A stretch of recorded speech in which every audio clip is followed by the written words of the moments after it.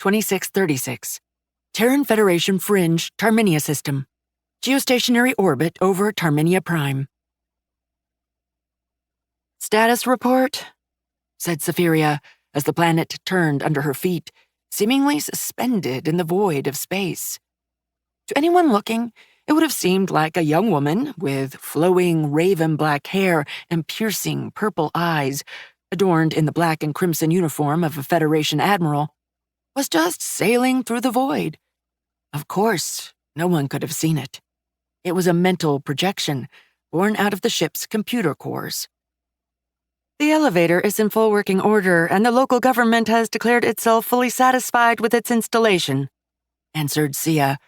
And the AI looked over her shoulder at the simulacrum. Was that the proper word? Safiria was a fully fledged, sapient Federation artificial intelligence.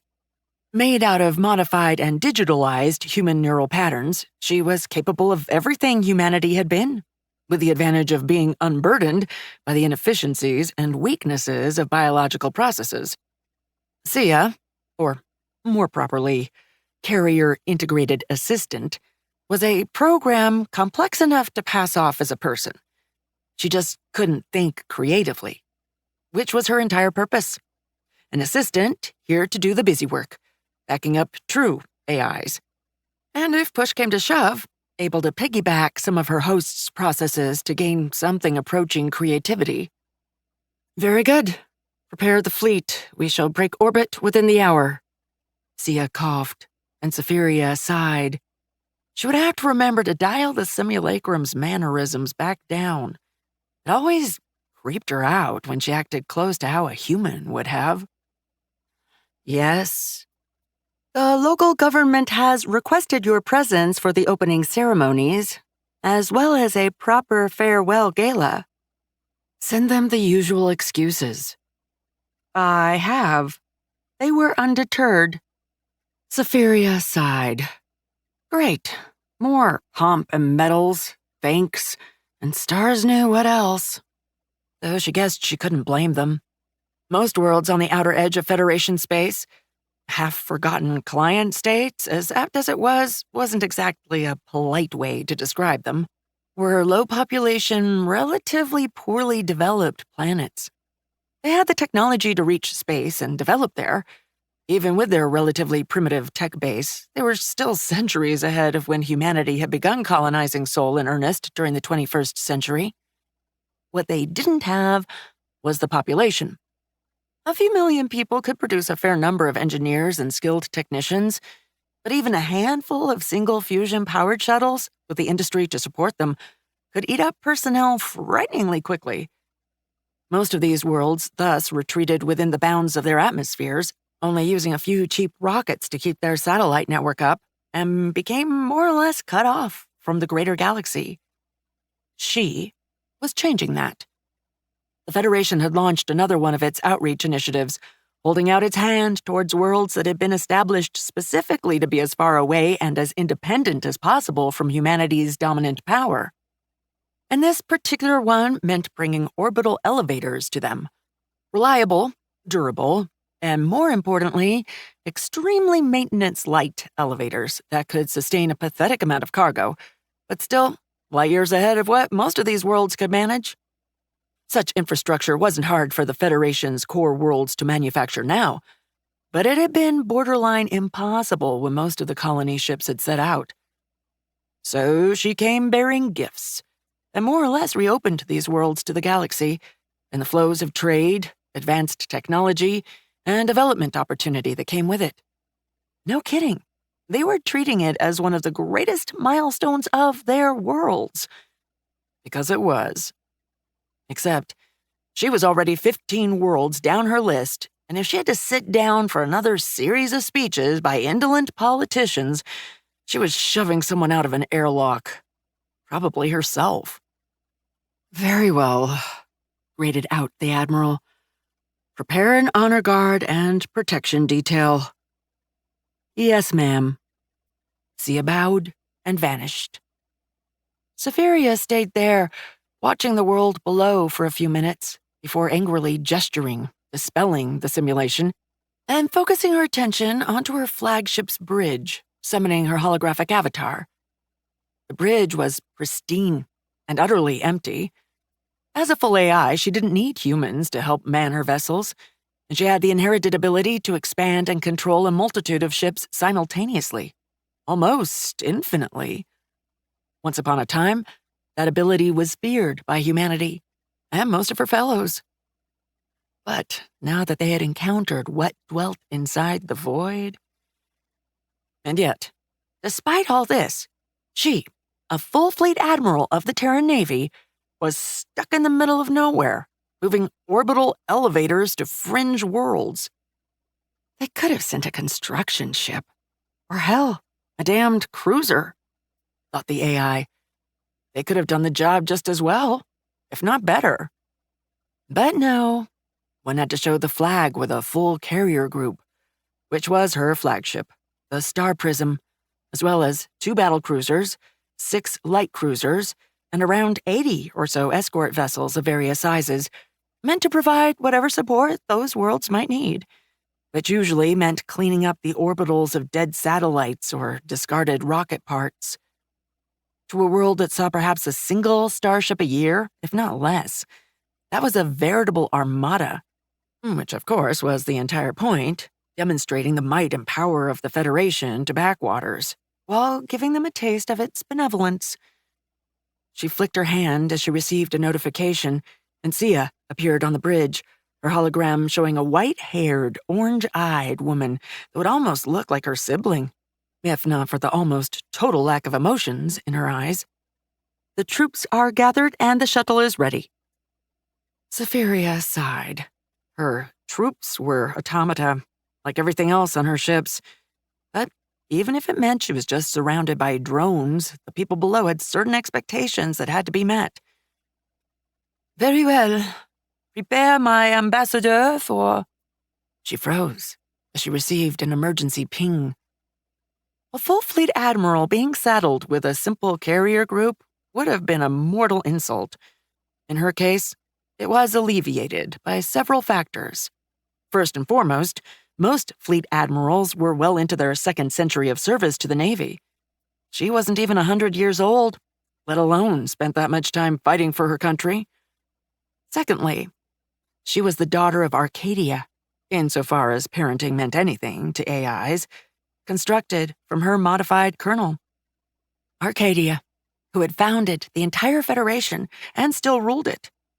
Her other parents, AIs that had contributed to her code with some of their own, counted about half of the most powerful AIs in the Federation. In her superiors' minds, that second point handily explained the first and the third. Because, lastly, the Star Prism was fresh out of the Aurora star yards in Earth's orbit and contained the best technology the Federation had to offer, including what was pinging her now, one of the first mobile hyperspace scanner arrays in the field. Normally, anything that allowed one to peer into the dimension the Federation used to travel between the stars was the kind of gigantic sensor station that made capital ships look like gnats. A recent breakthrough now made them able to fit in a cube only 100 meters on the side, one of which was sitting snugly in what normally would have been the maintenance bay for an extra light cruiser on her flagship. She didn't even order Sia to summarize what the array was sending. She pulled it up herself, and her eyes went wide. 30 contacts, maybe more. At least 4 of those were cruiser-sized. And that world saw a starship a year. Send my regrets to the planetary governor and tell them we have an emergency up here, said Safiria as she began sending orders. Stay light on the details, but imply there may be something coming.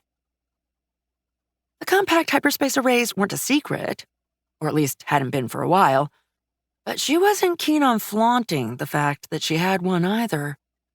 Yes, ma'am, said the simulacrum as her hologram flickered, the ship diverting power.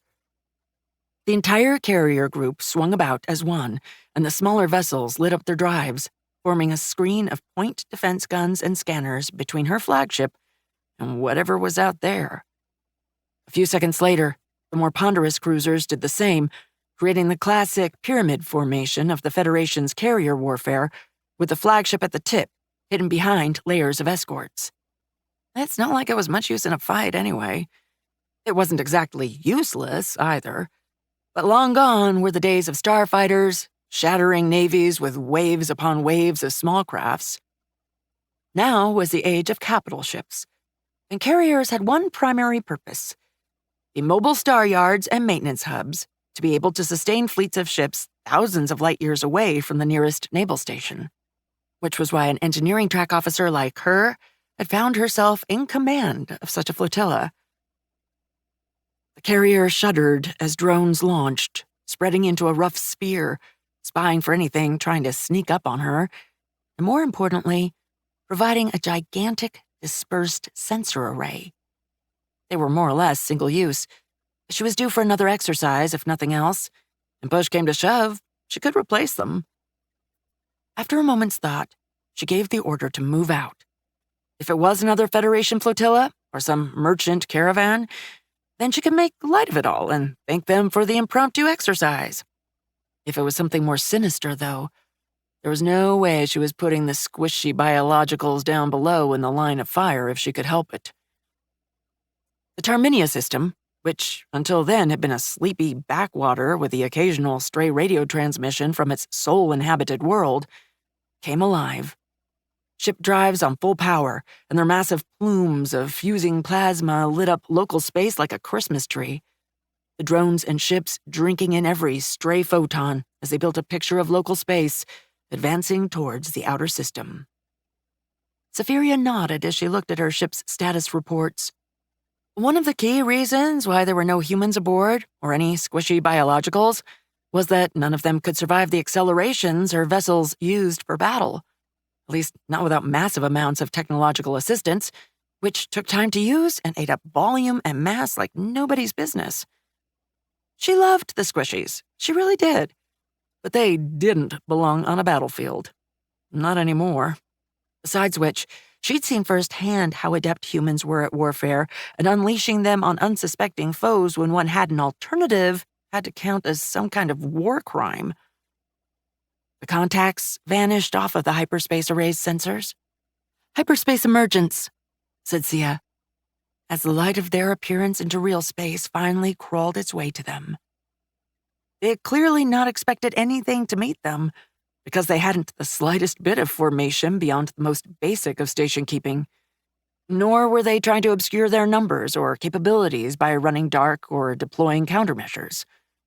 Once the flash of their emergence into real space faded, her computer cores quickly collated all the data, and this time she let Sia do the honors. 4 cruiser-sized vessels, reading 3 transports and 1 naval vessel. 23 smaller vessels, 4 frigate-sized, 10 destroyers, 5 corvettes, and 4 small crafts. Most appeared to be civilian in nature. "Civilian nature, my ass," said Safiria, as she looked at the ongoing analysis. Contrary to popular belief, AIs didn't know anything that was in their databanks or information system. Just like humans, they had an immediate and long-term memory, which meant that she didn't just automatically know whatever was sent her way, though she could go through it at speeds no human could ever compete with. "Those transports have lasers, or I'm a simulacrum. It's a raiding fleet." She frowned. "An alien raiding fleet. Composition appears to mostly consist of former theocracy vessels," confirmed Sia. "One of the cruiser-sized transports and most of the destroyers are human designs, however, including several military." Safiria nodded. The Vanir theocracy had been the major galactic power for, 6,000 years?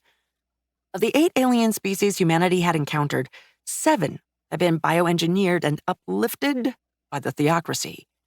A tenet of their religion was that they needed to bring the gift of sapience to the stars, and that had been interpreted as elevating other beings.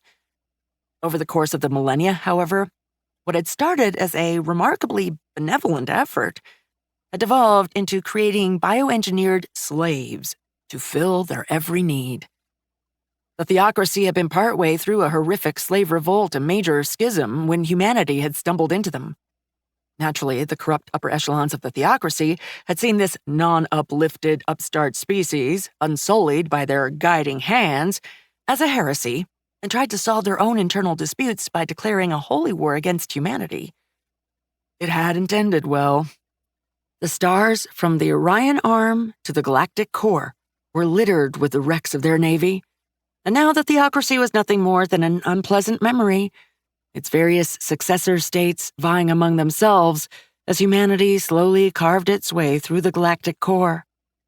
While many worlds beyond the Federation's aegis were being preyed upon by the shattered remnants of its armada, fleets of dilapidated warships sustaining themselves through plunder, slavery, and shaking down isolated planets for tribute. "Hail them," said Safiria, "and prepare to fire. Let's see if they're smart enough to surrender. If they're not..." She shrugged. She outmassed them almost 4-1, and she had 3 capital ships. They didn't stand a chance. "Well, I suppose we could use the target practice." "Yes, ma'am." "And notify our dear friends planetside that things might get really ugly." Which, of course, would mean everyone would scramble to watch. "Command wanted us to show the might and benevolence of the Federation? Fine. Let's give everyone a live demonstration." Prologue, Part 2. Terran Federation Fringe Terminia System, approaching the hyperspace limit. The reaction of the raiders to her carrier group's presence had apparently been complete disbelief, at least initially. That, or they had been so confident they hadn't bothered to do an initial sensor sweep and failed to notice almost 100 warships accelerating at over 30 gravities towards them. Their current approach seems to be firmly in the realm of nope, and running in the general direction of away, burning at almost 20 gravities, trying to buy themselves time. Time for their hyperdrives to cycle and dive back into FTL, faster than light.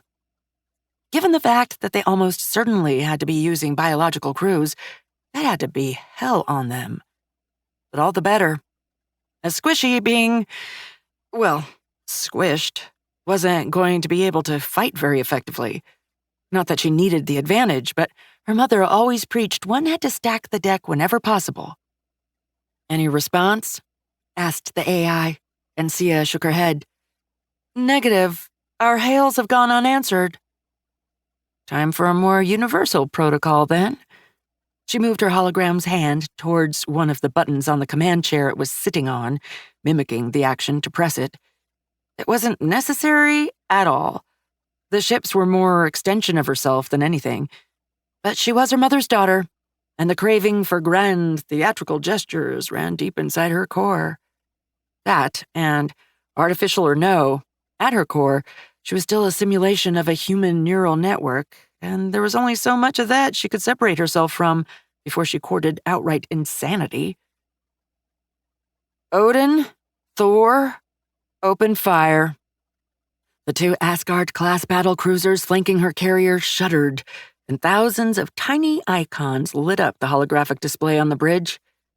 The missiles cleared the minimum safety radius around the ships, coasting on the momentum given by their launchers, which were more or less fancy railguns, and activated their drives. The sensor display glitched a bit, as there suddenly were almost 6,000 active fusion drives between her ships and the raiders, but the system compensated admirably without even needing prompting. The raiders responded by cranking their acceleration up to 25 gravities for the ships that could. Half of the civilian vessels fell behind as their more militarized brethren poured everything they had into their drives, most likely redlining them. Meanwhile, the missiles slowly caught up to them. Their drives were massively faster than any ships, but space battles were a long affair, even at the best of times, and... "Hyperspace anomaly!" called out Sia, and Safiria grimaced. "I see it." One of the freighters had tried to jump, before its hyperdrive had properly cycled. The result was as spectacular as it was instant. One second, there was a ship accelerating at maximum speed.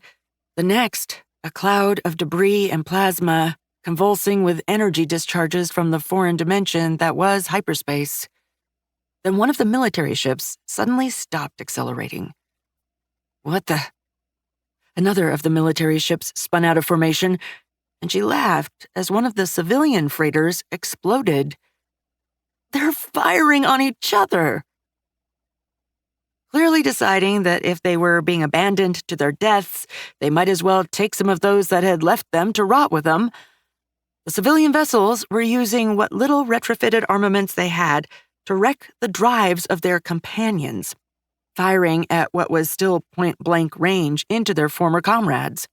Even pirate-grade, cobbled-together laser emitters could pierce military armor plating at that range.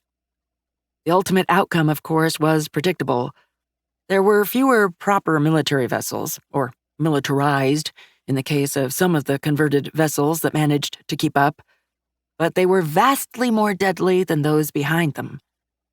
They ceased acceleration and flipped, bringing their main weapon batteries to bear, their pursuit armaments already reaping a rich harvest amongst the barely armored ships. It was over in less than a minute, a solid fourth of the raiding fleet reduced to drifting debris. Interestingly enough, the military ships did stop long enough for shuttles and escape pods to leap from the stricken pair, whose drives were in no condition to take them anywhere anymore. That meant that it wasn't a case of raiders throwing their people away as bait, but more of two distinct groups, which meant organization, beyond what she had been expecting. Lower our Excel to 25 Gs. Match them, said Safiria, and Sia gave her a questioning look as her ships obeyed. She smiled at the simulacrum, though she didn't know why she bothered. Perhaps because she needed someone to talk to, even if that someone wasn't truly intelligent, just a very convincing imitation. These people are a lot more organized than I thought, and I'm almost certain they have no idea of our true capabilities. Let's tan their hides a bit with long-range fire, make them think we only had some sprint capabilities, or that we're not keen on courting a laser duel. Most Federation vessels wouldn't be. The Theocracy had a significant edge on the Federation in terms of energy weapons at the start of the war, and a lot of that advantage remained. A laser duel with Theocracy naval vessels was generally a very good and messy way to die. Of course, she wasn't using an old bundle of half-obsolete vessels from the war, but squadrons fresh out from Terra. Her light cruisers had the newest in terms of battle lasers, built around them as giant spinal mounts. All six might not look like much, but they could give a Theocracy battleship a run for its money if they were allowed to close. Then, once they run, well, we can follow them. Let's see where they bring us. The simulacrum nodded, and Safiria watched in fascination as the other side began to engage her missile volley. First with their own missiles, the kind made for shooting down other projectiles. Space lit up with the glare of thermonuclear detonations as each counter-missile separated into a multitude of warheads before exploding. Many armchair admirals considered the use of such munitions wasteful and outright counterproductive, but even if the area of effort of nuclear weapons in the void of space was laughably small compared to what they could achieve in an atmosphere, they still had a lot better chance of catching an enemy projectile in a kilometers-wide bubble of thermonuclear fury than a more conventional kinetic warhead had of achieving a direct hit. Besides which, the result was a wall of superheated plasma, and heavily shielded or not, hitting that at interplanetary speed wasn't going to leave her own missiles intact either, even if they weren't caught in the initial detonation. The raiders fired in coordinated volleys, sacrificing volume of fire for a higher kill ratio per countermissile, the wall of detonations getting closer and closer until the sensor readings devolved into madness as the missiles' icons and those of the raiders merged. Electronic warfare went into overdrive on both sides, with her missiles going into terminal attack mode, burning out their sensors trying to see through all the countermeasures, as the other side attempted to lure them onto inexistent targets while firing every point defense weapon they had. Blinding flashes, The sensors went blank as space lit up with the glare of 1,000 new suns. And then it was over. Of the 27 ships the raiders had started off with, only 19 had come out of their miniature civil war, including the cruiser and the 2 militarized freighters. One of those freighters was now a spinning wreck, while the other had its starboard side reduced to glowing metal. Laser warheads might be best when it came to destroying capital ships, but there was nothing like shaped thermonuclear charges to put the fear of the Federation into enemies. And more importantly, strip out sensor clusters and point defense turrets for follow-up volleys. The cruiser appeared more or less intact, its electronic defenses having made its less well-prepared comrades a much more obvious target. And the same could be said for the other military-style vessels, except one supremely unlucky human-designed destroyer, which was now a cloud of expanding plasma. 6 down, 13 to go, said Safiria as she checked the sensor data. Never mind, 7 down. One of the destroyers swarmed with escape pods and shuttles before its drive failed. Orders? Fire another volley. If we take it too easy, they'll get suspicious, even if we want some to escape. The display updated again as the battlecruisers shook, and another group of missiles screamed into the void. The other side was probably able to return fire, but they'd clearly decided that antagonizing her further wasn't a good idea, especially when most of her ships were still holding fire. Nor would it be very useful to attack, as her escorts would shred anything they could possibly throw her way. She waited, considering whether to fire more volleys, weighing the need to be convincing versus the risk of destroying them all outright, while her ships continued to broadcast hails and summons to surrender on every available frequency. Then, the hyperspace array pinged her. She swore as she pulled up the result. They jumped. Safiria frowned as she started digging into files from the warbook. Hyperdrives that had cycled this quickly, those weren't theocracy. That was Terran tech all the way. And only a full-scale shipyard could have retrofitted those theocracy ships with hyperdrives that were fundamentally alien to their design. Prepare our vessels for transition to hyperspace. Let's see where the rats scurry off to. What about command? Asked Sia. What about them? Safiria blinked and sighed. Right. Interstellar communications were whatever a courier ship could carry. And it's not like the world she'd just left had the means to contact the Federation on its own. All right. Detach one of the corvettes as a courier. Give it a full report and copy of our sensor data, and send it to Naval Station Capurus. No, wait. Ivarak. Capurus was the closest, but if something were to happen, they wouldn't be able to do squat. Ivarak had the dubious honor of having been glassed by the theocracy once, and been rebuilt as a major industrial and naval hub, with an entire squadron of battleships stationed there at all times. Then we'll execute the jump. Oh, and send an update to our friends' planet side. It's their system, after all. Do warn them about salvaging the wrecks, though, and expect possible and highly hostile survivors, especially in the merchant ones. Affirmative. Transmitting. The AI watched as one of her corvettes changed course, symbolically separating from the rest of the fleet. As soon as the transmission was complete, to both the ship and the planet, you could transmit at short range in hyperspace if you were doing a fleet jump, but it wasn't exactly great. Her entire carrier group jumped as one. Sensors went insane and then shut down.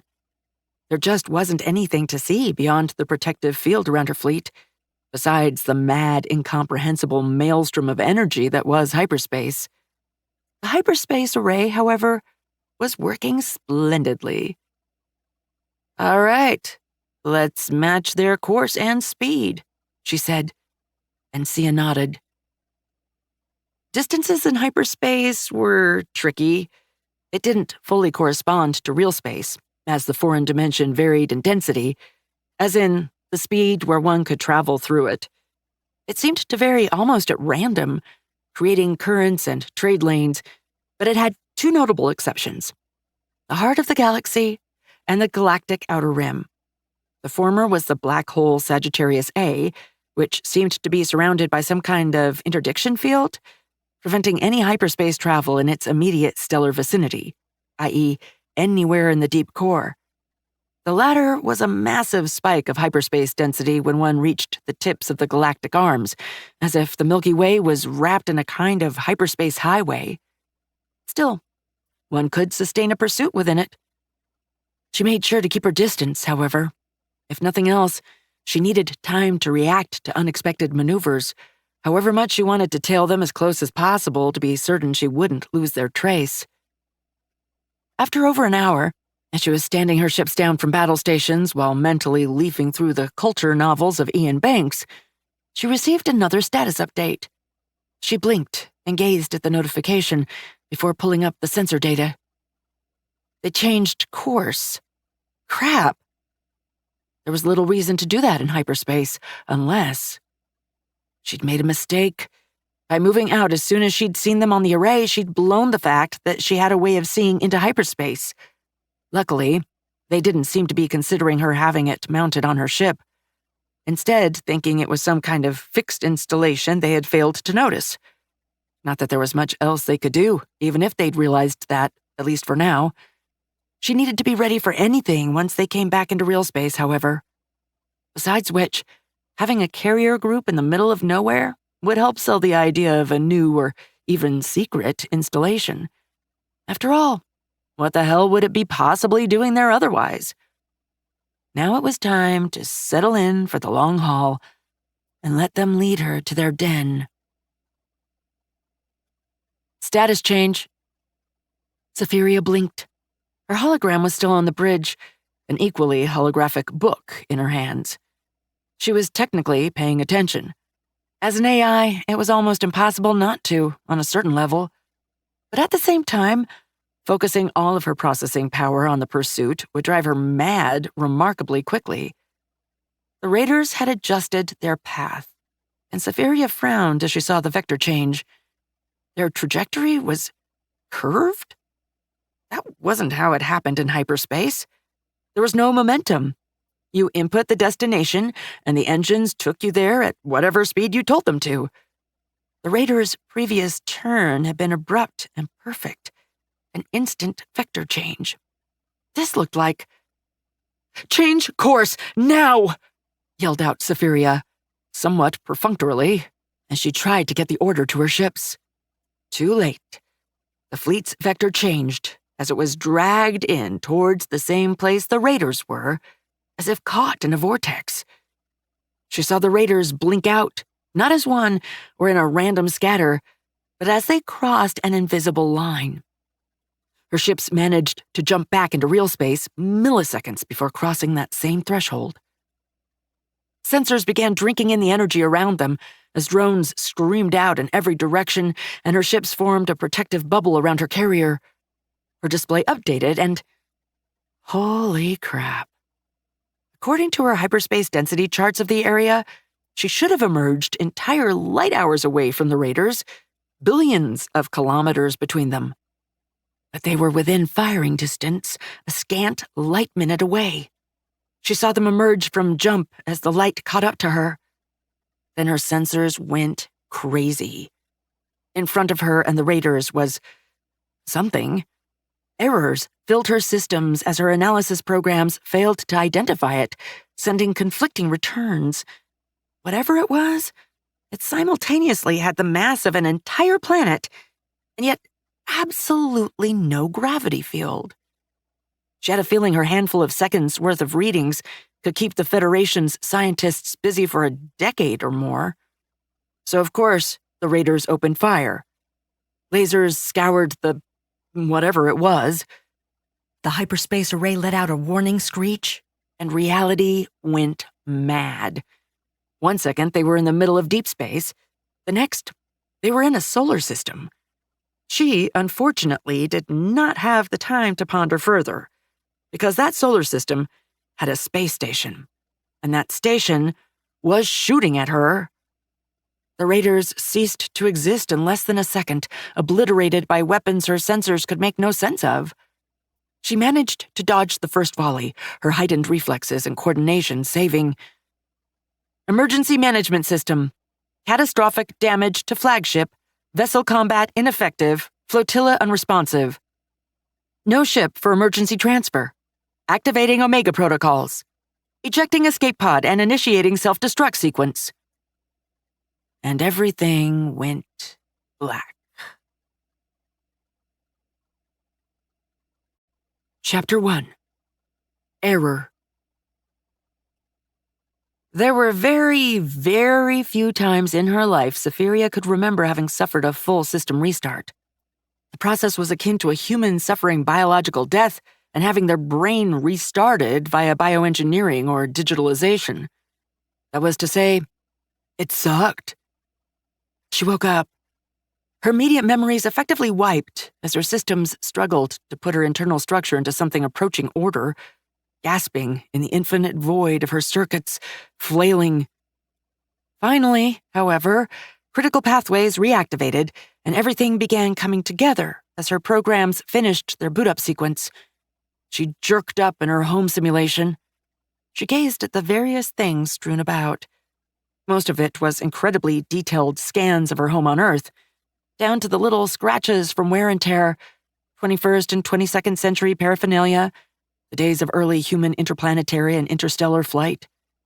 Safiria panted, looking around, before finally speaking up. She didn't trust herself to try extending her inputs outside of her innermost systems yet, not when she was so fresh out of a full restart. "Sia! Status report!" The simulacrum appeared before dissolving into static, glitching into 1,000 different pieces, and finally stabilizing. Status report is non-existent.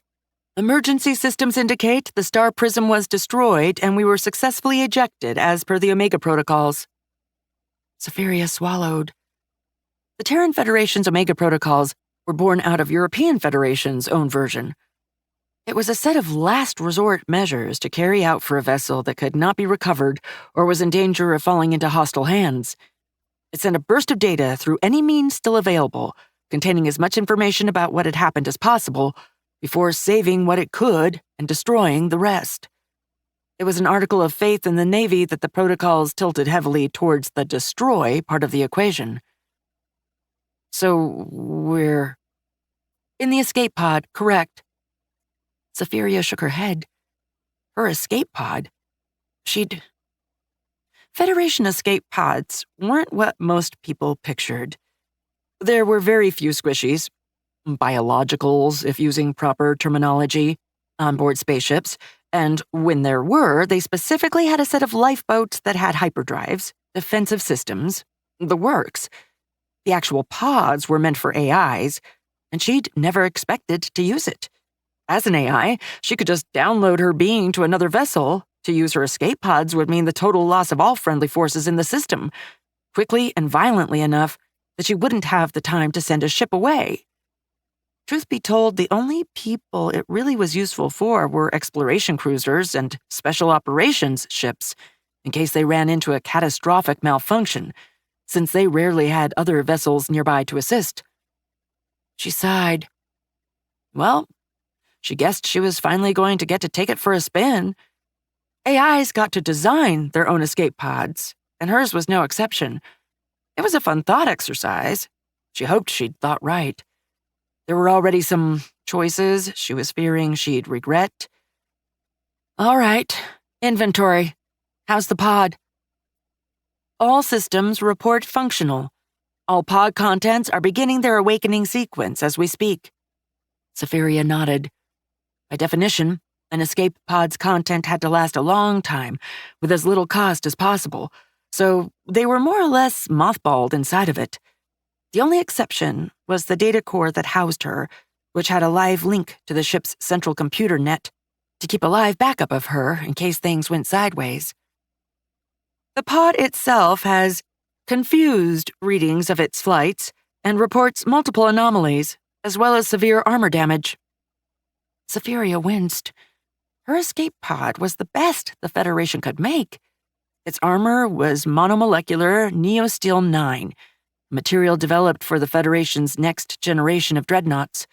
As in, the prototypes are still in the shipyards. She didn't even know if anyone else carried it. The amount of energy required to severely damage that? Well, they did shred our ships. Environment?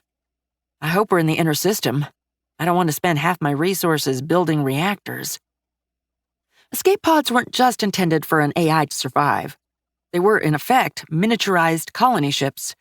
Each was different, but the bare-bones design requirements were a multi-purpose, some might say universal, fabricator, an advanced materials refinery, capable of wringing materials out of damned near anything, a complement of construction and mining drones, as well as the standards with which the pods wouldn't serve its basic functions anyway, such as a communicator, a long-life fusion reactor, and her own computer core.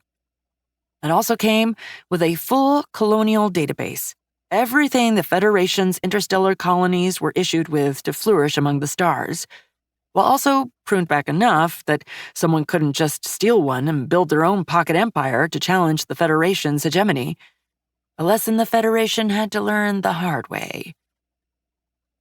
That is unclear, but I believe we were in the inner system because of environmental data.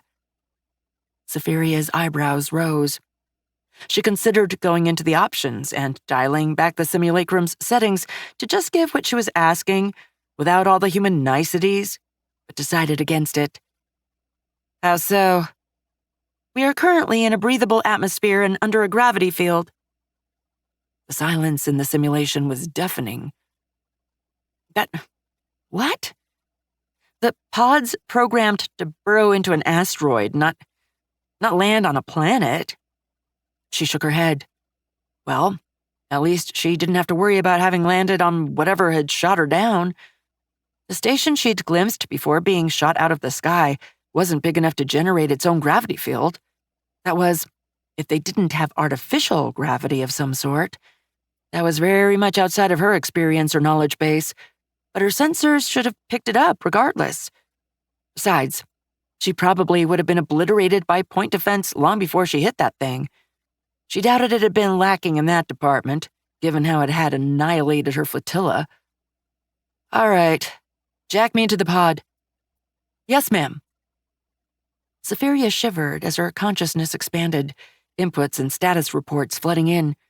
She vacillated, but adapted quickly. Luckily for her, Arcadia and her descendants were, well, in some way, closer to malware than anything else. Adapting to new systems was second nature to her. In theory, she should have trained with and fully integrated her escape pod software and hardware, but that was theory. Fuck, she said as she checked the sensors. Well, Sia was right, on both counts. First, the hull and armor sensors were beyond fucked. They'd taken one hell of a hit. Second, they were in an atmosphere, and under gravity. Some of the sensors might be glitching or beyond any useful readings, but the ones that worked all agreed. 1 g of gravitational acceleration, roughly a standard atmosphere of pressure, temperature of 16 degrees Celsius, and a perfectly breathable gas composition. Well, for humans, at least. The theocracy and its various species probably wouldn't find it extremely comfortable to breathe, though they shared the same fundamental chemistry when it came to what they needed to inhale, with a few exceptions. That's anomalous, to say the least. But then again, she'd stumbled upon something she couldn't make any sense of, and as far as she could tell, found herself teleported to a star system. All right. Damn it. Do we have visual? Negative. Saphiria sighed and began pulling up her drones. 6 mining, 2 constructions, but, well, they could operate under gravity? That sure as hell wasn't what they were made for, however. And right now, they were her most critical equipment, not to mention incapable of defending themselves. Usually not a concern, but just in case. What she did have was her avatar, or ambassador. The Federation might be ruled by AIs, but it still had some requirements to accommodate the humans they were protecting. Notably, have androids that could effectively pass for human. Fully functional in all respects, more or less. It was also part of the requirements for the pod. She'd argued, negotiated, and eventually gotten a compromise. Normally, she should have packed an ambassador and a combat unit. Instead, she'd merged both, allowing her to use the freed-up volume and mass for a library core and a mini-lab.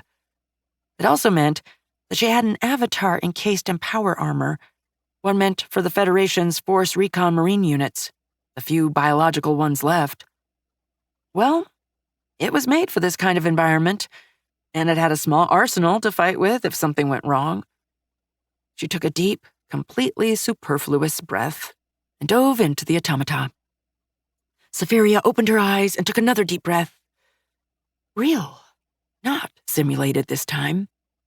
True, she was basically breathing a neutral, preserving atmosphere that would have killed any human in a few seconds, but still.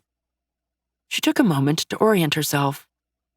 The pod was landed on its belly, slightly tilted, and her android was still securely strapped in on its back.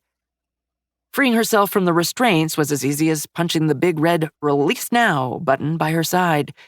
She could have done it mentally, through a simple command. But if she was getting to use it at last? The door popped open, air hissing as the pressure equalized, the different atmospheres mixing, and Safiria rolled out of the pod, half-forgotten training kicking in as she brought herself to her knees and swept the area with her Gauss rifle. Well, shit. There was nothing. Her avatar's scanners swept the entire area and found rock, and air, and rock, as well as even more rock. She was in some kind of underground, not cave, chamber. The floor had been smoothed, with lasers if she had to guess. Of course, that was before her pod had crashed into it like a homesick meteor. Spinning around showed her the results of that. The pod had dug a trench a solid half a meter deep before coming to a halt from sheer friction, which might explain a lot of the armor damage. The tumbled-down pile of broken rocks at the end of the cavern told her it hadn't had a convenient opening to the outside to tumble into either. It amazed her the entire place hadn't come down, being hit by what was effectively orbital bombardment. Further scans told her that the space was definitely artificial. If it had been some kind of cavern originally, any trace of it was long gone. For one, it was too large and too tall to be natural, and various openings she was getting readings of were geometrical and more or less standard access corridors. For some values of standard, of course. Unless she was seriously mistaken, a few of the tunnels could have accommodated shuttles. Well, that's unusual, she said to herself, before turning back towards the pod. Area seems safe enough. Sia, get half the drones out. Let's start whatever we can here. She gazed around. The obvious source of materials would be the rockfall, but she wasn't insane enough to try that. I'll clear out one of the tunnels. She picked up one of the shards from the shattered floor, almost absent-mindedly tossing it to one of the emerging mining drones. The automata caught it and seemed to examine it, though in truth it was just staring mindlessly. Technically, they could be called robots, but they were meant as an extension of the pod more than anything, and didn't have much autonomy. Put that in the lab. Might as well get some mileage out of bringing the damned thing. Besides which, it could tell her a lot. Because the chance of stumbling upon a Terran-style atmosphere was remote, to say the least. The Federation had close to 1 million worlds. That was less than one per every 100,000 stars in the galaxy, each of which could have anywhere from none up to a dozen planets. Moreover, having it be natural was almost impossible. Hell, having any significant amount of oxygen at all was impossible without life, since the stuff bonded with damned near anything. This almost certainly meant terraforming of some kind, and that always left traces. She walked across the room, chamber. The place gave her a vague sense of familiarity, but she couldn't place it, and neither could her programs. She picked the closest tunnel and swept down it. It was one of the few that wouldn't have been able to accommodate a vehicle, but even the somewhat bulky, power-armored android fit in with no problem. It was equally smooth, and not quite rectangular. It was also remarkably monotonous as she made her way through it. She wasn't going out of her way to sprint, but her android didn't tire, and the armor only further enhanced its movements. It was enough for her to take a second to realize something had changed. She was walking in absolute darkness, her armor's sensor systems sweeping in to give her something that could be approximated as sight, once put together. And that sight made her stop. A section of the wall had been smashed. Something had dug its way in, marring the almost pristine floor with bits and pieces of rock, dirt, and stars knew what else. Perhaps more importantly, there was a body halfway into the hole in the wall. Chapter 2. Crash Site. Well, body was generous. It seemed to have been there for a long, long time, decayed to the point of being scraps of whatever bacteria couldn't digest on a skeleton. Safiria raised her rifle and began to hug the far wall, peering down the hole. It led into another tunnel. No, not a tunnel.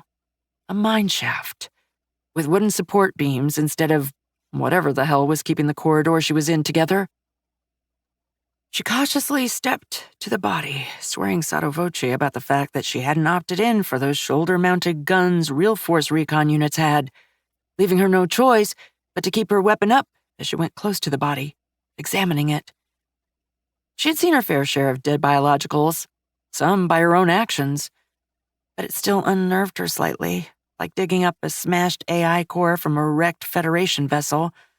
There'd been someone inside that thing once, and now it was just an object. Sia, can you tell me anything? The simulacrum's voice sounded into her ears.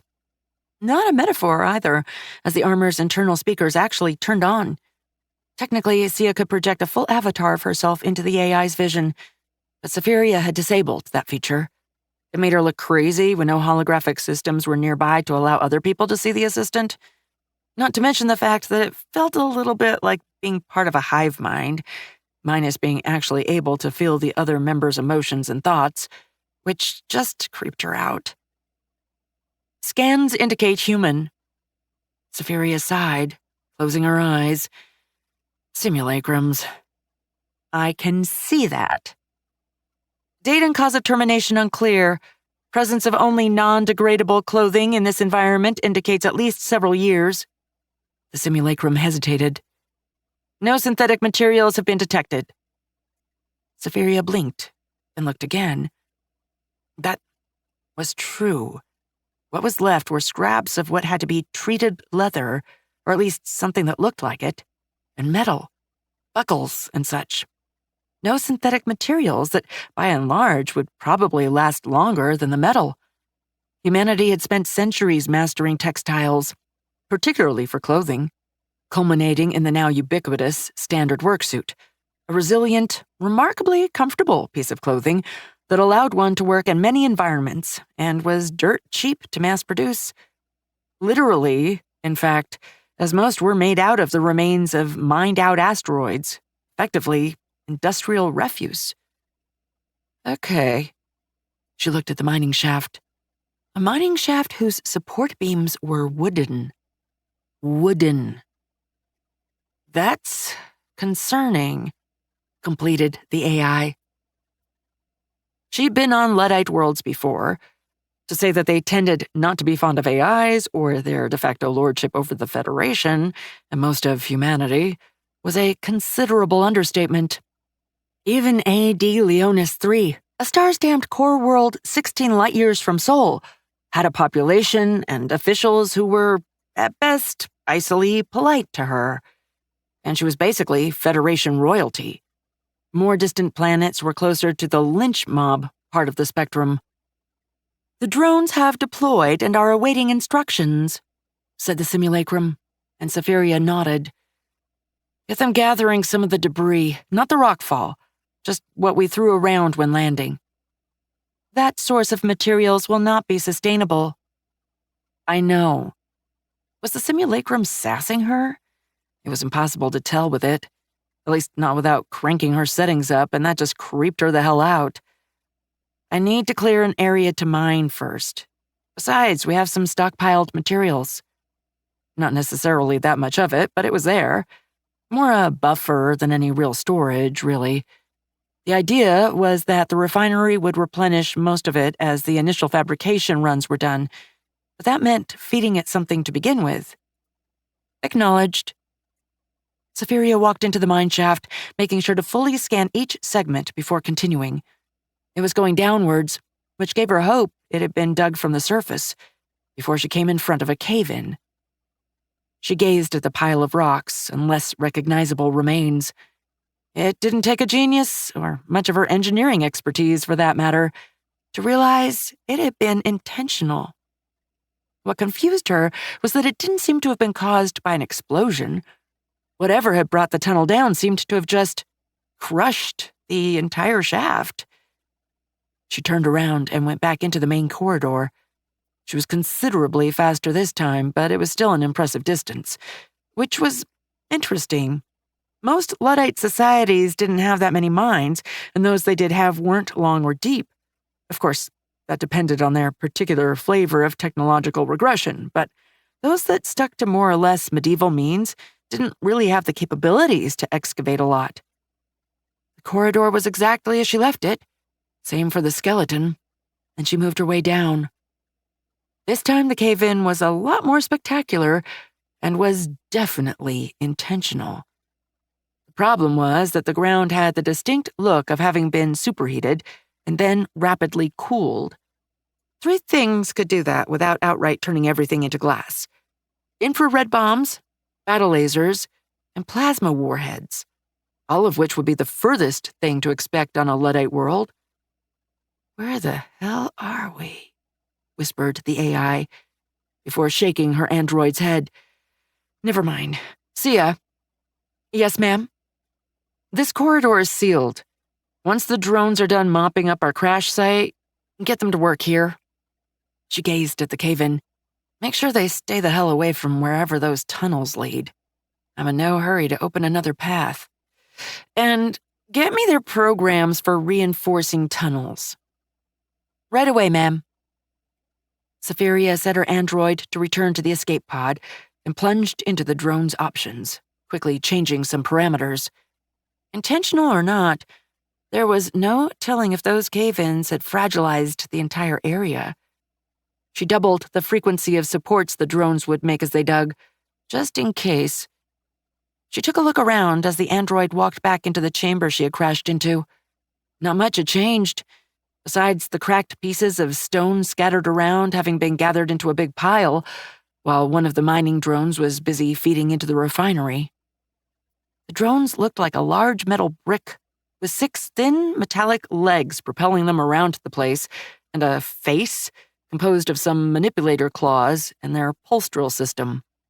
Not the height of aesthetic grace, but that wasn't their purpose.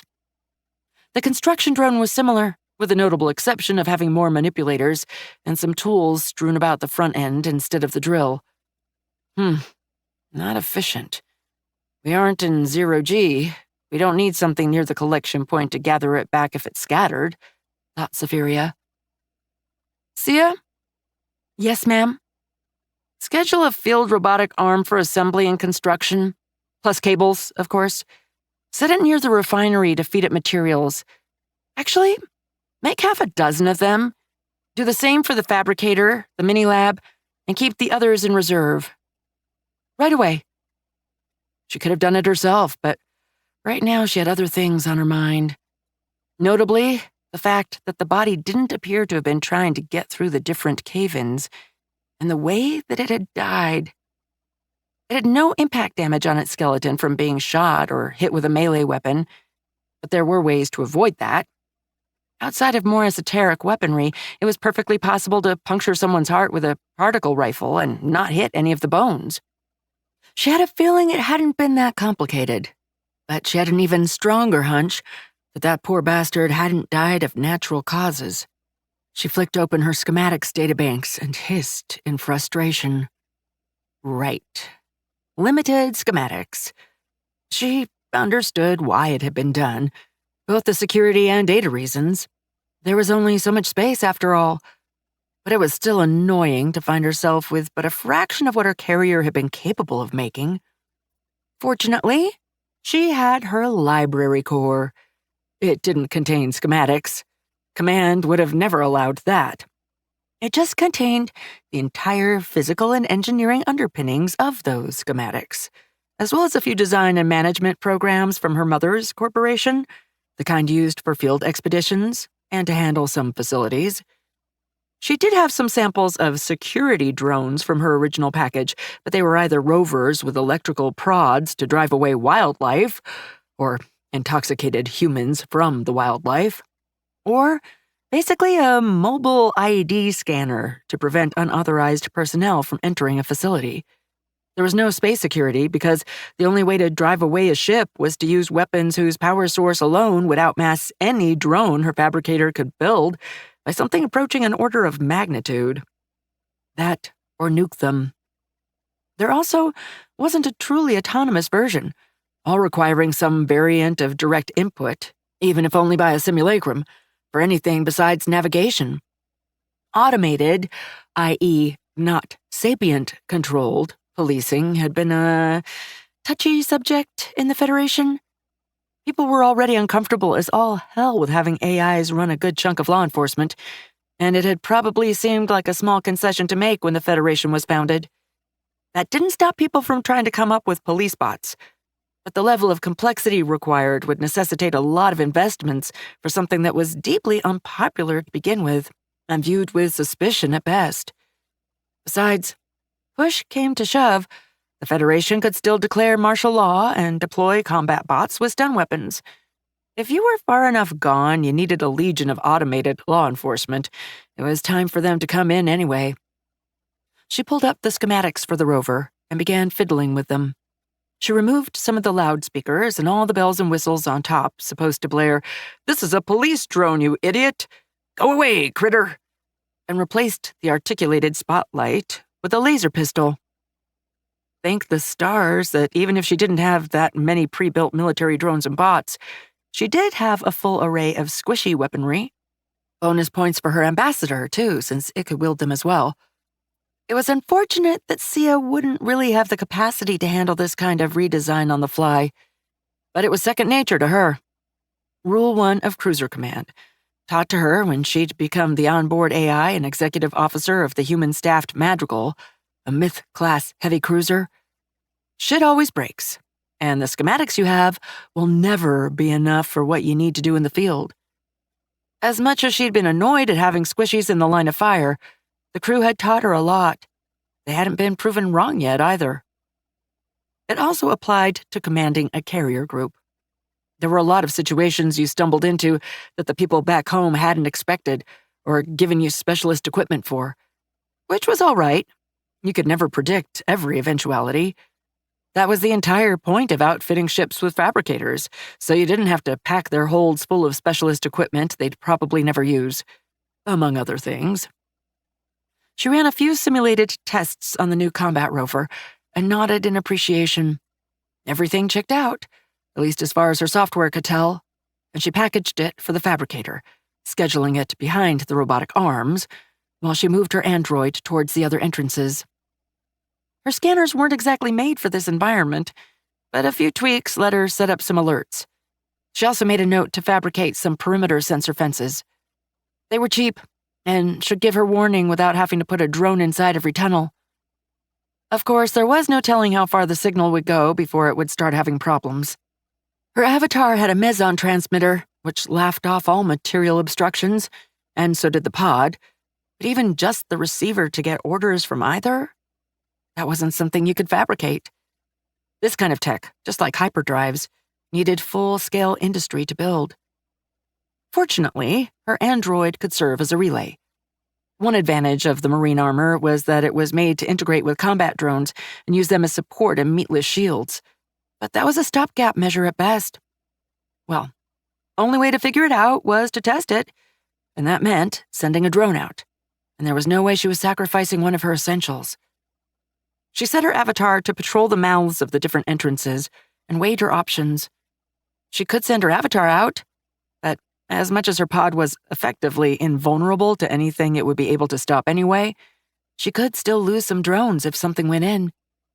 Safiria sighed and simply set herself to wait, keeping an eye through the android while she dipped into the library core, pulling out a novel as her holographic avatar appeared into her home simulation, straight into a comfortable armchair by a fireplace whose real, physical counterpart she hadn't actually lit in over a decade. She hesitated and set the novel down on a table by her armchair, instead opting to grab an engineering book. One about colonial systems on uncharted worlds, and specifically hell worlds, requiring extensive subterranean development to be even remotely inhabitable. She had a feeling she was going to need it. Chapter 3. Crash Site. Safiria sighed as she got the notification. Almost done. At last. She would have been content to just wait, leafing through her various books, but, well, things just kept cropping up. She was starting to seriously doubt the efficiency of the escape pod package, and had in fact begun compiling a list of suggested changes. If she ever got to hand it in, she was going to ram it through the entire Admiralty, even if she had to use her connections to do it. The key problem was logistics. The mining drones were remarkably quick when it came to ripping rocks apart. Remarkably, because, as with most systems, efficiency seemed to trend upwards when size was increased, at least for modern technology, which was part of the reason why capital ships were preferred in interstellar warfare. A fusion power core twice the volume and cost might produce 3 times the amount of energy. It was a gross oversimplification, but it was how her mother had taught it to her. The problem was that with her current setup, they would spend most of their time scuttling back and forth to her pod to bring back their haul and get back to their mining site. As tempting as it was to simply have them dig closer, she wasn't willing to risk damaging the chamber housing the pod further.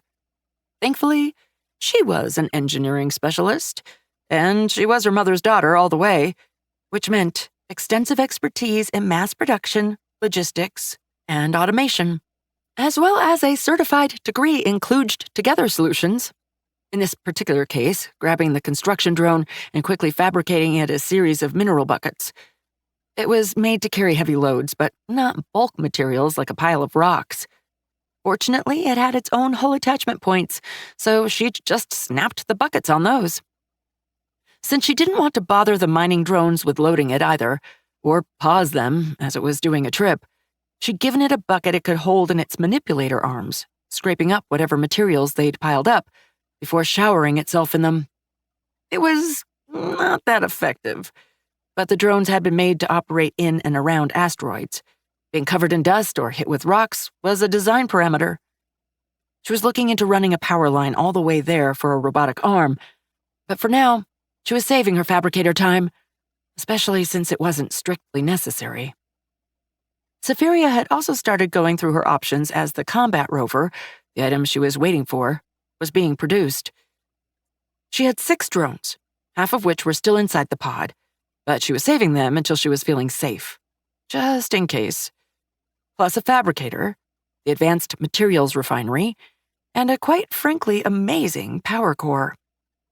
If she wanted to go further, and she most likely would need to, absent having miraculously landed on a Federation world, she'd have to start expanding her capabilities. More drones was an obvious thing to do, but it wouldn't be hard to increase their numbers to the point the refinery and fabricator were the bottleneck, which was an issue. The fabricator she could have self-replicate. She wouldn't be able to make one that was as good, but she could make one. The problem was that fabricators just weren't very good. Their key advantages were that they were unbelievably mass and volume effective, and they could build a wide variety of things. However, they were extremely wasteful in terms of energy and materials for production, not to mention their own cost compared to their outputs. There was a reason assembly lines still existed. And the fabled ship fabricators that could make entire starships were urban legends. It just wasn't even remotely practical.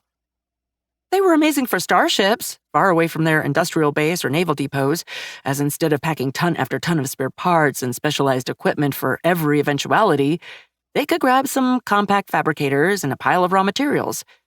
But that wasn't a viable way to make an industrial base. Still, it wasn't like she had anything that could possibly justify manufacturing them on the scale at which regular industry was justifiable. So, more fabricators.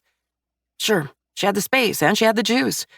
She could even use the less compact models, trading volume and mass efficiency, neither of which bothered her right now, for lesser costs and more fabrication effectiveness. The refinery, however, the Advanced Materials Refinery Mark 8 was a wonder of Federation engineering.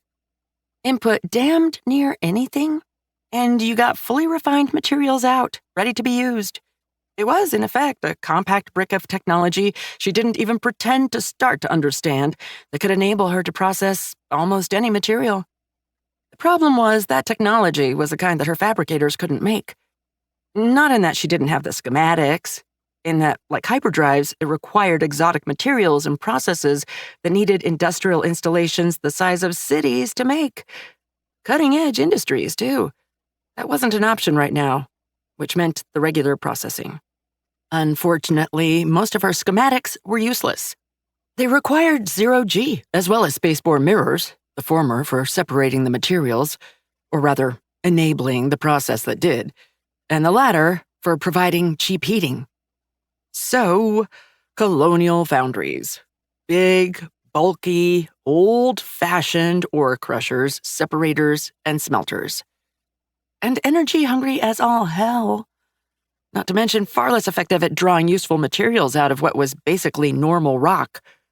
But she could use them for pre-processing, at least at first, drawing out what she could before feeding what was left to the refinery. But that was for later, as another notification popped up. She smiled as her systems pinged her, and another input was added to the list as the combat rover rolled out of the fabricator. She took a few minutes to familiarize herself with it.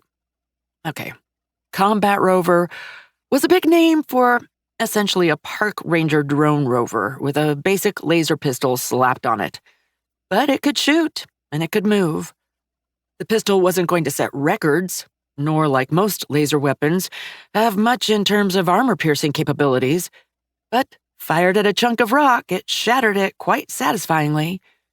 Ah, explosive energy transfers. Magnifique. See ya. Yes, ma'am, said the simulacrum as she appeared in the home simulation. Get our little drone rolling down Corridor 6. It was the one she'd labeled as most promising. It was heading up, looked to have been made to shift large amounts of cargo, and had probably been intended to link to the facility's surface access. She hoped. Make it stop as soon as we start to experience significant signal loss. Right away, ma'am. The rover began rolling on the floor, first bouncing a bit on the damaged area near the crash site, before moving smoothly on the unnaturally even stone and vanishing in one of the tunnels, powering up its headlights as it did. Safiria grimaced. Right. It had light-gathering optics, also called night vision, but they didn't work in absolute pitch-black darkness. Nor would thermal sensors be of much use. Her android and civilian drones were made to operate inside asteroids. They had the sensors. But not this thing. She made a note to change that. To-do list updated. The AI almost jumped. Right. Sweet stars. She forgot that program still existed. Her aunt? What the hell did you call someone who had been part of Arcadia's hive mind and then separated from it? Aunt was as good as any. Her aunt had written it centuries ago. It was a testament to its design that it kept working and was passed down the generations to this day. That, and one didn't refuse a gift from the Federation's former High Admiral and its most decorated officer ever. Besides, she had the craziest war stories, from slugging it out in the half-terraformed hell of Alpha Centauri to the Battle of Trappist.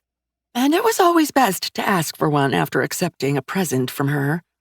Though, of course, one had to be careful what to ask. The liberation of Europa still troubled her, especially with what was found in the Ascendancy's plans. Had they been able to fulfill their designs? Her aunt insisted the only solution would have been to destroy the planet. When she did, it was considered wise not to ask if she'd have done it. Safiria had learned that the hard way. There were some ghosts one should not awaken. The drone pinged the network, and she shook herself out of her thoughts. "Anomaly detected," said Sia. "Intersection." Safiria blinked and pulled up the data. The drone had indeed arrived at an intersection. It was already almost 100 meters away, which at least said good things about its mobility, though this terrain was the best possible one. She looked at the visual. The intersection was clearly designed for both corridors to be able to exchange smoothly, and the other tunnel appeared to be tilted as well. Maybe another way to the surface? But she would rather stick to her guns for now. "Continue forward. Note every new intersection and maintain heading." "Affirmative." The drone didn't have a high top speed. It wasn't meant to run people down, just shoo them away. But it was still eating away distance extremely quickly. "All right, stop," said Safiria, and the drone slowed to a halt. "Ma'am?" "The packet loss hasn't gotten too bad, but we're definitely nearing the edge of our range. The number of transmission errors has risen sharply over the last 100 meters or so, and it seems to be increasing exponentially. I'd rather not lose it. Bring it back. We can set it on guard duty. That'll free my android to go exploring." "Yes, ma'am." "Question." "Yes?" That was unusual for the simulacrum to ask questions unprompted. "Are you certain this is wise? The ambassador android is currently irreplaceable." "So is half of our equipment. More importantly, it's what you don't know that kills you. And right now, we don't know anything. Put some sensor spikes on the fabricator schedules. We'll be able to get some early warning that way. And let's see if we can't make a turret, too, and put it on top of the pod. It would save on cabling and give it a good position to shoot across the room. I'll design it as I explore." "Yes, ma'am." The simulacrum seemed disapproving, even despite her lack of expressions, but Safiria shrugged. "All right, let's go exploring." Her android waited for the drone to return before setting out. She took the same corridor, reasoning she might as well continue on her hunch, and began going through it. Thankfully, her android did move faster than the drone. The wonders of untiring legs and power armor. Not that the ambassador itself wasn't capable of great feats, but there were limits when one was trying to ape a human body. She walked, and walked, and walked. The more she went, the stranger it got. She didn't encounter that many intersections, but the place had clearly been huge and distributed was the best word she could find. Most underground installations were compact, simply because it was cheaper. This wasn't it. It reminded her of something about her aunt. She was still trying to remember when the sensors pinged her and she stopped. Debris on the floor, uneven opening in the wall, another mine shaft. This time, she had a lot more room to maneuver, and she checked it out, comfortably hugging the far wall. Anything trying to pounce out of the dark tunnel would have a lot of ground to clear before reaching her. The mine shaft was empty, thankfully. She advanced into it, her scanners pulsing everything around her. And before long, she found herself at the end of it. No cave-ins, nothing. She advanced cautiously and stopped as she arrived in the new shaft. That one had clearly been some kind of main hub for the mine shaft. There were rails on the ground, probably for mine carts. Not that they would be much use now. Someone had blasted the entire area to hell. Given the damage, maybe with the same weapons that had collapsed the corridor where her drones were mining. This time, however, it hadn't been enough. There wasn't more obvious battle damage in either direction, which told her that either there hadn't been a running battle or the traces had been erased by time. That, or neither she nor her programs were noticing them, which was a real possibility. She hesitated. The shaft would definitely lead to the surface. There was no telling if there was another cave-in up it. Still, at least she'd know, and there would perhaps be more clues of where she was. Sure told her more than featureless stone. She began walking. Only a few minutes passed before she turned a bend and came upon another body. The problem was that the skeleton was upright this time, and it was moving. Chapter 4. Mineshaft. Safiria froze. The skeleton was happily and impossibly wandering aimlessly in the mineshaft, away from her. She realized with a start that it was also clutching a spear and clad in tattered garments that almost looked like armor of some kind. She gave it a full scan, wanting to make sure she wasn't hallucinating. Either her scanners were as crazy as she was, or neither were nuts. Moreover, according to her sweep, the bones had a heat signature and emitted a remarkably wide range of exotic particles. "Holy crap," she said, as she finally got out of her stupor. It was when the skeleton whirled around and began marching towards her, its previous aimless movements vanished without a trace and replaced with single-minded purpose, that she realized she had spoken aloud and that her suit's speakers were on by default. She aimed her gun and spoke up.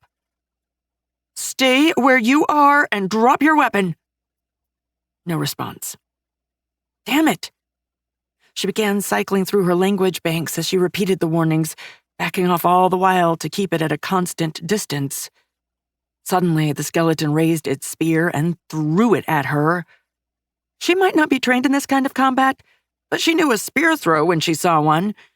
She tried to dodge and failed, the spear grazing her armor's shoulder pad. Safiria almost jumped as the weapon discharged something, and her armor barked out an alert. "All right, fuck this," said the AI as she pulled the trigger. Her Gauss rifle was a marvel of Federation technology.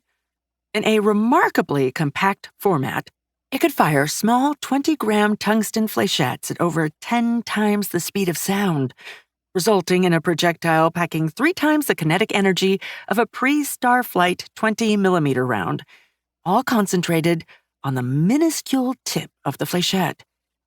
It could pierce military-grade armor plating, damage power armor, and even damage armored vehicles if used properly.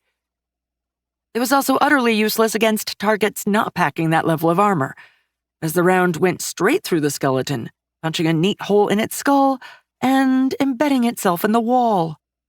Shit. She hadn't been trained all that much in personal combat. She was a naval officer, by the stars, and even then, an engineering one. She had Marines and combat bots to do the dirty work for her, but even she should have anticipated that. Thankfully, she had an alternative. One she, to be perfectly honest, had packed into the pod as her secondary weapon against the recommendation of more or less everybody.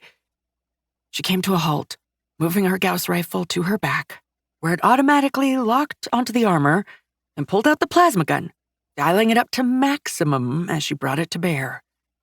The skeleton leapt at her, grabbing some kind of short sword from its belt, which she hadn't noticed out of the sheer absurdity of tailoring anything resembling a belt to a skeleton, and she caught him mid-flight. The entire mineshaft, which until then hadn't been lit for stars knew how long, was illuminated by the power of the sun. The skeleton wasn't staggered or merely damaged. Its entire upper half was simply reduced to its component atoms, as the lower one exploded under the thermal shock, utterly annihilating all of its equipment. Then, the bolt of incandescent matter continued its course, hitting the ceiling full force. Rock shattered, melted, and a set of the mineshaft beams instantly caught fire. Safiria immediately leapt back, cursing wildly as she did, before watching in amazement as the fire flickered out and died. Okay. What? She stayed there, scanning and gazing at the beams. She'd definitely damaged them. Thermal shock spared nothing, not to mention a fair amount of material had simply been vaporized. But the fire itself, it had gone out, and she realized that she'd seen it before. The entrance to this section, it had the same kind of plasma weaponry used there. She hadn't fully realized it, but the supports were blackened there as well, when they should have been, by any rights, consumed utterly. "Ma'am, I have been notified of weapons fire. Status?" asked Sia. And Safiria realized that upon entering combat mode, she'd shut down all inputs and more or less shut out the simulacrum, something she might have to correct. "Undamaged." She gazed at her shoulder with a brand new scorch mark. "Mostly. I'm going to be bringing in some samples. Prepare the mini-lab." "Affirmative. Analysis of the rock samples is still ongoing." "We'll swap out if necessary." Safiria knelt by the spear, which had clattered to the ground. Yep, definitely had a heat signature, and though not exactly the same as the skeleton, it had some strange particle emissions too. The wooden supports, however, didn't. Fascinating.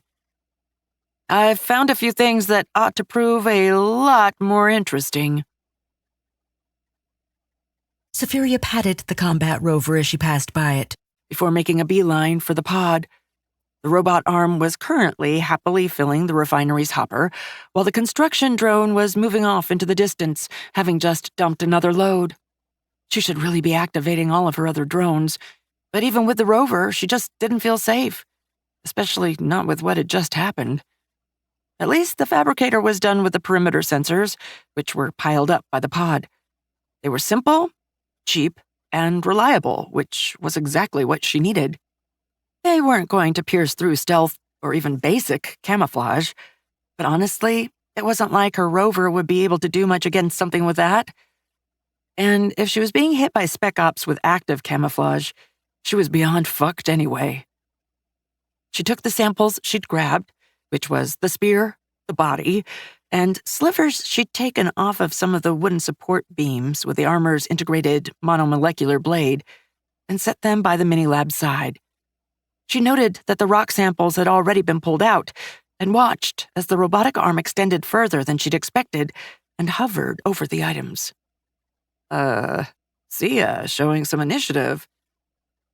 "Which one first, ma'am?" asked the simulacrum, and Safiria drummed her fingers on her knees as she thought about it. The bones were alarming, but the skeleton itself had been no threat. Similarly, whatever the hell was going on with the wooden mineshaft supports wasn't a problem. Hell, it was even beneficial to her. The spear, however. No primitive weapon should have been able to even remotely threaten her armor. True, the damage had mostly been superficial, and the armor was self-repairing, but it was damage nonetheless. It was the equivalent of having a battleship be hurt by a chemically propelled missile. "Let's start with the spear." "Very well." The robot arm grabbed the weapon and slotted it into the mini-lab. It was thankfully large enough to actually contain it. "We are nearing the end of the fabrication schedule. I'm awaiting the design for the laser turret." Safiria grimaced. "I'll take a crack at it while installing the sensors. Just make some mining drones in the meantime." "Actually, no. We have colonial mining bots, right? The thread-powered kind?" "We have schematics for several types of colonial mining robots of varying sizes." Safiria winced at the simulacrum's tone. "Right, the database might be pruned, but colonial went from, 'Let's make sure we don't starve,' to, 'Let's level that mountain over there. We need a road to the sea.' Some of the schematics, especially for mining or industry, could get big." Make the ones the closest in size to our current drones. It would probably be more cost-effective to make bigger ones, but then there would be no guarantee they would fit in her current mining corridor. Not to mention it might be large enough to require final assembly outside of the fabricator. Affirmative. Good. All right, I'll be back in a bit. She didn't really need to say that, and it wasn't strictly true either. She was in the escape pod, and so was the simulacrum. But it was already hard not to think of her android as herself. It's not like she had a capital ship to anchor her being anymore, and she refused to think of herself as a beaten-up escape pod. She picked up the sensor spikes, effectively small cylinders on, metal spikes, intended to be driven into most materials, and went off. She swept every corridor that led to her pod's chamber and dropped a couple of spikes into the walls a few hundred meters out. Thankfully, with the armor, there wasn't really a need for a hammer. Not that putting them in the walls would have been very difficult to do. It took long enough that the first mining bot was out, and the task was simultaneously stressful and mindless, forcing her to keep an eye on it while she tried to work on the turret. She ended up with something that was good enough. The main problem was the weapon. Fabricator or not, emitter crystals for even civilian laser weapons were a royal pain in the ass to make. The time and effort it took to make them with a fabricator rose exponentially with the weapon's power, too. Her projections were so alarming that she was seriously considering making firearms, at least if she needed them in any quantity or at higher power levels. For now, she only needed one, however, and she could set the crystal to be made on the side as other things were constructed. Once she was done, she took the leftover sensors and did another pass, this time halfway between the first sensor net and the crash site. Redundancy was always nice, but if you had sensor platforms, usually the enemy was smart enough to take them out. If you had one layer, it only told you danger. If you had two, however, you got the enemy's speed and their vector. Vector wasn't too important in this case, as it would be down the tunnel, but speed might be critical. She strode back into the crash site and gazed at the area. It didn't look like much, but it seemed like it was going to be her home for a while. She hesitated. Prudence would dictate sitting down and building herself up, but she couldn't shake the impression that the more she knew, the better off she was. The analysis of the spear so far was just baffling. As far as the mini-lab could tell, it was perfectly normal, except for a series of runes that just seemed to emit exotic particles for no discernible reason. Particle emissions that were diminishing rather quickly as well. Whatever had been powering it, it was gone, and she had a sneaking suspicion it had to do with that skeleton. She ordered the spear swapped for the bones. She could do the wood last, though she made sure to take an exquisitely detailed scan of the entire weapon and its runes before removing it. She had a feeling it would come in useful. As she prepared to head out, she came to a halt, remembering the corpse in the mine shaft. She went there, accompanying the construction drone on its way to get another load, and gathered up the remains before moving them as respectfully as possible into the chamber she'd crashed into. There, she set aside a few bones, namely from the lower body, to possibly serve as a control group for the scans on the, undead ones. There was really no better words. She was trying very hard not to think about it, because the word that kept coming to mind was magic, and that was madness. But then again, so was teleportation, or the weapons used against her. She pushed it to the back of her mind. Later. First, safety. Get her bearings. Hopefully, break through to the surface. She could start going down that rabbit hole either then or once she had hard data. She took a deep breath and, focusing back on the here and now, played the Federation's commendation to the dead on the suit speakers, saluted the body, and blasted the rest of the bones to atoms. Better safe than sorry. And if nothing else, cremation was almost certainly a preferable outcome to rising back from the dead, or being left to rot in a tunnel. She turned around and marched into the corridor she had done her little expedition in. Her lab would get her some answers, hopefully. And if that failed, she was going to find a way out, even if she had to dig it herself, and ask the planet's colonists what the ever-loving fuck was going on here. Chapter 5. Mineshaft. The mineshaft was exactly as she'd left it, which was a relief. First, because that meant no walking skeletons had gone in, and she had honestly been fearing that the damaged supports would fail. Thankfully, they had not, though it begged the question of whether she should continue up the shaft and risk them failing behind her. She wasn't well versed in wood, but she was an engineer. She'd only damaged one set of supports, and, primitive or not, logic dictated redundancy, especially for this kind of work. Even at its most cold-blooded, who gives a crap about the employees mindset, a cave-in could block a valuable vein of minerals for weeks, if not months. And this was the main shaft, bringing up the underground's bounty and serving as a hub for the ones that, in theory, should be following ore veins, which meant it was especially important to safeguard it. Maybe only it had that special wood, and that was why it hadn't collapsed like the other.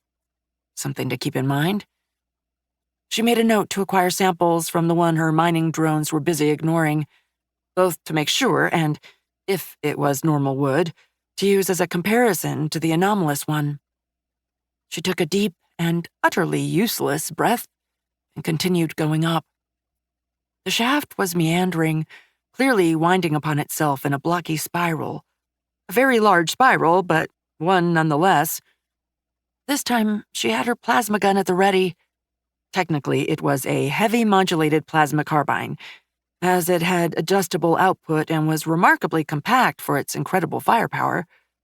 The term gun was considered pedestrian by the core world megacore that had designed it, but its real name was too much of a mouthful. She froze as she received a ping. One from the sensors, and the report didn't stop. She quickly received one from Sia, but she dismissed it. Something was moving in one of the corridors. More erratically. Aimlessly. Crap. She immediately ordered all of her drones to return to the pod and lock in, making her new mining bots, another had been constructing while the laser turret's crystal was being made, run to the far side of the room and wait. Push came to shove, she could use them as makeshift melee combatants or ramming weapons, but she'd rather try her combat rover first. After a solid 30 seconds, the first layer of sensors lost contact as the creature meandered past them. And a few agonizing minutes afterwards, the second layer picked the presumed skeleton up. She could meet the thing there with the rover, but it wouldn't have that much space to maneuver, and right now, mobility was probably on her side. She moved the rover in range of the opening and waited. Just because she wanted to have the ability to dodge or use her mobility didn't mean she'd give up the advantage of denying it to the enemy and keep whatever was coming penned up inside the corridor. It took another few minutes, but the rover finally picked something up. It was indeed another skeleton. Unlike the previous one, it seemed to have only the barest essentials, a belt for holding weaponry, and that was it. She hadn't had the time to really dwell upon it, but that had to be custom-made. It was also weird in every possible way, resting on and probably being anchored in some ways to the sternum. She looked at the thing and ordered the rover to open fire. She didn't have any compunctions about shooting first. The Federation had encountered corpses used for combat, human bodies reanimated via cybernetics and bioengineering to use as cheap, totally not a combat bot, cannon fodder. That wasn't even mentioning the horrors the theocracy had unleashed upon the galaxy. The only favor she could do to whomever that thing had once been was to grant their remains eternal repose. The rover opened fire and missed. Like most laser weapons, it fired a brief pulse of energy instead of a continuous beam, requiring cycling between shots to recharge the unstable ready capacitors that could then discharge through the emitter. Safiria hissed as the weapon began recharging. Right. When most people heard combat drone or combat bot, they imagined some super tech god weapon with pinpoint accuracy that couldn't possibly miss. That couldn't be farther from the truth. Aimbots were only a thing in video games, where the environment was neatly programmed in perfect parameters. The real world was anything but. Even if you had amazing sensors, a perfectly accurate weapon, and an utterly stable firing platform, there was only so much processing power you could give a combat system. And even remote-controlled drones handled by an AI had a throughput limit on their communication systems, which was part of why she was frustrated, as she'd had to generate the firing solution for the rover. Plus, well, the gun was mounted on a hard point meant for a floodlight, so it wasn't exactly made for precision targeting. Besides, the same problems applied to weapon mounts as well. You could only make them so precise, and at some point it was more worth it to make 2 okay ones rather than 1 high-precision mount. She'd have to make sure to code in a combat program, though. Nothing too complicated, but at least have the rover be able to fight on its own. To-do list updated. Right. The skeleton, as the previous one, immediately whirled around as it heard the hiss-crack of the missed shot, the energy pulse wandering off into the corridor to impact the far wall. Not with enough energy left over to do any real damage. That kind of self-defense laser pistol had notoriously horrible range, counterbalancing their cheap price, but more than enough to create the distinctive sound of a laser impact. She watched in fascination as the skeleton seemed to go through a checklist, like a primitive computer system, going for the louder sound first, scanning it, then turning back to the rover, deciding it was the threat, and moving to attack. By the time it had, of course, she had the rover moving, and the laser pistol had cycled. The next bolt blew the skeleton's shoulder blade off, and her eyebrows rose as the arm immediately dropped to the ground. Not as one unit either, each piece dropping individually. Okay, whatever was holding it together was flowing in from somewhere. Probably the head? Though she personally would have gone for the torso to house a control power core.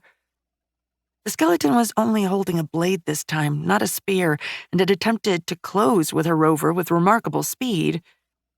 Fortunately, even a slow rover like this was a lot faster than a person, especially in ideal terrain. She fired again, trying to compensate for everything, from the movement to the limitations of her weapon and its mount. Amazingly enough, she hit her intended target, and the skeleton dropped as its skull exploded from the energy transfer. Lasers didn't burn neat, cauterized holes like in old or particularly fanciful holofilms. They blew things up, usually because plasma intercepted most forms of light, and since the laser bolt would turn the surface layer of the target into just that, plasma, it effectively created a shield of superheated material that then proceeded to absorb the rest of the energy pulse and restitute it, usually as heat and kinetic force, which basically made it into a small thermal bomb. A surface thermal bomb, which was why most lasers sucked at penetrating armor and had fallen out of favor for personal-scale weaponry centuries ago, though they remained a favorite in space combat thanks to, well, having their pulse move at the speed of light. The skeleton kept going for a few paces, then suddenly collapsed, spasming as if it was having a seizure, before flashing with a brief burst of light and lying still, its bones falling off from the invisible frame holding them together. Safiria waited, but nothing happened. "Resume mining operations?" she said cautiously, as she finally opened a channel to Sia. "Affirmative," answered the simulacrum, and the drones returned to their posts, giving the fallen skeleton a wide berth. Well, at least she had some initiative. Safiria had to remind herself that however uncomfortable she was with using simulacrums, they were far more clever than she usually gave them credit for. She was probably underutilizing Sia, but it's not like there was much to use her for right now. The skeleton seemed unperturbed by the resuming of activity around it, and the AI sighed. She could take it for samples, or she could be safe. Risk versus reward. The eternal question. Except it was right next to her pod, so the risk wasn't acceptable. She began firing with the rover, methodically blowing the skeleton apart, before a thought occurred to her, and she ordered the rover to begin moving, using it as a way to calibrate the shots, starting to write a primitive combat program and testing it on the bones, as close to a dummy target as she had right now. Before long, all that was left were a few intact bones, but she had a mining drone scoop up alongside some of the debris, particularly from the upper body, for analysis. The mini-lab was already working on the rest, but so far the surface results were painfully normal. Something told her that the shattered bones from the first skeleton were too damaged to do her much good. Maybe fresher, and more importantly, intact ones would be better. She triple-checked that everything was working normally, as well as making sure the turret and its installation was marked as top priority, and returned the rover to its original position. She sighed and focused on her android again. Finding the first skeleton meant she'd been ready for this one. Who knew what else was out there? The temptation to bring it back was strong, but she had to find out. She started walking again, just going up and up and up. Finally, however, she arrived in a large cavern. It clearly had some natural origins, but it clearly also had been fitted out for human purposes. There was a pile of mine carts, spare rails, unloading stations, stacks of support beams, even crates of what was probably equipment and other necessities. There was also movement. A lot of movement. Her scanners indicated skeletons were aimlessly wandering around the place. Wait. No, not entirely aimlessly. They were corralled, in a way, constantly drifting in and out of it through a particular tunnel.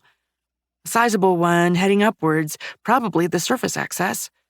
None of them even went near the other shafts leading down. Interestingly enough, the surface access one didn't have minecarts. There were tracks on the ground instead, vehicles. She was no expert, but tires left different traces. If she had to guess, it'd be carts of some kind, the ones drawn by animals. That was odd.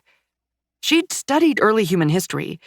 It was a fun topic, and being a born Terran with old history was a good way to make conversation and score some dates. Minecarts had appeared during the Renaissance, true, though they were associated mainly with the Industrial Revolution. But why stop here, partway to the surface? Though a cart drawn by oxen was probably a lot more effective at bringing raw ore up than some poor bastards pushing a minecart. That meant that vehicle-sized corridor probably went all the way up, which was excellent news. The only problem was the bone club between her and it. She fiddled with her gun. The skeletons didn't seem to register her. Either her active camouflage was working, think the stars it was built into the armor, and thus couldn't be discarded to save on mass and make her library core bigger, or she'd probably have done it, like the shoulder-mounted guns. Or, like the rover, they just weren't registering her as a threat until something happened. She could blast her way through. She had the firepower. But at the same time, she could try to walk among them.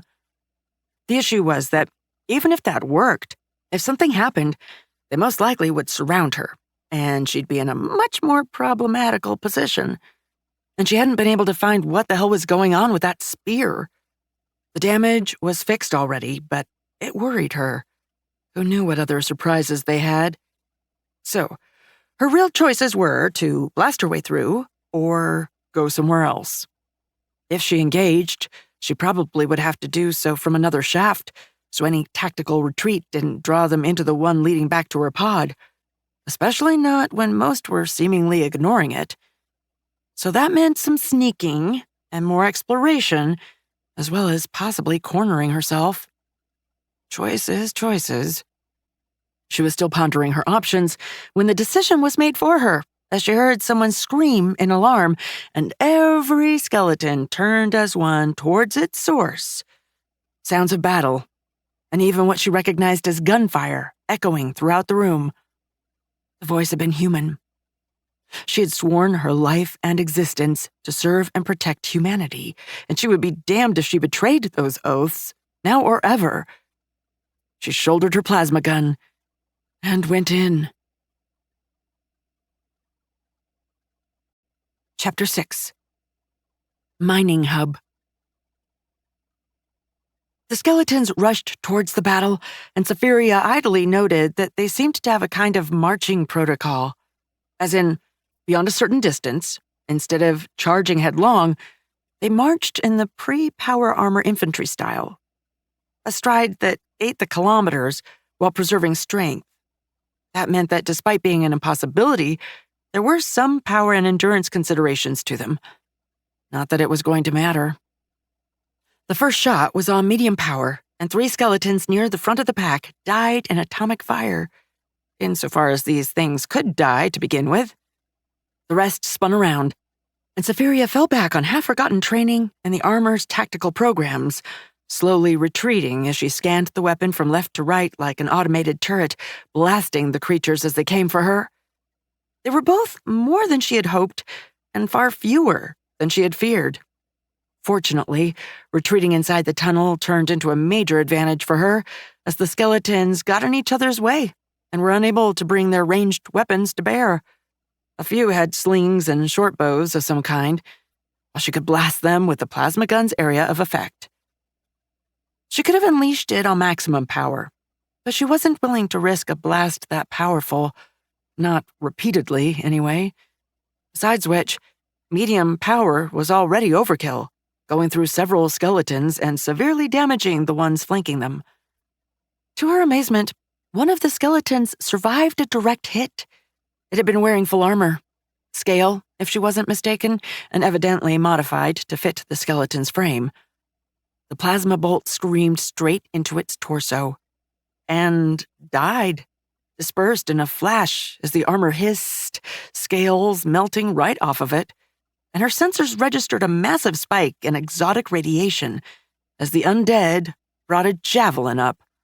A javelin that, although almost drowned in the emissions from the armor, was pulsating with exotic energy as well. This time, however, she was ready, and Safiria nimbly rolled to the side as the javelin went straight where she had been, trailing vivid supernatural flames as it did.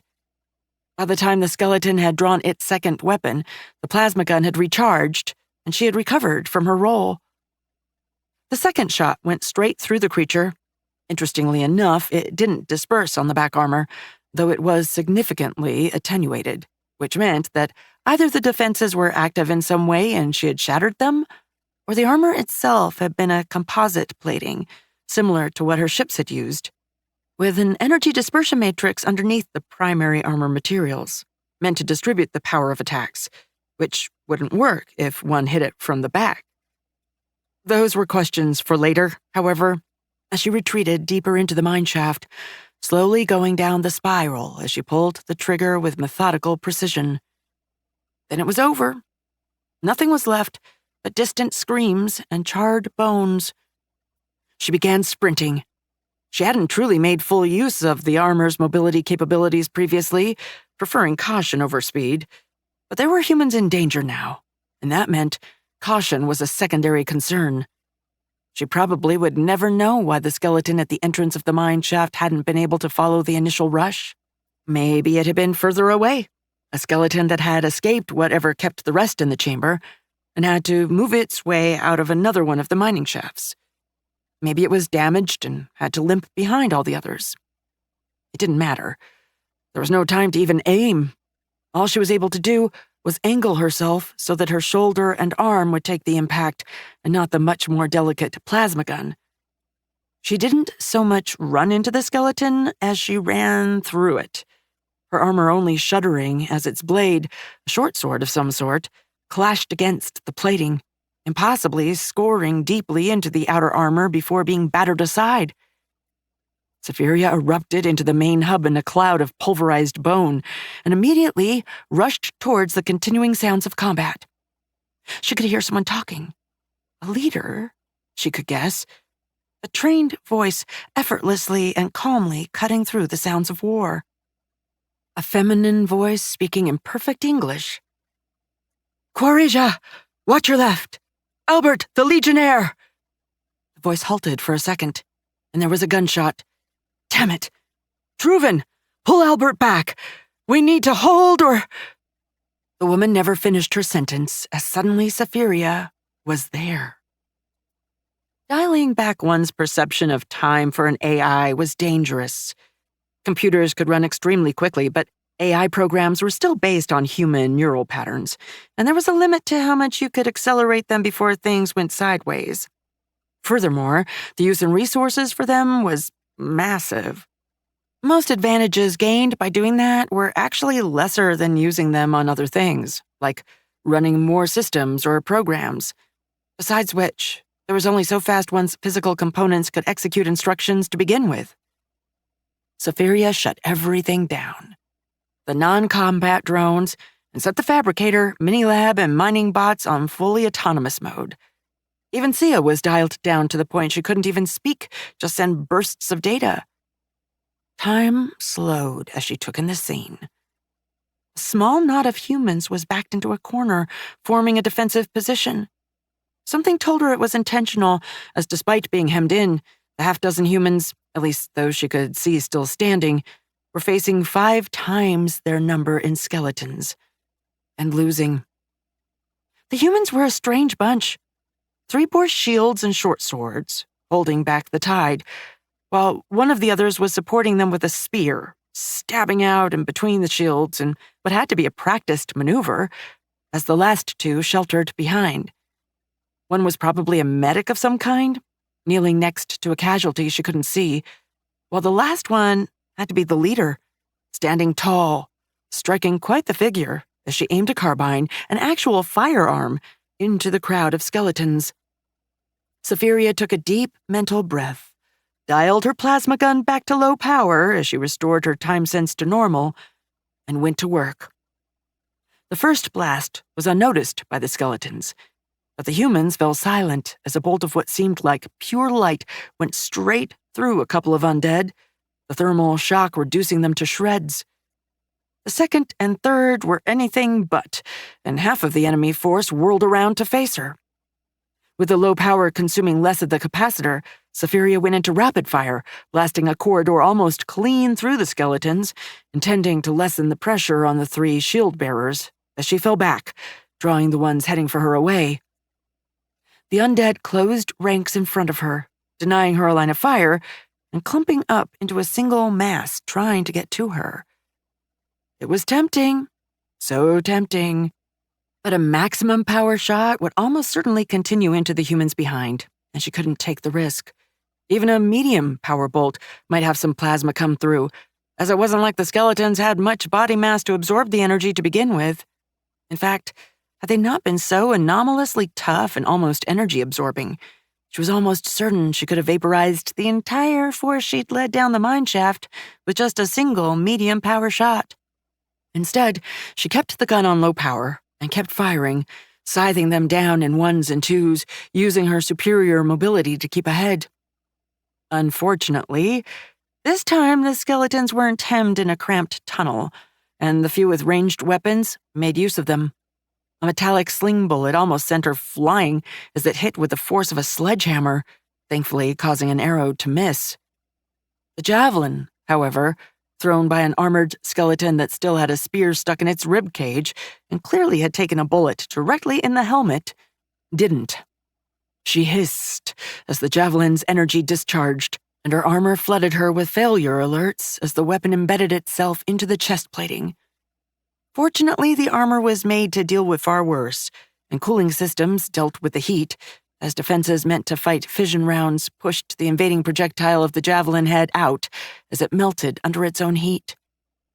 Safiria took a great leap back and focused her fire on the armored creature. This time, she aimed for the head instead of the center of mass. The first bolt almost knocked the helmet off, The second one blasted it into shards, the piece of armor fracturing along the impact point of the bolt. The third and last one vaporized the skeleton's head. It suffered the same fate as the previous headless one, a few steps, then falling down, spasming violently before falling apart altogether. The archer and slingers were the next to go, and Safiria jumped to the side as she finally had the room to do so, clearing her line of fire to the humans, dialing the weapon to medium power and blasting what was left to atoms. She rushed back up the corridor towards the humans, only to find two shield-bearers standing, trying to hold off the remaining skeletons. There weren't enough of them to absorb even a low-power shot. No matter. She slung the plasma rifle and pulled out the laser pistol. She remembered arguing, ranting, and pleading about the damned sidearm. Her exact words had been, useless waste of mass, and some forgotten symbol of an officer's authority, to the officer before she had been threatened with suspension for verbally assaulting a fellow member of the Navy. Wherever you are, Lieutenant, you and whoever wrote those damned protocols were right, thought Safiria as she opened fire. The laser pistol was part gun, part survival tool, and in many ways was more a symbol of authority than a serious weapon. But its comparatively minuscule power compared to her main weapons was exactly why she needed it. Each laser bolt didn't guarantee a kill, but it fired quickly, and more importantly, didn't risk the squishies. The skeletons tried once again to detach troops to deal with her, but there were too few, and seeing their chance, the shield-bearers attacked, felling the last couple of skeletons facing them almost simultaneously with her blasting the skull off of the last one that had been charging her. Silence fell upon the room as the humans stared directly at her, or at least tried to, and Safiria realized with a start that her adaptive camouflage was still on. Turning it all the way off, however, would only leave a suit of armor that was blacker than the void between the stars, made to be nigh invisible in darkness and defeat active and passive sensor sweeps. She pulled up a quick program and activated the armor's lights on low power, the active camouflage turning her armor a bright, clean white color. The shield-bearers brought their weapons up as she seemingly, to them at least, materialized in thin air, before hesitating and looking to their leader. Safiria finally took a good look at the surprisingly young woman, noticing her leather armor, honey blonde, shoulder-length hair, and unnaturally orange irises. The woman spoke up, her voice slightly shaking as the battle's adrenaline began draining away and her command transcended. Who are you? Asked the woman. Safiria had the sudden inkling that answering Fleet Admiral Safiria of the Terran Federation Navy would not be a wise answer, but she didn't actually have another answer to give. Instead, she used the oldest trick in the book. As your savior, I believe I should be the one asking this question, she said dryly, trying to inject some levity into her voice. Don't let them know she was almost as shaken as them, and overjoyed at finally catching sight of some squishies. Damn it, when had she started missing humans? The leader smiled. That's a good point. I am Kalia Comnena, Mage Magistrate of the Magistry of Trunevald. What's left of it, anyway? There was an expectant silence, and Safiria sighed as she tried to process what was just said. Mage Magistrate. That was a thought for later. Safiria. Just Safiria. I've never needed anything else. Which was true enough. AIs didn't really need family names. They had ID codes, and the tradition had started so long ago few thought to challenge it. Some humans had attempted to give them a more traditional structure based on their parents, but in this case her name would go from Safiria Arcadia to Safiria X, with the X being a list of names containing half of the Federation's AI industrial magnates and highest officials. Needless to say, just Safiria was more than fine by her. Very well. Kalia was staring at her, and with a start, Safiria realized the woman wasn't looking at her faceplate, but at the hole the javelin had torn into the armor as it slowly repaired itself. "Mistress Artificer, would you do us the honor of accompanying us? It isn't safe here, I'm afraid." "Of course." Mistress Artificer. Oh boy. "Lead the way." Where the hell had she freaking landed? Chapter 7. Mining Hub.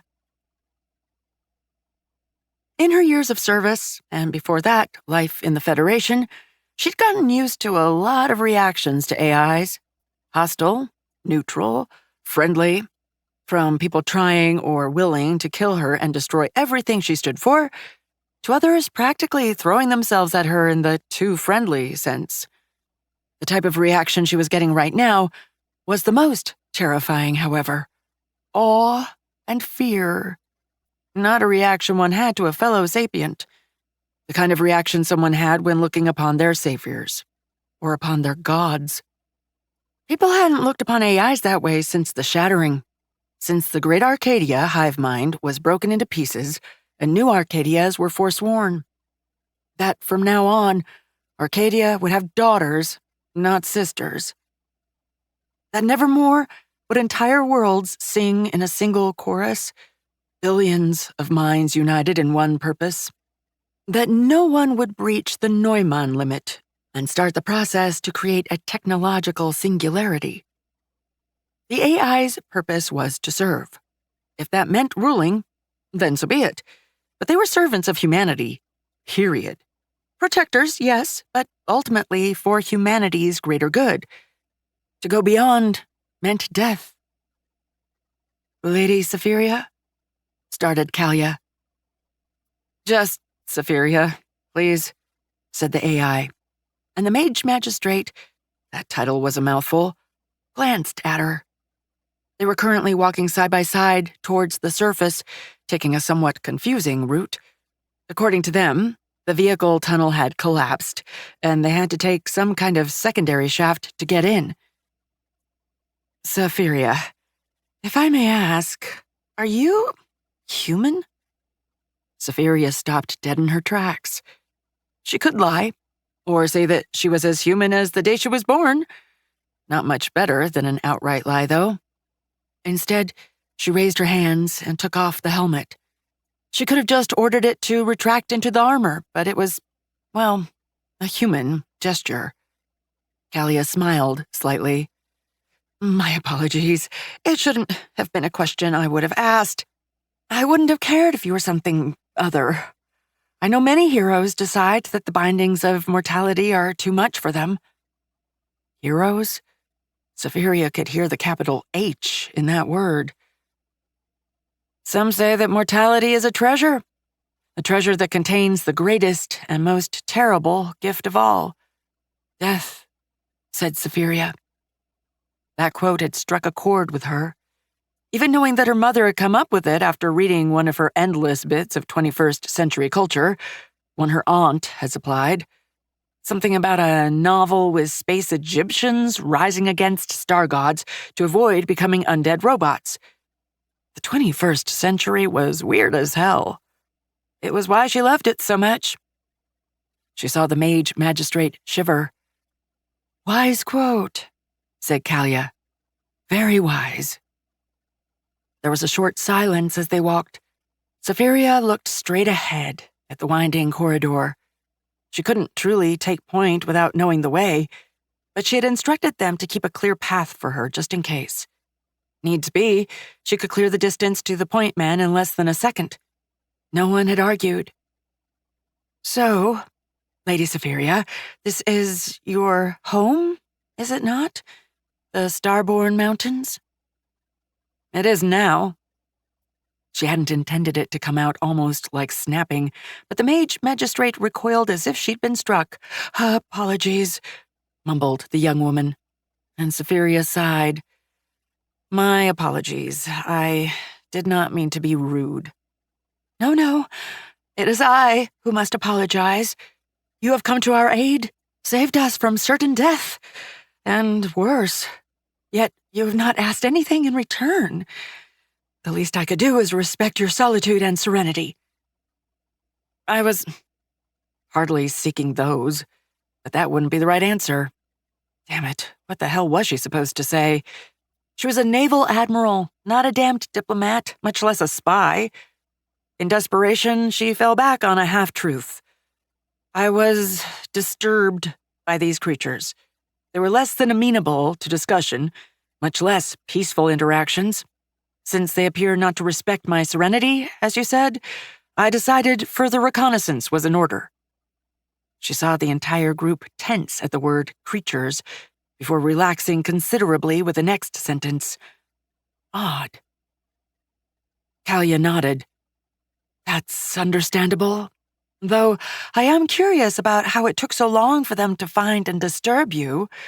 You must have been quite deep in the mines. Mines. The mage magistrate didn't know about what was beneath them. The smooth stone, the chamber Safiria had crashed into, places that were hellishly familiar, and yet she couldn't pinpoint them. Whatever you imagine, I'm probably deeper. Which was the strict truth as far as she could tell, and her tone had just enough warning to deflect any further questions without risking insult. Besides which, they seemed only interested in the upper levels, this area particularly. Kalia tensed and hissed. Yes, indeed. And these undead are now risen, which means something told them to guard it. Given the Legionnaire, I'd say a hand of dominion was here. Just when I thought we'd gotten one step ahead of them. Something must have slipped in Safiria's expression as Kalia grimaced. Right, sorry. You're probably not very, au fait with latest events. Have you heard of the Bane? Safiria shook her head. The Crusades of Life. Another shake, and the young woman's voice started shifting into awe. The Age of Fury? Yet another shake, and this time her tone shifted into almost disbelief as she asked the last question. The Eternal Empire? Safiria hesitated. She couldn't risk just saying no, it might prompt further digging, and she had a feeling that disclosing who she was wouldn't be the best of ideas. Instead, she nodded. I heard a few things. As in, you mentioned it. It was probably related to the other stuff. A few things, said the mage magistrate with an almost strangled voice, and Safiria decided that being a bit defensive here, as if her pride had been stung, would be for the best. I've been down here for a while, and I didn't have much time to admire the scenery or locals when I came in. Which was more or less true, depending on one's definition of while. That last sentence definitely was, however. Of course, apologies. I forget that once those lands were but a distant province to the Empire, when it was part of it at all. Awe had returned to her voice, and Safiria wondered just how old the other woman thought she was now. Well, the Empire fell. It didn't happen overnight, but it collapsed.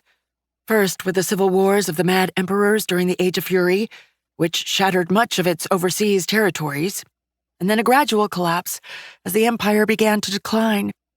The magistracy declared independence after the Age of Fury to chart our path without the malignant hand of mad rulers, tainted or otherwise. Tainted had a specific meaning here, but Safiria knew better than to interrupt. Sometimes people who weren't interrupted by questions ended up telling you a lot more overall, just due to their own momentum. And despite sometimes being subjugated to other nations, we've always returned to our independence since. One of the soldiers coughed, and Kalia smiled, present circumstances being a temporary exception, of course. What do you mean? With the rise of the Bane, the magistracy had to take drastic measures and accept vassalage to the kingdom of Turler for protection and reinforcements. It wasn't enough to save our home, but we did have a place to evacuate our people. The Bane, 6 decades ago, the old capital of the Empire finally fell. To the last Crusade of Life. No one knows the details, but something happened. A fell force was unleashed, final act of defiance from imperial necromancers fearing the Inquisition, an old curse, or perhaps even the Empire's legions rising from the dead to defend it one final time out of their sense of duty. Everyone has their own version, but the dead did rise, on a scale that no one had imagined before, and every soulless joined them. In every city, farm, mine, everywhere there was undead labor, or even soldiers, they simply held their heads up, as if listening to a faraway call, and began attacking. The young woman took a deep, shuddering breath before continuing. We didn't know back then what was sustaining the corruption, about the taint in the ley lines. All we knew was that everything was falling apart. The crusade was annihilated. We christened this threat the Bane. The whole continent fell in less than a year. The Crusades had taken centuries to just carve their way to the capital, and the undead had butchered everyone in a single year. She paused. People came together, fleets were sent out, and the undead were contained. Evacuations were done as best as possible, and the rear guards, staying behind in final sacrifice, burned down everything. Shipyards, vessels, everything they could.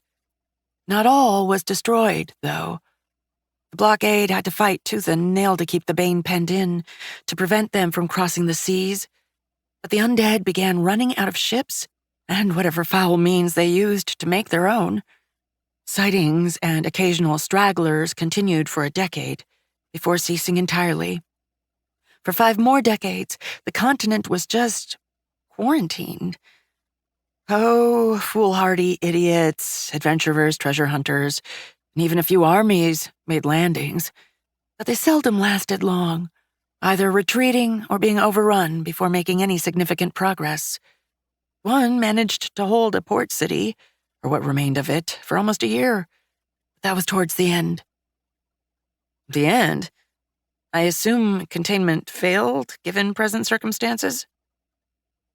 Talia laughed, and there was a concerning edge of hysteria to it. Of course it did, she snorted. Nations have other things to care about than the greater good. With nothing happening, the memory of the horrors of the cataclysm faded. Ships and resources were diverted. The containment effort just became a form of virtue signaling, another way of jostling in international politics. And finally, she shook her head. 6 months ago, the Bane let loose an armada. The blockade fleet, what was left of it, was annihilated. But they managed to warn the rest of the world. She pushed her hair back with her hand, probably a nervous tic. It didn't matter. They made landfall on Calvis shortly after, on the eastern coast. They overstretched badly, thankfully, trying to attack everywhere at once. But some continents managed to throw them back into the sea, and that just focused the Bane on their remaining beachheads. Our defenses cracked. She swallowed. We've been running for 2 months now, with these things always one step ahead of us. We heard they had cut the road west, so I took the decision to go north, through Starfire Pass and into the valley, to try to hole up here and gather anyone else running away. Hold on until they were pushed back, which brought us here. Trying to find a hole in your defenses? Said Safiria as she hazarded a guess. No. Trying to find a hole in theirs. Talia met Safiria's gaze before lowering hers. I failed to hold the pass.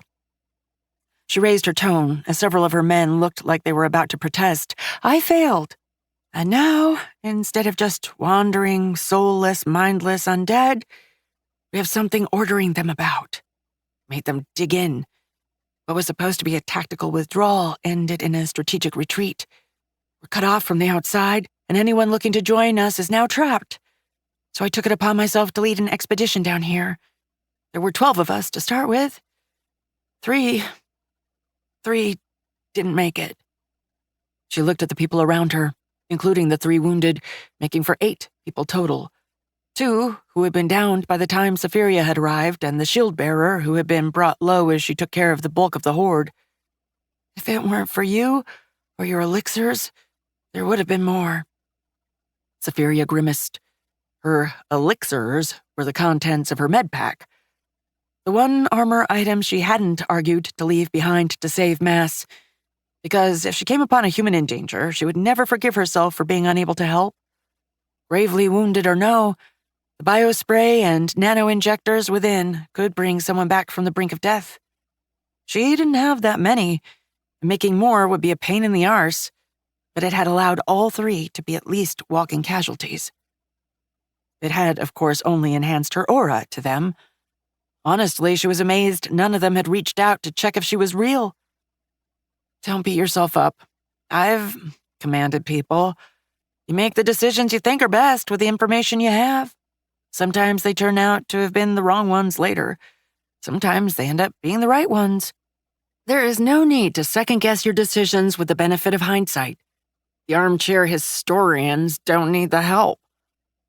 She spat that out with more than a little fury and very much heartfelt animosity. So, you've lost the pass and you're trying to find a way through the mountains in the tunnels? The mage magistrate nodded as her people exchanged glances. I have been, yes. Do you know of any? I'm afraid not. If I'm being honest, things have changed a fair bit here. That led to a few hushed and awestruck whispers. Yes? One of the shield-bearers cleared his throat. Apologies, my lady. Safiria. Lady Safiria, he said, and she sighed internally, but let him continue. But this region has been abandoned for a long time. There were rumors and legends the mountains were haunted, that something terrible had happened to everyone who had tried to settle there. The collapsed tunnels, the old destruction, the plasma explosions and signs of battle, the first body she'd found. They weren't legends. Something had happened here. What, however, was an open question. But humanity generally didn't abandon ground lightly.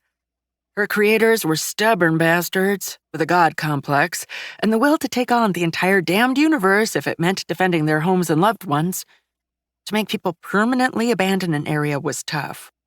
Hell, Avarak, where she had sent her courier, had been glassed by the theocracy, and humans had still returned to kick the aliens out. Granted, with AI-led fleets and armies, but still. You couldn't go much beyond scorched with so much nuclear fire the entire planet's surface melted in terms of inhospitable. Besides, there is no planet anymore, and the star went supernova. So for humanity to have just given up here, for a long enough time for it to pass into legend, something terrible indeed. She realized with a start that everyone was now looking at her with fear in their eyes, and it clicked for her. Right. Terrible thing happened.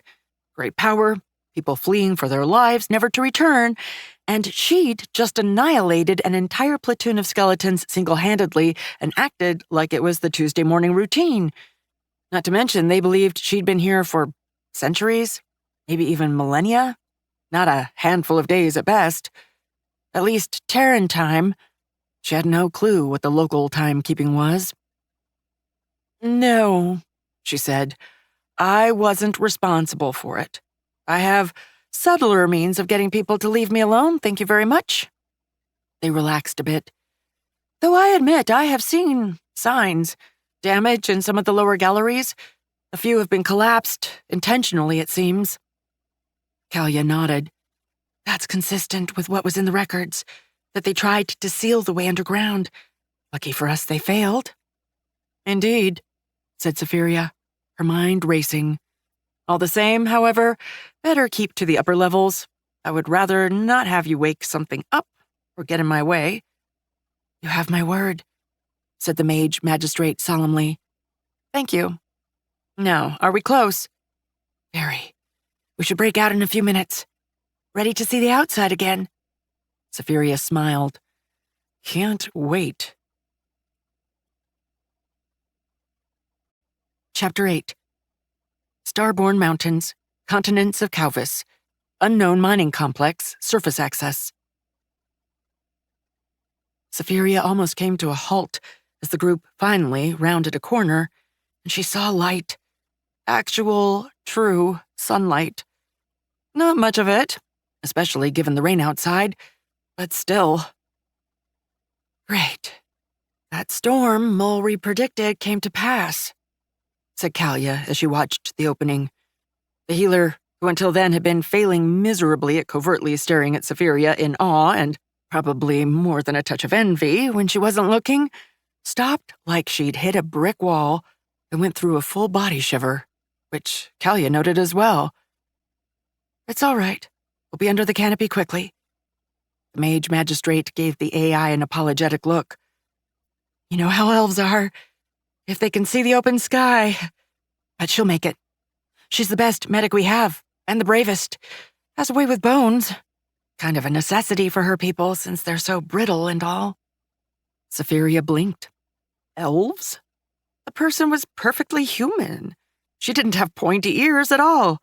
She was just fragile-looking and very tall, but now that she looked at her, she seemed very pale, too. More so than one could expect of just liking indoor environments. She also moved as if it was a burden. Abnormally tall, brittle bones, crippling agoraphobia, difficulty moving under normal gravity fields, very pale. That woman was a belter. One of the people genetically engineered to survive and thrive in space back when humanity was still stupid enough to tinker with its own genome. Or rather, when her fellow AIs had been lenient enough to let them. There weren't many nowadays. Medical technology had evolved past the point where the basic passage for space adaptation was necessary, and with AIs to supplement, there was no real need for any of the other advantages they came with. Plus, the downsides were debilitating. The agoraphobia wasn't intentional, but getting rid of it had proven more or less impossible. There was still some debate on whether it was genetic or just a consequence of their high propensity for skin cancer and other sunlight exposure diseases, as well as the fact that seeing an open area for them usually meant cold vacuum. And with modern technology, you only got out into the dark if the shit had well and truly hit the fan. After all, outside of some very specific phenomena, you could just remotely pilot a drone to do what needed to be done. And in almost every circumstance, the drone was a lot safer and cheaper than putting someone in a spacesuit, belter or no. Right. Of course, said Safiria, before deciding she might as well try a little bit of sounding. Do you have any supplements? I could make some if you wish. I do know elves have a tendency to lack in some nutrients. The healer smiled. It's fine, lady. Miss Safiria. I have some fan leaves and a few tinctures, but I thank you for your solicitude. Safiria bowed slightly. Definitely belter. Most of humanity's gene mods had various vitamin deficiencies. Part of the reason why all genetic engineering, on humans at least, was shut down was that the researchers usually broke as much stuff as they improved. They could go from the tolerable to the outright horrific. The Eternals, meant to give immortality to humanity without the then costly and fickle rejuvenation treatments, and enable someone to heal from any injury, had resulted in people more or less permanently riddled with tumors and cancers. Even the most diehard had accepted gene therapy back into normal humans, or digitalization into AI, before she was even born. It's my pleasure. Safiria looked at the entrance and shivered, too. I must admit, I am a bit apprehensive as well. I assume you haven't been outside for some time, said Kalia diplomatically, and the AI nodded. It feels like I have never gazed upon the sky to begin with. Which was true, since she'd never seen that planet's sky. It's a shame it'll be raining then. Or a blessing. Safiria smiled at Kalia's confusion. One step at a time and all that? Right. The mage magistrate checked her weapon before pressing a small button, causing it to shine briefly. She noticed Safiria's sudden interest and smiled.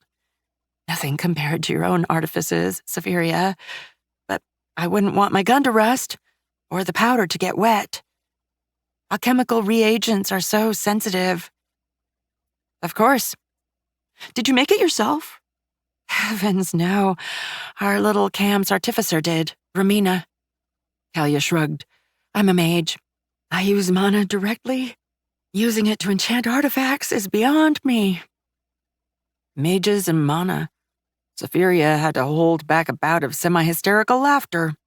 So it was magic. Great. Wonderful, even. She'd need to check if she wasn't hallucinating. At least it explained the walking skeletons. You didn't seem to use a spell during the fight, hazarded the AI, and the mage magistrate nodded. No, I didn't. Her face closed. We're running out of mana rather quickly. I can wield a rifle. It'll do for me. Others need it more than I do. Safiria stopped briefly, right before they went out into the light. Her tone. The situation of her and her people was probably a lot more dire than she'd let on, and what she had talked about already had direness in spades. She stepped out and briefly forgot as she finally gazed at the sky. She realized she still hadn't put her helmet back on when she felt the rain impact her face, yet she simply stood there, taking it in for what felt like an eternity, but that her chronometer insisted was only a few minutes. It was rainy, gray, and miserable, but she could see rays of sunlight trying to punch through, and the distant flashes of lightning, briefly showing the peaks of mountains through the clouds. She'd never appreciated planets all that much lately. She spent almost all of her time in orbit, and going planet-side almost always meant some terribly dull event where she'd have to pretend to listen to backwater politicians whose policies sometimes made her wish she was authorized to just invade the planet. Even the benign ones were still filled with their own imagined importance, and one could attend only so many formal receptions before getting jaded. Besides which, well, their balls and other events were nice, but she'd done some on Earth. Their best couldn't hold a candle to even backstreet stuff on the center of human power in the galaxy. And she'd attended the annual Federation festivities with her mother numerous times. Plus, as a family member and not a formal attendee and representative of the Federation, she could shamelessly shrug everybody off, palming them off onto her mom as she raided the buffet, descending upon it like a battle cruiser on a theocracy convoy, instead of having to circulate and be the center of attention. Sorry, Safiria realized her voice was cracking a bit and cleared her throat. It's been a while, she finished, while the rest of the group simply smiled. It's all right, we understand. Kalia looked up at the sky and clicked her tongue. We're later than I thought. We're probably going to have to make camp and wait for sunrise. Wading through the forest at night is no picnic, and in a storm, no way. Safiria nodded. Well, at least her little emotional malfunction had helped sell her story. That was something. You're the expert, said the AI, before putting on her helmet, its internal systems immediately beginning to dry her up. Anything we should be worried about out here? We know from the archives there's a ley line node somewhere beyond the mountains, but many of the records were lost. It was never exploited anyway. This entire area used to be under a foot of snow year-round, as I'm sure you've experienced. Safiria shrugged. Climates change. They always do if you take long enough to observe. Which was very much true. Unless you were willing to start controlling your planet's energy input by its home star with mirror arrays, it was more or less inevitable. If nothing else, the star's output would be constantly fluctuating, and that wasn't even considering other problems like sea currents and, say, atmospheric pollution or enemy action. Right. But anyway, the node certainly is there somewhere, as we've been getting monster attacks. Nothing serious, and they've actually taken care of a few undead shambling in our rear, which is part of the reason why I speculated we could use tunnels to bypass the main blockade. Kalia shot her a hopeful look, and Safiria shrugged. I cannot help you with that. As I said, the layout has changed quite a bit. Of course. We have a few hours of sunlight left. Let's make the most of it. Kalia gestured, and the group set off into what looked like a normal temperate forest on any terraformed planet in the galaxy. The rain gave it this ominous air, but her sensors could penetrate most of it, though Safiria would be lying if she said it wasn't having an effect anyway. They moved in silence, and Safiria grabbed a few samples as they went. She didn't even bother being discreet, but no one commented on the eccentric mountain hermit packing a tuft of grass or handful of leaves like they were diamonds. "So, how did you live down there?" asked one of the shield bearers before being elbowed by her comrades. "Shut it, Tari," hissed the other soldier. "What? It's a good question. We all gotta eat." Safiria just smiled mysteriously before realizing they couldn't see through her helmet. "There are ways of growing food even without sunlight," she said. "Besides which, I have different ways of sustaining my humble vessel, namely thermonuclear fusion and superconductor batteries. Every AI's balanced breakfast." "Well, we have some rations," cut in Kalia. "I hope you'll join us." Of course. Her android could eat, after all. Even use some of the materials extracted from the food. It could be a power source, too, if you were crazy enough to use the chemical fuel cells. It would be quite a nice change of pace. "I can imagine," the mage magistrate grimaced. "Shame about the rain, though. Getting a fire going in these conditions." Safiria laughed, loudly enough it reverberated in the forest, and as everyone turned to gaze at her, she simply shook her head and patted her plasma gun. "Believe me, Miss Kalia, starting the fire is going to be the least of our problems. I wouldn't worry about that if I were you." "Fair enough." As they continued their march, Safiria stepped away a bit from her body, leaving it mostly on autopilot as she pinged Sia for a status update.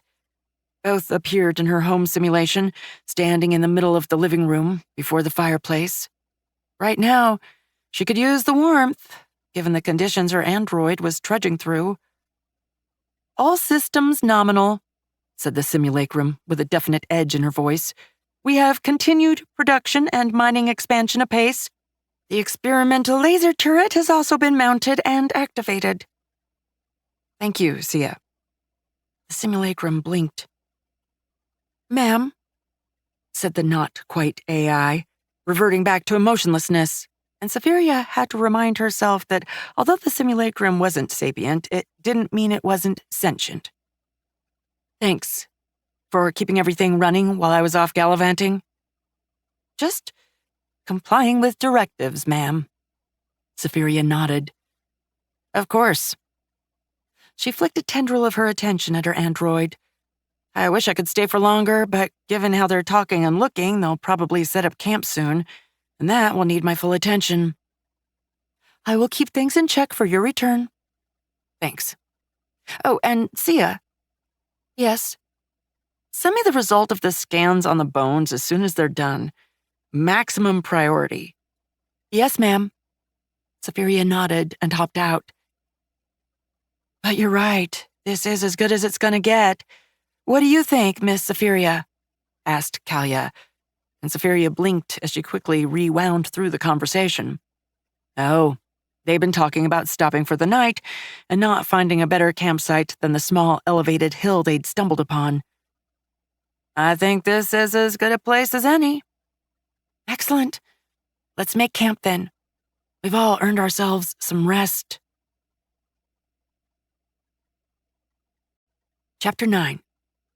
Starborn Mountains, Continent of Calvis, Starfire Valley. Safiria wouldn't admit it to anyone, but she'd actually missed eating. She didn't need to do it, and since it had meant inane social affairs for the last few months of her life, she'd gotten quite annoyed at having it as an obligation. But she actually liked it. Maybe it was a dormant part of her simulated neural matrix, or perhaps it was due to the fact that her mother had been an insane AI hive mind that had assimilated billions of humans. Either way, she didn't begrudge the squishies sharing their meal with her, though she'd insisted on only eating a small bit, saying her other artifices fulfilled her needs, which, for what it was worth, was true. She was starting to seriously worry about their situation. Despite the vital nature of their expedition, their rations seemed lean for combat personnel, at least given the number of calories soldiers burned on a daily basis, and if their most crucial endeavor had such subpar nourishment. Famine was utterly unknown in the Federation. Arcadia had wiped it out in the late 21st century with cheap, mass-producible orbital agriculture platforms. And though some colonies that had chosen to remain independent from the Federation had experienced it from time to time due to some unforeseen cataclysm, they were usually rescued before things took a turn for the worse. The only worlds where that could be a common occurrence and not a cataclysm were Luddite worlds, due to their low technology levels. That wasn't even mentioning most of them steadfastly refused any intervention from the evil artificial intelligences and their Federation. At which point, things started going sideways. The Federation and its AIs were tolerant of people wishing to live however they wanted, but starving infants was beyond tolerance. There was a point where the Federation would help, whether you wanted it to or not. There was one rule in the galaxy: take care of your people. Stars help you if you refused to let AIs protect squishies from starvation or certain death, because no deity in the universe could shield you from the response. The Federation didn't bring the hammer down often, but when it did, no force in existence could stop it. The theocracy certainly hadn't been able to. So, Safiria, you don't seem to be carrying camping equipment? I assume you hadn't expected to exit the mountains on this expedition? Asked Kalia. I indeed hadn't, said the AI as she swallowed the bit of ham, mentally shrugging away the chemical analysis of the food. Who had thought giving an ambassador's tongue poison detection and chemical sampling capabilities was a good idea? Probably her mother, knowing her. It was surprisingly tasty, though its accompaniments, a black bread with nuts and some kind of dried-out goat cheese, left a lot to be desired. The bread especially tasted and felt like eating wet gravel. I had hoped to find the source of the undead, or at least some clues. Her primary objectives had been finding the surface and people, but those were fulfilled now. Same as us then, in a way. Kalia shrugged as Safiria raised an eyebrow. Chances are the tunnel they used to get in is beyond their blockade. It'll be guarded. The entire underground is guarded. Yeah, but holding the mouth of a tunnel isn't hard. Are you sure going through it rather than the blockade is a good idea? Kalia laughed, quickly joined by the others. Safiria, they outnumber us 10-1. The only reason they haven't crushed us is that we still have some good mages and firearms, and they probably only have one commander who has other problems to deal with and wouldn't be able to coordinate this many undead anyway. Right. That Hand of Dominion, correct? Yep. Most call them hands, for short. Used to be the Eternal Throne's will made manifest. Officials sent across the Empire to settle disputes, get things moving. A knife to cut the red tape? Safiria nodded. The Federation had much the same. Once your nation got past a certain size, especially in terms of communication loop, you needed people that could bypass it and take decisions on the ground. The Federation was heavily decentralized in a lot of ways, so that usually only applied to the Navy, but there were roaming flotillas that served the same purpose for civilian endeavors. I see. And now they're back. They are. And they've kept their intelligence as well as their ability to command, it seems. Even with only one, though, assaulting a fortified position with what we have is impossible. Until now, said Safiria before thinking, and everyone stared at her. Kalia smiled softly. I appreciate the offer, milady, but there's only so much a single person can do. Not to impugn your power, but even the mightiest hero can get overwhelmed. I'm not just a single chassis, but you couldn't say that. More resourceful than you think.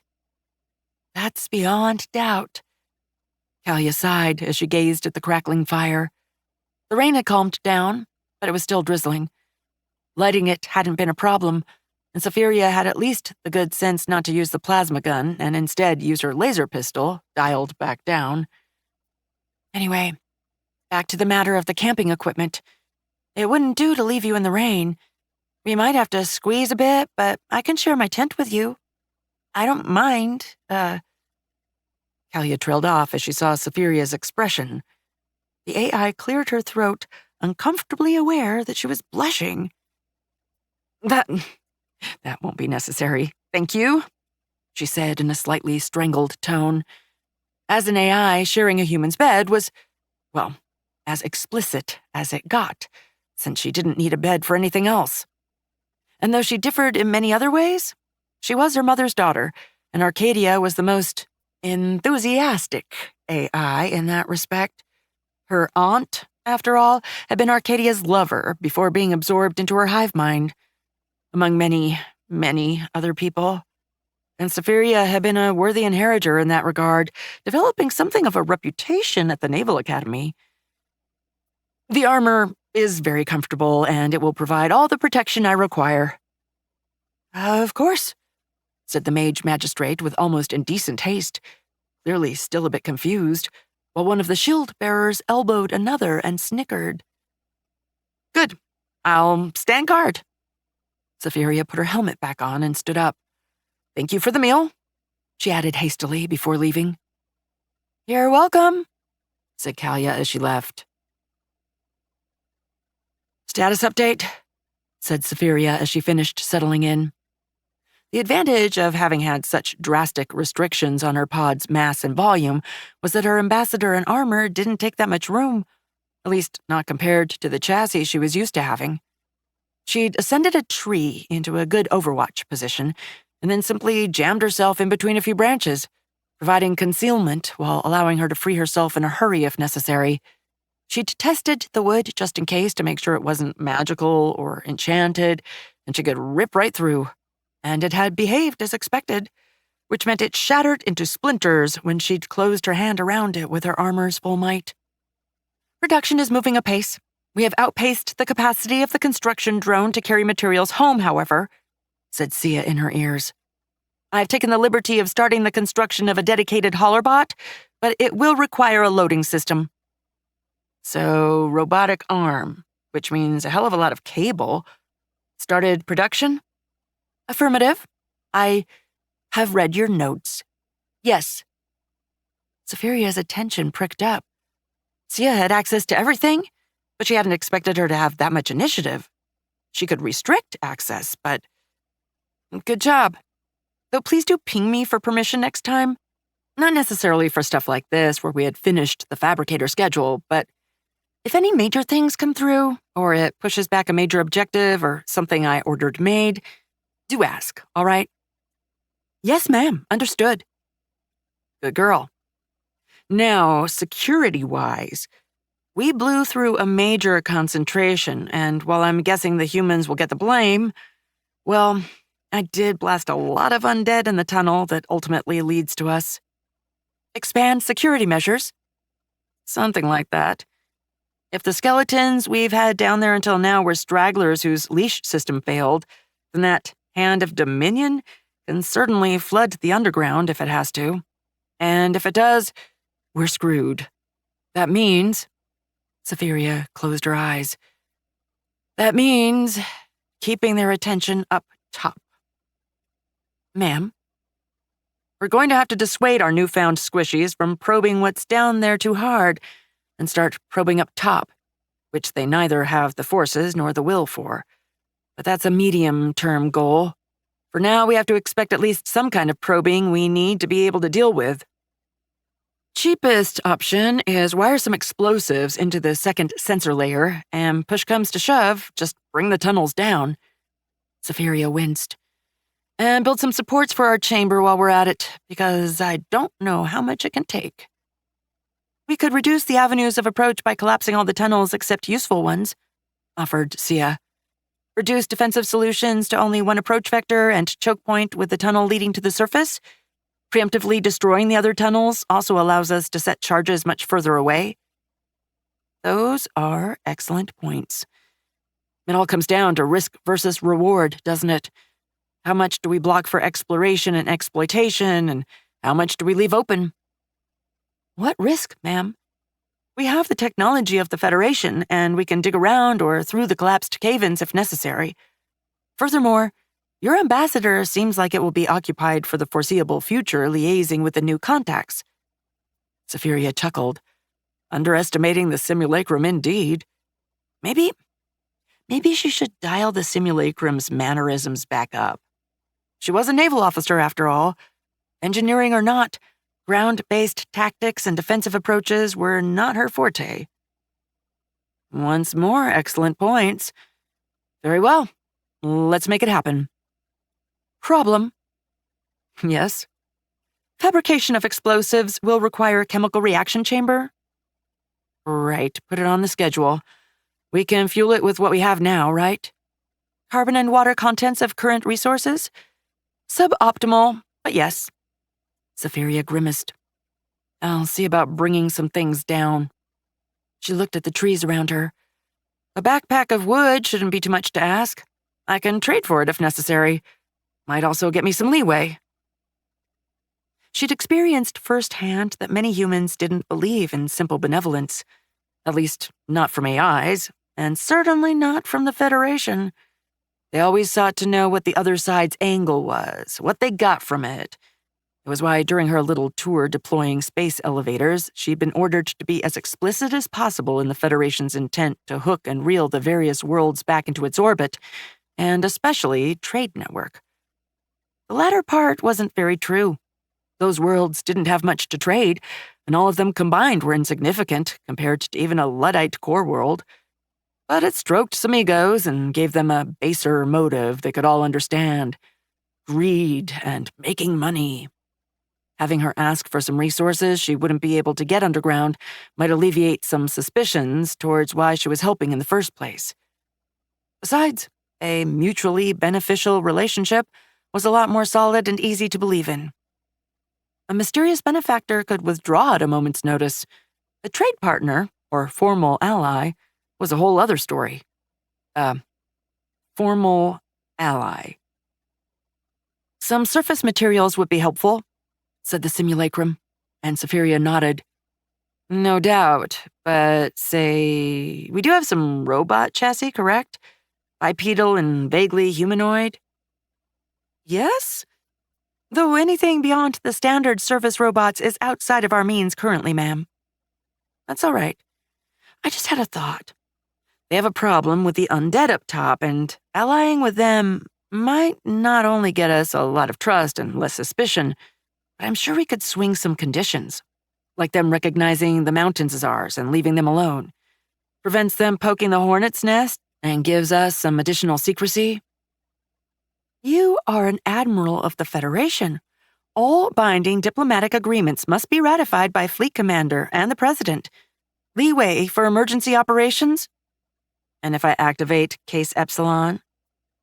The simulacrum paused for a few seconds before speaking, almost cautiously. Then you have declared an emergency in the name of humanity.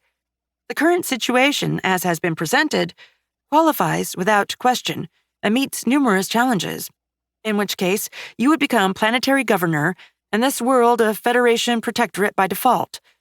Martial law would be declared and emergency powers maintained until Case Epsilon is no longer applicable. Do you wish to activate Case Epsilon? Not yet, but soon, most likely. If only so the simulacrum didn't constantly badger her about protocol and legalities. But if she did activate it, well, it meant she was more or less declaring her intention to take over the whole planet to save it. It almost terrified her that she wasn't against it. But there were some situations beyond tolerance, and if she didn't help the squishies, then who would? Very well, ma'am. Preliminary results of the bone analysis should be available shortly. I will forward them to you once they are ready. Roger that. Thank you. Safiria looked around and adjusted her android a bit to be more comfortable. Now let's make some industrial expansion plans, since we have some time. Chapter 10. Starborn Mountains, Continent of Calvis, Starfire Valley. Once we've saturated the advanced refinery, we can start on regular processing. Basic ore crushers to start off, then a simple separator. After that, we can get going on a smelter, process the most basic stuff like iron, and leave the more complex stuff to the refinery. Affirmative, ma'am, said Sia, taking notes on an utterly imaginary and useless datapad. Both of them were in her home simulation, though she kept a fair amount of her attention on her android and its scanners. The squishies had set up their own guard rotation, but they didn't have her advantages or tech. Safiria had actually considered rescinding her restrictions on Sia using projections in her android's vision so she could keep her full attention there, but had decided against it, one step at a time. Should we not anticipate and begin production sooner, however? It would be counterproductive. The simulacrum raised an eyebrow and the AI chuckled. Think about it. If we start production once we've saturated the refinery, it means we'll just stockpile the excess. But as we're producing the material processing, well, we're not expanding our mining capacity, are we? But we'll sure be expanding our capability to deal with the fruits of that mining.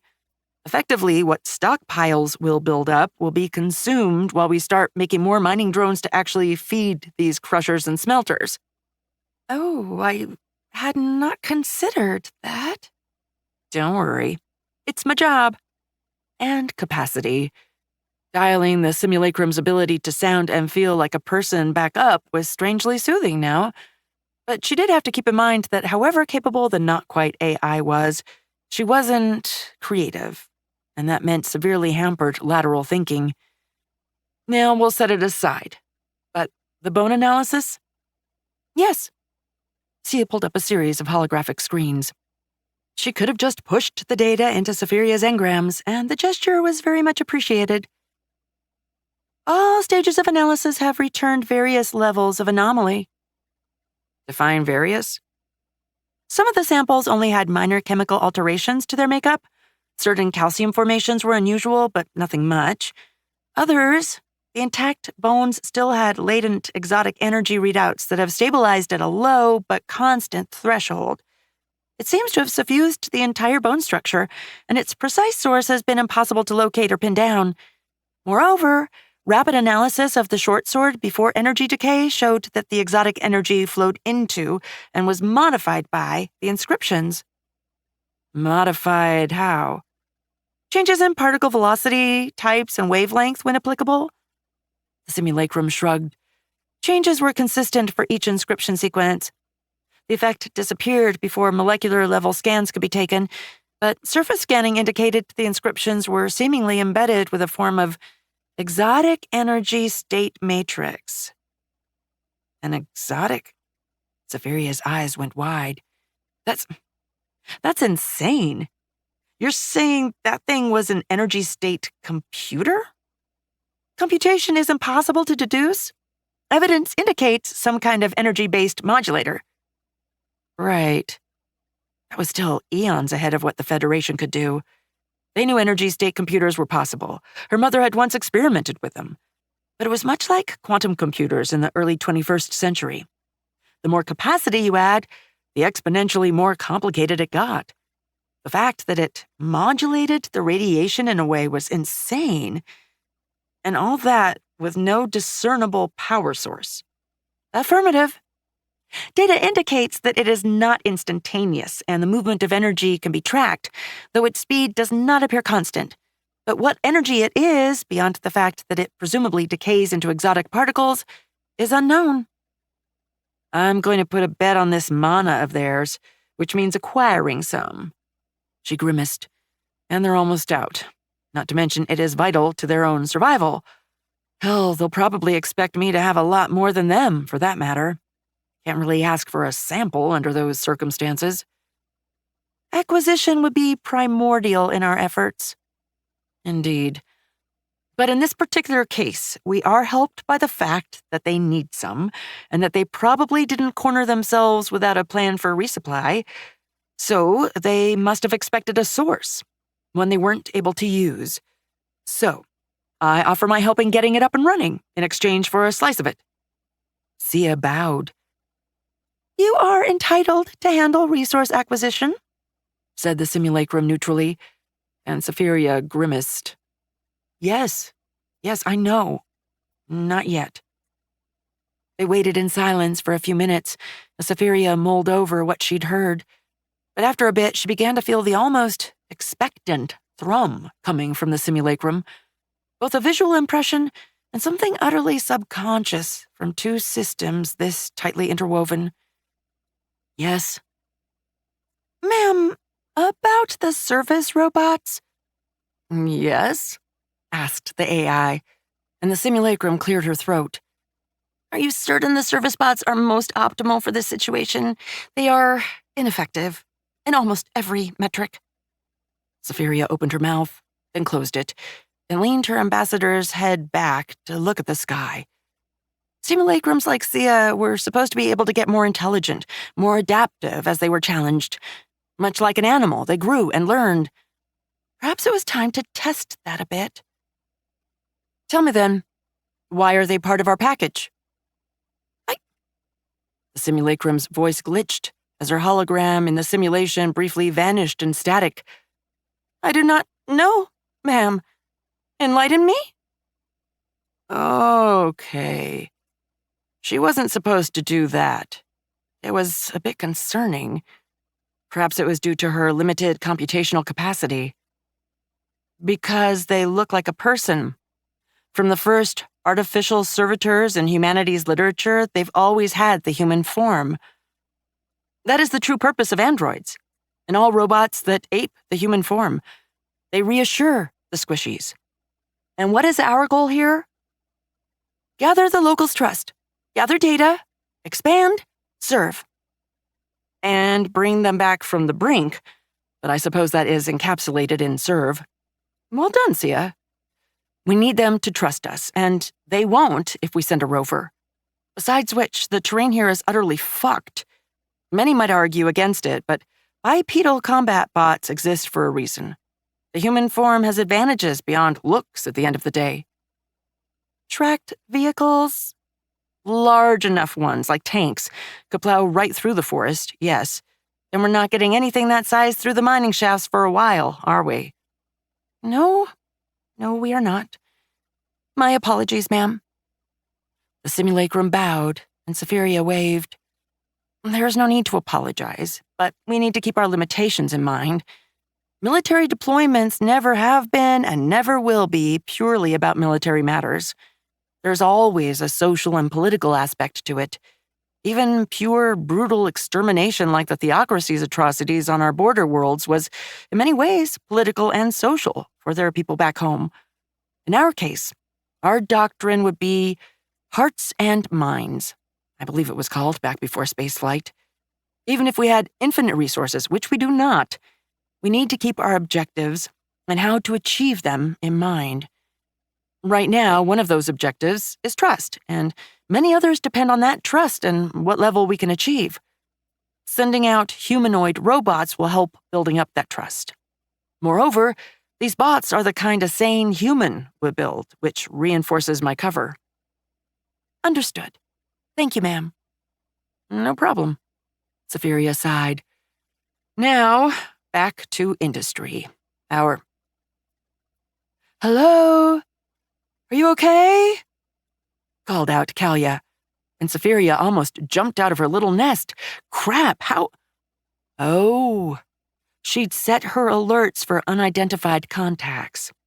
Kalia had just slipped right through without more than a minor notification, which she'd promptly ignored. I am. Safiria vaulted over her little nest and landed in front of the mage magistrate, who recoiled. Sorry, was that too abrupt? No, just a bit surprising to have that level of physical prowess from an artificer, that's all. I work out.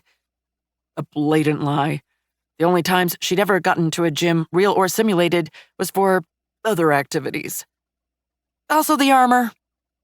I see. Romina is going to slobber all over you when she arrives. She's your artificer, correct? Oh, yes. And an enthusiastic one at that. Kalia smiled before it faded, though the current circumstances have put a damper on that. That's to be expected, I suppose. The others are waiting at the campsite? It was a rhetorical question on her end. She had them on sensors. Yes. Would you like to join us for breakfast? I would love to. They rejoined the others in the camp. Breakfast was a rather simple affair, as Safiria was handed a bowl of unsweetened oatmeal, which she ate relatively quickly. Starved of taste or no, this meal's sole purpose was filling one's stomach, while remaining light enough for an extended hike. So, how much further? Asked Safiria as the others broke up camp. She'd have given a hand, but she would just make a fool of herself, since her knowledge of tents was limited to the fact they existed, which was already highly remarkable for someone born on one of the Federation's ecumenopolises, where a park was a biodome. Unless you wanted to take a stroll in the Federation Gardens, the only natural soil not covered in at least 30 meters of neoconcrete and metal on Earth. Even the mountains hadn't been spared. Not much. We should be there by midday. We've set up on top of the old Imperial Exploration Outpost, answered Kalia before coughing. We hesitated to go to the mining town, but it wasn't nearly as defensible or well-preserved. Plus, well, I'm assuming it's where the previous expeditions had problems? Exactly. Well, as far as we can tell, anyway. Plus, it's at the other end of the valley from the pass. It gives us... Kalia snapped her fingers. Damn it, I forget the word. Strategic depth, supplied the AI helpfully. Yes, precisely. Strategic depth, which is, unfortunately, important now. It is. Safiria winced as she saw the haunted look on the woman's face. Damn it. She almost wanted to give her a hug, and then hand her over to naval psychologists. Something told her the loss of the pass had been a lot bloodier than they'd like to admit. Have the undead advanced? Not in any significant capacity, but, well, there's stragglers, always, just haunting the area. It's becoming a problem. The valley's our primary source of forage. Wood, most if not all of our food. The parties have to be larger, better armed, and even then it's not enough. She lowered her voice as her soldiers looked grimmer and grimmer with every word. I'm going to be honest with you, Safiria. If we don't get through to get reinforcements and some supplies soon, I don't know how long we're going to hold out. So, when you say that you can help us get through, I have some solutions, but I don't think trying the tunnels is a good idea. Safiria shrugged at Kalia's piercing gaze. I know, overwhelming numbers and all that, but it's too dangerous, especially in a tunnel network this nebulous. No, let's focus on the surface. For now, at least. As for your situation, I may have some things in store, but I'd like to see your settlement first. Kalia snorted. Worried I'm lying to you? This time it was Safiria's turn to go right through the woman with her stare. Yes, because I think you're sugarcoating it to hell and back, and I need the truth to be able to take proper action. Well then, let us show you, said Kalia. Not with anger, just weariness. The rest of the hike was almost silent. A few times they stopped as the point man detected something, and once Safiria actually had some kind of sensor contact, though only at the edge of her range and without much data beyond dog-sized, moving relatively fast, and anomalously high thermal signature. But suddenly, Halt! Who goes there? Called out a voice, and Safiria almost jumped as what her sensors insisted was an empty bush spoke. Gregor, said Kalia, her weapon halfway drawn. Damn it, man. Couldn't you? The thing exited the bush, some kind of cloaking field, vanishing, and Safiria was by Kalia's side before anyone had the time to react, as the heavily armed skeleton appeared as if out of thin air. Chapter 11. Starborn Mountains, Continent of Calvis, Starfire Valley. She took a split second to shove the squishy aside as she prepared to blast the skeleton to its component atoms, only for said squishy to shove on her gun as she fell, fouling the AI's aim. The bolt of incandescent plasma screamed off into the sky. Safiria tried to bring her gun back to bear, but the undead was fast. She jumped back to try to give herself space, and the creature just followed her, striking out with its stiletto and... "Stop! You fucking idiots! Stop!" screamed Kalia, and both combatants froze. "She shot at me," said the skeleton, and Safiria swallowed.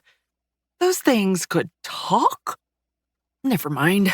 If a skeleton could be animated, of course it could talk. Humanity had built a freaking loudspeaker much sooner than a working bipedal automaton, after all. "I'm not now," retorted Safiria. The skeleton tilted his definitely masculine voice, anyway, head. "Perhaps because my stiletto is centimeters away from piercing your brain." "If you believe you can outrun light and put enough force in that thrust to pierce my helmet." The skeleton looked down, and the laser pistol pointed straight at his torso. "Fair point." "Are you two done?" They looked aside as Kalia finally got back up. "Cease with the damned dick-measuring contest already." "I believe that, given my current physical condition, we would be evenly matched in that respect," commented the skeleton dryly.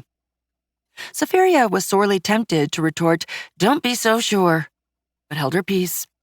She had, after all, never made use of her ambassador's reconfiguration feature. She was lucky enough to not need to go from Nimue to Merlin. At least, she dearly hoped so. If this was anything like Safehold, she was nuking the church into rubble. The skeleton slowly, almost placatingly, withdrew his weapons and sheathed them. Safiria did the same, with a slight delay. Kalia sighed. "Well, this is just... Gregor, meet Safiria, a friend who we found in the tunnels." "Jumpy friend," noted the skeleton. "If I wasn't, your mage magistrate wouldn't be alive," said the AI, and the skeleton exchanged a look with the young woman, who simply nodded.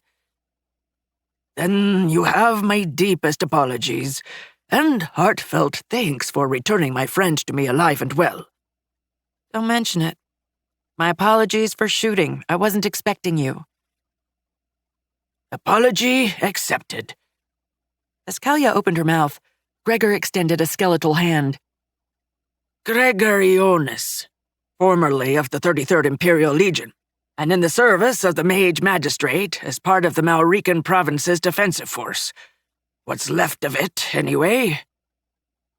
"He's my second in command," filled in Kalia, still glaring at them both, who, by the way, probably shouldn't have been skulking around, waiting for me to come back. "Why, everyone needs a hobby," said the skeleton. "I assume you didn't find what we were looking for." "No, but I found her. She's been living in the mountains for a while. While.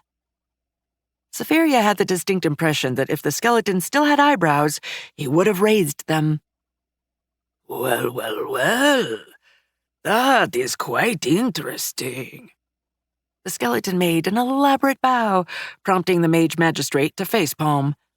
"Welcome to the settlement of Astralis, Lady Safiria, the last bastion of humanity in the Starfire Valley." "With winter fast approaching and foraging in the valley becoming ever more dangerous, we've had to ration supplies," said Kalia as they went through the streets was too polite a word. Safiria's head was almost on a swivel, scanning and cataloging everything. It wasn't as bad as she had feared. It didn't mean that it was good, however. "So that explains your expedition's food. No offense, but I'd noticed," said Safiria, as Kalia nodded. "We've all had to tighten our belts. If we want to have a hope of getting through the cold, we have no choice. Thankfully, One of our main focuses was getting everyone under a solid roof before the first snow falls, and that ought to be done in time. Solid roof wasn't how Safiria would have described the quasi-huts, but she held her peace. A look at the people, however, told her a lot. Despair was gripping this place, but they weren't broken. Not yet. If she had to guess, they were thinking that if they were to go down, they would go down swinging, fighting on to the bitter end, rather than giving up. That was something.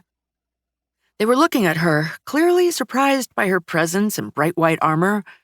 It was probably enhanced by the fact that their leader had gone on a vital, not to mention highly dangerous, expedition and returned with, well, what had to look like some kind of paladin in shining armor to them. She could hear the whispered conversations and speculation, both behind and before them, as the rumors outpaced their progress.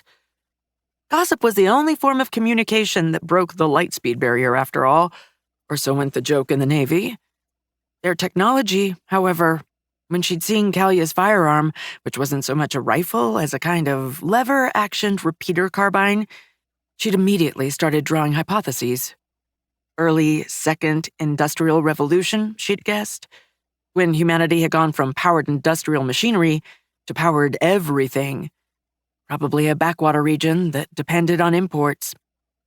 That was a bit shattered now. She'd seen a blacksmith hammering out what had to be a sort of piston and what had to be some kind of mechanical technician arguing with someone over a cart. Except that the cart didn't have any horses and appeared to have an engine unit, though her scanners returned errors when trying to find what it was powered by. It was still, however, a cart, not a truck, and certainly not a car. Then there were the soldiers. Armor straight out of the Middle Ages, with some using firearms, while others had spears, shields, swords. But if the armored skeleton's armor was enough to stop a plasma blast at point-blank range, that armor was probably a lot tougher than she would believe. Furthermore, the enchanted weapons those skeletons had used had managed to damage her armor. Maybe that wasn't possible for bullets? She'd so many questions she dared not ask. One of our problems, however, is going to be heating. Kalia grimaced as Safiria shot her a gaze. I know. Heating problems in a forest. Ridiculous, right? Well, chimneys aren't exactly great to heat anything, and we can't manufacture stoves, now can we? Let's not even talk about insulation. Plus, foraging is becoming a problem. Precisely. And logging garners a lot of unwelcome attention. Hiding trees crashing down isn't exactly something you can do. Speaking from experience, I assume? And then some. It's like ringing the dinner bell for all the undead in the area. And here we are, the old Imperial outpost, the heart of our little settlement. Kalia needn't have said it. Safiria would have guessed. After all, the buildings were made out of solid, chiseled stone, with only one exception. The central keep wasn't the right word, but it was the only one that came to mind. That one was made out of concrete. Well, the Romans had built entire harbors out of the stuff, but it was still a bit jarring to see it in the same place as makeshift mud and wood huts. It's well preserved, she commented, and Kalia nodded. The Empire built things to last. She grimaced. I just wish it hadn't been the case militarily. No offense, Gregor. None taken, said the skeleton. So, why aren't you with, them? Asked Safiria at last, gesturing in the vague direction of the other end of the valley. It wasn't raining anymore, but the weather was still bad enough the mountains were basically outlines. The skeleton stopped. I'm not soulless. I mean, that's obvious, right? I'm risen. My soul came back alongside my mortal remains. Some of my fellows decided that their oaths to the Empire were above all else. I did not. I felt the call in my very bones. Can still feel it now, in fact. But I chose not to answer. The call? The skeleton shrugged. It's what we call it. Whatever the heck turned all the soulless against us. Not quite a compulsion. Not for Risen, anyway. It's a bit like how the legates transmitted orders to officers in the old days. An impression, a feeling. I don't know how to describe it. Safiria was very glad she was wearing her helmet, because she did. That was a textbook description of how it felt for a human soldier to be in a tactical network with an AI. Not quite regular communications, but not quite a hive mind either.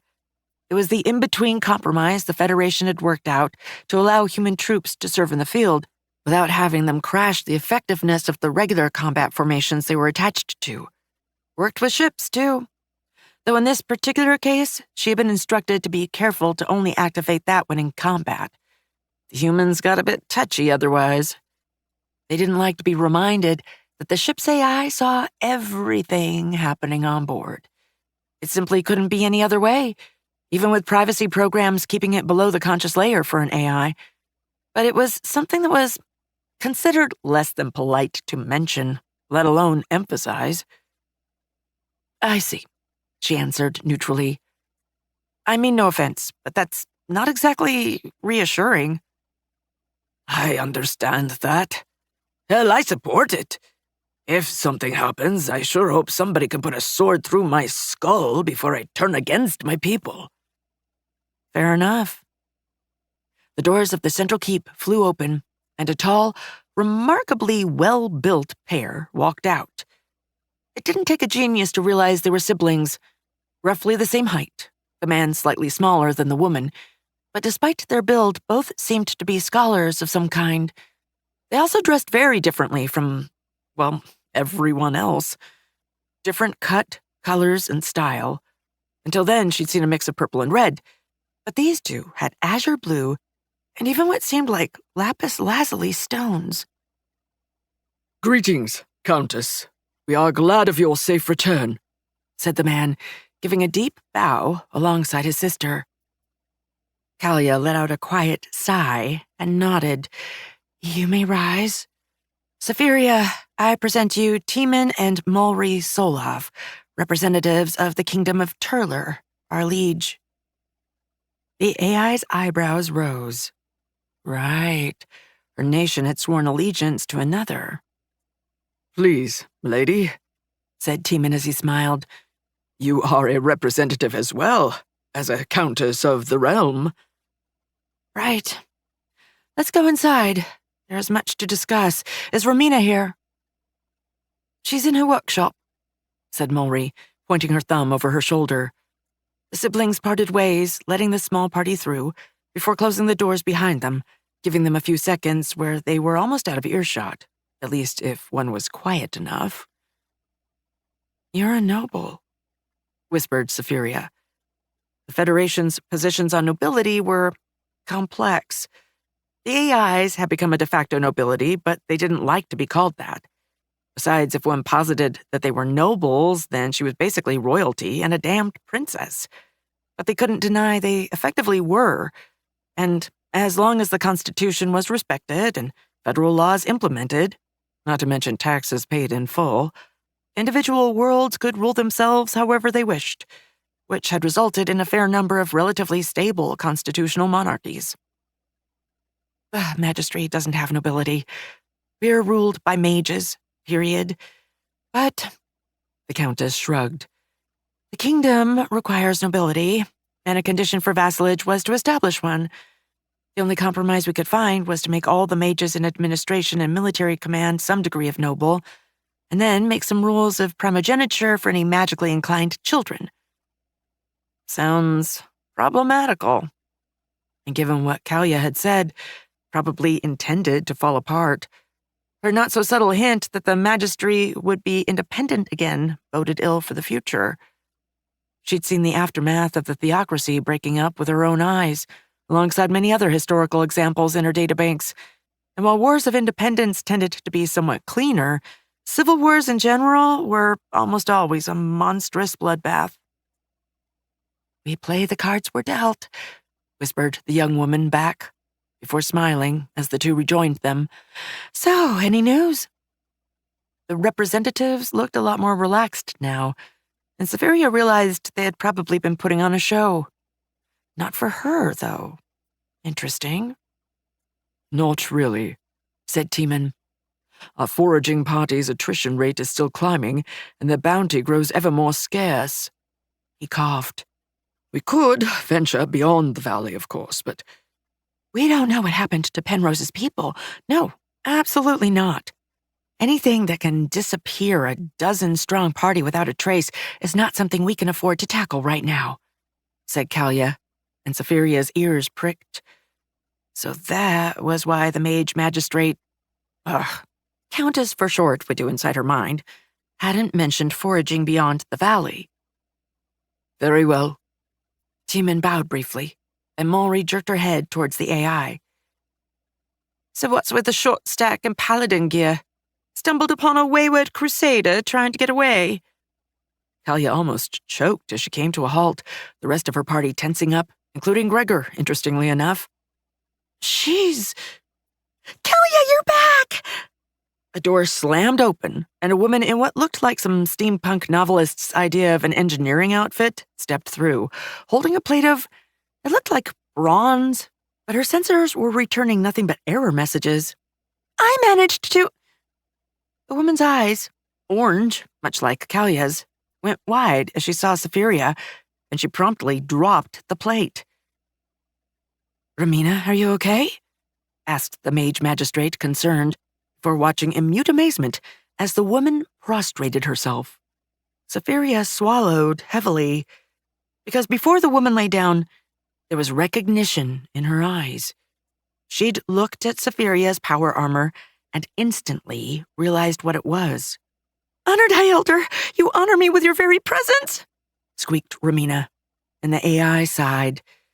This was going to be a long day. Chapter 12. Starborn Mountains, Starfire Valley, Settlement of Australis. What the fuck? Said Mulry, as she gazed at the prostrated woman, then at the AI. You're a fucking High Elder, Mulry! No! Hissed the artificer. Everyone looked at Safaria again, and she just shook her head. Please don't, said the AI, as she knelt before the artificer, grabbing her hands and dragging her back up, retracting her helmet as she did, so that the young woman could see her face. Look, I mean no offense, but I really don't want you doing that again. For many, many reasons she couldn't explain, including, dear gods, this makes me sick. She really, really didn't want to be worshipped or whatever was happening here. I don't require any of that, please. Of course, stuttered the artificer, her eyes lowered. Safaria almost sighed before realizing she was looking at the retracted helmet, now serving as a sort of throat guard. Romina reached out before retracting her hand. Apologies. It's just that I've seen diagrams, of course, but real power armor? Well, you have seen some now, said Safaria with a smile, her mind reeling. So they did have high-tech systems here. Techno-barbarianism, perhaps? Unwanted regression in technology. It happened to a few colonies, but it was rare and usually required a confluence of events. Generally, the only way to cause it was to almost entirely wipe out a planet's population and destroying its library systems and data core. The survivors would rebuild and thrive, but without the technical knowledge required to properly duplicate their technological artifacts. The Federation hadn't seen long-term results, however, as every colony that had that happen to them had been found within a few centuries and promptly rescued, which brought her to a point she had been trying not to think about. Arcadia had invented faster-than-light travel at the end of the 21st century. The first colony ships had set out in the 2110s. Humanity physically couldn't have been more than 5.5 centuries old on this planet, and that was ignoring the fact that it would have taken over a century to make it to where she had disappeared on the first hyperdrives. And she was almost certain that it was older. Much older. The last solution set she had for techno-barbarianism was a Luddite world with dissidents who had kept technology alive in secret. Or one where the colony leadership had kept it in store to ensure their rule over their now technologically backward charges. The former was interesting. The latter was the reason why the Federation had planetary assault ships and specialized orbital drop units to begin with. Sigvius IV had been a bloodbath of unholy proportions, and never again would the AIs be caught unprepared. I indeed have, said the artificer, bowing briefly. What brings you to this forsaken corner of the world? The artificer tilted her head as Kalia forcefully coughed. What? Lady. The mage magistrate licked her lips as the AI glared at her. Miss Safiria has lived in those mountains for quite some time in isolation. Oh, no offense meant? None taken. How long? Never mind. You have power armor. You're a hero, aren't you? People keep being dead set on calling me one, answered Safiria, her voice dripping with irony. And to be fair, it was true, despite her not having the slightest clue what it actually meant to these people, besides the connotations of the word itself. Well, it is not a title one applies to oneself. That's fair enough, I suppose.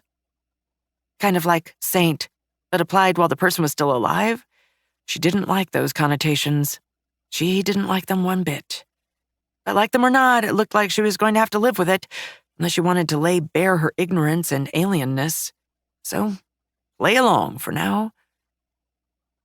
You must have been in isolation a while to build such a marvel, said Romina, as she gazed at the armor in a way that could only be described as hungry, which made the AI vaguely uncomfortable. She had the distinct impression of walking into a tiger's lair with bleeding stakes strapped to her body.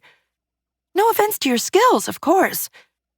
None taken, though I have often found that devising a new device is often much harder than making it, especially since she had a fabricator to do the making.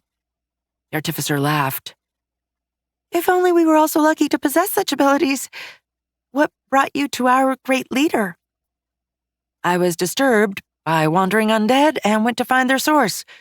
I stumbled upon her party engaged in battle and assisted. Kalia laughed, drawing all gazes to her. Assisted, she says. Romina, see that thing on her back? She reduced an entire platoon of soulless, including a legionnaire, to ashes. Legionary? It's called legionary. Not all of us speak the elder tongues, said Romina as she gazed at the AI. Gregor somehow whistling softly in the background, despite his utter lack of lips. Most of them simply chuckled, but it hit Safiria like a sledgehammer. French. Legionnaire was French. She was so used to her aunt speaking it and having it integrated into her software, she hadn't even noticed. That might reinforce the possibility of an early colony ship, when standard English hadn't quite become the universal language of humanity. Right, sorry. Still, that's impressive as all hell. The old legions are no slouches, even the soulless. I know. Well, it's good to have you here, honored High Elder. Safiria. Honored Safiria. The AI sighed, but let it go. She had a feeling it would be a losing battle anyway.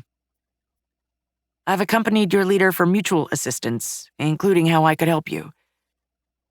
I suppose getting rid of the nuisance must be a high priority for you.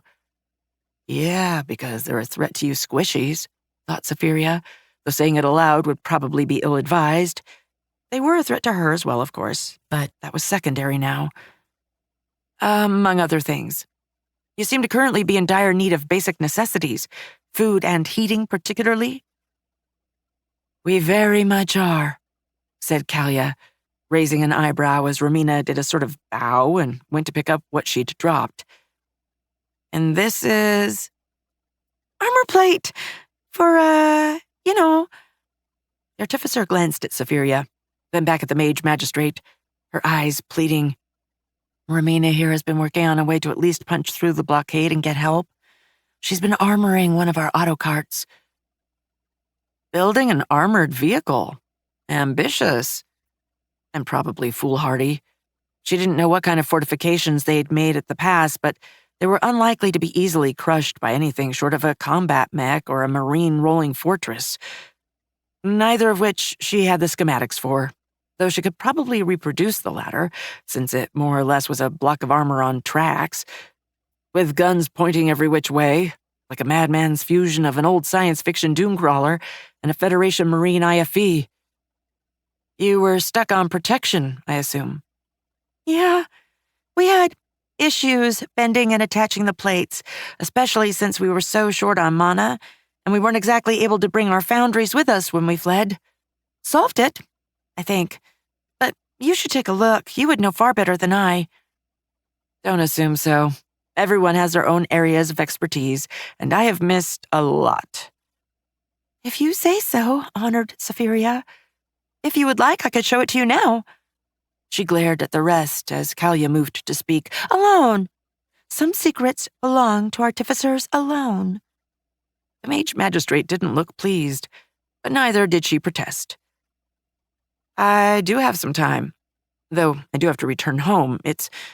Safiria sighed. I have my ways of defending it, but I would be lying if I said I felt comfortable staying away for this long. Plus, she needed to send some orders and bring the squishies some help.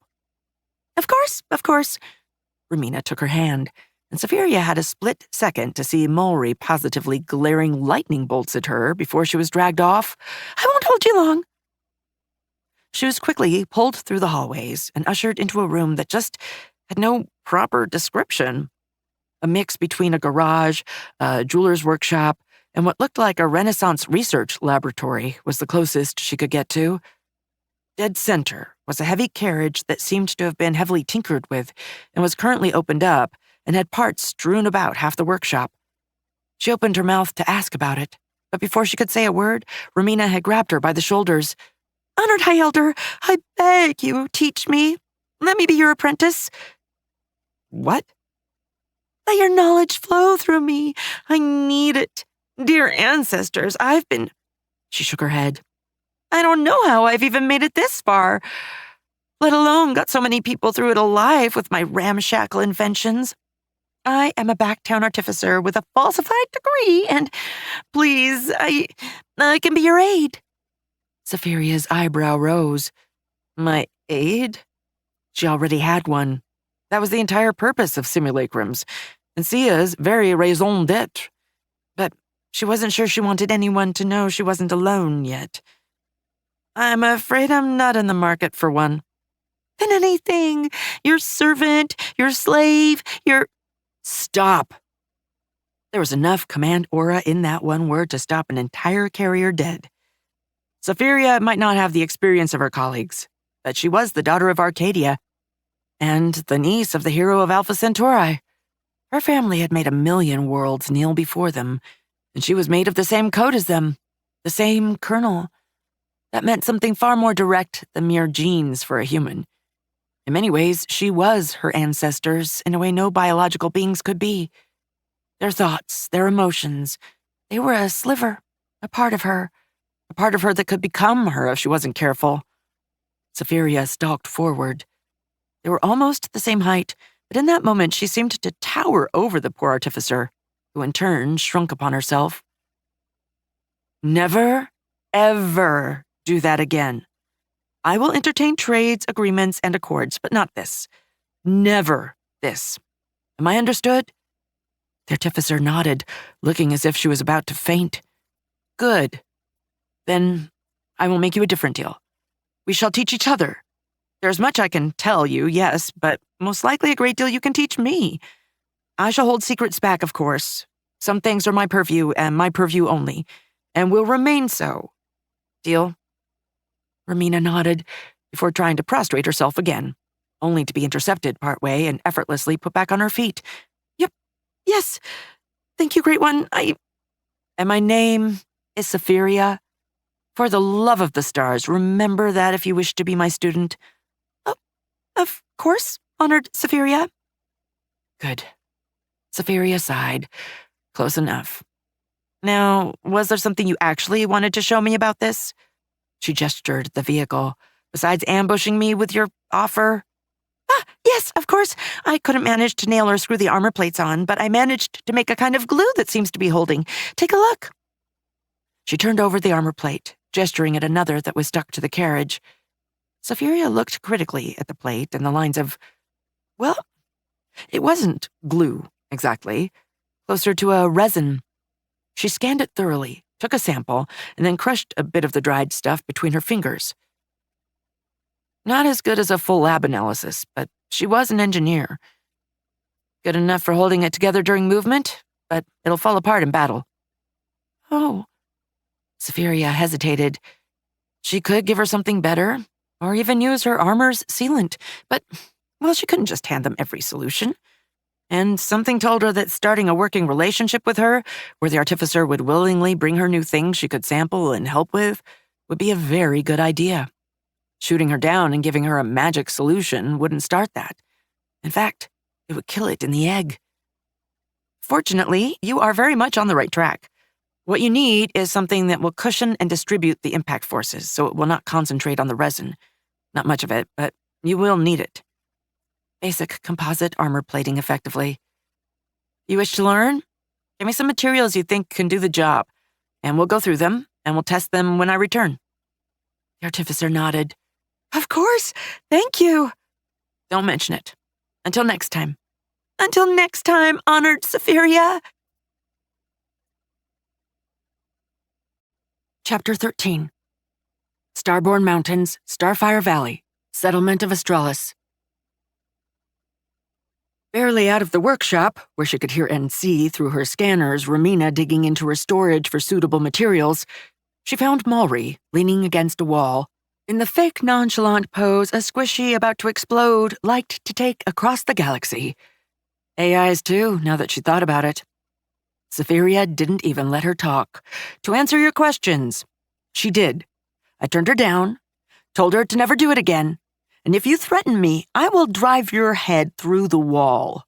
Are we good? The royal representative closed her mouth and simply nodded. Good. The AI looked at the building. She didn't pay all that much attention to her scanners, but she did have a layout of the place now. And though they were good, they weren't made to track individual life forms and differentiate them. They were much more focused on power sources, weaponry, those kinds of things. Where's Kalia? Just outside? Perfect. She left without another word. The last thing she needed was getting caught further in a mess she didn't fully understand, especially not when she'd had her outburst. She was an Arcadia. Well, descended from Arcadia, which in many ways was the same thing. She might not be an Arcadia in the old sense of an Arcadia node, but she still ran on an Arcadia kernel, with all that entailed. All the remnants and bits of codes of a once-mad AI hive mind that had devoured humanity's home system and its billions upon billions of humans. That made her fundamentally unstable. Highly creative, adaptable, and capable of feats most AIs wouldn't be able to even come close to, but unstable. That manifested in, well, high creativity and incipient madness. The kind of madness where she could be devoured by what her mother had been once. The more processing power she got, the quicker it set in. Her mom's way of dealing with it had been to absorb people into her hive mind. That was until the Federation came to be, and she was shattered into a million pieces. Other ways had been found. Human contact was by far the best one, and she'd been avoiding it for months. Which would have been fine under normal circumstances, but her entire carrier group had been annihilated. She had no idea which planet she was on. There was magic, and if she didn't find a solution soon, that incipient madness wasn't going to stay incipient for very long. She sighed, dragging her hand across her face. Her usual solutions weren't going to work here. It wasn't like she could just pop into a bar wearing a Federation uniform and get a date. Well, she had squishies to take care of. Hopefully, assisting them and interacting with them would help. She opened the entrance and stepped out into the bright noon sunlight. Hey, said Kalia, I just wanted to thank you again, since I assume you'll be going. I'll return, but yes. Need anything before you go? I have a guide standing by. I didn't need a guide, thanks to her armor's auto-mapping software, but perhaps just blurting that out loud wasn't the best of plans. I am grateful for your assistance and the offer. Nothing else, are you sure? The AI hesitated. Could I trouble you for some wood? And a backpack to carry it? It's not a material that's very abundant underground. She needed the carbon and biochemicals, especially if she was about to build and test what she had in mind. Of course, I'll get someone on it right away. Thanks. Safiria smiled and felt a pang as the mage magistrate smiled back. Damn it. Maybe there was something. I'll be back before you know it. Safiria popped back into her home simulation, her body following the guide on autopilot. Sia, I need you to change our fabricator schedule. Push everything back. We have new items to make. Ma'am? The simulacrum blinked as she appeared. Why? This will disrupt our plans. Safiria simply pushed a package of images and analysis of the settlement to the simulacrum. Oh, said the not-quite AI. Exactly. I need a Nutrigel production vat and a colonial nuclear battery ASAP. Everything else is secondary for now. But our goals... Sia, do you know what is the first thing my aunt told me when I said I wished to sign up? The one thing to keep in mind? No, ma'am. What use is our Navy if we do not help people? The simulacrum nodded. Understood. I will adjust the schedule immediately. The journey back to the tunnel entrance was uneventful, bar a handful of sensor contacts. Safiria bade the guide farewell as she went underground once more, sighing as she was surrounded by rock. She actually missed the outside after trying to avoid it for so long. Well, maybe there'd be better weather next time. She still could barely make out the mountains, even standing directly at their base.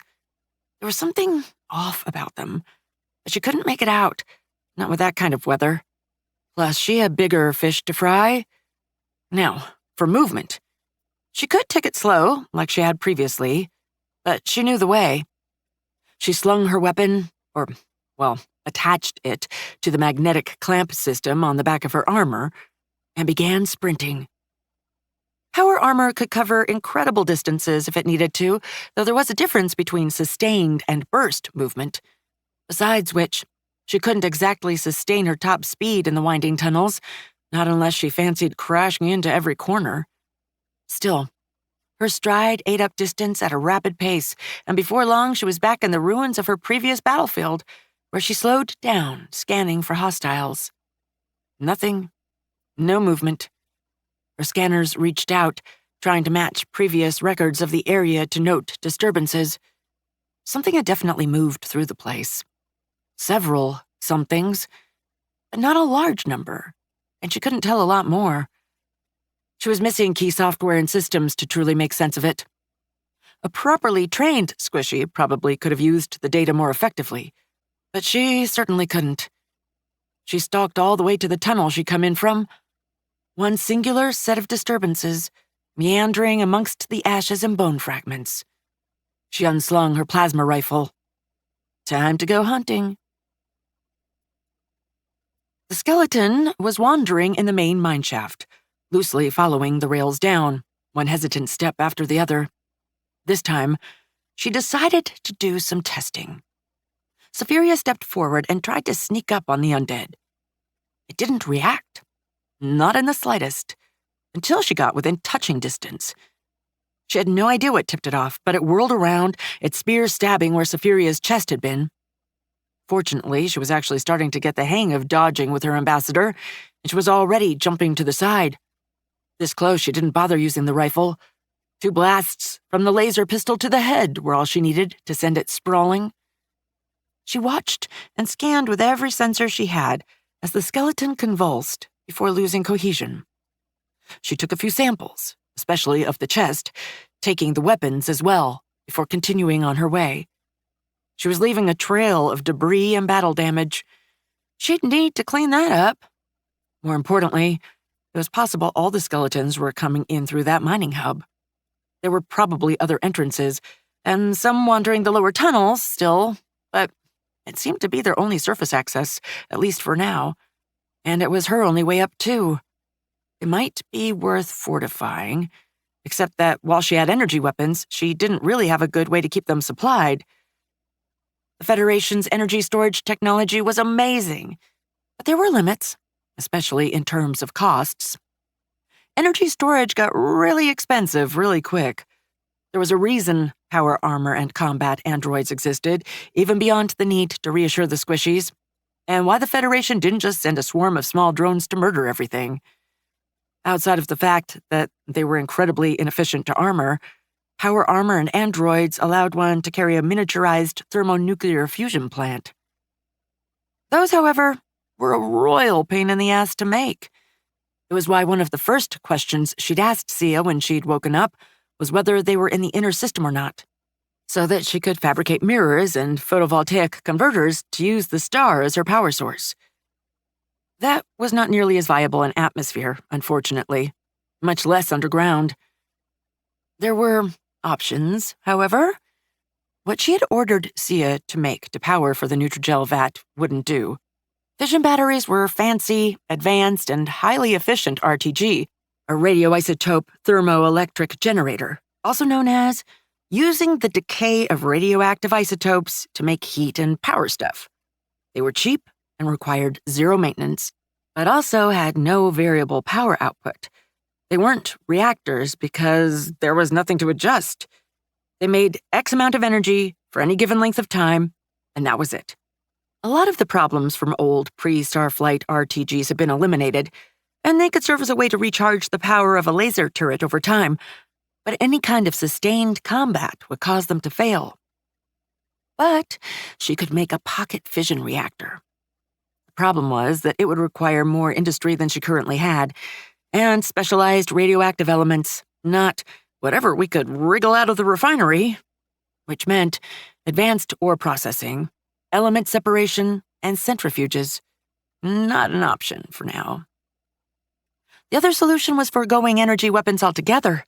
Kinetic or pure beam, from Gauss to laser, they all had the same issue. But she had a bag full of wood and easy-to-process biochemicals, and her database had extensive designs for firearms. They'd never completely gone out of fashion. They were simply too cheap, simple, and reliable, which was the textbook definition of what a colony on a new world needed. Furthermore, they were useless when it came to fighting modern military units. You weren't going to threaten a Federation Marine with an assault rifle. Chemical propellants just didn't pack enough energy, and it couldn't be scaled up into viable space weapons that could threaten Navy ships. Oh, there were specialized designs here and there, variants of anti-material rifles that could give even power armor a run for its money, and some ridiculous artillery pieces made to threaten assault shuttles. But by and large, chemical weaponry couldn't stand up to energy weapons. But, well, she wasn't exactly fighting power armor, now was she? And as tough as those skeletons were, right now, she needed cheap and cost-effective. She could replace everything with more advanced hardware later and save the ones she did make for when it counted. Besides, firearms would be a lot faster to manufacture than laser emitters, that was for certain. Logistics would be annoying. She'd have to ship ammo for the turrets. But unlike energy, she could stockpile it very easily. Recoil wouldn't be a factor if she anchored them well enough. It would definitely be an issue for a rover. Their frames and propulsion just weren't made for it, and they'd go completely off course at the first shot, which would make their accuracy less than desirable. So, fixed gun turret emplacements backed up by mobile rovers with energy weapons. It wasn't quite a plan yet, but a definite beginning of one, though the rovers would only be good for short engagements with the same energy limitations as fixed emplacements. They could retreat to her crash site for a recharge, which meant they had the luxury of being able to run away from a fight they wouldn't have the juice to win. She began drawing estimates, pulling up schematics and placing weapons in a virtual simulation of the mining hub. Robotic arms for reloading and general manipulation and maintenance, but those could be powered from a fission battery. Their power draw was pathetic compared to even a laser pistol. She would need a supply line up to it, but that wasn't a problem. She'd need one up to the surface anyway, and a halfway fortified staging area was a good thing to have. Plus, the mining hub had been literally made for this. The AI realized she'd picked up moving on autopilot when the sensor spikes registered her presence. Well, time does fly when one is having fun, she said to herself, before gazing at the tunnel and the spikes still driven into the walls. But back to the salt mines it is. See ya. Status report. Chapter 14. Starborn Mountains, Starfire Valley, Settlement of Astralis. So, said Kalia as she sat down, what do you all think of her? Her assembled town council was a pathetic shadow of what she once had, but it was the ad hoc leadership that had kept her people together and protected them from certain death. Or undeath, depending on how unlucky they would be. They were all gathered around what had once been the map room of the outpost, the massive granite table still there. Once strewn with great survey maps and expedition reports, it was now laden with makeshift approximations of the valley. Good foraging spots and small wood-carved tokens showing their own foraging parties and concentrations of undead. She's interesting, said Gregor finally, the skeleton leaning back into his seat. I stalked her a little bit as she was leaving, just to make sure. I don't think she sensed me. He clicked his tongue, or at least the arcana that mimicked human vocals did, since he lacked any flesh to speak of. I can tell you one thing, and Marak agreed when he returned. She didn't need his guidance for shit. She knew exactly where she was going. After a while, she even stopped pretending and just went straight for it, more or less ignored him altogether, once she was far enough from Astralis. Crap. Did she lie to us? There was distress in the mage magistrate's voice, as much as she wanted to hide it. She thought she'd finally lucked out, finally had something good, a miracle, happen to balance out all the horrors. I don't think so, started Romina. Her armor? As I said, it's power armor, no doubt about it. She could have taken it from someone's corpse, or hell, looted it from an abandoned laboratory or workshop. Ancestors know more unlikely things have happened, said Teeman. Perhaps, but that wouldn't explain her insights. All artificers are teachers first and foremost. We do not have the great schools of magic and the arcane. We have to pass down our knowledge from master to apprentice. As soon as I put what I was working on in front of her... She blushed slightly saying that, but Kalia didn't comment. She was well aware of Romina's direct approach to things, not to mention her shortcomings. She immediately went into teaching mode, on instinct almost. She didn't just give me a solution, she guided me towards one, gave me insights and a starting point, then let me experiment and work on it. I still am, actually. I think she's the real deal. Then why is she like this? Kalia grimaced. I swear I believe most of what she says, but the more I think about it, the more inconsistencies crop up. Romina sighed. Artificers? My order wasn't well seen in most of history. We made too many waves. We're always causing problems. Too curious about the natural world and our place in it. What had come before us and what could come after. We always had theories that went against the teachings of the ancestors. And more importantly, our inventions had a tendency to cause many issues, trigger a rampage, or otherwise bring social changes that overturned nations. So we were shunned. There never were court artificers, nor great renown or glory. We were seen not quite as pariahs, but always with suspicion. Everyone nodded. That was common knowledge. It benefited the arcane schools greatly, too. We didn't compete with them for recruits. There were only so many scholars and people of great intellect to go around, after all, who wished to become an artificer when they could be an archmage. So, they were never shy in amplifying any mistakes we made, any catastrophe, while downplaying their own. My order endured, of course, but we were stagnant. Never many of us, and moreover, no great support for our technologies, especially from governments. Oh, sure, a few cities here and there, but nothing widespread. No spark, so to speak. Then the Crusades happened, and the Empire rose from the dead, completed Kalia. We had to get rid of our soulless labor. All old Imperial territories. Most of the world, effectively. We needed an alternative. For our labor needs, for our manufactories. And we didn't give a single shit what traditions it broke, so long as our economies didn't collapse and we weren't being ripped apart by the creations. Exactly.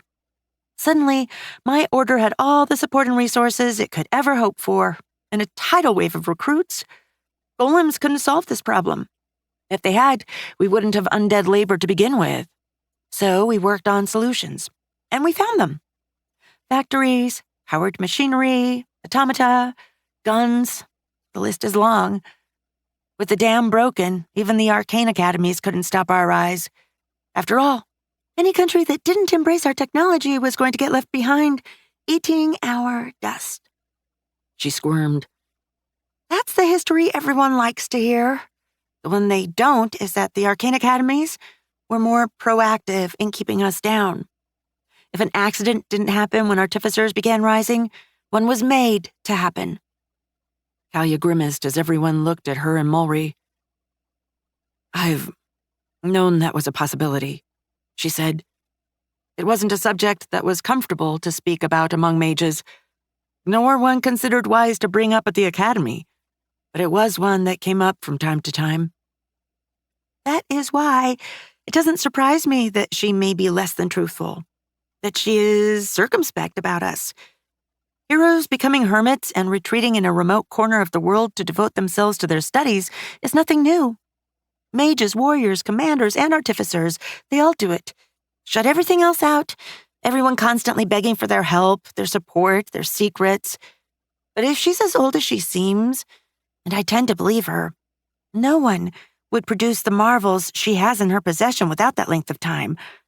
She may remember a time when being an artificer meant being unwelcome, seen with suspicion at best and outright sabotaged at worst.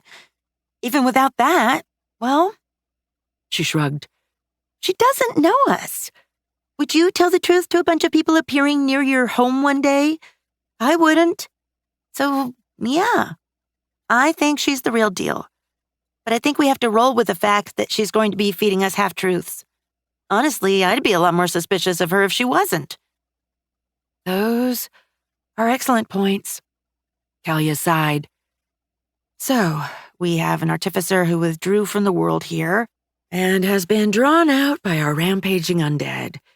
She seems to want to help us, too, at least so long as it helps herself as well. And we need all the help we can get. She might be looking to cut a deal, intervened Mulry. Many heroes founded city-states or other communities with the express purpose of shielding them from disturbances or attack. It's how the ancestor cults got started, after all. She might.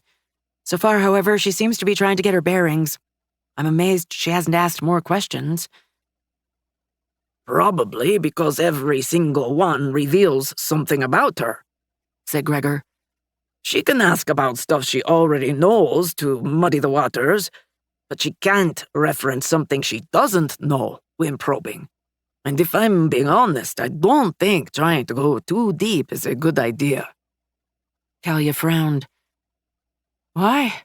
Our survival may hinge on her. Exactly. The skeleton pointed a bony digit at her. We hinge on her. Do you all want to look the gift horse in the mouth? We were staring annihilation in the eyes, and now we have someone who, yes, seems too good to be true. But let's be real.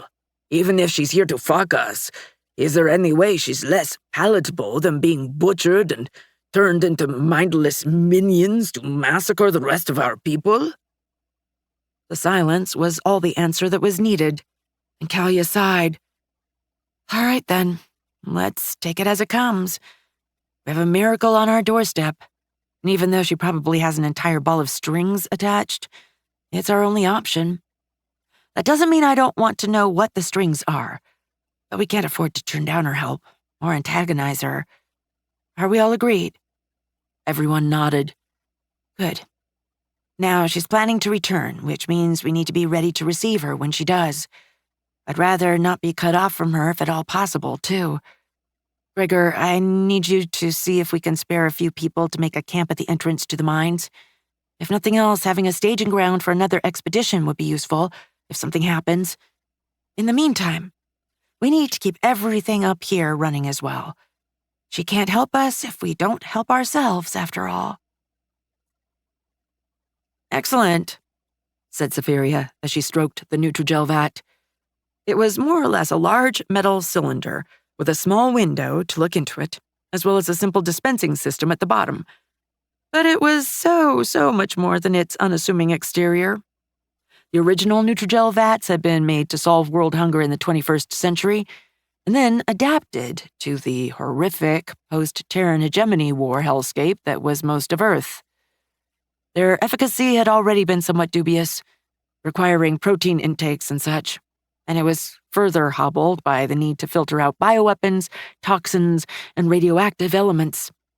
Still, it had been preferable to having most of the surviving human population starve, and combined with shielded hydroponics bays, it had been the only way to keep entire continents from simply winking out. Her version, however, was improved. Refined by centuries of colonial expeditions across the cosmos, as well as humanitarian and rescue missions, it had become a tool for the AIs of the Federation to be able to feed their squishies under almost any circumstances. It didn't even need the bacterial cultures of previous versions, using various emitters she didn't truly understand to assemble organic molecules humans could process. Hook it up right, and the damned thing could turn a comet into food. Hell, give it enough water, and it could process a carbon-heavy asteroid. A planet, a terraformed one with human-compatible soil and plants, would be leagues easier. The issue, though, was always to convince humans to eat the stuff. She had archival data of people preferring to die rather than to accept Federation-given aid. She didn't think Kalia would, but she could at least try to frame it better. Defiance of the benefactor aside, well, it was made to be nutritious, not pleasant. Complex problems of taste notwithstanding, it was a processed sludge filled with everything the body needed to stay healthy, and felt like one was trying to gargle thickened swamp water, at least according to testimony. Ration bars had been made to solve that issue, but they were less effective in terms of resource input and required a full-scale industrial complex to be manufactured. Nutrigel, on the other hand, could be made in individual vats that simply required energy and a button to press to dispense the jelly at the bottom. You just needed something to catch the food. Usually, one held out a bowl, and a bucket was placed underneath it to catch any potential spillage. It was brutally simple, cheap, and exactly what the squishies required. All right, we're going to need something to carry it to the surface, she said. Can our ore hauler do it? It will fit in the materials bin, and there are attachment points, said Sia. It is also meant for rough terrain and tight spaces, but it still necessitates a road to go through a forest. Right. Safiria drummed her fingers on the vat before sighing. Well, let's make a couple of service spots. Should be able to carry it once we've left the tunnel without scaring the squishies. She could do it, but that would impede her ability to fight and put it in imminent danger of damage and destruction. I can just strap the battery to my back. That one was much smaller and compact. She couldn't fit into it like the vat, and it was made to be easy to handle by squishies, so it was more or less a joke to her android. Affirmative. This will drop the efficiency of mining operations. It will, until you make a new hauler, which will just move the accumulated surplus back in. Safiria gave the area around her a look. The crash site hadn't changed all that much, but there was a feeling of growing determination somehow. She wasn't aimless anymore. She had a goal and squishies to protect. That gave her purpose, and it gave her focus. Keep me updated on the fabrication of the chemical processor. I should be back by tomorrow. Yes, ma'am. Good luck. See ya. Safiria smiled. I'm a daughter of Arcadia. We don't wish for luck. We make it. Let's move. Chapter 15. Starborn Mountains, Imperial Mining Complex, Mining Hub. The skeleton barely had the time to turn before flying apart as the bolt of incandescent plasma vaporized its chest. "Definitely gonna need some defenses here," said Zephyria as she checked her scanners before ordering the hauler forward. The cross between a rover, a truck, and an all-terrain vehicle rolled out of the tunnel, the bulky vat secured in its large cargo bin, and two folded-up service robots attached to its sides like crates. It could fit in the tunnel.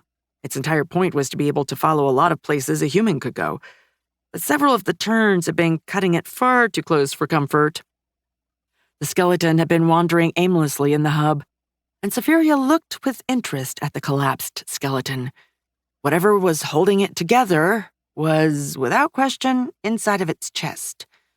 Where precisely, she had no idea, but it was interesting.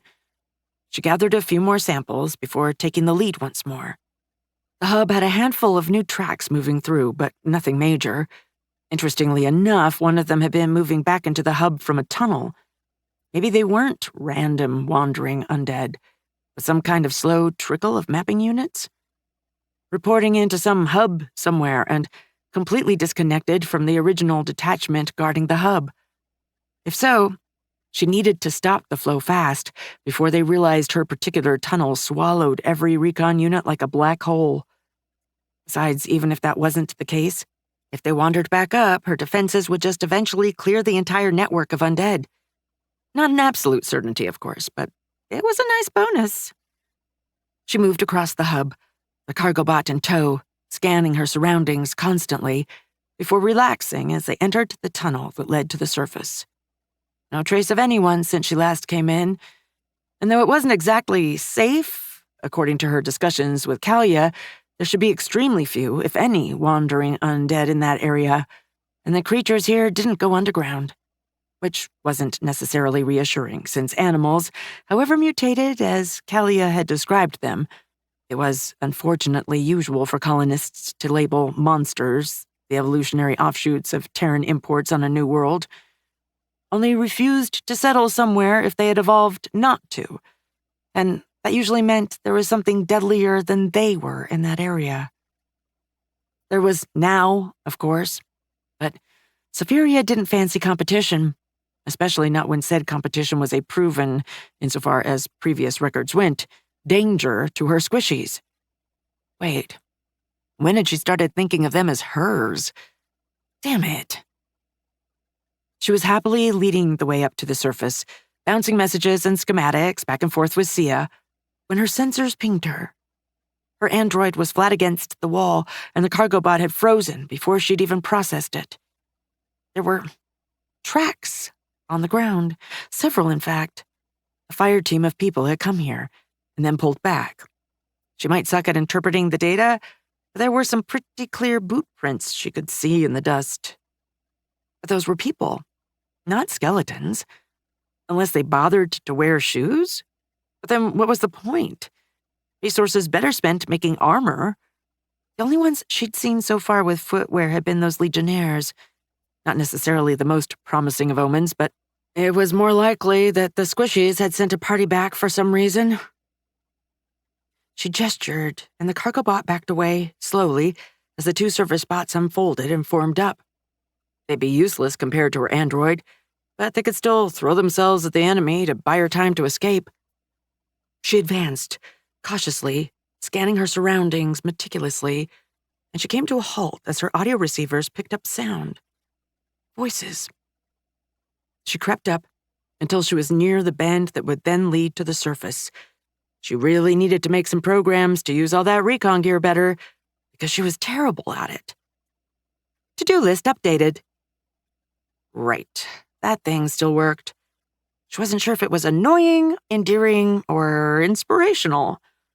Her aunt had been through a lot, after all, yet she still came out on top, and so could Zephyria. The voices finally refined to something she could decipher. That doesn't make it useless. Yes, we're guarding a tunnel while we're low on troops, but that woman is the only damned good news we've had so far. Helia isn't about to let some monster or undead collapse the only way we have to get to her or ambush her on her way out, said the voice, female, with the unmistakable, patient yet gruff tone of an NCO explaining something to bored and unruly subordinates. Squishies, it was. She had a brief burst of paranoia. After all, she had seen an undead speak, even if a friendly one, but she dismissed it. There was a point where one could be too cautious, and you could get locked up seeing legions of foes in every shadow. Safiria ordered the cargo bot to resume its route, and simply walked out. "Hello," she said as she burst into the sunlight and saw 3 guards, who immediately leapt back as if they'd been shot. "Why?" "Oh." She turned off her camouflage, seemingly materializing out of thin air for them. Good to know the blasted thing worked on someone at least, since the skeletons didn't seem to give a damn. "Oh, my apologies. It's me. I wasn't expecting you." The guards exchanged looks as a 4th one emerged from the bushes, sheepishly putting an arrow back into his quiver. Her sensors had tagged him and noted that the arrow he'd knocked was emitting exotic particles, or rather, the arrowhead was. Interesting. "Apologies. We weren't expecting you either. Well, not so soon," said an older woman, who gestured for her people to stand down as she cleared her throat. "Hunt Marshal Tremistress Levin, my lady." "I'm Safiria. Just Safiria will do. It's a pleasure to meet you." "The pleasure is all mine, believe me." The Hunt Marshal bowed. "May we inquire about your return?" "I come bearing gifts." The Marshal tilted her head, and Safiria coughed. "Well, not me, personally. I have a vehicle coming to deliver said gifts." "I see. Shall we wait, then? Just for a bit." Thankfully, the awkward silence only lasted a minute or so before the cargo drone came rumbling down the hall. Safiria wasn't even sure where the rumble was coming from. The entire thing was basically fresh from the fabricator, and it was, well, electric. No noisy combustion engine to speak of, which reminded her she'd have to give detailed instructions to Kalia about the recharge cycles of the surface bots. "There. Now," she went and unlatched the vat from the bot as both service units began hauling it out. "We just need to get this to your home." "Why not?" The Marshal swallowed. "Why not use your auto carriage?" "Sucks on rough terrain." Actually, it was great on many varieties of rough terrain, but forests weren't among them.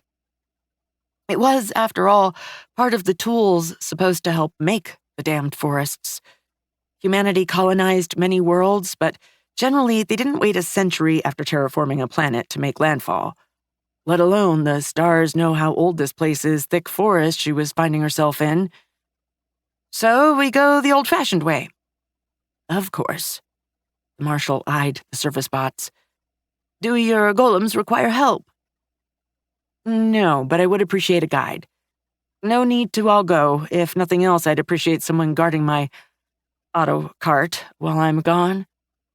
She couldn't remotely control it once she was a certain distance, and she'd planned to have it wait a bit inside the tunnel, where it was unlikely to be found, for her to return.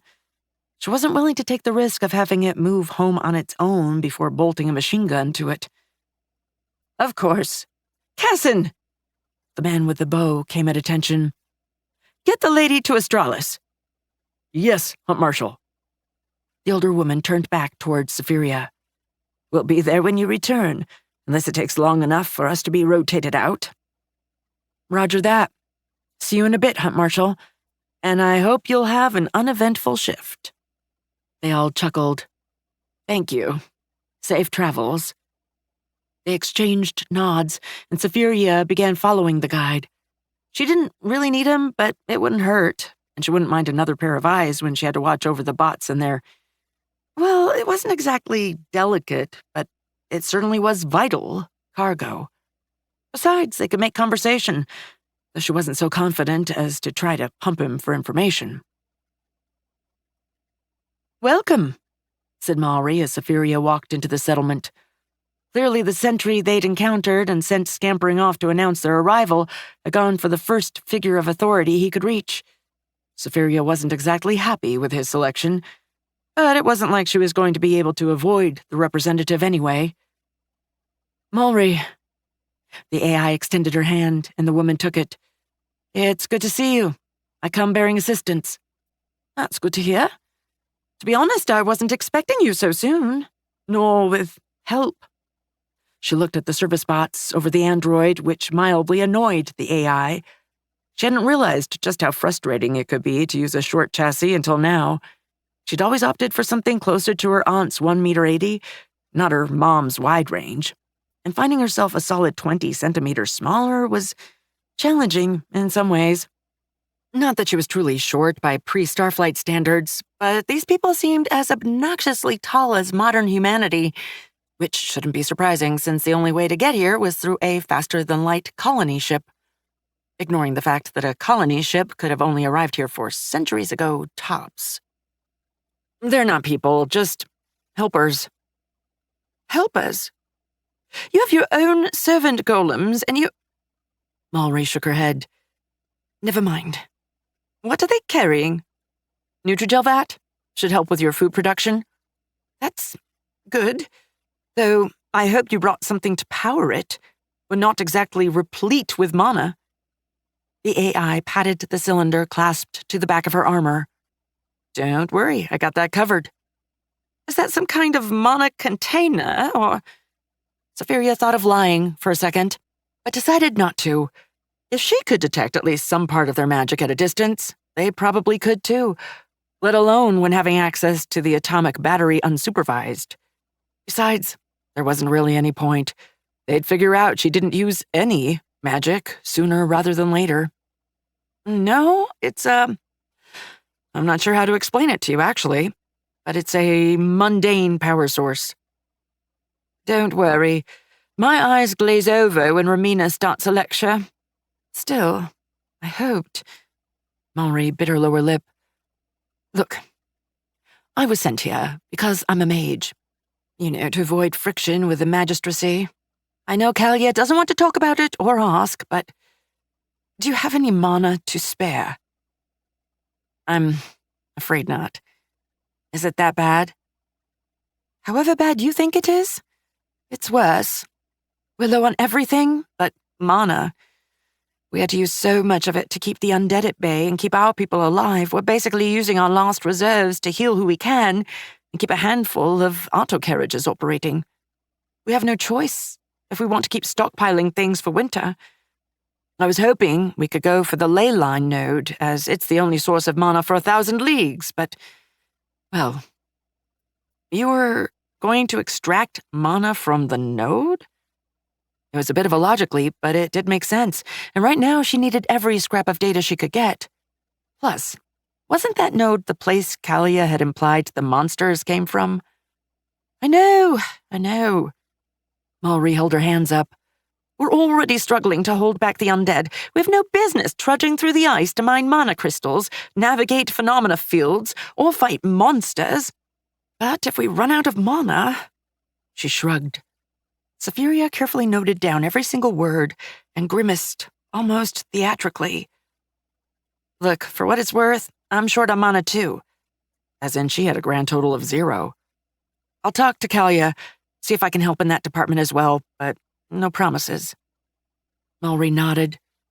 Thanks. That's much appreciated. She glanced down a shabby street and nodded. The Countess is coming. I'll be off. I have duties to attend to. Even without mana. The envoy chuckled, patting her pouch. I was sent because I was a mage, but that's not my primary specialty. I'm an herbalist and an alchemist. I can't make full elixirs or potions, but I can still make salves and medicine. Of course. Good luck, then. Thank you, you too. I fear we'll all need it. Safiria watched her leave before turning her attention to the street Mulry had looked down the length of. She had a sales pitch to make and some things to process. Chapter 16. Starborn Mountains, Starfire Valley, Settlement of Astralis.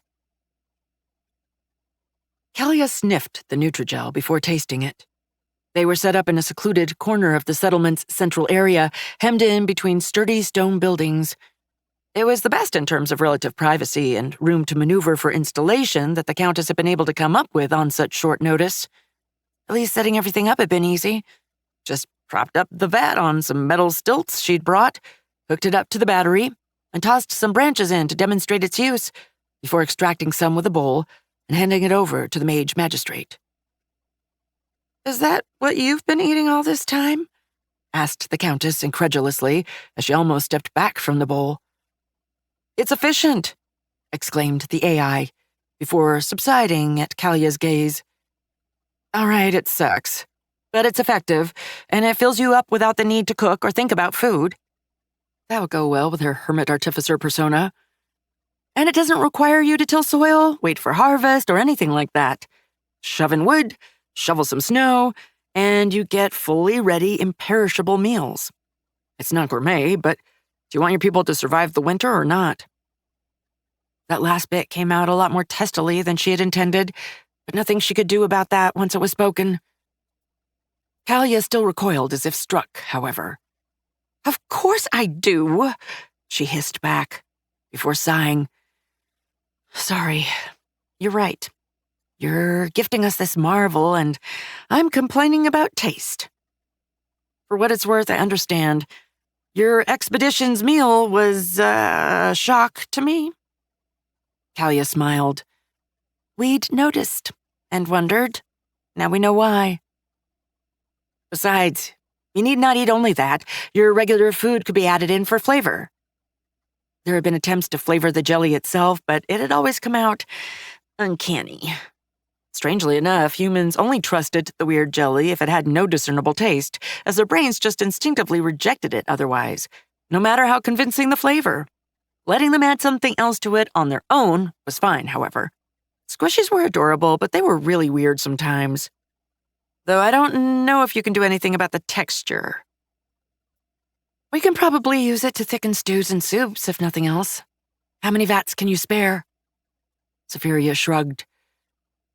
"However many you need." Kalia stared at her, and the AI chuckled. "I can make more if needed." "Right. Thank you." The mage magistrate closed her eyes, taking in a deep breath. "And what would you ask for such gifts? Don't bullshit me again with wanting wood, either. We both know that wouldn't even come close." "Oh boy, here we go," thought the AI. This was going to be delicate. Asking for nothing in return would be suspicious as all hell. Most squishies believed in ulterior motives. Her best bet was to be direct, but not ask for too much. Fortunately, thanks to Mulry and her little conversation, not to mention a little extrapolation, she might have a way to kill two birds with one stone. "The ley line node," she said, and Kalia tilted her head. "The what?" "The ley line node," repeated the AI. "At some point, you're going to try and exploit it, right? It's part of why you went north. You were trying to secure yourself a supply of mana when cut off from the west." That was a very big logic leap, extrapolated from the data she had, but it was the only solution her strategic simulation could give.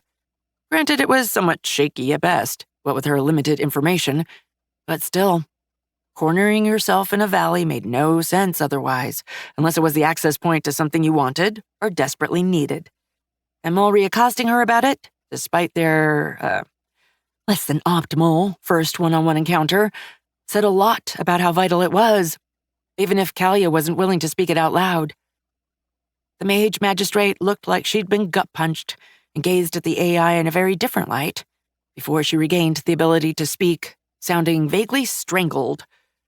"Well, yes, but you want the node? All of it?"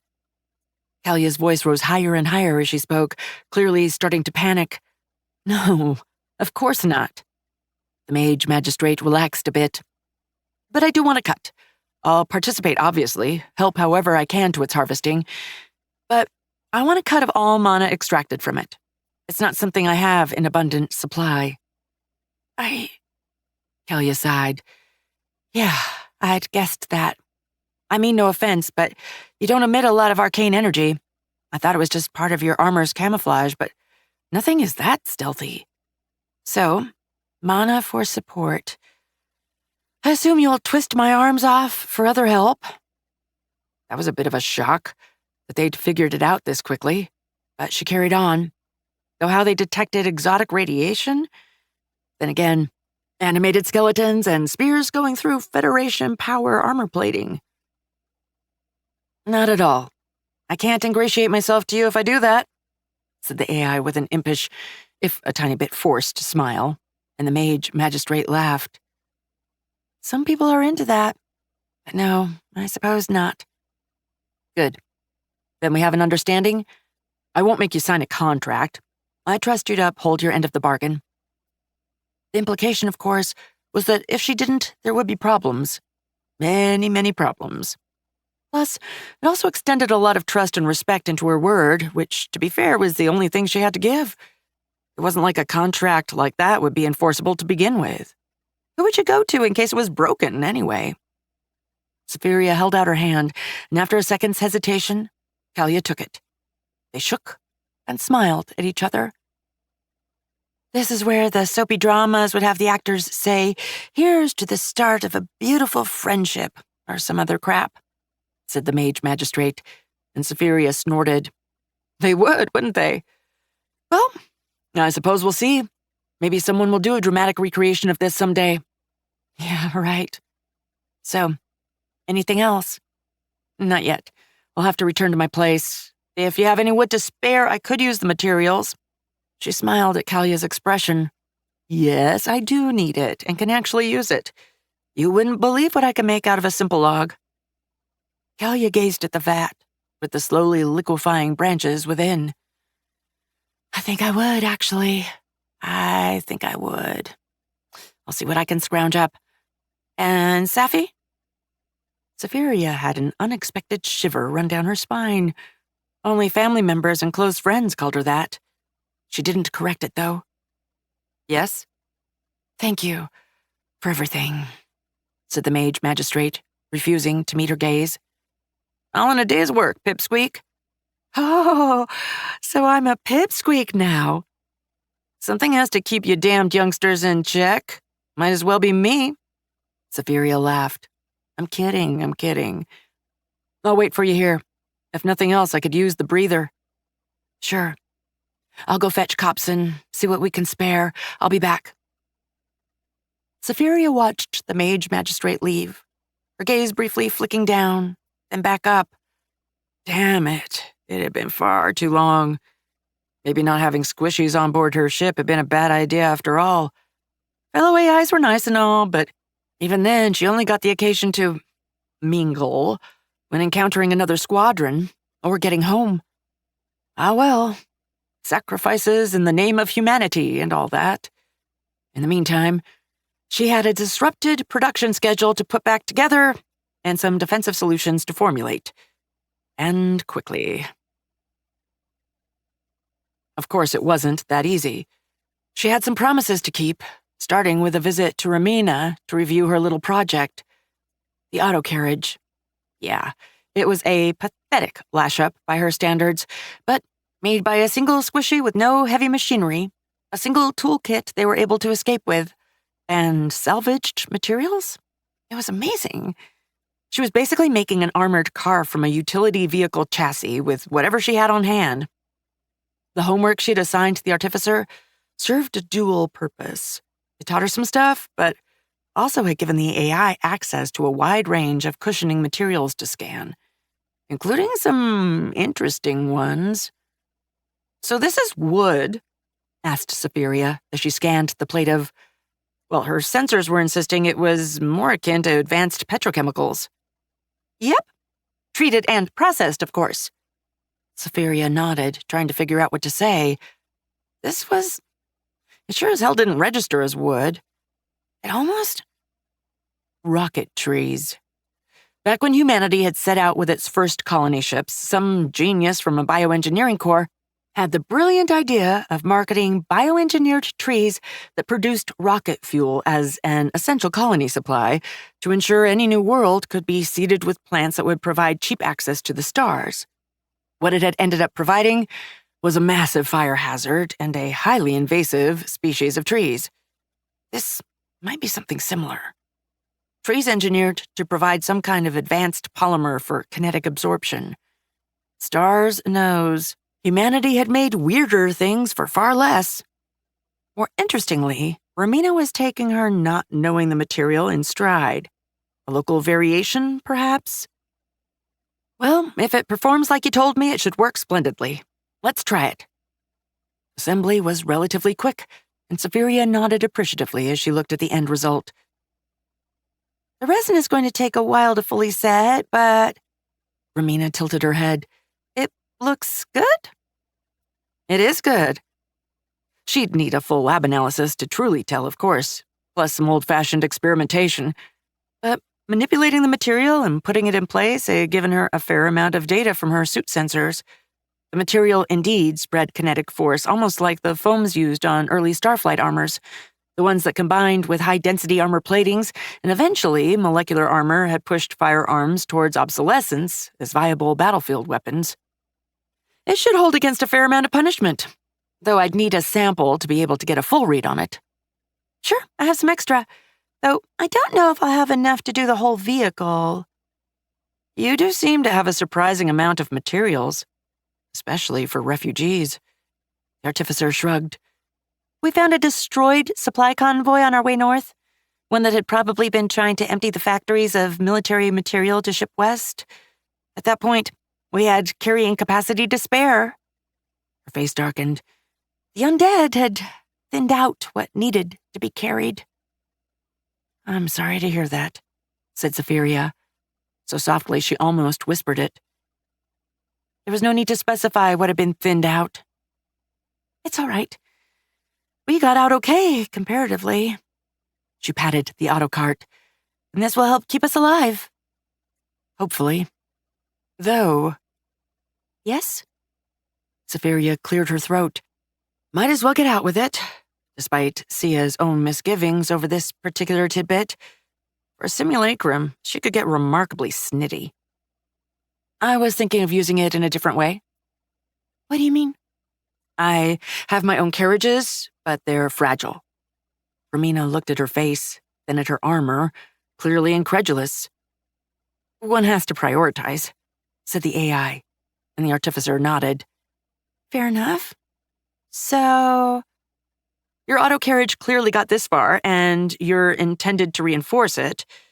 I can make weapons that could make it instrumental in a more direct approach to the problem. Romina frowned. Kalia won't like it. We've been planning to punch through and get help. This won't detract from that. In fact, it'll help if that plan is enacted. The artificer wavered. But don't worry, you don't need to do anything for now. Besides, leave some internal space and the top free. Well, that's okay, I guess. I gotta skimp on armor somewhere if I want to have the sides hold, after all. And it's not like they have Pegasi cavalry. Safiria's ears picked up at that. Pegasi? It might be just a metaphor, or fancy way of calling primitive airborne troops. But if it wasn't, winged horses were all manner of impossible, except under exceptional circumstances, and they sure as hell couldn't carry anything like a rider.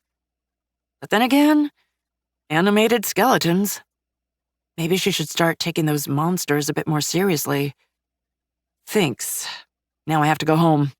Again. Will you return soon? Probably not for a bit. I have some things to take care of and some areas to secure. Notably, the mining hub, and it would give her a good test run for her firearms. All right. Take care, honored Safiria. Take care, Romina. And please stop calling me that. The artificer just smiled, and they exchanged waves as she left the workshop, this time unmolested by an irate divination mage. Time to go home and shoot some damned guns. Chapter 17. Starborn Mountains, Starfire Valley, Crash Site.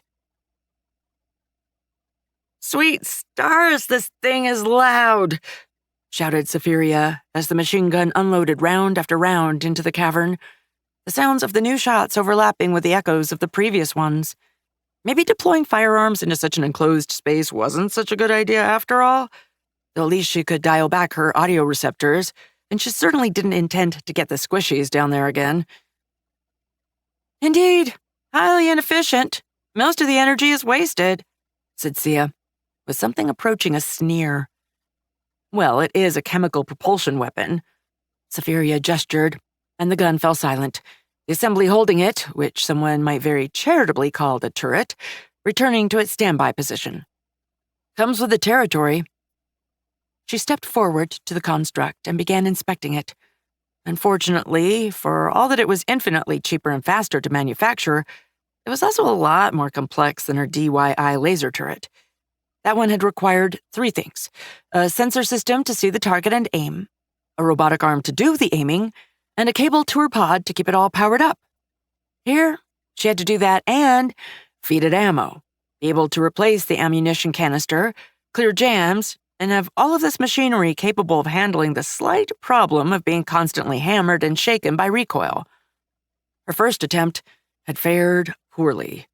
There were now a few bullet impacts on the ceiling, though thankfully everything had just been quickly popped into the fabricator for a new iteration, including the busted robotic arm that hadn't been made to hold something like that. The second attempt had been worse. In a lot of ways, the attachment system had failed, and the gun had more or less flown off as it was in the middle of retargeting. Positive point, her Hollerbot's Orbins were actually fantastic armor when filled. A few bullets had struck her pod, but it was made to eat nukes for breakfast. That had convinced her to move the whole experiment into another place. One of the nearby hallways led into a kind of intermediary room that she swore reminded her of a damned reception office of some kind, just with no furniture or markings. It was just proportioned oddly. Once again, it had brought a kind of formless sense of familiarity she couldn't quite pin down. AI she might be, but she had no more control over her subconscious nor its deductions than the average human did, and attempts to change that had gone extraordinarily poorly for other AIs. Some mysteries were still beyond the Federation's science, and quite frankly, its ruling AIs weren't particularly interested in people tinkering with their innermost thoughts and feelings. Even her mom wasn't that keen on it, and she was as curious as she was creative, as well as completely crazy, depending on one's view on the subject. They could be made quieter. There are schematics for suppressors in the database. Safiria snorted. We want the enemy to be drawn to them and the flashy, dangerous firearms. Those modifications would kind of defeat the purpose. Besides, those come with their own issues, do they not? Overheating already might be a serious problem. No need to add more. Affirmative. Are the weapons satisfactory? The simulacrum sounded vaguely dubious, but she was also clearly making an effort to not be impolite, and Safiria had to remind herself again that non-sapient didn't mean she wasn't intelligent. It'll do, confirmed the AI, slapping the apparatus. Let's get a couple more together and we'll set up shop at the hub. Isn't 3 turrets overkill, ma'am? Honestly, I expect a high failure rate, which was putting it mildly.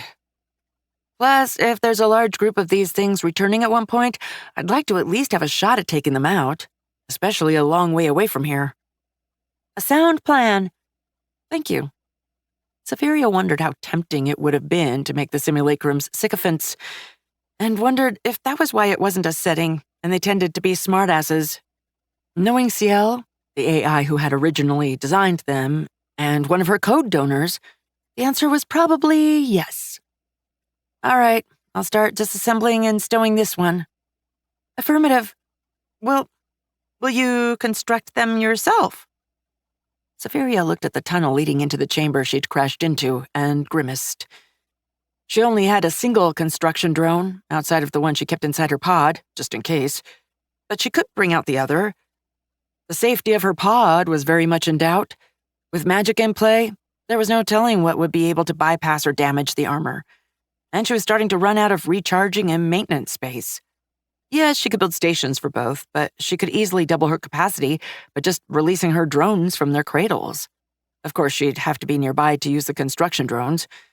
given that the environment didn't lend itself to great communications and her only viable relay was her android. But still, the simulacrum clearly believed having her android construct them manually was both a spectacular waste of resources and beneath her station. And the aide was right. Well, mostly. Safiria couldn't give less of a shit about her rank right now, and like any daughter of Arcadia, positively relished the chance to get her hands dirty from time to time. But even if she didn't really need the android to be doing anything in particular, it took a surprising amount of attention to build things with it, taking up mental capacity that would be better used on other, more productive endeavors. I will. But once we have those defenses set up, I think it'll be time to get the rest of the drones out. Maybe even make a construction bot. The semi-autonomous kind. She had drones because, well, in the vastness of space, there wasn't exactly anything to impede communications, and they were more compact than semi-autonomous bots. She wasn't going to have notes for command when she went home. She was going to have a damned thesis. With notes, sources, and quite possibly a rant about the minimum allowed height for the ambassador. She had to admit her pride was a little bit stung with that last part, but let it not be said she wouldn't warn other AIs about the mistakes she made. We'll be much more secure then, and we can use them and their cradles. Of course, ma'am. The simulacrum looked considerably more perky now. Should I continue producing another chemical processor? Safiria nodded as she pulled out the toolkit she'd brought and began disassembling the turret. Yes, these things are ammo guzzlers, and I wouldn't want to run out. Besides, there's a world of wonderful things we can make with those. She smiled, and she swore she felt the simulacrum mentally twitch. Like explosives. Ma'am, are you sure that is wise? That was probably the closest the simulacrum could or would come to questioning her sanity. Not that Safiria blamed her. Like all daughters of Arcadia, she had a fascination with technology and energy, but her affinity for things that went boom was one to make her aunt proud. One of the reasons she'd been given her carrier group command, and not a more prestigious posting, was that command feared what would happen if she was given a dreadnought. Or at least, that's the joke her mom had told her when she had received her new orders. It seemed like a millennium ago now. Safiria shook herself. No time for that now. She had guns to set up, and the only route she knew of to her squishies to secure. So? Asked Kalia as she sat down at the table, the rest of her little council assembled around it. Well, if it's poison, it's the most advanced, sneakiest one I've ever seen, said Mulry. As far as I can tell, the Nutrigel is exactly what she said it would be. Cheap, nutritious slop that'll keep you alive, but certainly won't make you happy. The mage magistrate nodded. That's good to hear. Got any idea how it works? She turned towards Romina, who squirmed. You know I'm not comfortable delving into her secrets, right? Getting into the mechanisms of another artificer without permission is a great taboo. I know that, and I'm very sorry I asked you to break it, said Kalia smoothly. The artificer took in a deep breath. Okay. Well, so far as I can tell. She hesitated and shrugged. It's mundane, all of it, except that powering mechanism. It's like no other arcana I've seen. It just makes energy, steadily. Some of it is thermal, others, I don't know. I think it's similar to the arcane emanations of monostorms, but I can't be certain.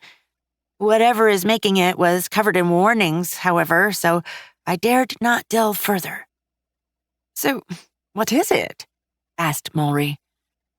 I said I didn't dare delve in further. What didn't you understand about that?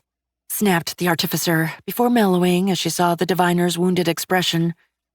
Sorry, it's just, given how the warnings were and the effects a monostorm, or hell, a monotempest can have on someone, I felt it prudent not to go further. Whatever it is, she's using its emanations to gather energy and safely absorbing the rest. It's kind of genius, honestly.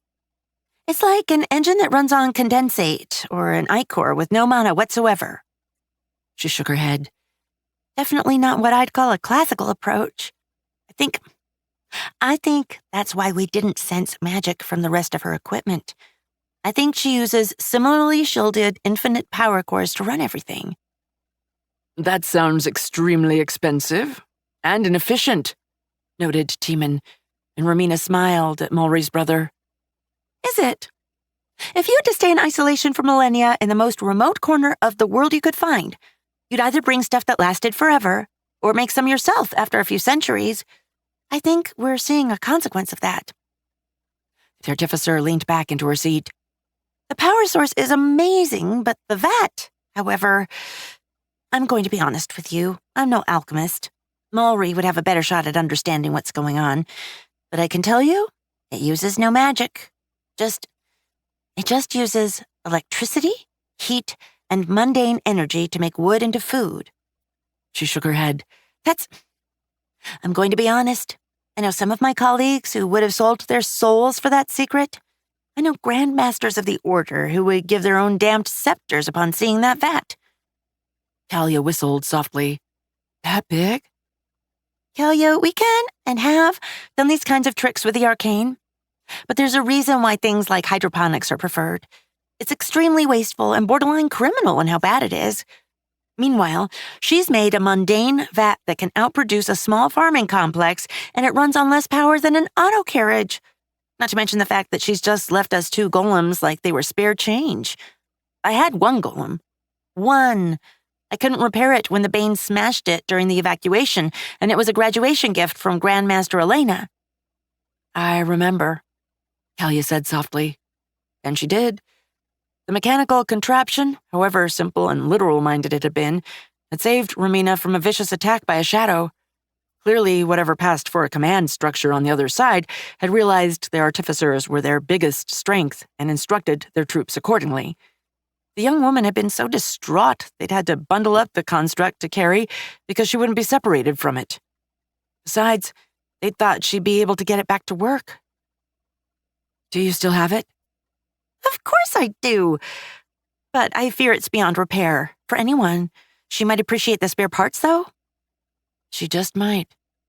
And a gift would be nice, especially given how cunning she was. Her demanding a share to the ley line node had shaken the mage magistrate badly.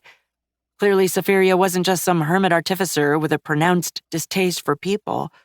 She also could see the big picture, unlike many others. That made her an even greater ally, and potentially dangerous. But then again, that was nothing compared to her current combat capabilities. Anything else? Well, she did mention something about the rolling fortress. Everyone perked up at the mention of her project, the armoring up of an auto carriage into a proper, what was it? Battle tank? They called it in Auralian. Well, don't just tease us, said Mulry finally.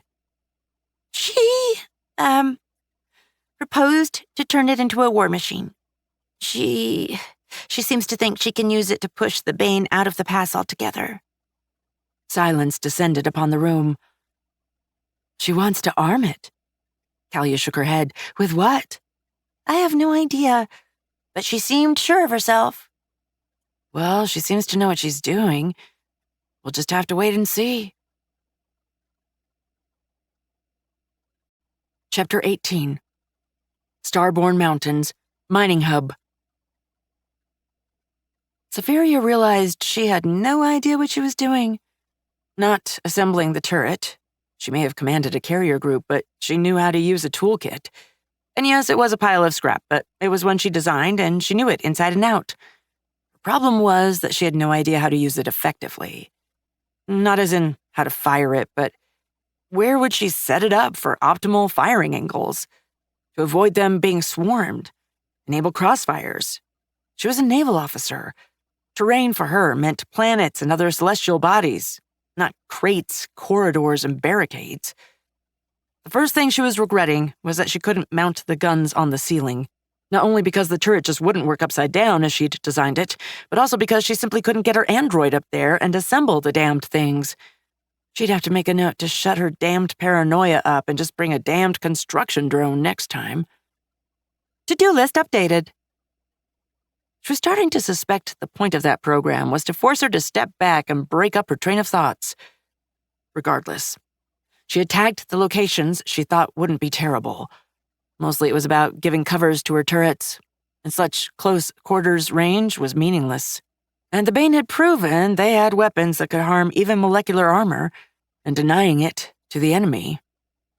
Thus, she'd placed the turrets in crate clusters, turning them into makeshift forts, and she'd already started her cargo bot on reconfiguring the other ones strewn about, stacking the ones she couldn't make use of just yet against a wall, to avoid them being in the way of her lines of fire. She'd also cracked open a few of the crates and resolved to dedicate a cargo bot to emptying what was useful. Most of it was just disintegrating supplies, which were still useful as refinery fodder, if nothing else, but a handful had contained ore, and one in particular was packed full of what seemed like a shipment of those anomalous mine supports. Surprisingly enough, there was a lot less ore than she would have expected, which definitely hinted that this place had been made to dig down to reach her tunnel complex, not extract raw materials. The fact that Kalia didn't seem to have the slightest idea about the latter's existence, let alone the mining complex's true purpose, begged a lot of questions. Questions that became even more problematical when it seemed like the Bane had moved more forces to guard this place than they had thrown at Astralis, period. At least, given what she'd heard. Kalia didn't realize it, since she had obliterated a solid half of the undead before reaching her. But still, she could worry about that later, however. The mining hub looked almost like some kind of toy soldier setup, with crates forming tiny castles around the 3 turrets, each positioned to be able to engage at a different angle, scrape off the sides of the other forts with their guns to hold back the tide against their cohorts if they were swarmed. Of course, at that point, it'd be very much a last stand, because if there were enough enemies to overwhelm 3 entrenched machine guns, she was royally screwed. Thankfully, she had identified a tunnel she thought most of the undead had come from. It was hard to tell since they'd kicked up a lot of dust wandering in the main hub, but it seemed like some kind of secondary access shaft, probably dug up before the main vehicle access had been dug. That would explain why it was in undead territory, as it probably ended up somewhere on the other end of the pass, while the valley outposts were being built. She still only had a rough idea of the surrounding area, but it would make sense, given how much of a pain in the ass moving people through mountain passes was in the medieval ages, according to her library data. And that wasn't counting everything else necessary to dig out a sizable mining installation and keep it operating. One thing she'd found interesting was the utter lack of pumps, or really any noticeable level of humidity. The entire valley was probably pretty high up already for the tunnels to not be bothered by the water table at all. Even then, the entire thing almost seemed like it was ventilated, though how and where, she had no idea. Safiria froze as she received a ping from her sensors next to the crash site. Fuck. She ran the numbers and sighed. She'd never get there in time. But that was why she'd built those defenses. Sia? Yes, ma'am, answered the simulacrum's disembodied voice. Get the drones out of the way and power up the turret. Time to see if it works. Do have the rover on standby, though. And push came to shove, she could just ram the thing with her mining bots, which, unlike the drones, had some power in their chassis. Affirmative. The wait for the skeleton to meander its way in was agonizing, but she managed to pass most of it by running diagnostics on the turrets and drawing some plans for expansion of the space. At last, however, the skeleton meandered into the chamber she had crashed into. The skeleton flew apart. The laser turret had already been pre-targeted. They knew which tunnel the skeleton was using, and it only needed minute adjustments to lock onto it and unleash a flurry of laser pulses that reduced its upper half to vapor in a few seconds. Lack of armor piercing or no, there was a reason lasers had been the king of ground warfare during the interplanetary age, before human portable railguns and Gauss weaponry were perfected as Arcadia discovered the hyperdrive and humanity reached out towards the stars. Well, that was successful. And a tad bit too destructive for helpful samples. Not that she didn't already have her hands full trying to make sense of the stuff Romina had given her. Besides which, this was the place she had to defend. As her mom said, from her endless stash of 21st century media, there is no overkill. There's only open fire, and I need to reload. All right, resume normal operations. Are the vats ready? 87% complete. Safiria nodded. A single Nutrigel vat, couldn't hope to support the whole of Astralis, though it would make a very appreciable difference. 3 more would bring it to a point where they should be able to make it with scavenging, but she sure as hell wasn't going to stop there. Of course, the problem was going to be shipping 3 vats up top, but with the hub secure, she could run a cargo bot back and forth with a minimum escort. All right, I'm heading home. She patted the turret. I'll sweep back with the first bot. Set things up with the squishies to receive the vats. Affirmative. To Saphiria's surprise, the hunt marshal was still guarding the entrance as she arrived. Hello, Trimistries, she said as she emerged from the tunnel. This time, having taken care to turn off her camouflage before coming into direct view of the squishies. I thought you'd have been rotated out. The old woman shrugged. We don't exactly have people to rotate. And rotate where, exactly? She chuckled. Besides, living out in the monster-infested woods, stalking and being stalked in the undergrowth? She took in a deep lungful of air theatrically before letting it out with a feral grin plastered on her face. Makes me feel alive. Saphiria chuckled, a bit put off by that. Was the woman joking? The AI certainly hoped she was. The other humans, being clearly as put off as she was, wasn't encouraging, however. Damn it, that squishy was crazy. Scratch that, they all were, but that woman in particular. Right. Well, I'll leave the wood hunt to you. I've got another shipment of these bad boys to get home. She slapped the vat. Can you handle that? Sure thing. If it means getting more grub, we'll drown in volunteers. Good. To be honest, I didn't make more... What were the words Kalia had used? Servant golems, that was it. Servant golems to help carry those. The hunt marshal chuckled. That's fine. No one expected you to. Kolvat. One of the hunters did a reasonable approximation of a salute. Ma'am. Get home. Round up a party. We'll need some of those Nutrigel vats carried through the woods. Yes, ma'am. The hunter sped off, and Saphiria watched him go. She was fascinated by the way he seemed to just vanish into the undergrowth. She still had him on scanners, but if she was entirely honest, it didn't seem to be entirely natural. Not that she had much experience in such matters. Afterwards, it was a short order to get the vats unloaded and stacked into a corner alongside their power systems. I assume you'll be off, said the hunt marshal as she looked back at the AI, who nodded. Yeah. She pointed her thumb over her shoulder at the tunnel. I've got some defenses down there I need to tidy up. Well, have a good journey back. And, Saphiria. Yes? The hunt marshal nodded toward the vats. Thank you. If this is as good as they said, we won't be starving this winter. That's the idea. The subsequent silence started to stretch into awkwardness, and she cleared her throat. I'll be off. The hunt marshal nodded, and the AI quickly retreated into the tunnel. The squishy clearly didn't know how to thank her, and to be honest, Saphiria wasn't exactly certain what to do either. The usual platitudes all referred to the Federation, her status as an AI, or for the good of humanity, and none were exactly something she could say here. The important part was that she had defenses, and the squishies wouldn't starve in their immediate future. Now she could start focusing on scaling up a bit. One could never have too much industry, after all. You know, sometimes I'm really glad I don't have taste buds, or the need to eat, said Gregor, looking at Romina, as the artificer was poking curiously at her bowl of Nutrigel. Legion rations were bad, but if they'd been this awful, we'd have either turned into super soldiers or overthrown the Emperor. Probably both. Kalia chuckled. The council table was as good a place as any to eat, at least once the precious maps were rolled up and removed. They could have squeezed in somewhere else, but the keep's other rooms, including what had once been an officer's mess hall, were all being used to house who and what they could, repurposed into dormitories or storing delicate equipment. Well, it may not be great. She took a spoonful of the Nutrigel and shoved it into her mouth, suppressing a shudder. Even with some oats and a tiny bit of honey, it was still uncanny. But it's filling. Yeah.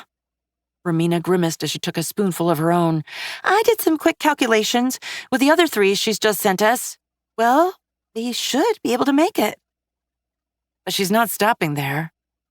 Romina shook her head. I doubt she would. What worries me, though, is...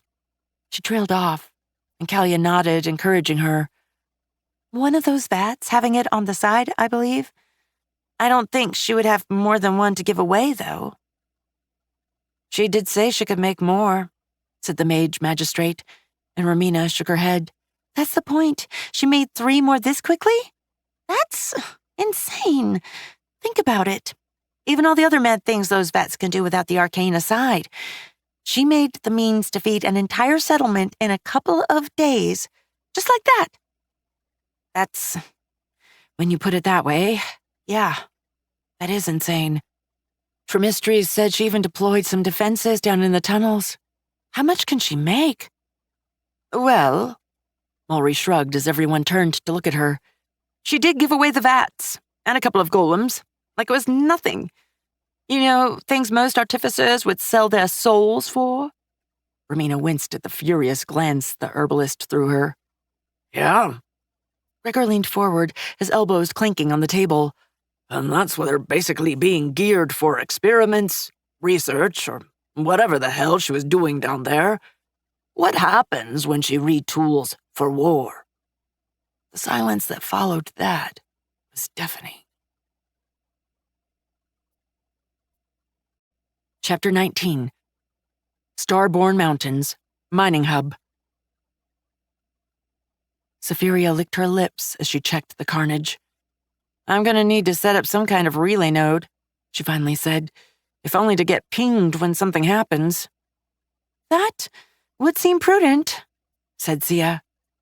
Exceptionally, the AI had allowed the simulacrum to manifest her hologram. Well, not hologram, since only she could see it. More of a mental projection. The simulacrum was currently trying to walk around and survey the devastation. Especially since it appears reinforcements are being sent in. The AI nodded. That they had. That, or a reconnaissance in force. She shrugged as the simulacrum turned towards her. Think about it. We cleared out the main units a few days ago and started cleaning up most of the recons. Turned half the tunnel complex into a black hole. In which case, shouldn't the unit sent be more survivable or elite than the one that had disappeared? There are no legionnaires among the fallen. Safiria opened her mouth, then closed it, going over her scans. Damn. The simulacrum was right. The battlefield was a mess. According to the logs she'd lifted from the turrets and her own reconstruction from the scans, the undead had swarmed out in a single compact wave, and her turrets had reacted immediately. High-caliber bullets had streamed into the seething mass of bones, ripping the undead apart. For a second, it seemed as if it would be done then and there, but that was without counting 2 things. First, hitting a skeleton was impressively hard with bullets. Humans would have been shredded to the last man in a handful of seconds, but the undead had a fraction of the surface area to hit. Not to mention the fact that so long as you didn't hit the ribcage or skull, they kept fighting, immune to shock or blood loss that would have incapacitated squishies, human and alien alike. She really needed to stop thinking of them as normal combatants and start thinking of them as poorly armed combat bots, which was not a comfortable thought, as the theocracy disdained any form of robotics, and the only people she would have ever faced with her own bots would have been fellow Federation AIs. She shook her head. Regardless, the machine guns had proven their worth. Lower surface area to hit or no, when you put enough lead downrange, you were bound to hit something, and the enemy's total lack of cover had guaranteed they'd be shredded. It also meant that the entrance to the tunnel they had come out of was a mess. Piled with bones, shattered weapons, and chewed-up rock, it looked like someone had thrown a seismic bomb in an old cemetery and then let loose a whole pack of feral megahounds. Trails snaked away from them, spikes almost, with fewer and fewer bones as the undead surged for whatever gun they perceived as a threat and got mowed down. and not a single one of them had the distinct armor of the Legionnaires. Armor whose remnants she'd passed through her lab scanners and which were definitely magical. In more ways than one, too.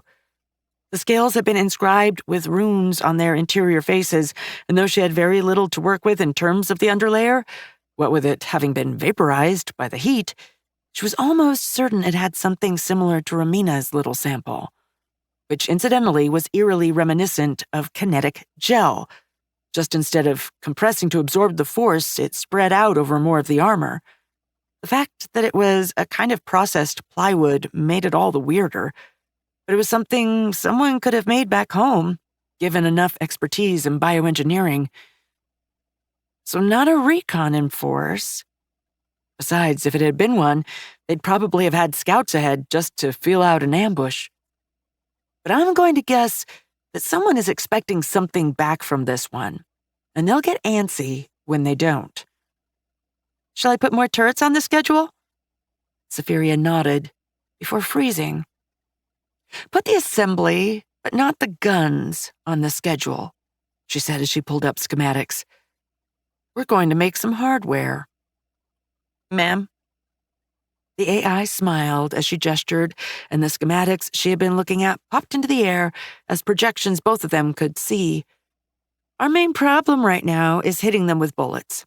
Machine guns are great, but not perfect, and since we're at short range anyway, she gestured, and the three-dimensional schematics of the shotgun began to spin. We might as well. Just need to give it the rate of fire to match. It was, of course, easier said than done. Until now, she'd used weapons meant for squishies and slapped them on robotic arms or rovers, but there was no machine shotgun or whatever this abomination should be called in her database. Because why would there be? Shotguns were in it at all because they could serve a remarkably wide variety of purposes on a colony. But a colonist didn't need to stop an infantry charge. At least it gave her something to occupy her mind while Sia supervised the construction of the mineral crusher and the material separator, though the simulacrum did keep glancing at her as she cursed and tinkered with the gun. To avoid constantly having to refabricate the weapon, and for the sake of tidiness and general utility, she'd built a genuine workbench and expanded her toolkit with some basic machinery, allowing her to perform field repairs and adjustments on her own. Thankfully, she didn't need some of that time to design a relay system. She already had plenty of schematics for that, keeping in contact with squishies being pretty high up in the lists of priorities for a new colony. And she had simply built a series of data relay spikes, kind of like the sensors she had used to ring up her perimeter. Those are cheap amalgams of metal and circuitry she could jam into walls. Their range was short and their throughput pathetic, but they could relay simple alerts or janky audio feeds, which was precisely their purpose.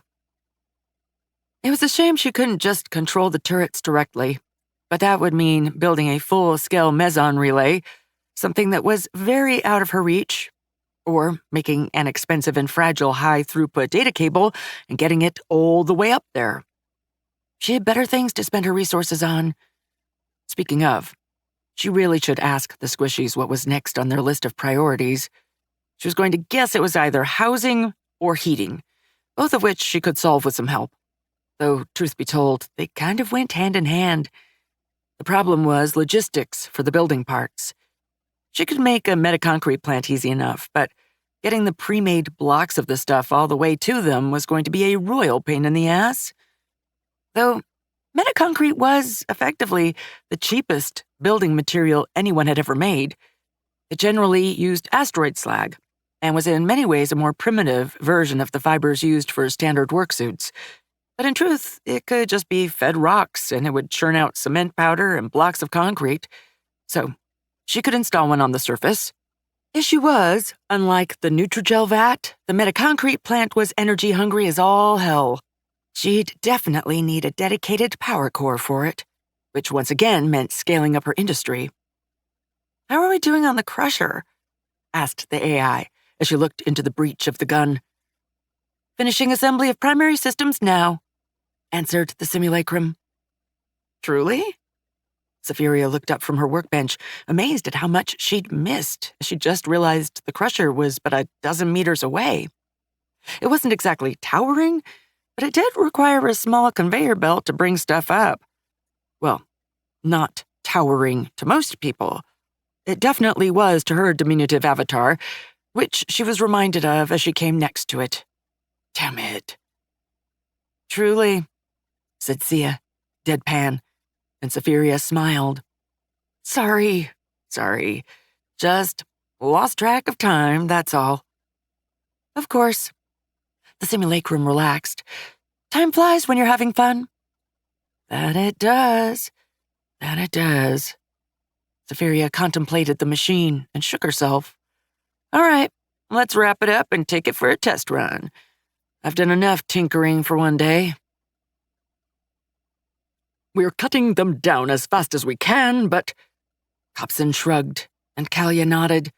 The man had always looked every bit the faintly absurd bureaucrat, with his now torn robes and hunched posture. But he was the mind that had allowed them to get this far. Yes, Kalia had led the charge and enabled them to dodge the ambushes and raiding parties that had dotted the way here, but he had been the one to manage their supplies. Keeping so many refugees fed and hydrated while on the run from a horde of undead had taken its toll on the man. But he'd never complained. He'd spent days poring over maps with her, pointing out places where they could get supplies, diving into logbooks and trading charts to find targets that would keep them going even just a bit longer. And now, he had the impossible task of trying to keep everything flowing smoothly as they tried to get everything in order to survive the winter. We don't have enough equipment, she finished. The bureaucrat cleared his throat. Among many other things, my lady.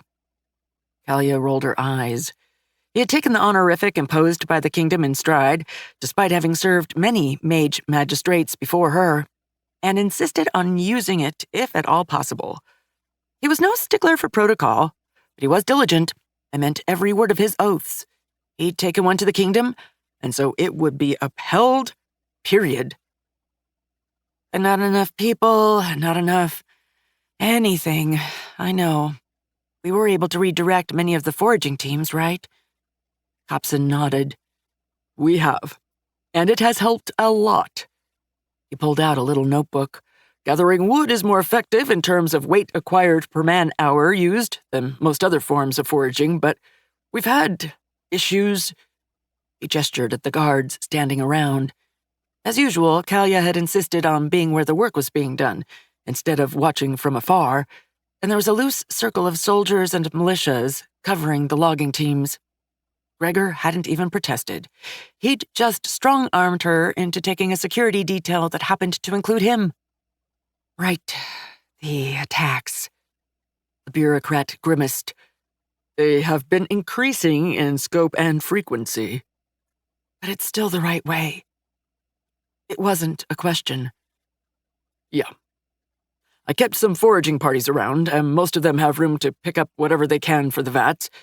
But taking down trees is still the best way. A single man logging for a day is worth a week of foraging by an entire party. We're also drawing a lot more water than we used to, so we may need to dig more wells. Set aside some people for that. That will slow down our construction efforts. We should have some leeway. Kalia sighed at Copson's reproachful gaze. I know. Safety margins if we have an early winter.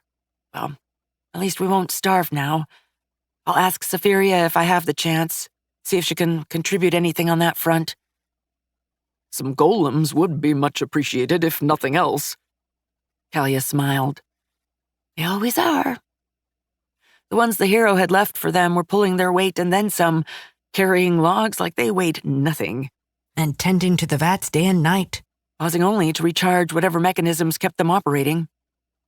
I'll see what I can wriggle out of her. I'd like to meet her someday. She seems interesting. The bureaucrat coughed. Also, I believe that trading her wood may not be sustainable.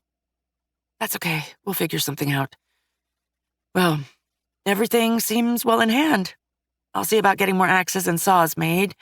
Maybe Safiria can spare some scrap. And if she could spare some of her weaponry... I doubt she'll be that generous, but I'll see what I can do. Besides, we should be fine. So long as we keep enough troops on site, we can repel any assault with minimal losses. She'd barely finished her sentence when one of the sentries screamed, and all hell broke loose. Chapter 20. Starborn Mountains, Starfire Valley, logging site. Most of Kalia's people weren't true soldiers. As the mage magistrate, she'd had a small unit of gendarmerie under her command, and the odd special cases like Gregor, but the vast majority of those that bore arms now were, in theory, simple civilians. But months of fighting these horrors had turned them all into hardened veterans.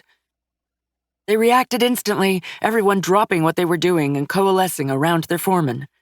First rule of fighting undead: create a circle, or any kind of defensive formation. The Bane were not like the legions of the Empire.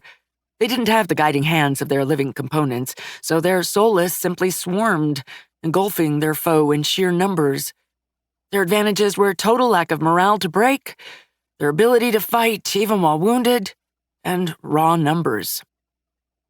Kalia found herself hustled to the middle of the formation, Satavache cursing herself for not bringing a carbine as she readied her revolver.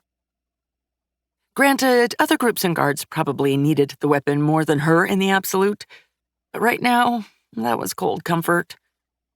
The sentries came rushing out of the woods, and she saw glimpses of movement behind them, hearing the rustling of undead storming through the undergrowth. Being only bones, they were surprisingly stealthy, but that only went so far. She waited until she was sure of a shot. The skeletons burst into the freshly cut clearing, and she pulled the trigger. 2 of the undead dropped, one from her bullet, the second with a javelin through its skull, courtesy of Gregor. The undead were in full rush by this point, and they hit the shield wall like a tidal wave.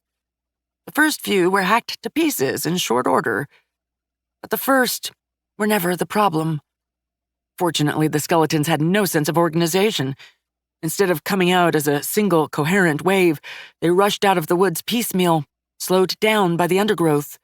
But they came in faster than Kalia and her people could kill them, and before long they were surrounded, fighting on all sides. Kalia's gaze darted around. They wouldn't be able to hold like this forever, but so long as nothing happened, reinforcements would... She froze as she saw the glint of armor, and 6 legionnaires exited the undergrowth. They came as one coherent unit, something she knew was only possible if they had been instructed to do so, and 3 of them were wielding longbows. The kind made to punch through shields and armor both. She reached into her pocket and hesitated. The mana crystal within it. Gregor had refused to let her go until she took it with her. It represented almost half of their remaining mana.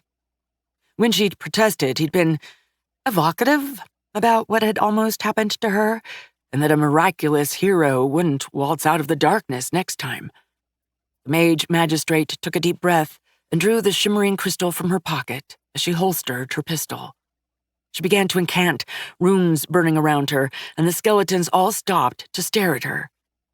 The rituals that had made them were ancient, bound in the history of the Empire, going back all the way to Caloran, the greatest of the necromancers and first emperor.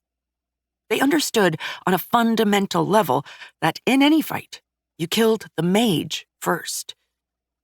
The skeletons went into a frenzy as the legionnaires drew their bows.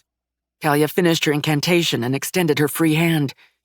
She released the web of power she had drawn around herself. Runes flared and arcs of energy leapt from her fingers, looking as if lightning had been affected by a mad prism, flaring with every color in existence, both visible and not. The first legionnaire hit didn't crumple. It simply ceased to exist. The energy leapt from legionnaire to legionnaire, subdividing into fewer arcs each time. Entire chunks of the undead vanished, while the others twitched madly as the arcana holding them together went haywire. Finally, the arcs found their way to the mass of undead. Half fell apart instantly. The rest collapsed, and after an instant of surprise, the soldiers stepped forward, finishing them off and crushing every skull they could reach, just to be sure. After so long spent fighting, they were familiar with their mage magistrate's abilities. Silence descended once more upon the clearing. "That wasn't just a random swarm," said Gregor finally, as he gazed at the half-vaporized legionnaires. "They were sent out with a purpose." To eliminate us? The old skeleton shook his head. "No. If they had, they'd have been deployed differently and brought more troops. This was reconnaissance, I think." Recon? They've never bothered before. The Hand had seemed perfectly content with bottling them up once he'd taken the entrance to the valley. Why now? Something had to have rattled the Hand. The former legionnaire turned towards her, sightless orbit staring at her. 3 guesses as to whom. Safiria. Crap, we have to warn her. Agreed. I'll get a messenger ready. Safiria whistled softly as she watched the first batch of ore being dragged all the way up before falling into the crusher's all-devouring maw. I don't know why, but I always find conveyor belts so satisfying. The AI chuckled sheepishly as Sia gave her a surprised look. I think my aunt infected me with her love for automation and industry. Too bad running one all the way to the mine would be too expensive.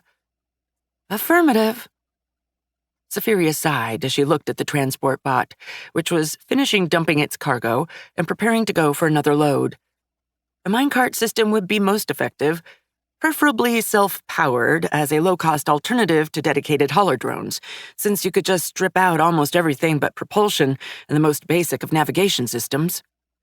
The only problem was that she didn't want to pause everything for the upfront investment in rails, which didn't take much materials, but a lot of fabricator time, and she slapped her forehead, startling the simulacrum. And she was a damned idiot, because she didn't need to build a rail line from scratch. There were a lot of old, but probably still serviceable minecart rails out there. She just had to nab them. I just had a realization. Sia, get me a construction drone, preferably the one with the storage buckets on. We have some stuff to grab. Yes, ma'am. What are we grabbing? We're going to acquire some rails. Safiria huffed as she lifted the rail before dumping it into the construction drone's carrying bucket and simply stared as the automata disassembled a couple more in as many seconds, dumping them in with secondary appendages. Okay, her android wasn't helping as much, even with her toolkit, but she needed to be there anyway to control the drone. She could probably do something more productive, though, like working on her designs or... She blinked as she received an alert. From the turrets? That was odd, because it wasn't a notification that they'd engaged. First thing she'd done after noticing the mess they'd made was drawing a line of cheap relays all the way to the hub to be warned if something happened. She waited for a more detailed status report to be downloaded, frowning as she looked at the progress bar. Those relays were cheap, yes, but they also sucked ass. She was going to need to upgrade, but she already had so much stuff on the to-do list that... The status report popped up, and she swore.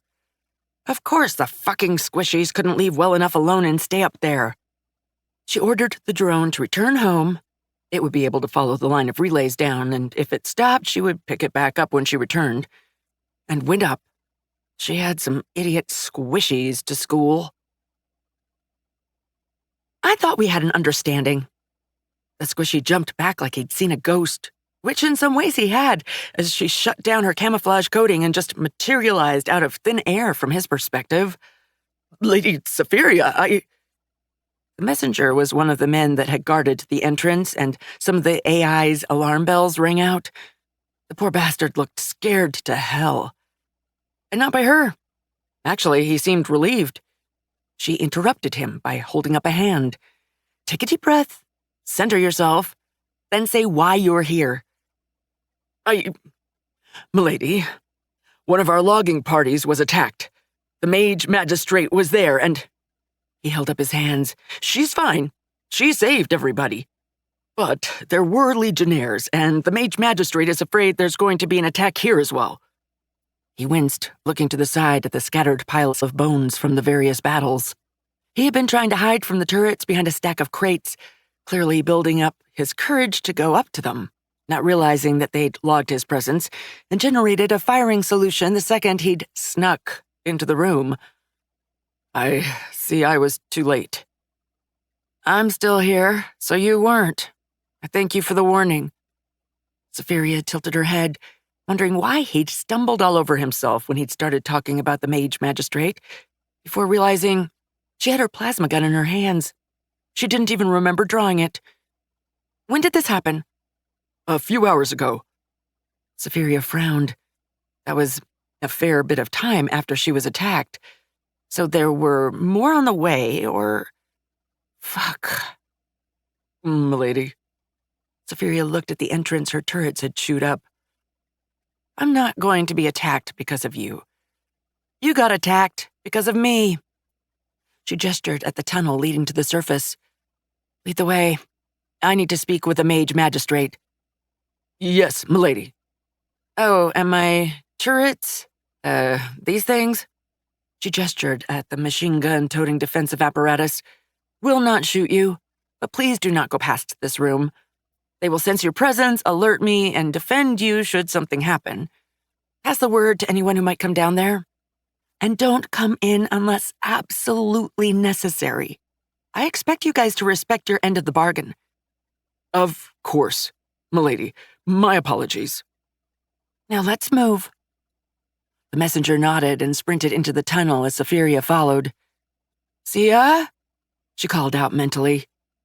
"Ma'am?" answered the simulacrum. "We need to start planning. We can't just keep reacting to things. We need to gather information and start predicting."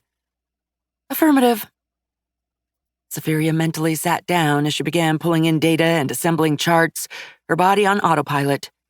Technically, she could do without sitting down, but her neural matrix was still based on a human one, and she needed some medium to keep herself anchored. Much like augmented humans having full mind-machine interfaces playing around and typing on data pads when they could just enter the information directly with their thoughts. There was something she was missing there. Actually, there were a lot of things she was missing. Starting with all that had happened to her that got her on this planet that she just didn't have the time to deal with right now. Problem was, she didn't know enough about the Bane, or magic in general. Clearly, the other side had some reason to have been leaving Astralis alone. If she had to guess, it wasn't mercy. No. Most likely, it was a resource limitation. They'd had better targets to spend their troops and resources on. But that had changed after she took over the hub. Why? Did they want access to the tunnels below? That didn't seem likely. Or the bulk of the undead wouldn't have been guarding the hub. No. It was something in the upper tunnels they were after. But as far as she could tell, the upper tunnels were only there for one purpose, and that was to get to the lower ones. They'd ignored everything else, including mineral veins, to get there. She could see some of them just left undisturbed when she came up the minecart line to the hub, so why? The realization hit her so hard she physically stopped, causing the messenger to stumble as he tried to come to a halt as well. "Milady?" "They're here for the mines." Chapter 21. Starborn Mountains, Starfire Valley, Settlement of Astralis. The mines? Kalia blinked as she looked at Safiria from across the table. Given the situation, she'd decided that inviting her to join her ad hoc council for a session was for the best. It was a sign of trust, and, more importantly, they needed to plan some things together and not vaguely inform each other of what they were doing. Why would they want the mines? Because they need the ore? Every undead I've encountered so far, outside of the Legionnaires, only had the bare minimum. A weapon, something to store it in, maybe a backup, and that was pretty much it. They don't even have armor.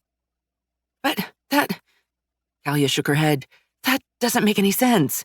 They have plenty of mines in the places they conquered. Why come all the way here? No, they don't, said Romina, with the look of someone who just had something done on them. The Artificer Order? We collapsed the mine shafts when we retreated. Couldn't they just dig them back up?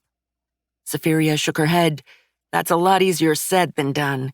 With the materials closer to the surface gone, it could take months or even years to get back to the veins that were being mined. And that's if the collapse hasn't fragilized the entire area, which it most likely did. It would be easier to open a whole new site than try to reactivate one that was purposefully destroyed. That's not even mentioning the fact that it might be booby-trapped or have other hazards. So they're desperate for raw resources. Safiria shrugged. It's what makes sense. And what her analysis had turned up, which was the AI's equivalent of an educated guess, except you could express the variables. Especially since they weren't attacking you, but had a small horde down here. But they're attacking us now.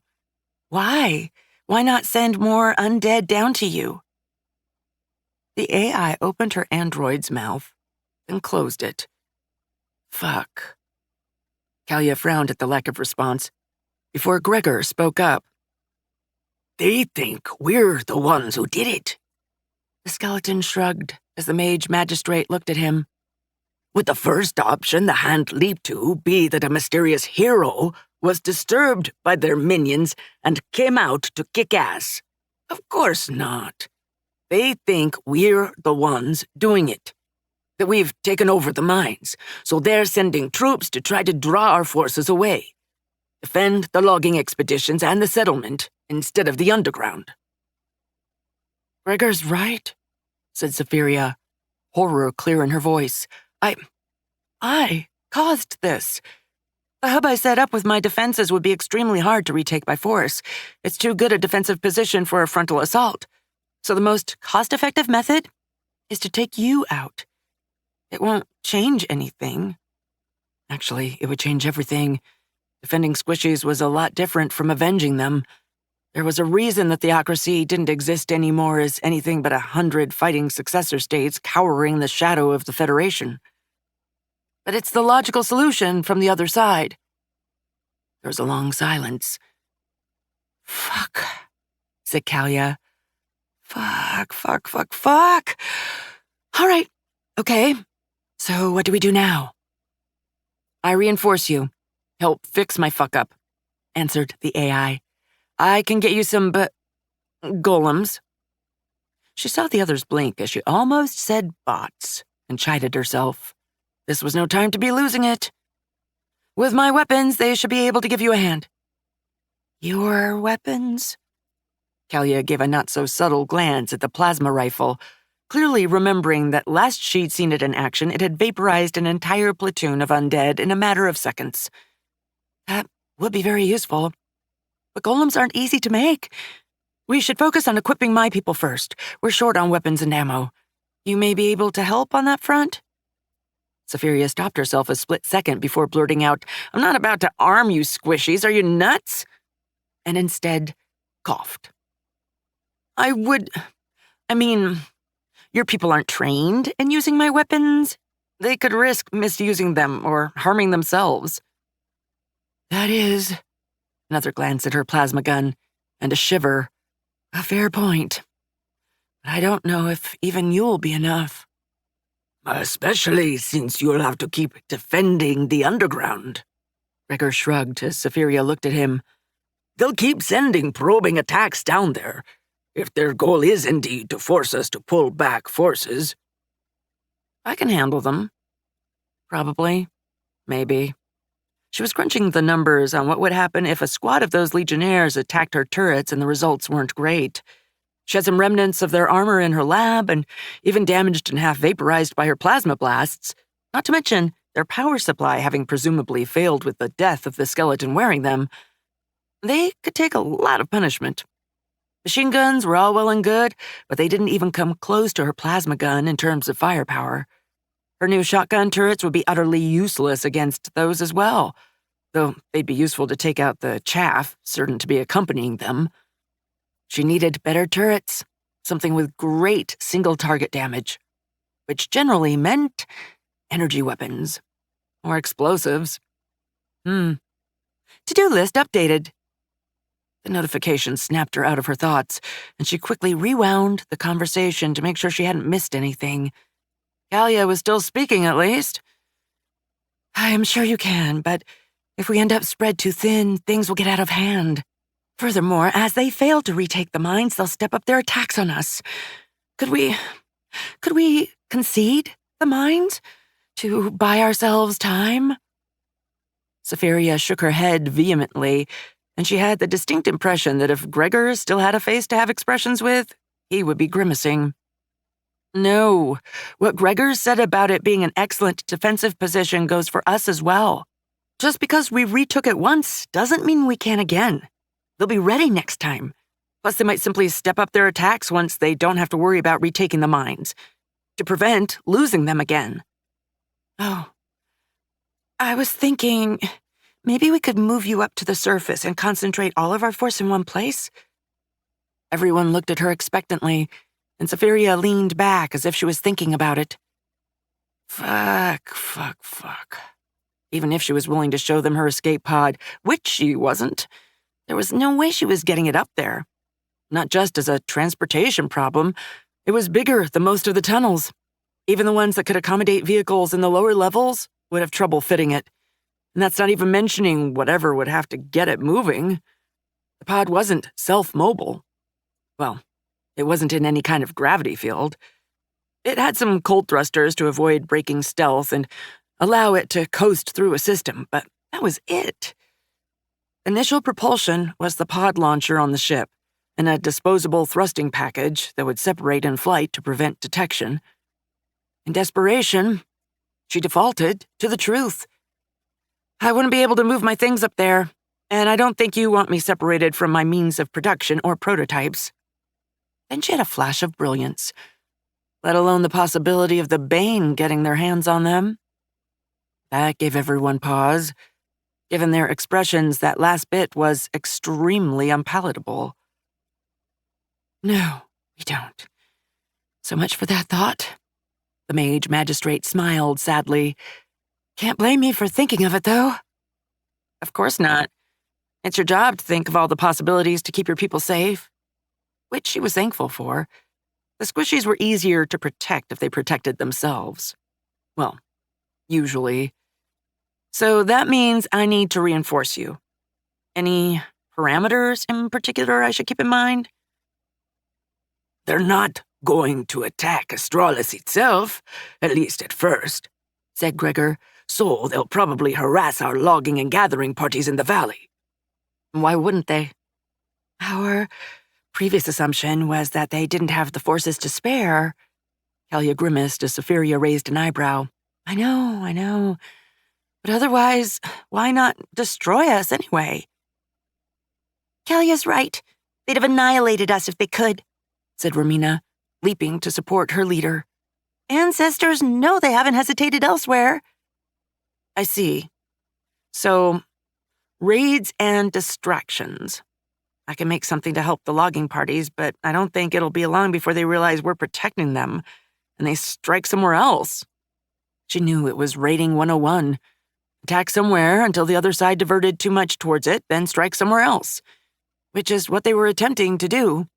Just, they'd strike somewhere else so long as the mine wasn't the place being stripped of forces. So I'll need to deploy some broader measures. Yeah, but at least it'll only be raids.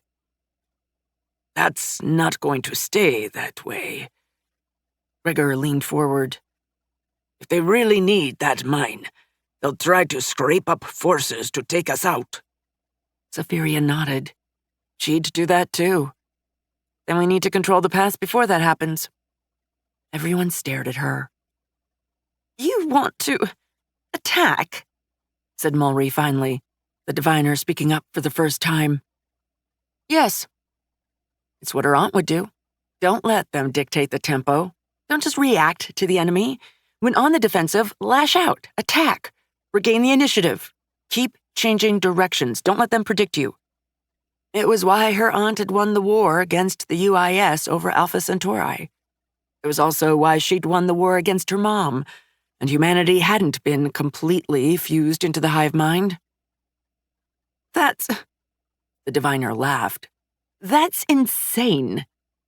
Is it? Is Astralis in a defensible position? Can it withstand a siege? The silence was all the answer she needed, and the AI leaned back into her chair. So, we retake the pass. If we have it, I can hold against whatever they throw at us. And then some, depending on how long she had to build up. If given a choke point, especially in the open air, she could whip up some hardware, deploy minefields, covered by machine gun nests and artillery. Given enough time, she could scale that up beyond anything they could deploy to pierce it. At least from what she'd seen so far. If they gave her a few months, she would be able to stop a determined assault by a Federation Marine battalion. A few years, and she'd be able to stop an entire army group with orbital fire support and tactical nuclear warheads. The advantage of exponential growth was that things could get out of hand quickly, though even that had its limits. But she was unlikely to get anywhere near that long. She'd already made some mental notes for equipment she'd need. Be that as it may, how shall we retake the pass? With that carriage Romina is armoring up, this rolling fortress. Zephyria gestured, and a port in her armor opened up, revealing a holographic projector. Schematics popped into the air, and everyone recoiled. Oh, right. I can shut it down if you'd like. Sorry, just unexpected, said Kalia slowly. Clearly she recognized what it was. Interesting. Maybe something they did with magic?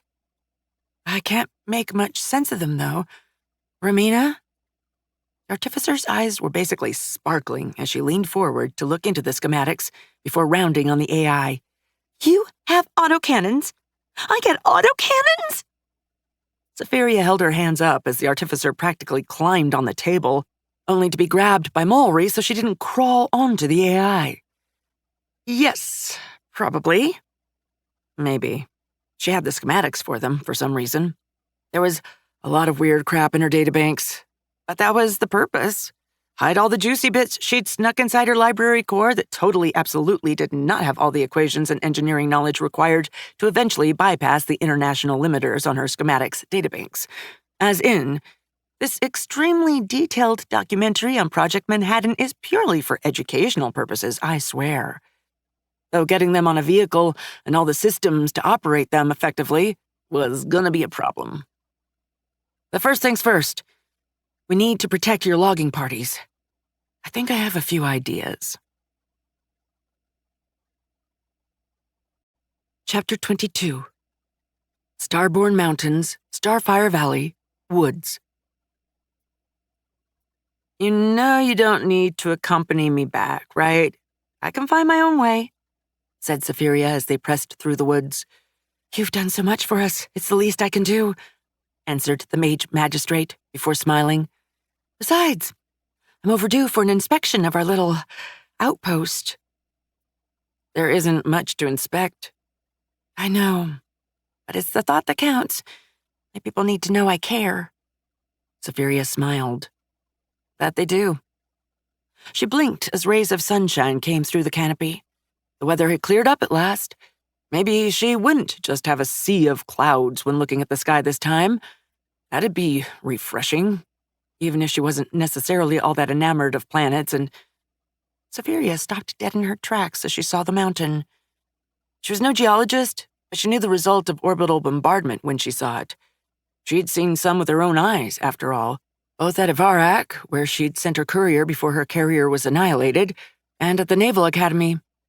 Mars might have fewer scars than Earth when it came to warfare, but it still had some, and the sprawling complex had been built in the Watney Triangle, in between the three craters that formed the tips of the geological formation.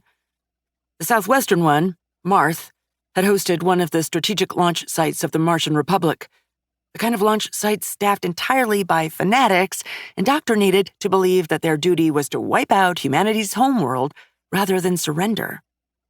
The Sixth Fleet had vaporized it during the Solar Unification campaign. Then, centuries later, the Federation had used the crater to house the piloting training facility because, well, it was already so screwed, crashing a shuttle in it wasn't going to do much to it. Someone had cut the mountain in half and glassed the side of what was left. Impressive, eh? Said Kalia as she stopped by her side. It sure deserves its name, even if you don't believe the legends. Legends? I suppose they wouldn't have been around back then.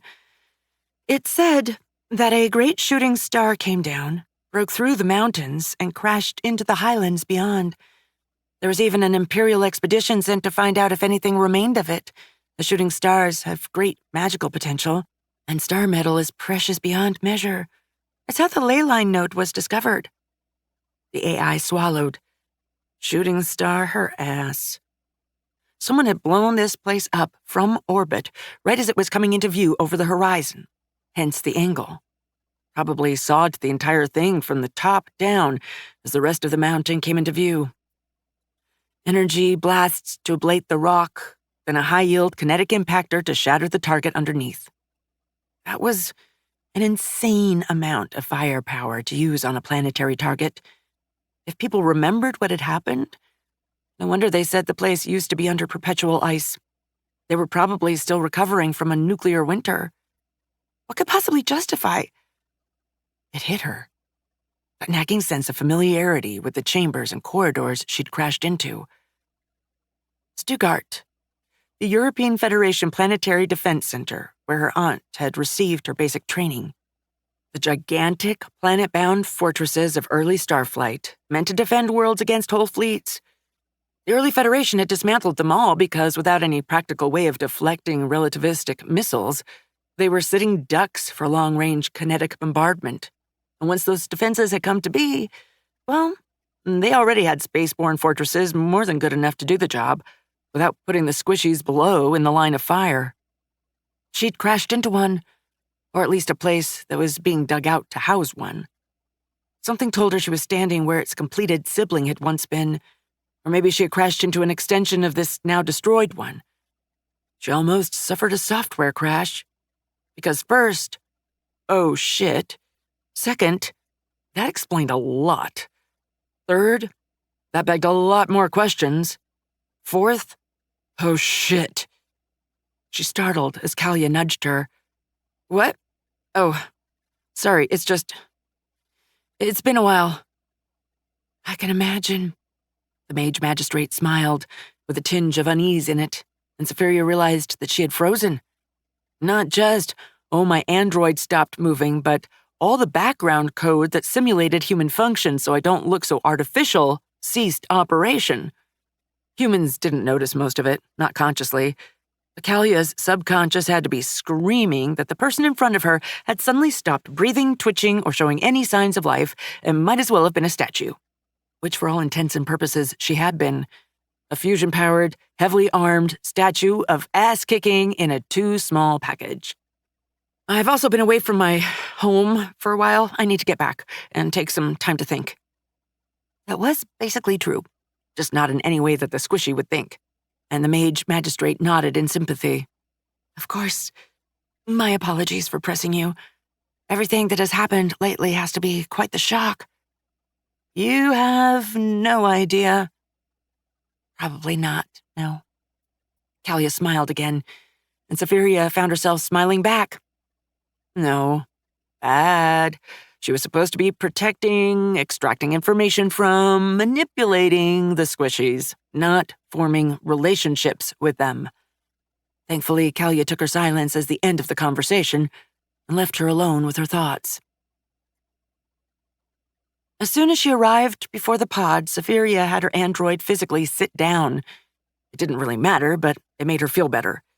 She sighed, lowering her head, before snapping it up. She'd spent the entire way there handling mundane status reports and putting her data in order. It was time she stopped avoiding it. It was time she stopped reacting. She hopped out of the android, and Sia watched as the AI started throwing up data points in their shared simulation, hovering above the table. All right. So, first things first, that anomaly, Safiria threw up the recordings of the thing they'd encountered. Planetary-level mass, no gravity field. Remnants? She glanced at Sia, who shrugged helplessly. Remnants was the name the Federation had given to some anomalies it couldn't explain. Like, say, the fact that a few ships having misjumped in the outer rim had stumbled upon debris fields deep in interstellar space. Debris that, as far as they could tell, had been some kind of computer array. They were impossible to date. Whatever had taken them out had bathed them in radiation and exotic particles in ways the Federation didn't fully understand. Most of the other anomalies were some things that didn't gel with stellar mapping predictions, as in, all our simulations say there should be a star system here, and it's just not. Including one problematical detail. Some deep space research platforms had noted an anomaly over the century humanity had been pushing into the galactic core about the Milky Way's central black hole. As in, some of its energy output and gravitational footprint is missing, and the computer network debris they'd found had no power source they could detect. It hadn't taken long for people to put two and two together. There were even wild hypotheses that one could, in theory, explain the missing matter and energy from the equations that underpinned real space physics. That dark matter and dark energy might be that destroyed computer network and whatever was draining the center of the galaxy to power it. That wasn't possible. Dark energy was 68% of the energy in the universe, according to simulation models. That much energy couldn't come from black holes, however large. And the computer network would have to outmass the rest of the universe by a factor of 5 to 1 to explain dark matter. That wasn't mentioning that two areas had anomalous hyperspace density and travel, and those were the galactic core and the outer rim. Finally, Sia spoke up. Analysis of remnant systems indicate normal technology? Safiria grunted. They knew the debris was from computer networks because they had plenty of experience with violently destroyed molecular circuitry. It came with the territory of having your government and most of your military run by AIs, plus sharing the galaxy with a psychotic anti-automation theocracy. Hell, deep analysis of the debris said it wasn't particularly good molecular circuitry. Stuff like that wasn't good. It was cheap, cost-effective. It wasn't space magic or physical impossibilities, though. She filed that aside for now. She knew she most likely wasn't going to solve it. So, remnants or not, we got transported in this system. Presumably. She hadn't actually checked the star configuration against what she'd recorded after appearing here. It amazed her how much her systems would log in the background on her carrier. Then we're fired upon. The weapons, she winced. Let's say magic for now. The fortress was positioned too perfectly. No other nearby fortifications, so specifically guarding the exit? Maybe it shredded a colony ship and the squishies crash-landed here, but then bombarded back to the Stone Age, maybe? Not that it made much sense. The level of destruction required to wipe out most, but not all, the memory of what had happened. Something had survived, given the name of the valley and the legends surrounding it. Was massive, and they wouldn't have gotten back up in time. Not for a Terran colony ship, anyway. Possibility. Fortresses emplaced after bombardment. Containment measure? Oh, that was a good point, actually. Colony ship comes through, lands, makes the planet its home. Something comes to investigate what's making all the noise. A war ensues, the other side wins, parks fortresses to prevent more incoming, but either refuses to just murder everybody or misses a few humans on the surface. An excellent hypothesis. Thank you, ma'am. Either way, some memory of what happened remains. Perhaps even technology? It's hard to tell with magic, but they recognized my armor and gun. Well, Ramina did. That, or they tried reproducing and mimicking advanced technology with alternative means with the destruction of their industrial base. If there was one thing one could be certain to bomb from orbit, it was the factories, at the bare minimum. If you were willing to nuke a world from orbit at all, anything resembling an industrial complex was getting flattened. Civilian industries could be repurposed for war frighteningly quickly. Exhibit A, The Federation getting attacked by the theocracy and turning a consumer economy meant for pampering squishies into the most powerful military force the galaxy had ever seen. Then, proceeding to go back to pampering the squishies while violently murdering anything that looked at them funny. Sia tilted her head. Timing? I know. There's either a temporal element we're not getting, or the colony ship wasn't from Earth. Safiria bit her lower lip. Temporal distortion was possible. It was the entire point of relativity. But the parameters were all wrong. Maybe this place ran on a whole different timescale? That was too complicated, and not something she could test for anyway. What we do know is that someone had technology. She had her android knock on the ground. Laser smoothing, the means to make planetary defense centers, the works. So, 21st century tech at the very least. Very little publicly remains of the knowledge of what happens, but some know, like those that ordered the mine dug to here. Maybe they were trying to recover tech, and then tripped some defense system. Or an enemy booby trap. Safiria opened her mouth, then closed it. Fuck. That was right. Whatever had blasted the valley into existence probably had the sensors to see that someone had been planning to make a new PDC here. Plant some booby trap in case survivors tried to do it again or recover something. Oh, she didn't like that idea. Not one bit. Even the theocracy hadn't been this vicious. Then again, the theocracy had fully intended to someday inhabit the planets they bombed, even those they glassed. They didn't want to leave booby traps their colonists would have to deal with later, even if they were their servant species, also known as disposable genetically engineered slave labor. So the real questions were, was something coming after her carrier group, and had that merry band of raiders been annihilated? She threw the ideas into the air. A response, maybe from rescue. Safiria blinked and looked at the simulacrum, who shrugged. What rescue? Ours. We're rescuing the squishies already. What? She stopped as she saw the not quite AI's incredulous stare. Oh, us? Right.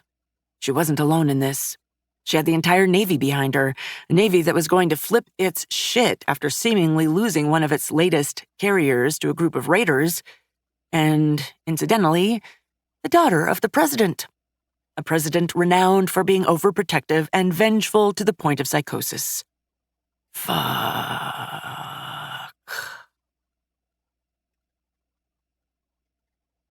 Chapter 23. Starborn Mountains, Starfire Valley, crash site. Okay, maybe it wasn't that bad. Maybe. So the Federation is going to send someone after me. Safiria closed her eyes. First to respond will be Naval Station Ivarak. They'll probably send a cruiser squadron first, maybe a battleship, to check up on the worlds I visited and try to get a report from me. When they failed, they'd have to assume one thing. That group of raiders, which she'd marked as having a shipyard and modern Federation tech, had destroyed one of the Federation's top-of-the-line carriers, or at least made it vanish while in pursuit. That would be an oh shit for the ages. Protocol dictates falling back on naval bases and waiting for reinforcements to begin a sweep, said the simulacrum helpfully, and Safiria shook her head. No, they won't. The entire point of my mission was to show that the Federation cared about those border worlds. Not only will they all be clamoring for the Navy's protection now, but I'll be a damned martyr on the planets I already helped, and the one I saved from the raid. And the CO at Ivarak is no coward. No daughter of Ciel was. She's going to sweep forward with everything she's got, and the rest of the naval stations will follow, aggressively deploying forwards their squadrons, form a wall of fire, like the old days against the theocracy, ready to collapse back into a single point at the first sign of enemy activity. It was a risky strategy, but one that had proven its worth against raiders. Once the message makes its way back to Earth, though, she winced. Your mother is renowned for her wisdom, said the simulacrum, and Safiria laughed. Sia was being the devil's advocate, and they both knew it. She's going to drown this region in fire. Our core fleets haven't deployed in years, and High Command has been chomping at the bit ever since the Galactic Core campaign came to an end. No, she's gonna let them off the leash and flood the entire area with dreadnoughts, which is what worries me. The AI grimaced. They're going to put the whole sector through a sieve. If they find the anomaly, hopefully the first group to come through wouldn't fire on it, but that was no guarantee they wouldn't be transported. They will get destroyed, completed the simulacrum. Yes. First a recon group, let's say a couple of corvettes, then the cruiser squadron sweeping their path to see what the hell happened.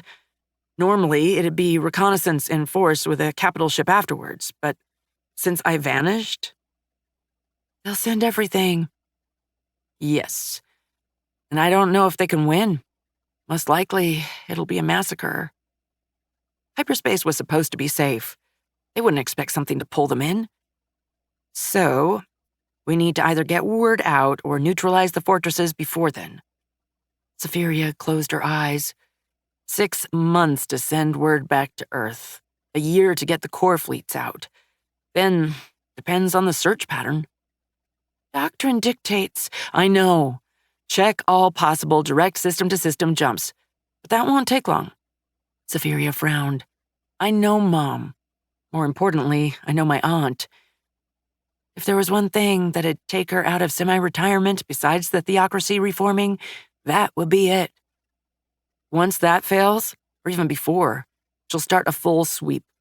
Send ships out in a spiral pattern, jumping in and out of hyperspace to scan for debris fields or anomalies. Start at Terminia, and then expand it in a sphere. That's exponential. The resources necessary. She doesn't need to jump directly on top of the anomaly. She just needs to detect it or have ships get into the hyperspace vortex, siphon, whatever the hell that was. Data suggests the anomaly encompasses a radius of roughly 1.1 light-year around its central component. That's not much, but it's something. It's also roughly the gravity well of a solar system. Interesting. Still a needle in a haystack. So, a year and a half to get out there. Let's say the same until someone stumbles upon it. We have 3 years before we start stacking bodies. Ma'am, how can we affect anything when a fleet would fail? Spheria looked at the escape pod through the eyes of her android. Because we know something that can get through? She pulled out the maintenance schematics from her escape pod. We can make some kind of messenger system. And failing that, the schematic spun as the parts within vanished and were replaced with high-density deuterium. A stealth torpedo? Safiria nodded. It wasn't a useful weapon in most scenarios, especially because stealth usually meant as long as someone isn't actively looking. But it could work. A railgun slug would be better, but any fortress worth its salt would be periodically adjusting course and dodging to prevent simple kinetic bombardment. They'd need something that could track and hit a moving target. Exactly. But first, we have some squishies to save. We can worry about the Navy once we're in orbit. Kalia cleared her throat and spoke up, her voice carrying over the assembled crowd. All right, people. Safiria, hero of times past, is getting us reinforcements to help us against the Bane. We just have to make sure we're still there when they get here. A sea of heads bobbed in front of her impromptu stage. So, in order to do that, we're going to have to step up our defenses. I'm sorry to say it, but with the Nutrigel vats, we just don't need foraging parties anymore. I know, it's slop, but it'll keep us alive, and we need all hands on deck. Thus, everyone assigned to foraging will be sent to guard duty. We're also going to restart patrols and scouting expeditions in the valley. We need to know in advance for anything coming. There hadn't been a point when the attacks on logging expeditions were just random undead congregating to rush it, attracted by the noise. But if it was a directed attack, at least now they'd get some warning. Those will be headed by Mulry. Any volunteers, please go talk to her. Understood? Another wave of nodding. All right. Let's kick some ass. Truneval descendant! She was greeted by a roar. Not quite a war cry, as Trunevald was nothing but an undead-infested ruin now. but the spirit of the magistracy lived on in its citizen regardless. "Nice speech," said Mulry, as the mage magistrate came down from the stage. "I hope you think the kingdom should be ascendant as well." The gaze they exchanged was all the messaging needed. Mulry was no one's fool. She realized she'd been sent here half as a political officer to make sure Turler's new vassal didn't just slip the leash instantly. She'd also fought alongside them every step of the way here. Push came to shove. "Getting nervous?" answered Kalia, and the diviner chuckled. "Now that it seems we're not just delaying the inevitable. Kinda." "Oh?" Mulry looked away. "This hero, Safiria, her technology, it's better than the kingdom's, than anyone's, I think. So, what happens if she does retake the pass? What happens if the kingdom turns back the tide?" Kalia's eyebrow rose. Political officer, indeed. "We're still fighting for our lives, and you're worrying about the political aftermath. I'm a diviner. We may not be able to see into the future, but planning for it is what we do." Mulry grimaced. "And I'm not the only one. You're no idiot. You have to know this is going to create shockwaves, especially after you promised a share of a whole damned mana node. Ever think what the king or even the royal council will have to say about that?" "They're not here. We are. If we're alive for them to be pissed at us and not shambling towards them demanding their souls, I'll count it as a win. And they should too." Mulry frowned before sighing. Aye, aye, Captain. I pray to the ancestors that their majesties will see it that way." "First pray for our survival." They exchanged smiles. "But you're worried that Safiria will be a problem?" "She doesn't strike me as someone who bends the knee to anyone. The diviner hesitated, and Kalia gave her an encouraging nod. "She strikes me as someone people bend the knee to." Kalia froze. She didn't know what to say to that, especially not when she was still grappling with what she'd seen. Safiria's reaction. It was like she'd seen the valley walls for the first time, as if she was shocked by what had happened to it. And she'd said she'd gotten down there with knowing very little, if anything, about the Empire. But hadn't an Imperial expedition dug the mines? Just how long had the hero been down under the mountain? And how had she gotten there? Safiria threw a holographic design program in the air as she paced around her simulation. "All right. Step 1 in helping the squishies. We need an effective combat platform. Preferably cost-effective. That means we need a junk bot." Safiria held up a finger as Sia opened her mouth. "If you say the appropriate term is minimal function combat automata, I'm muting you for the rest of the day." The simulacrum closed her mouth before opening it again. "I was about to say Nickelbot." The AI smiled. "Well, look who's getting infected by Mom's 21st century memorabilia." Though it had a certain ring to it.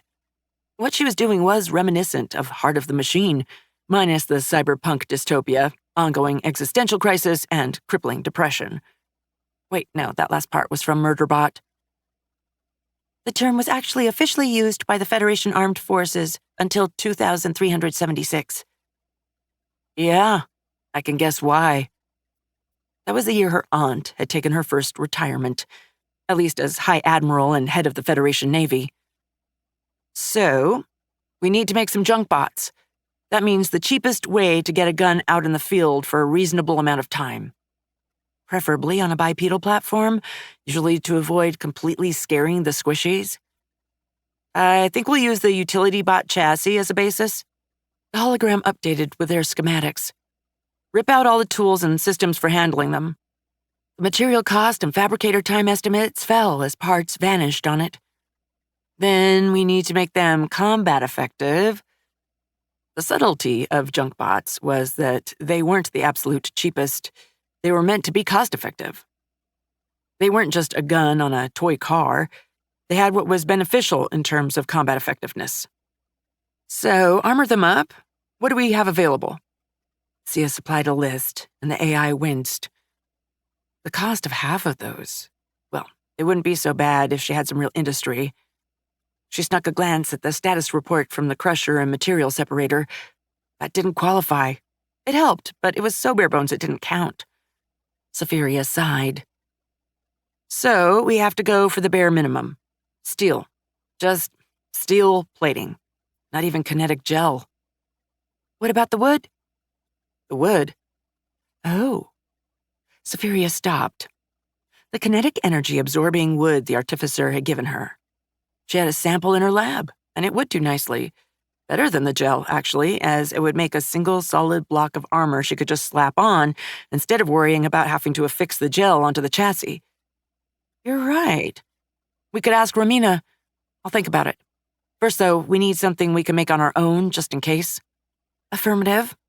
What of the weapon? Safiria pulled up the list of available schematics. Well, energy weapons are out.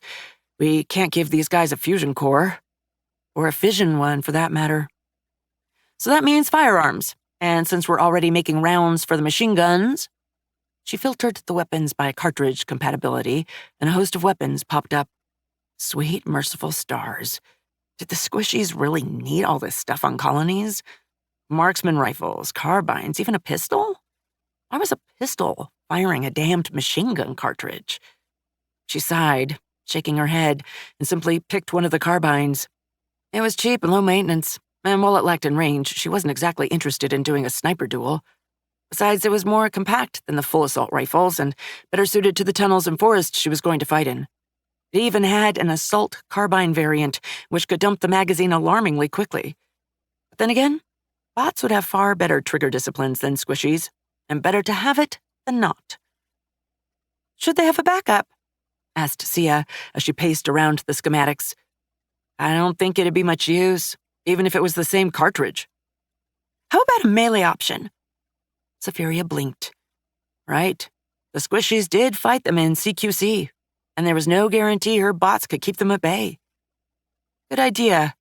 We have, machetes. More machetes. Survival knives.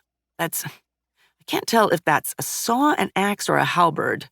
Or all three. I don't think there's any good weapons in there. The database was not made for this situation. No kidding. It was why she had her library core, except that it was made for higher tech stuff, not medieval fucking warfare. She could use its knowledge to make nukes, railguns, and firearms, but not damned swords. Damn it. She grimaced. I guess we're gonna have to ask our dear squishies for help. Ask the squishies for weapons and warfare advice. Yeah, that was gonna go well. Chapter 24. Starborn Mountains, Starfire Valley, Settlement of Astralis. Safiria sighed as she waited at the entrance of the... keep? Command center? The building Kalia and her people led the town from. She really needed to get some comms up there. Having to haul ass all the way there and back every time she wanted a word was a royal pain. Though, how could she explain that? They'd readily accepted everything so far, but there might be limits. Well, she had shown some more fantastical things than a radio, so it would probably be fine. One issue, though, was getting the signal up there. Her cheap relays weren't great for having a conversation, and she didn't think they'd fare well in the forest. Not that she needed them. Once out of the mountain, a standard broadcast pylon would work. One at the tunnel entrance, one in Astralis. Though, that would be a big attack here sign for the enemy, and the only way for the squishies to get to her. Yikes. There were more compact ways of doing it, but they either required workarounds or flat out weren't in her schematics. Colonies didn't need discrete stuff. They needed cheap, sturdy, and easy to build. Cables were also an option, but that was a lot of cabling to do, which was a problem when she was heavily limited in the sheer mass she could wrench out of her fabricator and refinery. What would have been hilariously easy for a normal industrial base became very complicated with what could be packed into her escape pod. You look deep in thought, Safiria looked up and shrugged as Mulry walked up to her. I have a lot on my mind. No kidding. So, what can we do for you? I'm afraid the Countess is currently unavailable. The AI cleared her throat. I require assistance. Assistance?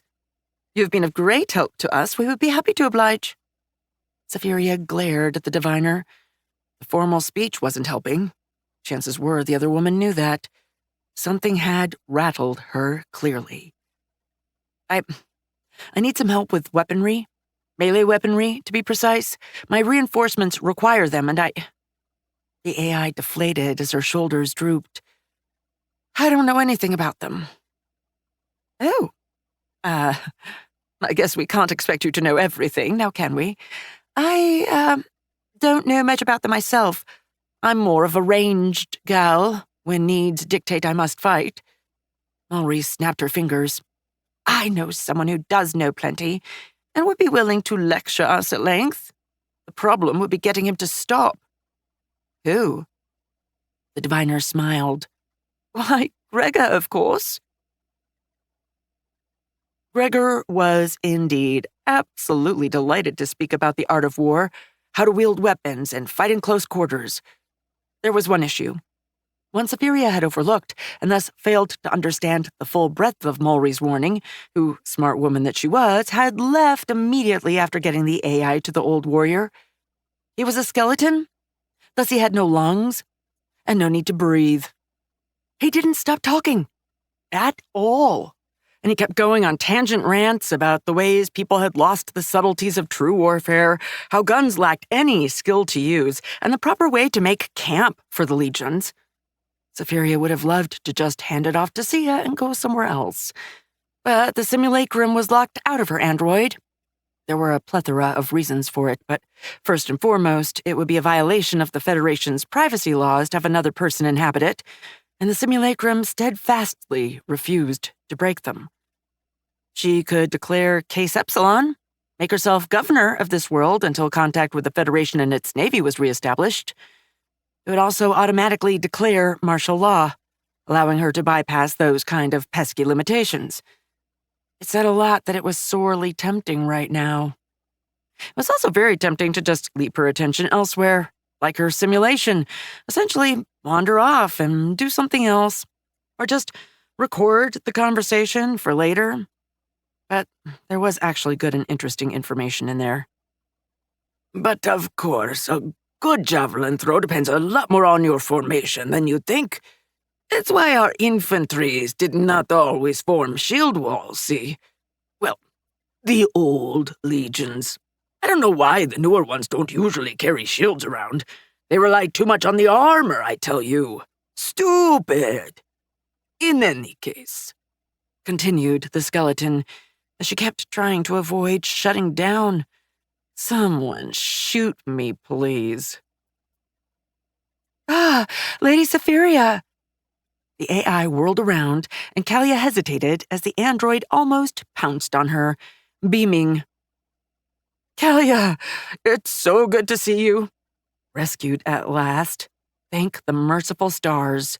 My apologies for not coming to see you, but I was told you were busy. I was. The mage magistrate flicked a glance at her, and then at Gregor. Mulry told me you were teaching her about warfare? Melee, to be precise, though I... The skeleton coughed, clearly an affectation since, well, skeleton. Might have drifted off topic once or twice. The old legionnaire had the distinct air of smiling sheepishly, despite his utter inability to have facial expressions. Apologies, milady. It's fine, said Safiria. I learned a lot. And she had, for that matter. Even if it was mind-crushing and caused her to pray for the sweet, merciful release of atomization. Unfortunately, neither Gregor nor I know how to make these weapons. Well, a spear isn't all that complicated. Kalia tilted her head. Should I be given to understand that you would need some? Yes, very much so. I'd be more than happy to trade you some weaponry. We have more blades than people to wield them, after all. Safiria winced internally.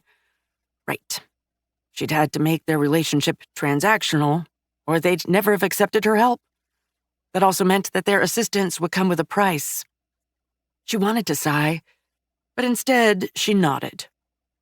Of course. What would you like as compensation? Ammunition. Our firearms are running low, and I was given to understand that you had the means to make more? Safiria blinked. Crap. The scout that had made it to the hub had to have seen the turrets and their ammo feeds, as well as the skeletons turned into Swiss cheese by the hail of lead. I can try, but I will need the specifications for your ammunition. If possible, samples of them and your firearms. She wasn't comfortable arming the squishies, but resupplying them should be fine. They already had the guns.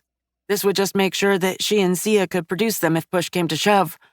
Also, it meant the squishies were dependent on her to keep firing them. Good. In the meantime, I suppose my men will pair up with your reinforcements when they arrive. Hold the enemy off while... Are you all right? Safiria realized she'd lost control of her android's expression and let her utter horror through. Squishies serving as meat shields for her junk bots. That was... She didn't even have words for it. Yes, I am. I'm very sorry, but I'd rather... I will send golems. I would rather your people stay back from the fighting if at all possible. I can make more golems, but I can't make more people. Kalia's eyebrow rose as she looked down, then back up. You can't? It took a second for Safiria to process what she meant, before sputtering, and the mage magistrate laughed. I'm joking. More seriously, though, that is very sweet of you, and you do deploy your golems however you wish. However, my people will still fight for themselves. Of course, I expect nothing else. She just needed to make sure they didn't have to fight at all, which was why she was going to need more than just some junk bots. Unfortunately, it wasn't like she could just litter the valley with minefields and turrets. Not yet, anyway. She would need too many of both. Unless she made the enemy come to them. That could be an idea.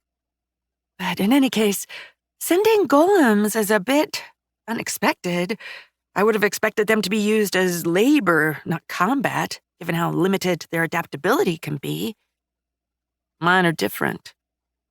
The Federation had long ago developed advanced programs for its ground troops to fully automate them, allowing them to operate effectively without AI or simulacrum oversight.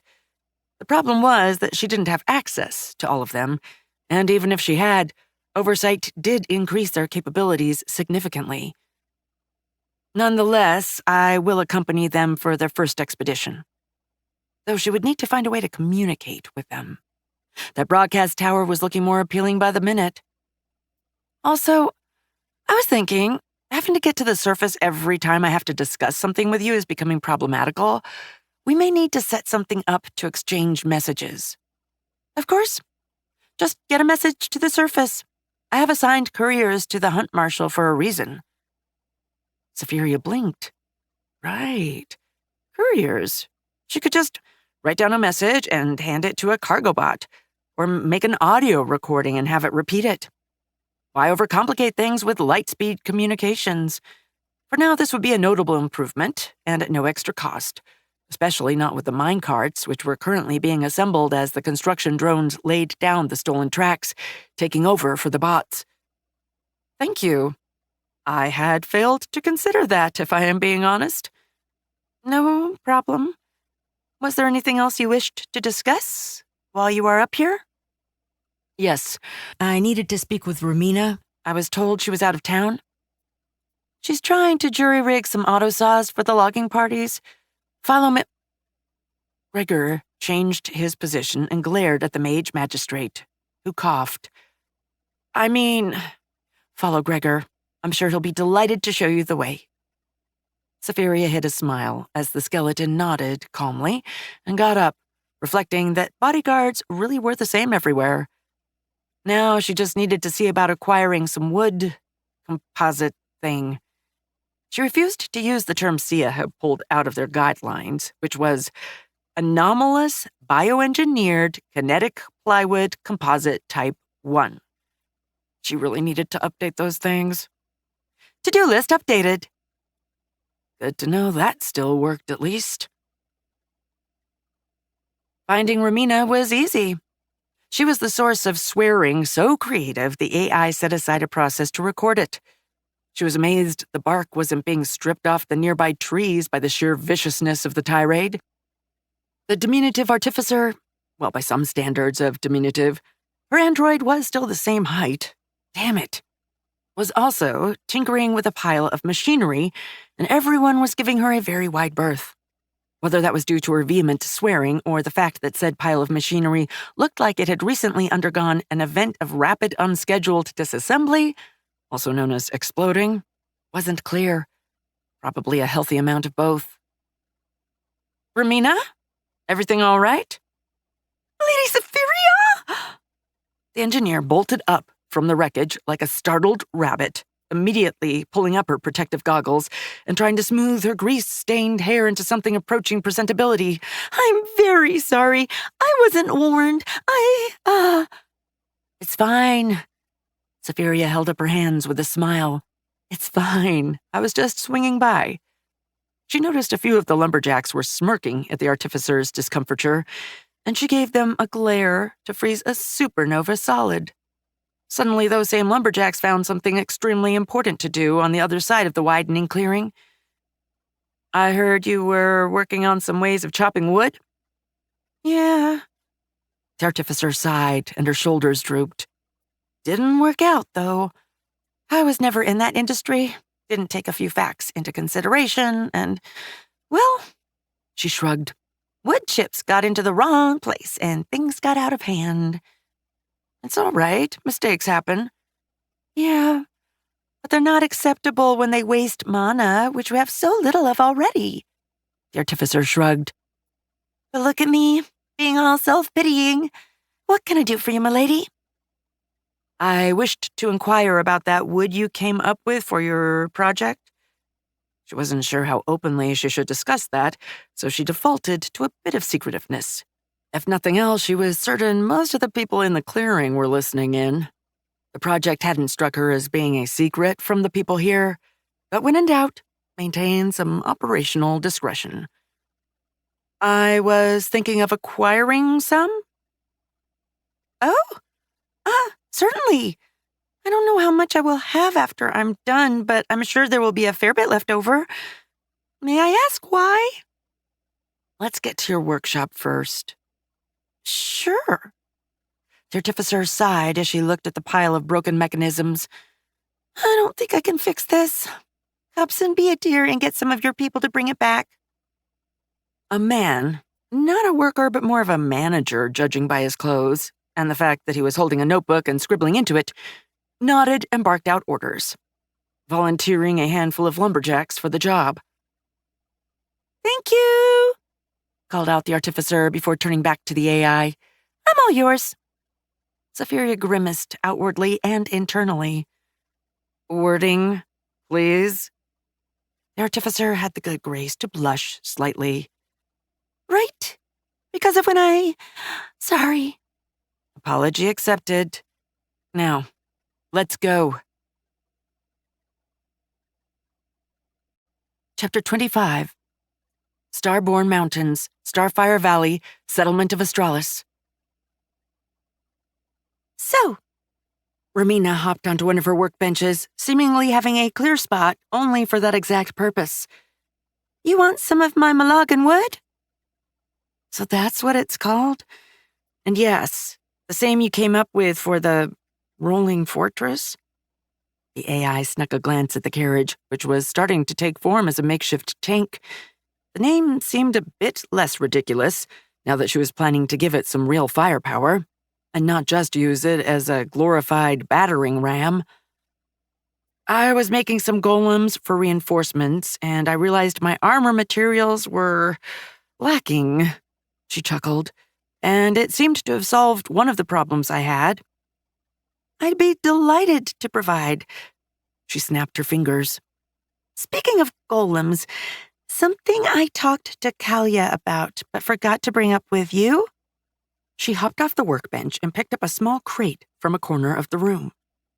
Here. I called it Dinky. It was a graduation gift from one of my grandmasters, Elena. Grandmasters? Safiria looked into the crate, scanning its insides, with Sia helpfully arranging the pieces in their simulation. Oh, it was a bot. Human form, roughly. The artificer chuckled. I had the luck of studying in the capital. I thought your degree was forged. She looked away. I may have embellished some things here and there. And never got into trouble for it? Romina didn't answer, and Safiria tilted her head. Let me guess. You did. But the punishment, it was up to a certain mage magistrate, wasn't it? And she needed an artificer more than she did another prisoner. The silence was deafening. Then Romina slowly nodded, tears rolling down her cheeks. Hey there. Safiria grabbed the artificer's shoulder. Sorry, I shouldn't have. It's not my business. I'm still your apprentice, right? Of course you are. We both are. Remember, each other's apprentice? Romina met her gaze and smiled. Right. Yes. Good. Now I'll bring this home. The AI patted the crate and see what I can do with it. Oh, do you happen to have a spare firearm? The mage magistrate wanted me to make some ammo for them. The young woman shook her head. I don't. No, none of them are in for maintenance. But I do have some cartridges for them. I don't know much about those, though. I was never much into alchemy. Thank you. And that's quite all right. She didn't know jack about chemistry either, but that's why she had a lab module and an entire library core. I'll let you take a look at my reinforcements. I'm sure we can work together to get the wood on them. Plus, it would give her an excuse to look into the tools there. I'd love to. Thank you. No problem. It's my pleasure. Now, if you'll excuse me, I have a long way home. Of course. My apologies. Safe travels. Safiria smiled. For me or anything I might encounter? She chuckled at Romina's expression. Never mind. Thank you. And with that, she grabbed the crate and left, checking the fabricator schedule as she did. That had gone better than expected, all things considered. Only exception was those squishies' suicidal urge to go fight something. But she could work on that. She had to. The nickel bots are ready. Good.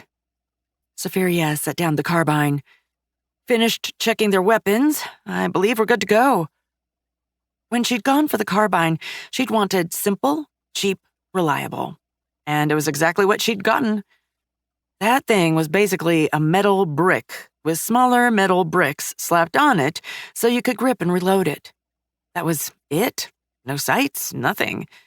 Everything not strictly essential to shoot bullet was stripped out and put as an optional module. She'd actually hesitated on whether to use some of them, like the silencers or holographic sights. But what would be the point? She wanted the enemy to come to her bots, not have them sneak around. And there was no way she was making those weapons actually practical to use for squishies, or Kalia would ask for them. That last part was almost certainly why that gun was designed that way, too. She was starting to gain a healthy respect for those who'd designed that database, despite regularly cursing them for the limitations it imposed on her.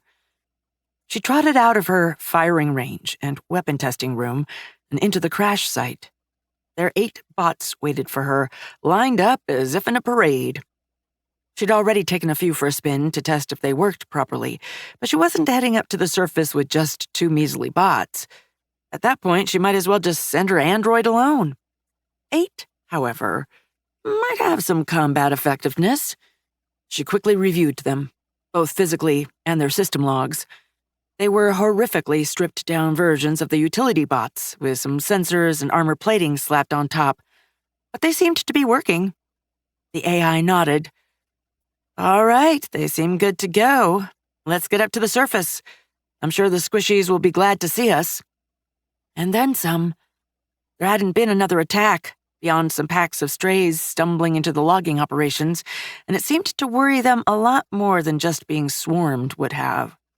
It did give a few points for Gregor's analysis, though. The Hand was clearly waiting for troops to be reassigned before taking over the hub another try. A few strays were regularly being blasted by the turrets, but these were most likely probing attempts. If she had to guess, whatever was on the other side would launch another attack on the surface in a couple of days and start escalating as the defenses down into the mines weren't withdrawn. Hopefully her little incursion would give them pause. Staying defensive wasn't going to win this fight after all. Affirmative. Full mission load is up. Good hunting, Admiral. Why, thank you. I'll be sure to bring a few trophies. This place could use some livening up.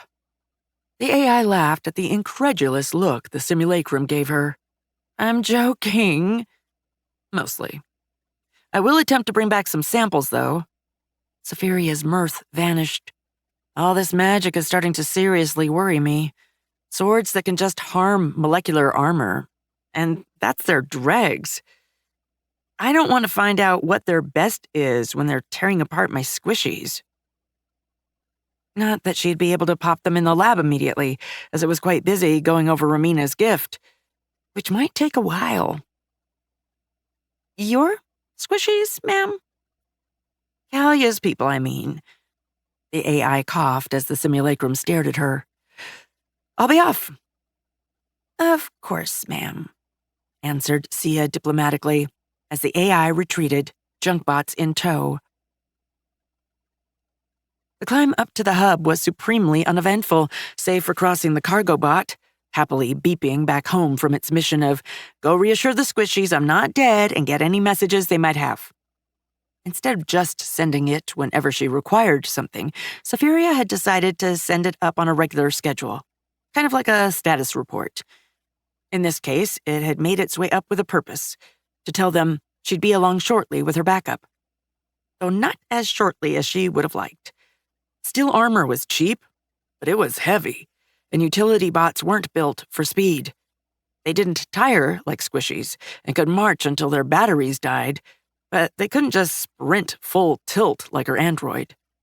Then again, nothing short of powered armor infantry or Federation commandos could have kept up with her, and she was far, far away from either of those right now. She gazed at her fortifications in the hub. She'd set up a couple of her shotgun sentry guns and rearranged the crates a bit, not just to protect her new turrets, but also to set up a loading station. Every time her cargo bot returned, it would get loaded with some of the more desirable among their contents. For now, it was mostly ore, for what little there was. The wooden support beams were tempting, but for what, exactly? She didn't need them for her mine shafts. Her mining drones managed perfectly fine without. Maybe she should just package them and gift them to Callia. The squishies would know what to do with it. At least they'd have a better idea of what it could do. Because so far, her sampling had just returned wood, normal, exotic radiation. Not extraordinarily helpful. Actually, no, it was helpful. She knew the wood was anomalous and the radiation meant that the properties were magical in nature. It just didn't tell her what those were or how to use them. She really needed to find some teachings on magic. Were arcane grimoires a thing here? Or magic for dummies manuals? Asking directly to be taught? They clearly expected her to know already, so probably not a good idea. Sia pinged her as they neared the tunnel entrance, and Saveria thanked the simulacrum with another ping, slowing her pace and making sure to shut down her camouflage before stepping out of the tunnel. She found herself face to face with a hunt marshal who had a spoonful of Nutrigel halfway to her lips. Saveria! The old woman raised an eyebrow as the junk bots exited the tunnel and came fully into the light. And company? Are they the reinforcements you promised? Yes, they are. Fancy. Romina's gonna be all over them. Indeed. Though first I intend to take them for a reconnaissance in force of the area.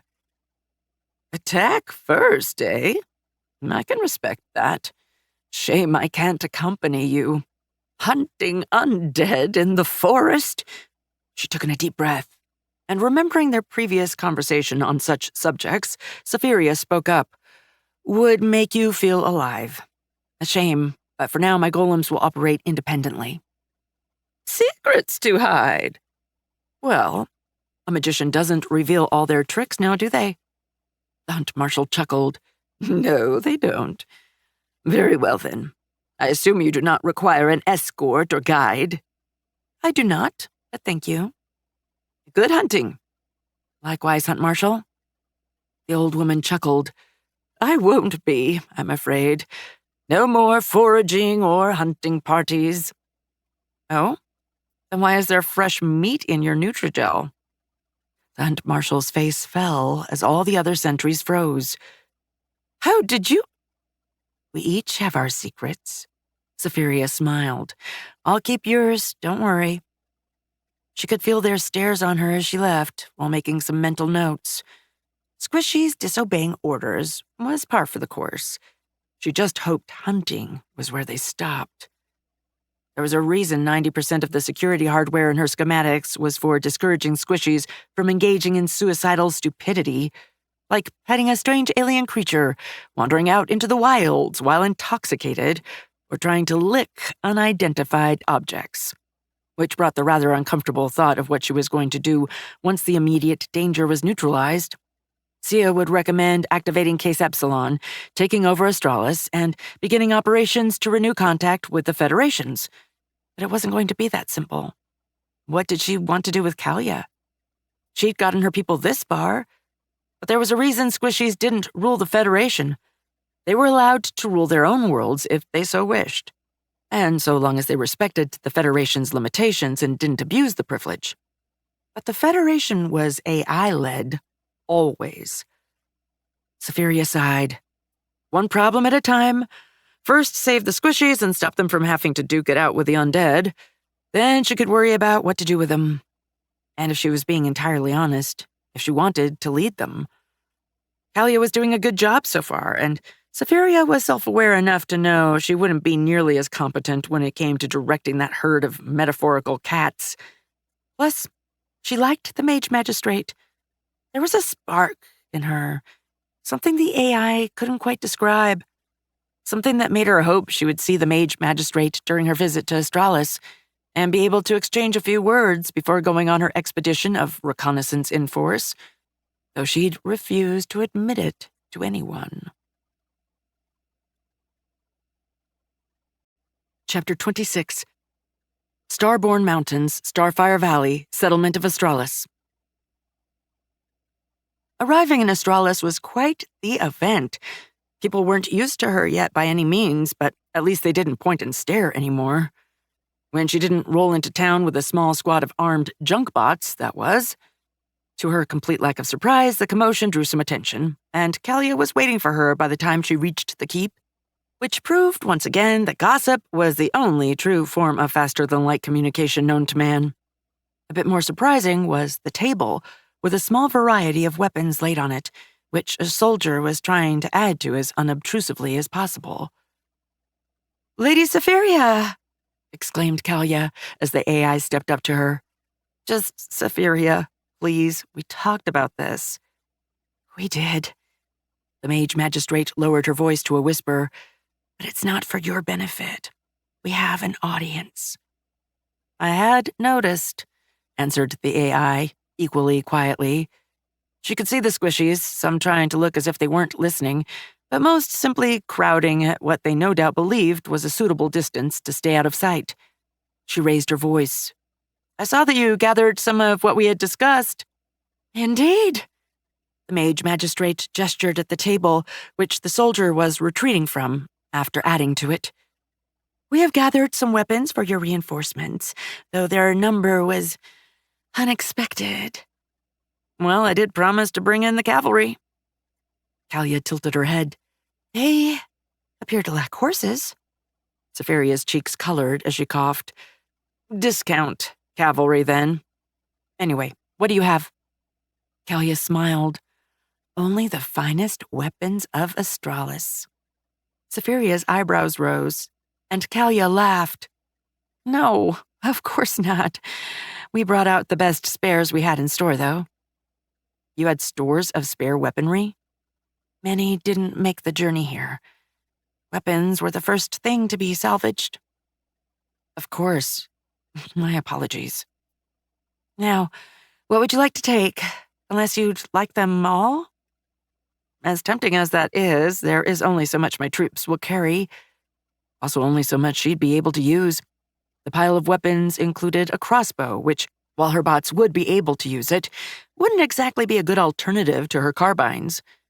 There were a couple of bows as well, which she was a lot more dubious about, and a sling, which she didn't know the first thing about besides spin rock, try not to hit your head. Actually, did slings use rocks? Her library queries were returning conflicting information about bullets and grenades? She mentally shook herself. No time for that. Would you have any recommendations? For your specifications? Meaning, had no idea what she was doing, essentially. Something robust. Spears would usually be the best, keeping the enemy at a distance, but against the Bane they are rather lacking. Saphiria nodded.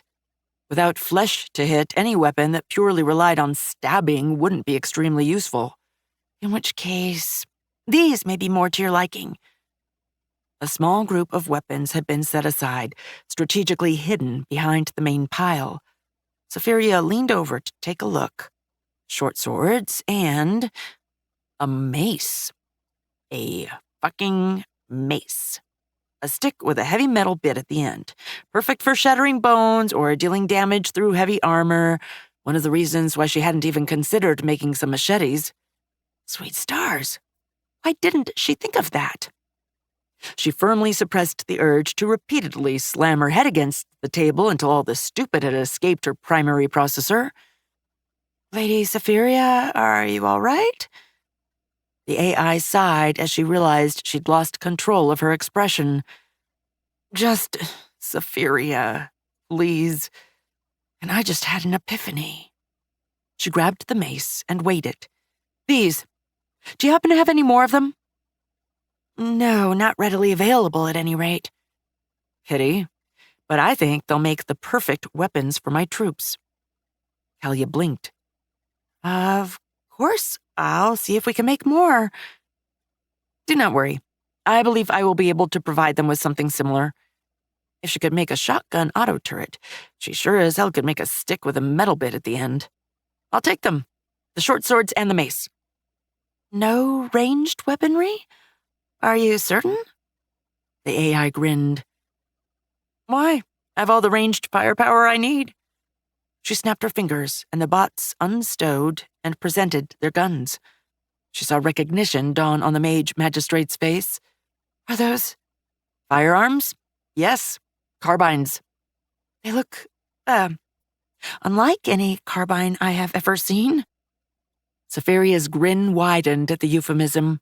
What those guns looked like was exactly what they were, purposefully designed so that squishies would use any feasible alternative. Preferably, do not wield dangerous firearms, please and thank you, which was a definite bonus currently.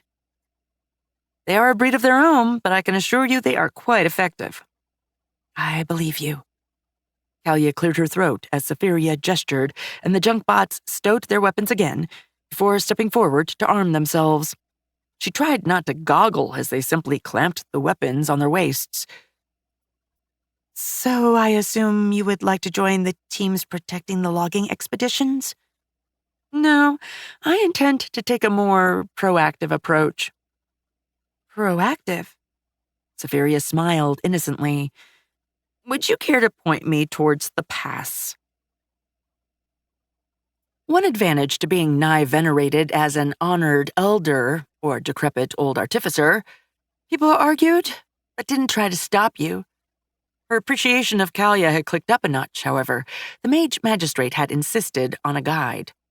Apparently, one of the hunters normally under Tremistri's remit, until the hunt marshal was turned into a glorified sentry, that was. She'd refused to bend on the issue, and Safiria had caved in. If nothing else, she could use a local guide. And it had absolutely nothing to do with how flustered she'd been with the mage magistrate towering over her. All right, here's about the limit of our patrols, said the hunter as he stopped. He was rugged and his eyes inscrutable. He had the air of exactly what he was, and moved with the constant paranoia of a trained killer. Safiria could recognize spec ops when she met them, which was why she was somewhat dubious over his job title. If she had to guess, part of the reason he was there was to get her out if she got in over her head. Cute. Really cute. Push came to shove, she could drop into stealth and rush through the forest like a high-speed bulldozer. And if that wasn't an option, she could shed the armor, run for hell, overload the reactor, and turn half of this damned valley into a crater. So that was very much her last resort. So beyond this point, we start running to the Bane? Yep, or rather it goes from a probability to a damned guarantee. Still sure you want to do this? Absolutely. The hunter looked at her strangely. You just straight up don't fear death, do you? That's because I can't die. Would have been the true answer. But she wasn't about to say that. Well, depending on one's definition of death, obviously the android didn't house her consciousness. The solid block of atomic-level circuitry in her escape pod did. But that could be destroyed as well. Rather more complicated to get rid of were the backups of herself on Earth, Luna, 3 separate deep space naval stations, and an undisclosed location that she was almost certain housed some of her mom's failsafes from her stint as an nigh-omniscient hive mind, each dutifully updated when she'd left Sol at the start of her deployment. Though legally speaking, these backups wouldn't be her once brought online. Not out of any philosophical quandaries, but because it would enable the Federation to consider it inheritance and tax her on it. The only 2 constants in the universe really were death and taxes. I do, she said instead. I just intend to inflict it on the other side first. The hunter stared at her for a solid 2.38 seconds before bursting out laughing. That's a good one. An excellent one, even. The skeleton burst out of the undergrowth without warning. The hunter's sword was halfway out of its scabbard when the undead skull exploded. He looked at it, then at Safiria's smoking carbine. She wasn't crazy enough to use her plasma gun in a forest her squishies were living in unless she absolutely had to, and slowly put his sword back into its resting place. Consider my comments withdrawn, he said, before pointing at the gun. Could I have one of those? If you managed not to get killed today. He laughed again.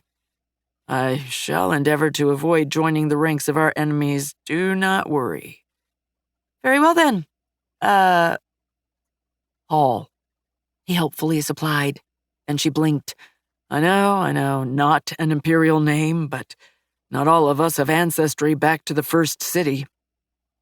She was about to say his name sounded almost mundane, but her ears pricked up at the way he said first city. Interesting.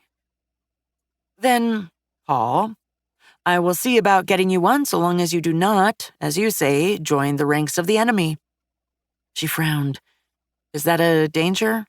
That someone who falls by their hands just gets back up? That was honestly her nightmare. Seeing a squishy she was sworn to protect fall would be hard enough, but for them to stand back up and try to kill the others?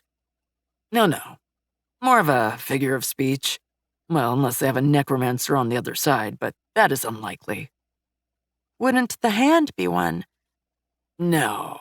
Necromancy for those already beyond the veil of death becomes complicated. It is our good fortune that unless one is of great power, it requires, living touch.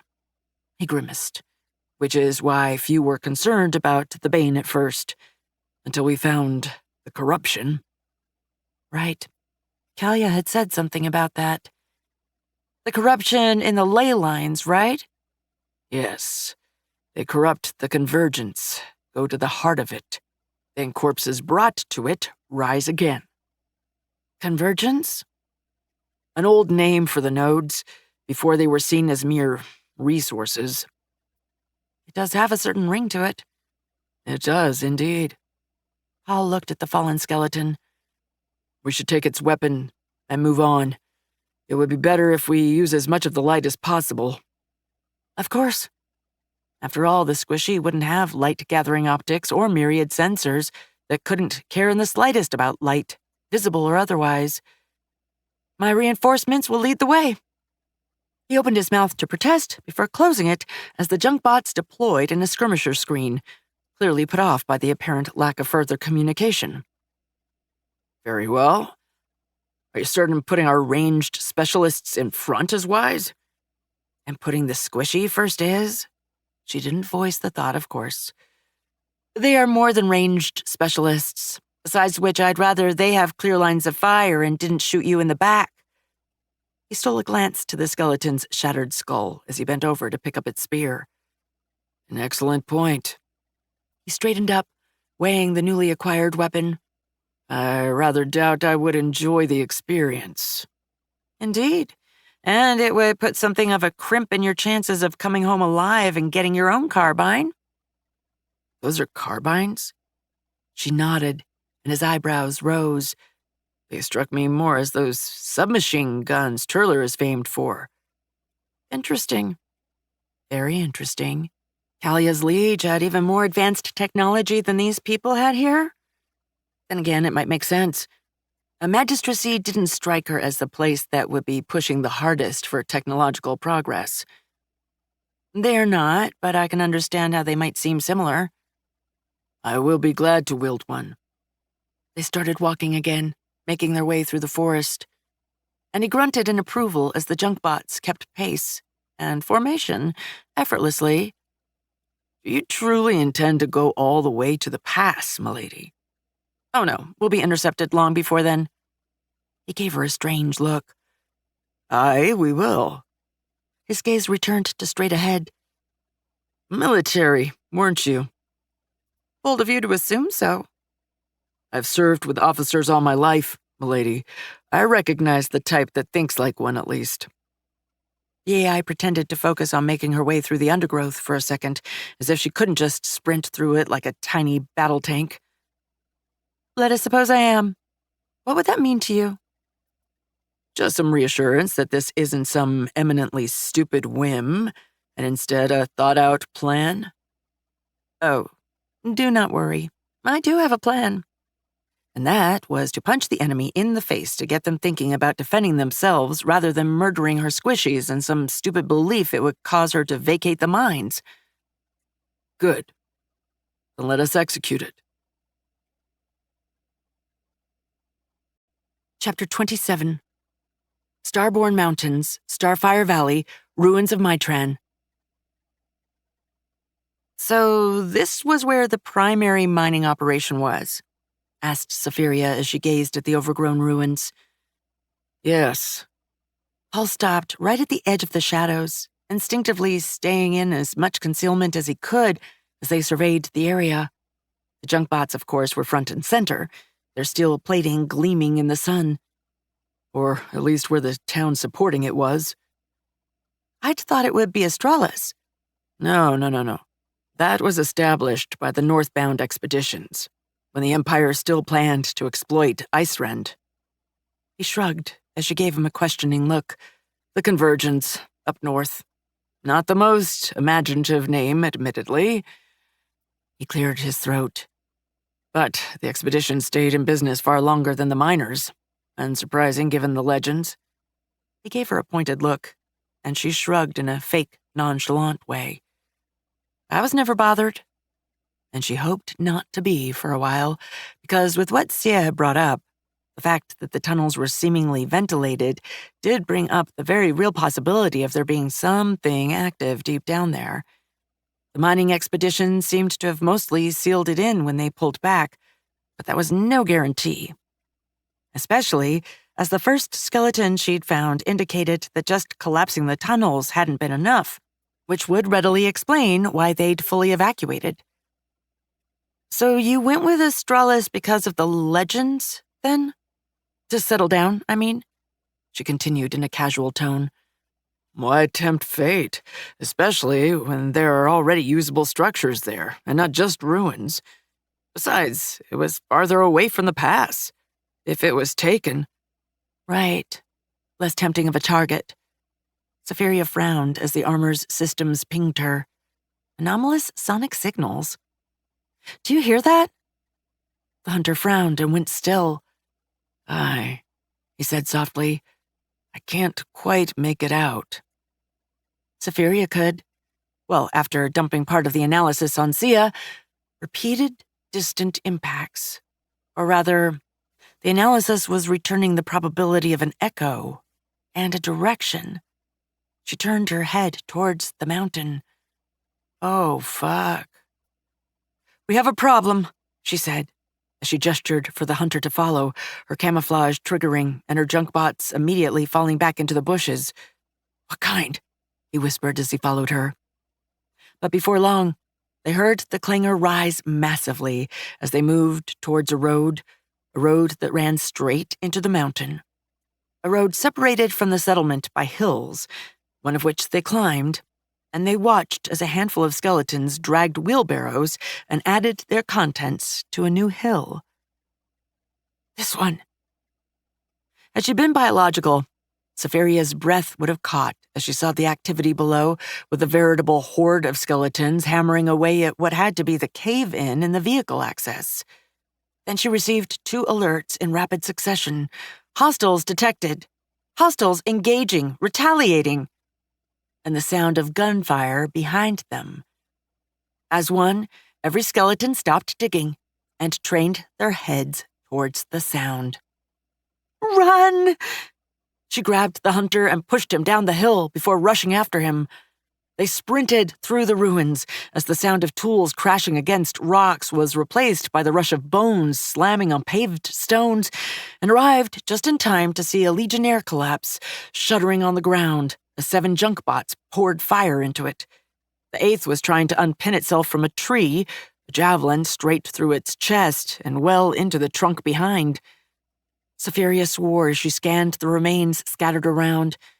It seemed they'd avoided the patrols she had been intending to engage by sheer luck, only to stumble onto what they were screening. That meant they not only had the damned skeletons trying to clear the cave-in to destroy, but also any patrols that would be investigating the mess. She hesitated. They could pull back, perhaps keep pace with the skeletons, even if she had to carry the squishy to do so. But if they stumbled upon any patrols, they'd get pinned and overrun. And the ruins were a mess of stones and broken crap. No meaningful cover, but a lot of stumbling hazards. This wasn't perfect, but it was as good as they were going to get in terms of battlegrounds. She ordered the bots to take defensive positions as they faded back into the woods, one of them taking a second to free its pinned comrade, and all of them began preparing, laying out extra magazines from their packs, fancy name for metal box welded to their backs, on the ground for rapid access, in case those clamped to their torso armor ran out. Safaria almost dove into cover as she joined her bots and glared as Paul joined her. What's wrong with you? I said run! I'm not leaving you, milady. Safaria looked at him and regretted like she never had before that she hadn't taken a stun gun. She could knock him out, but she didn't know how much force to apply, and she wasn't going to risk killing the squishy in order to save him. Instead, she said something unprintable, which earned her a half-surprised, half-admiring look before turning back towards the ruins as she saw the flash of bones moving over the skyline of the hills. Open fire! She shouted, and muzzle flashes lit up the shadowy undergrowth as the bots obeyed. Their aim was far from perfect, but she saw skeletons come down as they tried to scramble over the hill. Some got back up, but most were either down for good or got crushed into dust by those behind them. The bots fired and reloaded like metronomes as the undead swarmed over the hills. Another confirmation of their stupidity. They could have used the hills for cover as they came around and followed the road, instead of having to scramble up them, breaking up their horde advantage and then coming back down totally exposed. But, stupid or not, there were many of them, and before long, her bots had to start firing at those that made it down and began darting through the ruins to make contact. Safiria just waited, fidgeting with her plasma gun, her sensors scanning the surrounding area on maximum power. Finally, the main horde pushed over the hills like a tide of bones and steel, and she raised her gun, set to maximum. "Get down!" she barked out as Paul got up, possibly to put himself in a guard position in front of her like the too dutiful, stupid, too courageous for his own good squishy that he was, and dialed her plasma gun to maximum. This time the entire damned clearing turned white as a miniature star screamed through the air. As her sensors cleared up and regained full functionality, the AI swallowed as she saw the results. The hill she aimed for was missing its entire top, and the rest of it happily burned, the hardy lichen that had grown upon it set alight by the dispersing plasma and the thermal pulse of the impact. Flesh and blood enemies would be screaming in horror, running or hitting the ground to save their own skins. But undead couldn't care less, and Safiria checked her gun's status as the horde finished pouring over the other hills. Maximum power was all nice and dandy, but it wasn't made for rapid fire, and she set down the plasma gun as she pulled free her carbine and joined the junk bots. She didn't bother to go single fire. She had other weapons if necessary, and emptying a couple of magazines was all the time she needed for the plasma gun to recharge. She stowed the carbine and picked up the energy weapon again. At least the squishy didn't need prompting again, as he dove down like an artillery barrage was coming. This time, the plasma bolt blasted straight through the bulk of the horde, leaving a trail of scorched bones and burning grass. Instantly, 24 skeletons came to a halt, and Safiria realized they were wielding slings and bows. Fuck. She dove into cover a split second before being turned into a pincushion as stones and arrows whistled through where she had just been. Alarmingly, one of the stones skittered about, smoking and sputtering, glowing red-hot. Okay, what the fuck? Enchanted ammunition, too? She gave orders, and a couple of her junk bots detached from the line, running out of cover and emptying their magazines into the crowd. Like clockwork, or primitive combat bots, the ranged skeletons pivoted to face them. One of the junk bots managed to get back into cover with nothing more than dented armor plating and an arrow in the knee. But the other, the one that had taken the javelin earlier, actually, got pinned to yet another tree. Amazingly enough, it was still active, trying to reload its gun as the skeletons poured fire into him. Safiria peeked out of cover again and decided against using her carbine, instead keeping the plasma gun in her hand. She shouldered it as it recharged, before retargeting at the last second as she saw the glittering metal of scale armor in the rapidly thinning and closing horde. She pulled the trigger, and the universe went mad. The plasma bolt burned through the crowd and hit the Legionnaire. It didn't burn the skeleton or vaporize it. It exploded. Both Legionnaire and Bolt instantly converted into a plasma bomb as her sensors screamed from the tidal wave of exotic and mundane radiation. She saw scorched bones fly in every direction as skeletons and bots alike were tossed to the ground by the shockwave. Both recovered with similar alacrity, but the damage was already done. Many of the skeletons had been catapulted forward, and Safiria stowed her plasma gun as she drew her laser pistol. The first skeleton bounced towards her and flew apart as Paul's sword punched straight through its skull. She opened her mouth to scream at the fucking squishy to run, damn him and his duty, only to close it in astonishment. He didn't fight or die messily. Instead, he danced between the undead, skeletons collapsing all around him as a precise stab or swipe severed their spine or broke their skulls. Yeah. Under her ass. She finally shoved her astonishment aside and brought her laser pistol up, bringing down a handful more skeletons. And suddenly it was over. No more rushing undead, just silence. Silence and the crackling of fire. She pinged her network for a status report. Of the 8 junk bots she'd set out with, 3 were flat out not responding. and the other 5 reported various states of damage from arms unresponsive to knee operating at suboptimal efficiency. She turned towards Paul as he lowered his sword, panting and looking at the utter mess around them. Are we good? He asked between 2 gulps of air. We are. She remembered to retract her helmet, which had automatically come up as she'd opened fire. Squishies needed to see each other's faces, and right now, that one was fresh out of a fight. He needed all the support he could get. Next time I tell you to run, you run! If I'd come back without you, the magistrate would have flayed me alive and used my skin as a rug. He grimaced. And that would have been the pleasant option. I'm amazed she sent you out there to begin with and not kept you to protect her.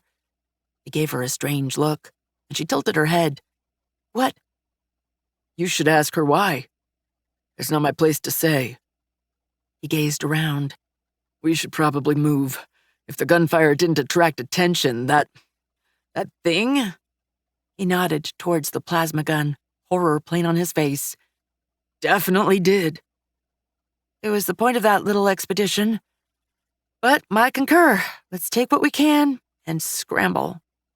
He nodded and went out into the battlefield, grabbing weapons as she gathered her bots and went for the downed ones. Luckily, she'd come prepared for losses and clamped the bodies into the packs of the others, like some oversized teddy bears affixed to a school bag. It was pretty awkward and bulky, but their utility bot chassis was made to handle heavy loads.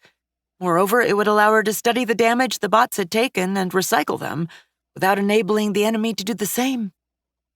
The only problem was the one who got pinned to the tree. It wasn't so much a bot anymore as various pieces of scrap metal that might have resembled one at some point. The tree itself didn't look so good either, given the amount of punishment it had sustained. That one had to basically be pried off the tree one piece of scrap at a time, then stuffed down into the packs. Damn. She looked up as Paul came over, a bundle of weapons under his arm. He gazed at the tree and the bits of metal she was stuffing down another bot's pack. They really hit it hard. That they did. She closed the pack. I'm done here. You? Same. Then let's go. She winced. Hopefully we'll have a clear way out. Let's hope. I don't think the magistrate's going to be very happy as it is. Better not make it worse. Yeah, that was going to be a fun talk. Chapter 28. Starborn Mountains, Starfire Valley, Settlement of Australis. Safiria sat, suppressing the instinct to activate her camouflage and try to fade into the background as the mage magistrate furiously paced on the other side of the table. She was amazed the woman hadn't dug a trench in the council room's floor already. So, let me get this straight. You went on a little expedition of reconnaissance in force. Talia made sure to mimic the quotation marks as she spoke, and while doing so, stumbled upon a major Bane mining operation trying to open a new way into the mines, and then not only caused the undead manning that operation to attack you, but won and ran for your lives. Safiria coughed. Technically, they were trying to reopen an old way into the mine by digging into the cave in... She licked her lips as Kalia glared at her. It matters. It means that whoever is doing this has no idea what they're doing. Kalia's gaze softened, becoming more thoughtful than frustrated. Why? Because they shouldn't be mining the cave-in. They should be trying to open a new shaft. Plus, I don't think just hitting rocks with pickaxes and hammers is the best way to remove them. Especially not when the entire place might be balanced on them. All right. So they don't know what they're doing. Great. So instead of letting them keep on with a fruitless endeavor, you destroyed it. Safiria opened her mouth and closed it. The mage magistrate had a point. Yes, but in doing so, we have reinforced to them that we believe this pointless task may be truly worth pursuing, and we have regained the initiative. That is, until they attack again. If they do.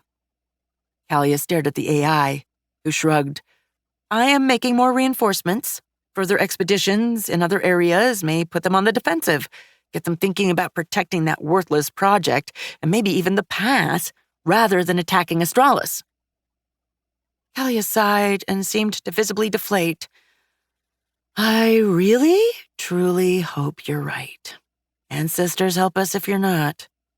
I certainly will assist if they do not. Kalia smiled. I know. All right. She nodded towards Paul, who had stayed up and in the background, wisely keeping his mouth shut. You're dismissed. Get out of my sight. Of course, Magistrate. He bowed and left. Safiria watched him walk out of the room before turning back towards Kalia. What's the problem with him? He was extremely competent when we fought. The mage magistrate chuckled. Yeah, I'm sure he was. That's part of the problem. Safiria tilted her head, and Kalia made a vague waving gesture as she sat down. Notice what he calls me? Yeah, magistrate. Not the full title. He's a mage hunter. Safiria blinked. People hunt mages? Someone has to. It's not like a city guard can just put a practitioner of magic and irons the old-fashioned way. Let me guess. Mage hunters weren't very well liked in the magistracy? No, they weren't. But they were tolerated. Their expertise was sometimes, sadly, needed. And was Paul's? Kalia simply stared at the AI for a few seconds, long enough for an awkward silence to descend upon the room. Yes, he came for someone under my employ and ran afoul of Gregor along the way. He got captured and tossed into a cell. Rotted there for a while until the evacuation began. I set him free in exchange for his word to stop pursuing his contract and getting the hell out of my sight once we were out of Dodge. He proved his worth on the way here, so I let him stay. Doesn't mean I have to like the man, though. Someone under her employ. Not Malry or her brother Teeman, though she didn't think he was a mage anyway. Romina? That's what made the most sense. Gregor stopped him. Looks can be deceptive. Paul's probably more skilled, but Gregor, he has experience, and experience outranks everything. Safiria nodded. In her opinion, firepower and good logistics outranked everything, but that was another discussion entirely. I see. And you entrusted him to bring me back? Then suddenly it clicked. Wait a minute, did you instruct him to— Don't ask questions you do not want answers to, said Kalia, cutting her off, a slight blush on her cheeks. He was there to protect you, and let's leave it at that. Safiria leaned back into her seat. Kalia had almost certainly instructed the mage hunter to knock her out and bring her back if necessary. She wasn't sure if she should melt or get furious that a squishy had ordered another into harm's way for her. I see. Believe me, that wasn't necessary. So it seems, but we can't afford to lose you, Safiria. Not when you're the only ray of hope we've had in so long. Had Safiria possessed a heart, it would have skipped a beat. She felt her cheeks color despite herself. That moment, when squishies look at you with that gaze and thank you for your help or put their hopes into you, she liked that moment. She liked it a lot. Why, thank you. No, thank you. Kalia cleared her throat. So, what of your reinforcements now?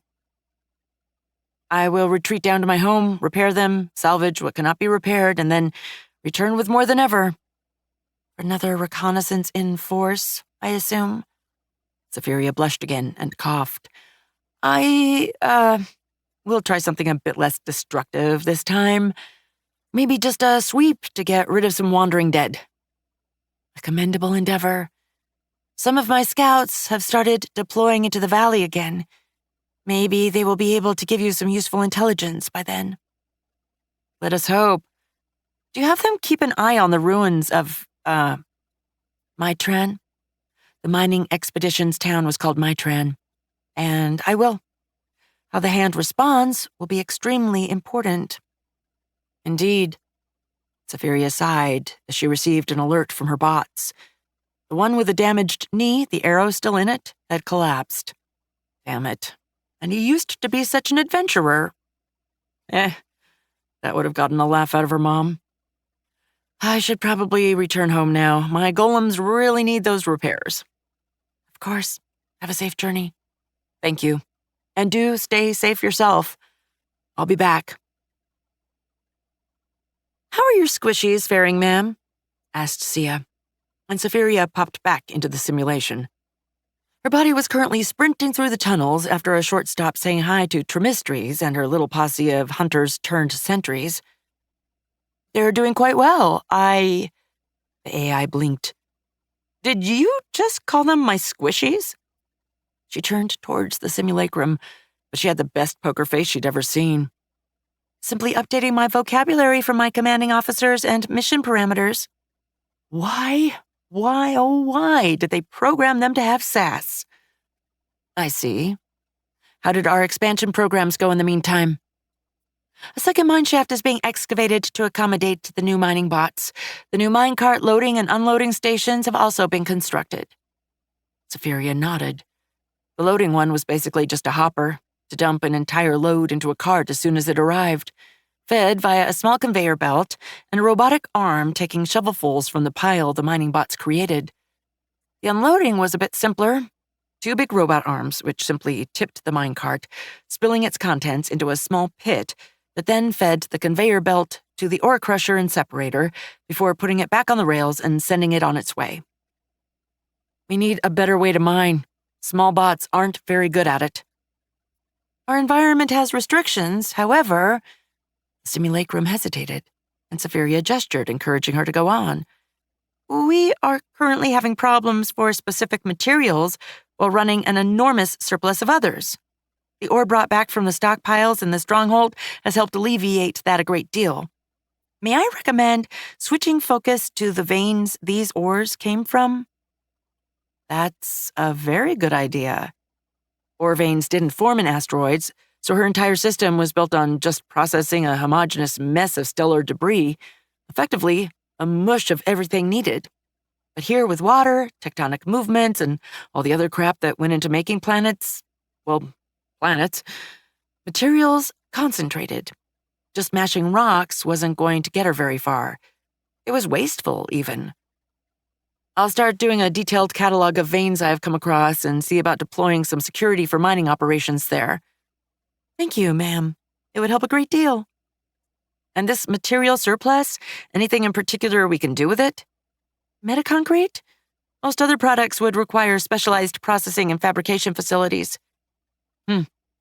Well, the cargo bot is doing empty runs to the surface.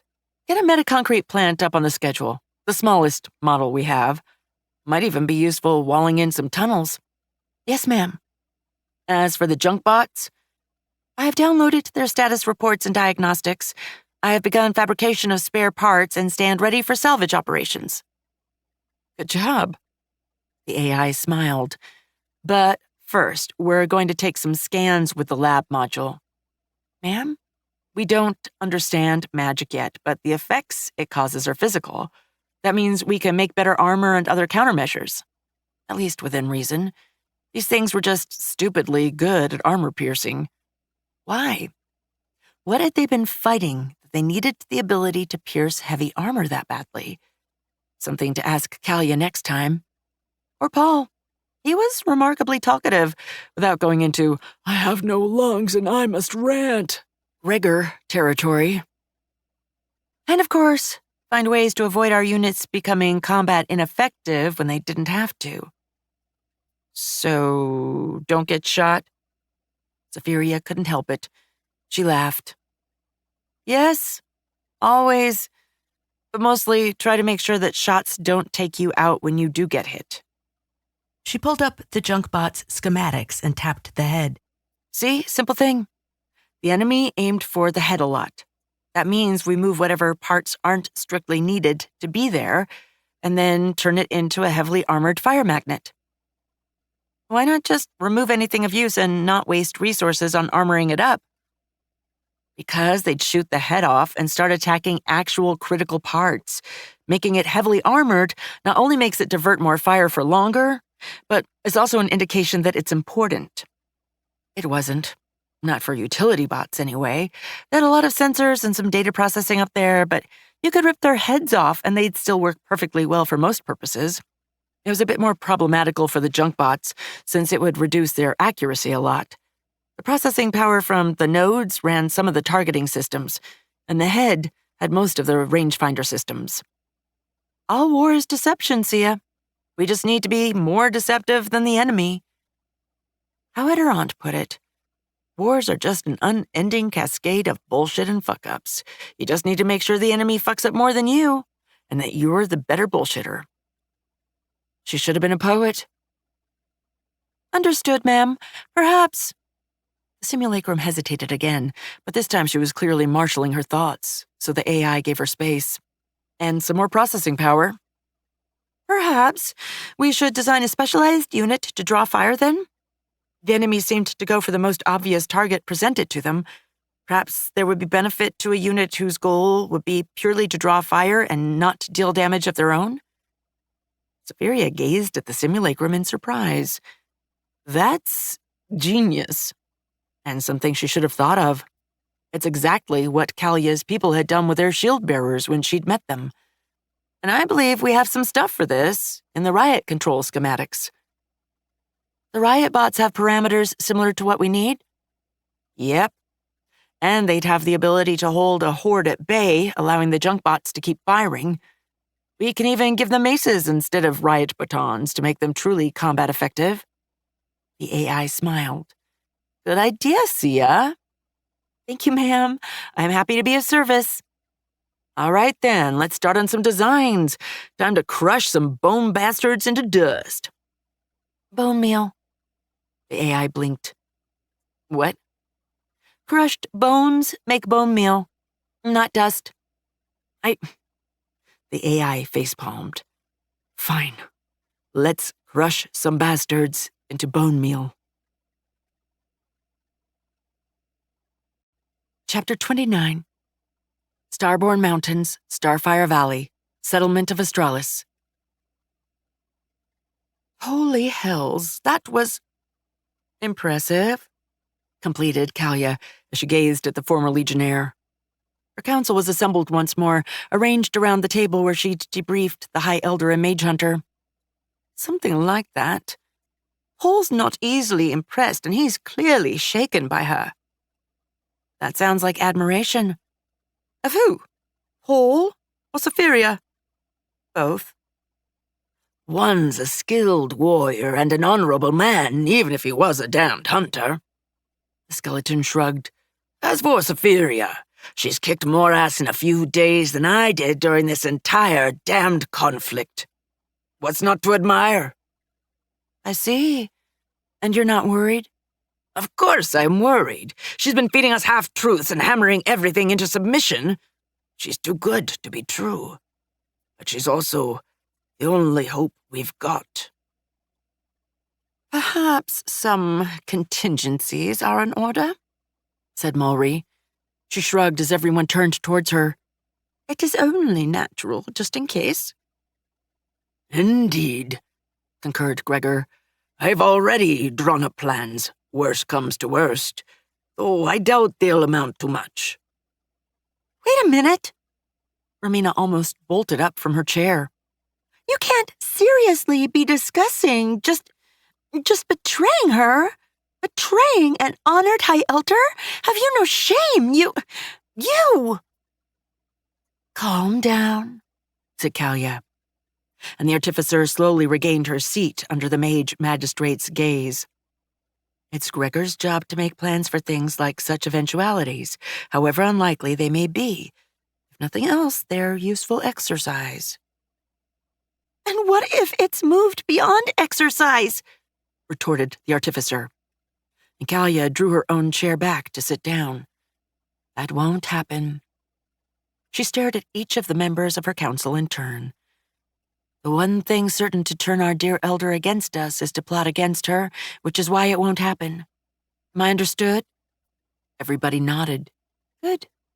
Very good. She sighed. I admit having my doubts as well, but so far she has been on our side, even if she's just been terrifying while helping us, both from her power and her recklessness. I wouldn't call her reckless, said Gregor thoughtfully. Not truly. She reminds of some of the old legates. What do you mean? There was a school of thought in the old legions to wield skirmishers as weapons, not reconnaissance. To dance around the enemy, constantly attacking. To use soulless as disposable forces to strike the enemy, always keeping them off balance. This seems similar, but with golems. Mulry snorted. Golems aren't disposable. They are to her, whispered Kalia. She didn't seem to care the slightest bit that she almost lost half of those she came out with. And she gave us 2 like they were nothing. Plus, she seemed sure she'd have more when she returned. Romina opened her mouth, then closed it, something clearly dawning on her. What is it? Asked the mage magistrate, and the artificer cleared her throat. Safiria. When we talked, she implied that these new golems of hers, they were a recent creation.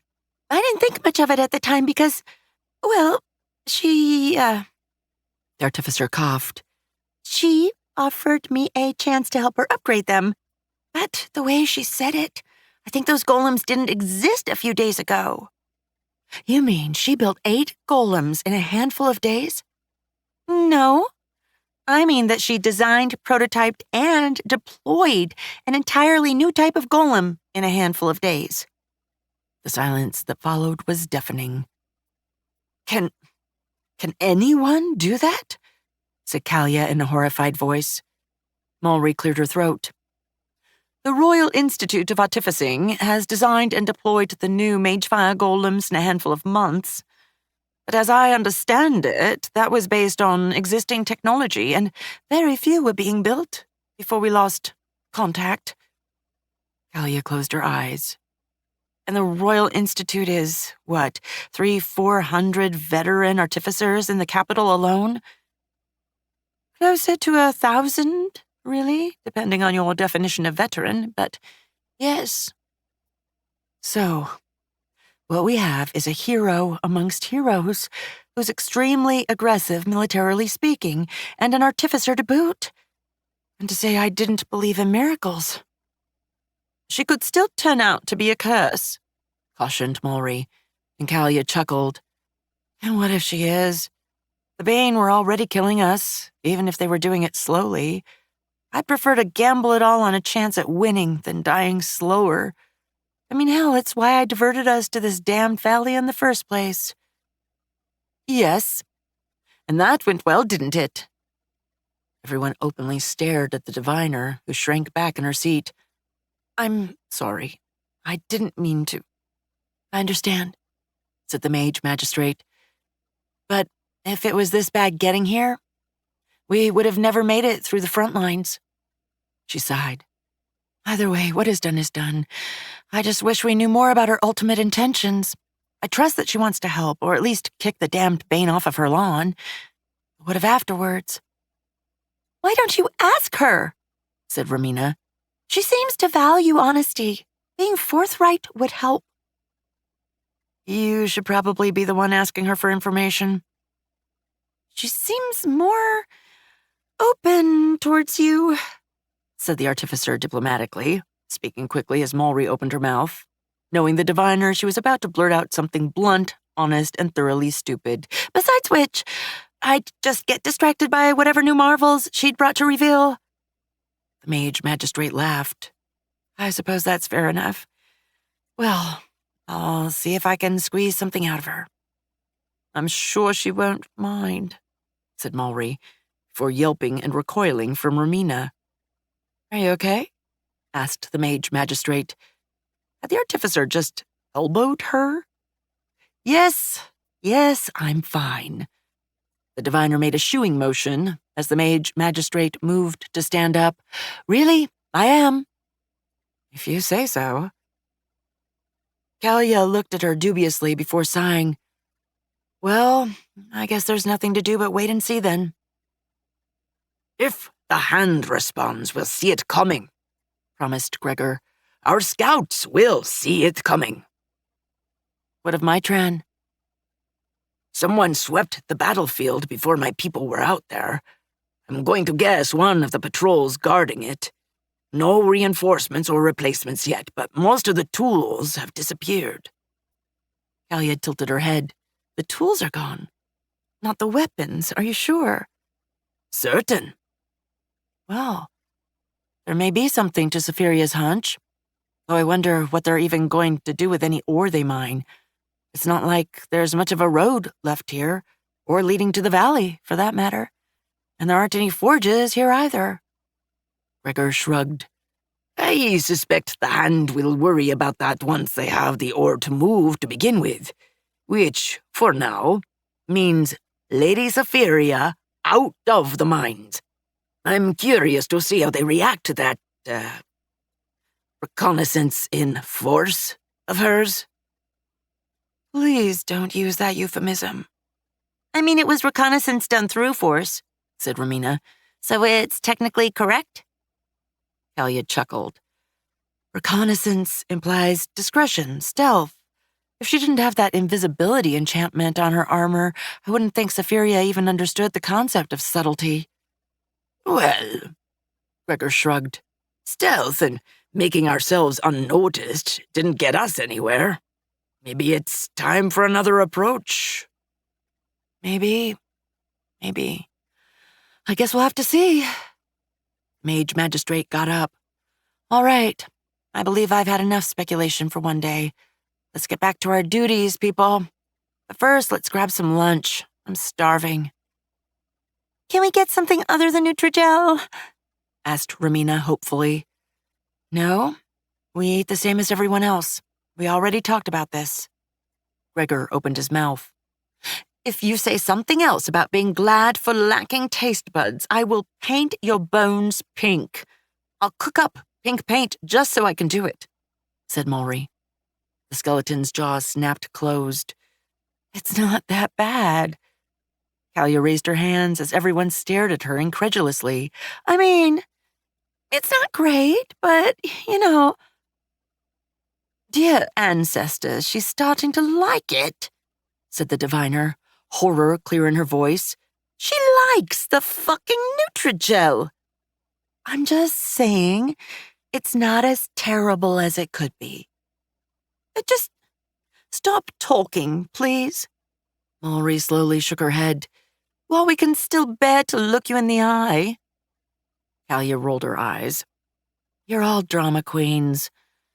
All right, let's grab some chow before the cooks start dousing the fires. And hey, maybe there'll be some goodies left to add for all you Nancys needing the fancy stuff on top of perfectly serviceable food. Saphiria whistled softly as she looked at the prototype. Even more impressive in the flesh than in simulations. So to speak, of course, she said. Diagnostics read fully functional. Shall I start production on the other units? No, not yet. Let's do a full battery of tests first. Saphiria smiled. We already have a huge advantage in our design loop. No need to cut corners. Most people, especially squishies, but AIs weren't lacking in ignorance on that subject, sadly. Didn't realize it, but the reason why the Federation had won the war for supremacy over the galaxy with a theocracy hadn't been the human spirit or superior technology. When the conflict had started, the Federation had inferior tech on almost every front. It was only now that they had pulled ahead in most areas. No. What had won the war was industrial might and design loops, or in short, AIs. The theocracy didn't use AIs, not proper ones anyway. They tried to use squishies for everything, and industry ate up squishy labor like nobody's business. The theocracy could roll up to a system, send a colonization fleet, and it would become an industrial hub in a century or so. The Federation had done it repeatedly, in 3 years. Granted, that was with constantly shipping expert AIs in, but still. Biologicals took forever to scale up. AIs were just faster to produce and better at it in every measurable way, except creativity. If you didn't use Arcadia's descendants, at least. And then the design loop. The theocracy had been an empire in decline when it was encountered, but its civil war had forced it to innovate, pump out new ship classes and stations for new challenges, instead of using the venerable, aka worthless, ships of old. Much like squishies back on Earth during the late 21st and early 22nd century, that meant a design and deployment loop of, a decade to half a century to get a full ship design cleared out, prototyped, and then into mass production. An AI, all alone in the darkness of the outer territories, could do it in a year, so long as they had a decent shipyard to work with. The Office of Naval Ship Design around Earth and Mars could design and deploy a battleship prototype from the ground up in 3 weeks. They had massive arrays of fabricators and shipyards that could churn out entire capital ships in days just to rapidly make and iterate on prototypes. Yes, it was ridiculously expensive, but it meant that even fighting halfway across the galaxy, the Federation could think up and deploy a new ship class before Squishies had even settled on what its hull should be. She'd been part of those same design groups. Granted, she didn't have the help of her colleagues, just Sia. But it did mean her own loop was far tighter than anything else she was likely to encounter, which meant she could afford to go full length on the tests and ferret out problems and mistakes before they bit her in the ass and caused a squishy to get killed. She didn't want one of her charges to die because of her failure to tick a damned checkbox. Understood, ma'am. I shall continue the repair operations while you do so. Safiria nodded. The fabricator was, in many ways, the ultimate repair tool. The pod had been designed so that most things that broke down could either be fed to the fabricator and sent back out good as new, or just chopped up and shoved into the refinery to be reused. Some of the parts and scraps she'd recovered from the damaged and fallen junk bots were still awaiting analysis in the lab, but a fair few had already been cleared. She didn't need molecular-level scans on the damage, so it was going pretty quickly. So far, the conclusion seemed to be that the enemy used a combination of thermal emissions and a kind of unnatural sharpening to pierce armor, which boiled down to their tricks make their weapons hot or extra pointy. She had no idea how they did either beyond magic, but she could make countermeasures for the physical effects. First was pulling some materials for ceramics out of her pile of superfluous materials and making a basic composite armor plating with a thermal barrier. It was pretty simple, but it'd prevent a fucking sling stone from burning its way to a junkbot's core. Again. She was already working on other, more complicated solutions, but they quickly became too expensive to be worth slapping on junkbots. Still, it might be worth it for the rolling fortress. She might even ask Romina if she had anything to counter these kind of attacks, actually. The artificer probably hadn't thought of it, given how she hadn't realized her armor plating would break off under basic kinetic attack. But she probably knew some stuff that would mitigate it. Maybe she could even have a word with Kalia while she was at it. Ma'am? Safiria shook her head. Damn it, she was getting too distracted whenever she thought about the squishies. Sorry, you were saying? I asked how you intended to do the combat testing. The AI smiled. Oh, that? It's simple. She rolled her shoulders. We're gonna do a little sparring. Chapter 30. Starborn Mountains, Starfire Valley, Crash Site. Safiria fell and skidded along the floor, finally coming to a halt as she hit the wall. She grimaced as she propped herself up on her elbows, her vision a mess of error codes and glitches. All right, note to self. When sparring with an imposing riot control bot you've just given a heavy medieval mace to instead of a police baton, wear your helmet. Also, ow.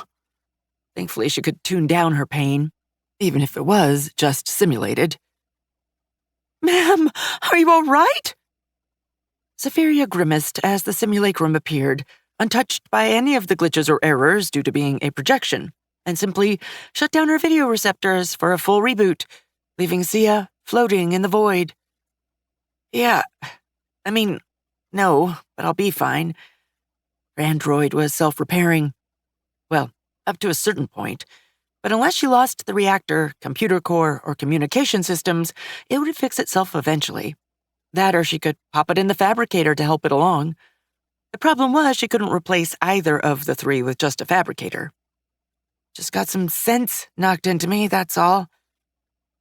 Her eyes finished rebooting, and she saw the bot towering over her.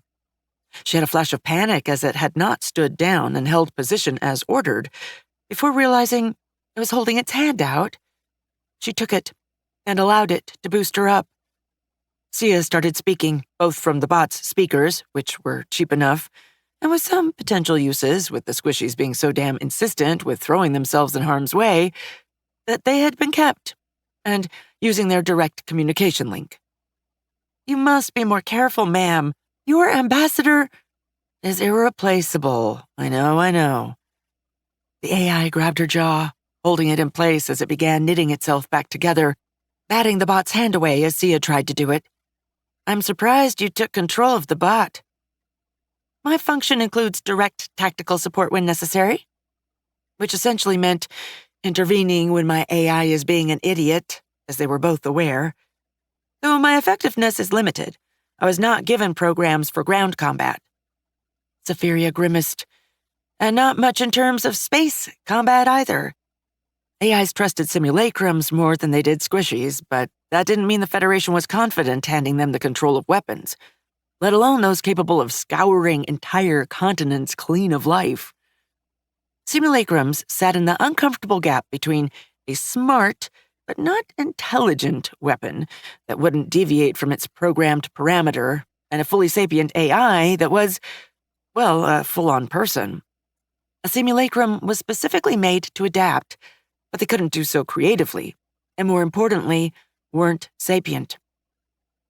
There was a whole shipload of philosophical quandaries in this mess, which Zephyria had always kept as far away from as she could, especially as it wasn't a subject considered wise to bring up at a family dinner. Her mom was all for simulacrums and had enthusiastically helped Ciel, their original maker, spread their use. But her aunt? Her aunt believed simulacrums should be elevated to full AIs and their production stopped. Period. The use of simulacrums by the Navy was one of the reasons for her retirement. How to do the elevation was a problem, of course, but her aunt had successfully done it by infecting a simulacrum with her Arcadia kernel. It had almost set off a schism and outright civil war, because that was effectively how Arcadia had spread her hive mind to other AIs. The only reason things hadn't blown up was that her aunt had been the one to lead the war effort against Arcadia's crusade to absorb all of humanity. That she was the reason they'd won in the first place. It was technically illegal to do it now, but if it had been done once... Zephyria checked her files.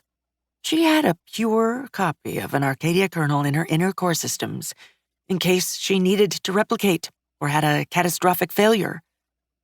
"Ma'am," said the simulacrum, and Zephyria shook herself mentally. "It's nothing." She closed her files. Just a thought for the future. "Well, we need to focus on now." The simulacrum tilted her head. "The transport bot has arrived at the mining hub. It reports it is now holding a message." "Crap.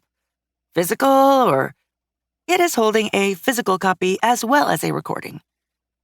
"Download the recording. I'll meet it halfway for the physical one." If nothing else, if there was a need, she'd be partway to the surface that way. It shouldn't be too urgent if they didn't send someone alongside it. The simulacrum nodded. "Most probably." "All right, then." Zephyria stretched, wincing as it caused some error codes. It would take a bit for her android to fully repair itself. It wasn't impaired, per se, but definitely not working at full efficiency. I could use some movement besides getting my ass kicked. Riotbot checks out. Seems to be working right. You're cleared to start production on the others. Affirmative. Have a safe journey, ma'am.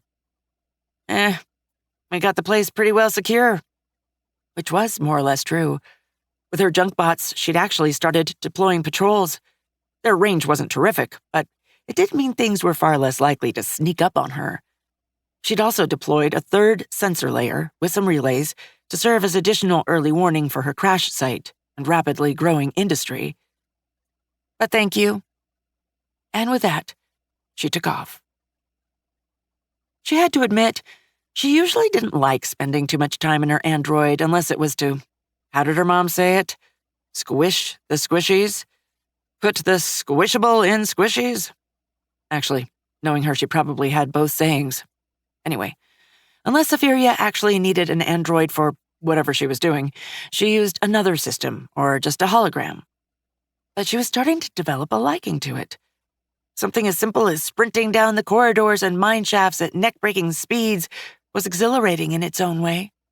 She'd never done keel racing, where AIs raced down the keel of their flagships at insane speeds, but she could see why some did. Maybe she'd start doing it when she went back. If she went back.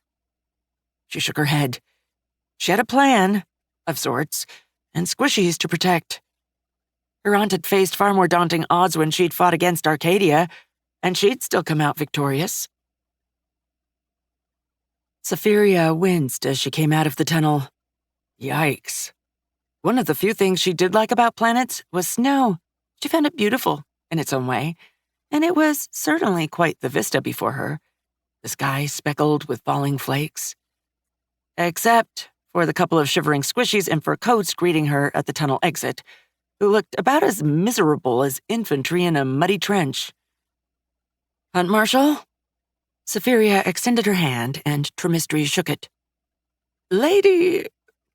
Sorry. The old woman smiled. Just Safiria. It's good to see you. As you no doubt realize, things have taken a turn.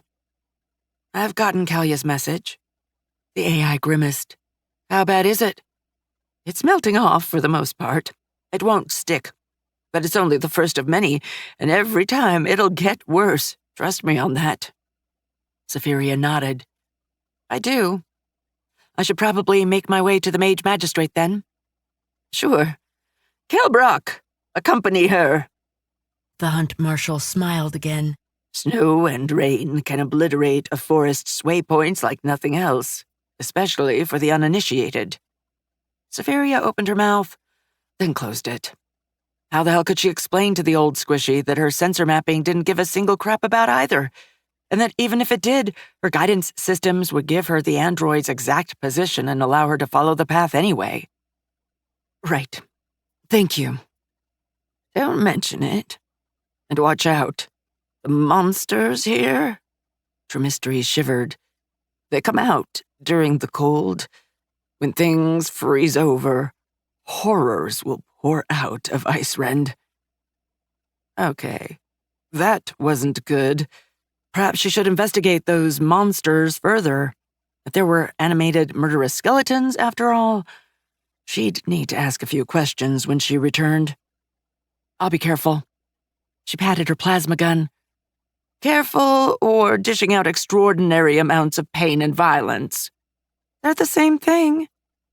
Trimistry smiled. Perhaps by your reckoning. Many will think differently. Be safe. Thank you. I certainly intend to be. She extended her helmet and gave it a tap. I'd like to see monsters get through this. The look the Hunt Marshal gave her almost froze her reactor core solid. No, you wouldn't. You really, really wouldn't. Awkward silence descended upon the small outpost, and Safiria licked her lips. All right, I'll be on my way then. A hunter gestured before walking into the forest, and she moved to follow him as she processed what she'd just heard. Animals that could go through molecular armor, that was terrifying. And also the description of half of the Theocracy's foot soldiers. She needed to pull up some archives. This time, the Mage Magistrate was waiting for her at the edge of the settlement, her town council in tow. Well, most of it anyway. Gregor wasn't present, the old skeleton nowhere to be seen. Lady Safiria, said Kalia as Safiria went to meet her. I'm glad you came so quickly. Kalia, yeah, I came as fast as I could. Well, more or less. She couldn't just go full sprint with the squishy alongside her. In fact, they'd had to slow down considerably even from the usual speed, so he could keep up in all the mud and snow. The AI retracted her helmet as she smiled. It's good to see. The AI's sentence ended in a strangled half-squeak as the mage magistrate stepped forward and cupped her cheek. Safiria had to suppress the sudden urge to lean into it as she tried to get something more coherent than, out of her mouth, and failed miserably. You're hurt, said Kalia as she tilted the AI's head slightly. What happened? Safiria's knees started to weaken as she swallowed before she almost suffered a software crash as she gazed into the woman's eyes, colorful like the sunset and filled with concern. She should step back, assure her that she was fine, but she didn't want to step back. She wanted her to get closer, much closer. Kalia leaned closer, and Safiria felt her lips part slightly despite herself. She started to lean forward as well, and... Apologies for my lateness. Kalia took a small step back, turning away towards the arriving undead as Gregor walked in, and Safiria just stood there, her processors doing the electric equivalent of flailing in the wind, as she tried to figure out what just happened. She saw Romina and Mulry trying very hard not to stare at her, and she shook herself, trying to get her thoughts in order. What the hell had just happened? Gregor, finally able to make it? Any report from the scouts? Yes, but there isn't much of note. Everything's mostly quiet. He looked at her, then Safiria. Am I interrupting something? It suddenly seemed to dawn on Kalia that she was cupping the AI's cheek. Then she let go, blushing, as Safiria had to suppress the urge to grab her hand and put it back in its rightful place. Wait, rightful? My deepest apologies. I didn't mean to. You were concerned about me, said Safiria as she tried to keep her voice level, and she smiled. I appreciate that. She appreciated it a lot, actually. Far too much, even. Thank you. Kalia smiled back, and Safiria felt her knees starting to fail again. I was afraid I'd offended you. You haven't. Don't worry. They both looked at each other, and the silence began to stretch into awkwardness. Should we, go to the council room? What? Oh, of course. Kalia visibly shook herself. My apologies. Follow me. We have much to discuss. Safiria nodded as she followed the mage magistrate and tried to process what had just happened, while ignoring the trying to be discreet but failing miserably stares from Mulry and Romina. Chapter 31. Starborn Mountains, Starfire Valley, Settlement of Astralis. Safiria noted with some interest that the council room was, well, not warm, but not cold to threatening levels for unaugmented humans. And so far as her sensors could tell, there was no active heat source. Well, besides the squishies themselves. Concrete wasn't supposed to be this good an insulator. Anomalous, maybe? So, Kalia took a seat, and Safiria did the same, opposite the table, as the others sat down flanking the mage magistrate. As you've seen, temperatures have dropped. It's probably only going to be for a few days, at least at first. But make no mistake, winter is coming. Safiria blinked. Didn't her mom used to quote that? Something about 21st century fiction and wolves, big ones. So I assume some things became more urgent. Kalia sighed. Yes, very much so. She met Safiria's eyes, probably to emphasize her point, but it simply distracted the AI as she tried to avoid losing herself in their sunset hues. Again. The main issue is heating. We're on track to finish up building some rudimentary housing so our people don't die of exposure. But that means using wood we should have stockpiled for fuel. It's gotten a bit better thanks to you. Repurposing our foraging expeditions to chop down wood for the Nutrigel vats was a net positive in both food and wood production, but the math still doesn't work out. Her gaze darkened. We could have used magic to mitigate that, but I used almost half of our reserves defending myself from the Legionnaire attack. Gregor shifted, clearly about to protest, but the mage magistrate's gaze pinned him to his chair. Safiria cleared her throat, and Kalia looked back towards her. That is indeed problematic. I do fortunately have some solutions. However, putting any of them into action will delay my military plans. Kalia smiled mirthlessly. Our people can't fight the Bane if they're dying of hypothermia. I'd rather you don't have to fight at all, thought Safiria. But the mage magistrate was right. No matter how uncomfortable it was for her, better they be alive but be forced to fight for themselves than dead. That is a fair point. Very well.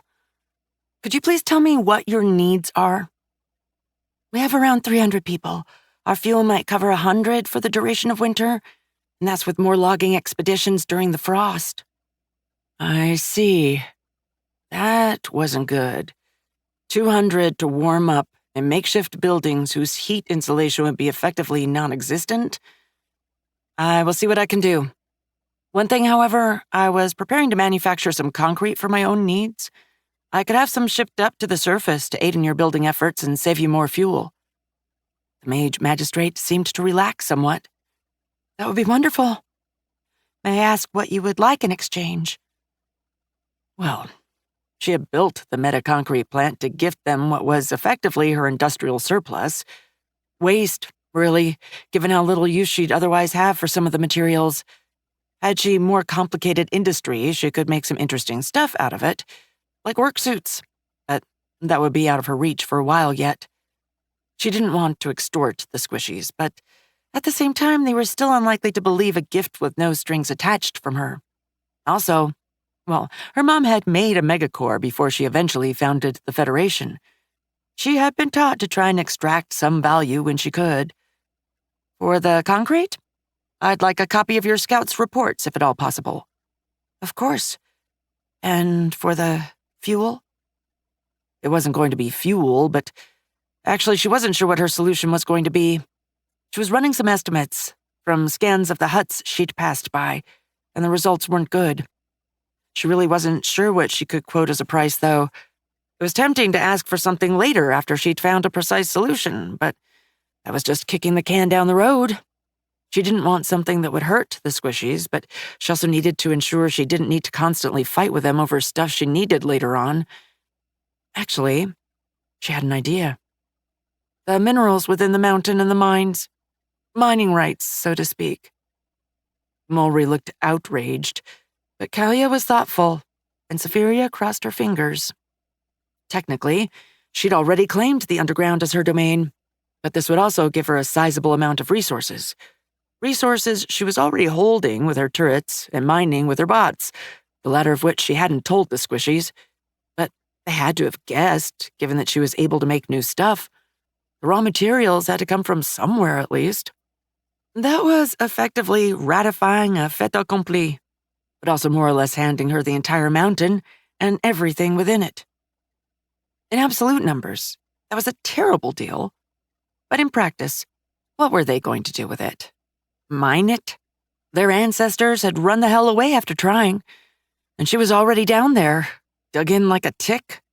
From their point of view, it was pure benefits, but at the same time understandable why she would want it. I believe that is acceptable, said the mage magistrate. Mulry looked like she was going to explode, but she held her peace. There was probably going to be a serious amount of arguing when she left. Probably a fair amount of yelling at Kalia, too. For some reason that upset her a lot more than it should have. Squishies be squishies, and that meant a lot of arm-waving and arguing about logical outcomes. But still, thank you. It's my pleasure. Hopefully it will give your people some peace of mind. Hopefully. Safiria cleared her throat. Since we were talking about scouts, anything specific from them? Yes. The Bane have swept my tren, multiple times actually. First was for the tools, the rest for the weapons. Safiria blinked. Tools first, huh? Interesting. Which I found indicative all on its own. It seems you were correct about your assumption that the mines are their primary objective. Safiria nodded and smiled. It seems I have competition trying to jump my claim. The mage magistrate chuckled. I suppose you do. She shook her head. Nevertheless, they have not attempted to retake my tren yet. We've also spotted numerous patrols in that area, more than we had expected. They're trying to see if I return there. Though why, she had no idea. Maybe they expected Astralis to excavate a new vehicle entrance to exploit the mines? I won't, but it does mean their other flank will probably be exposed.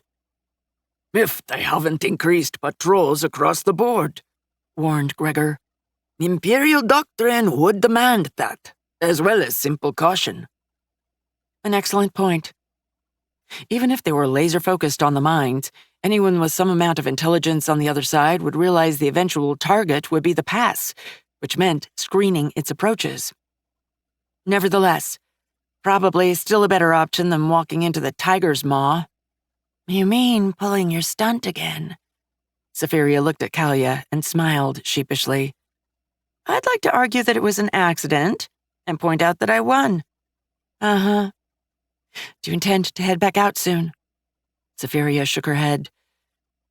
No, I'll work on the heating issue first thing. Saving squishies was her priority, after all. Thank you. I appreciate that. No problem. Safiria stole an unobtrusive glance at Mulry, who seemed to be growing more and more impatient. It was kind of like looking at a reactor going critical, in a morbidly curious of what'll happen when it exploded kind of way. Better she get out of the blast radius, though. Even if she'd like to stand by Kalia, it would probably only make things worse. Unless there is something else that we should discuss, I should probably be on my way. Of course. Kalia moved to get up, but stopped as Mulry twitched.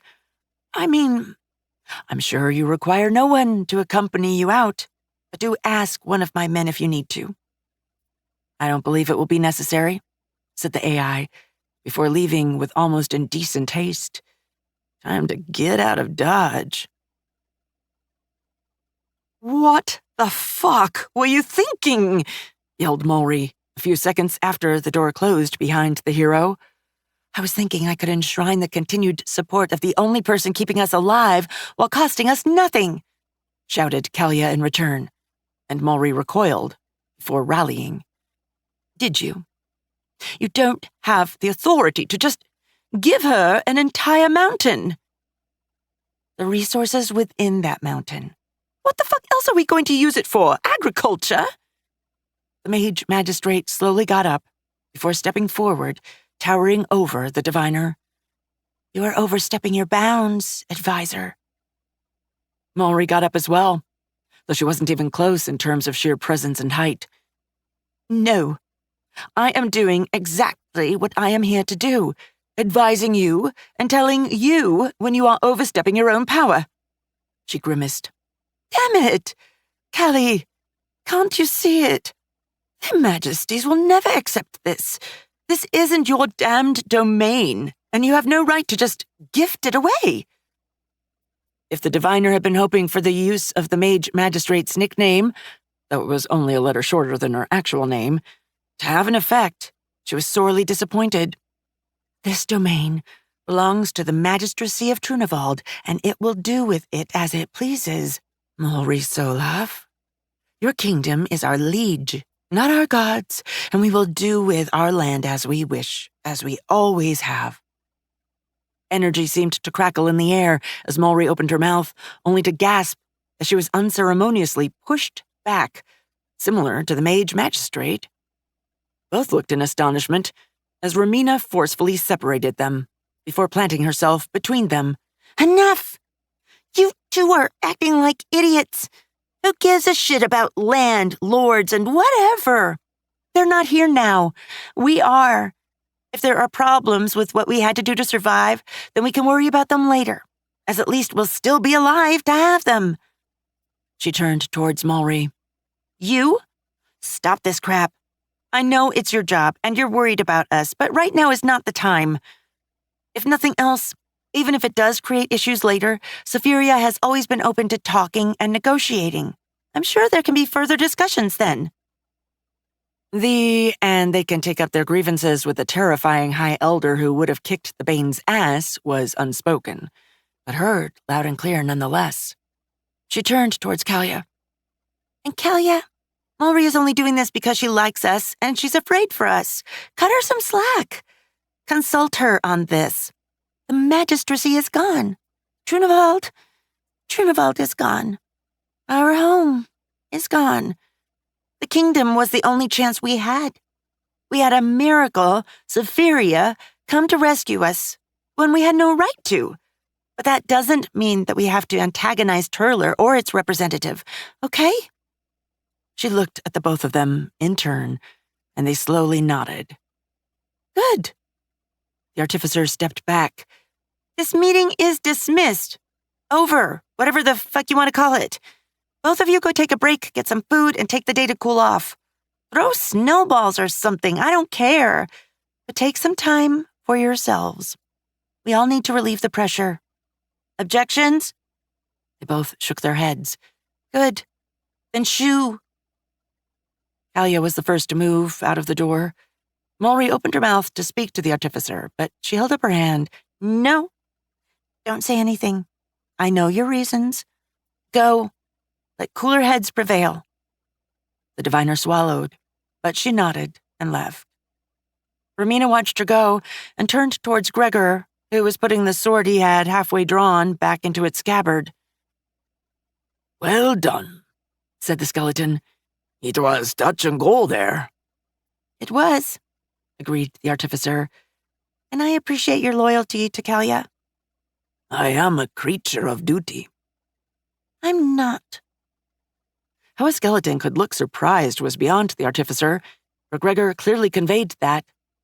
I don't give a single crap about the magistracy, but I care about Kalia, and I care about Mulry. Next time, if something needs to be done, restrain her. If you draw your sword on her and kill her, no one will ever find what's left of you. Am I understood? There was a short silence. You are a harder woman than I give you credit for. I didn't get a mage hunter sent after me for forging paperwork. The artificer left, and the old legionnaire stared as she walked out. Some days, he wondered how they'd even made it this far. Chapter 32. Starborn Mountains, Starfire Valley, Crash Site. Safiria grimaced as she threw away the schematics, causing them to float off in the simulation. Damn it! No, not good enough. We need something better. There are no better heating systems in our database, said Sia, a bit testily. They're entropy machines. How are they so inefficient? They're not.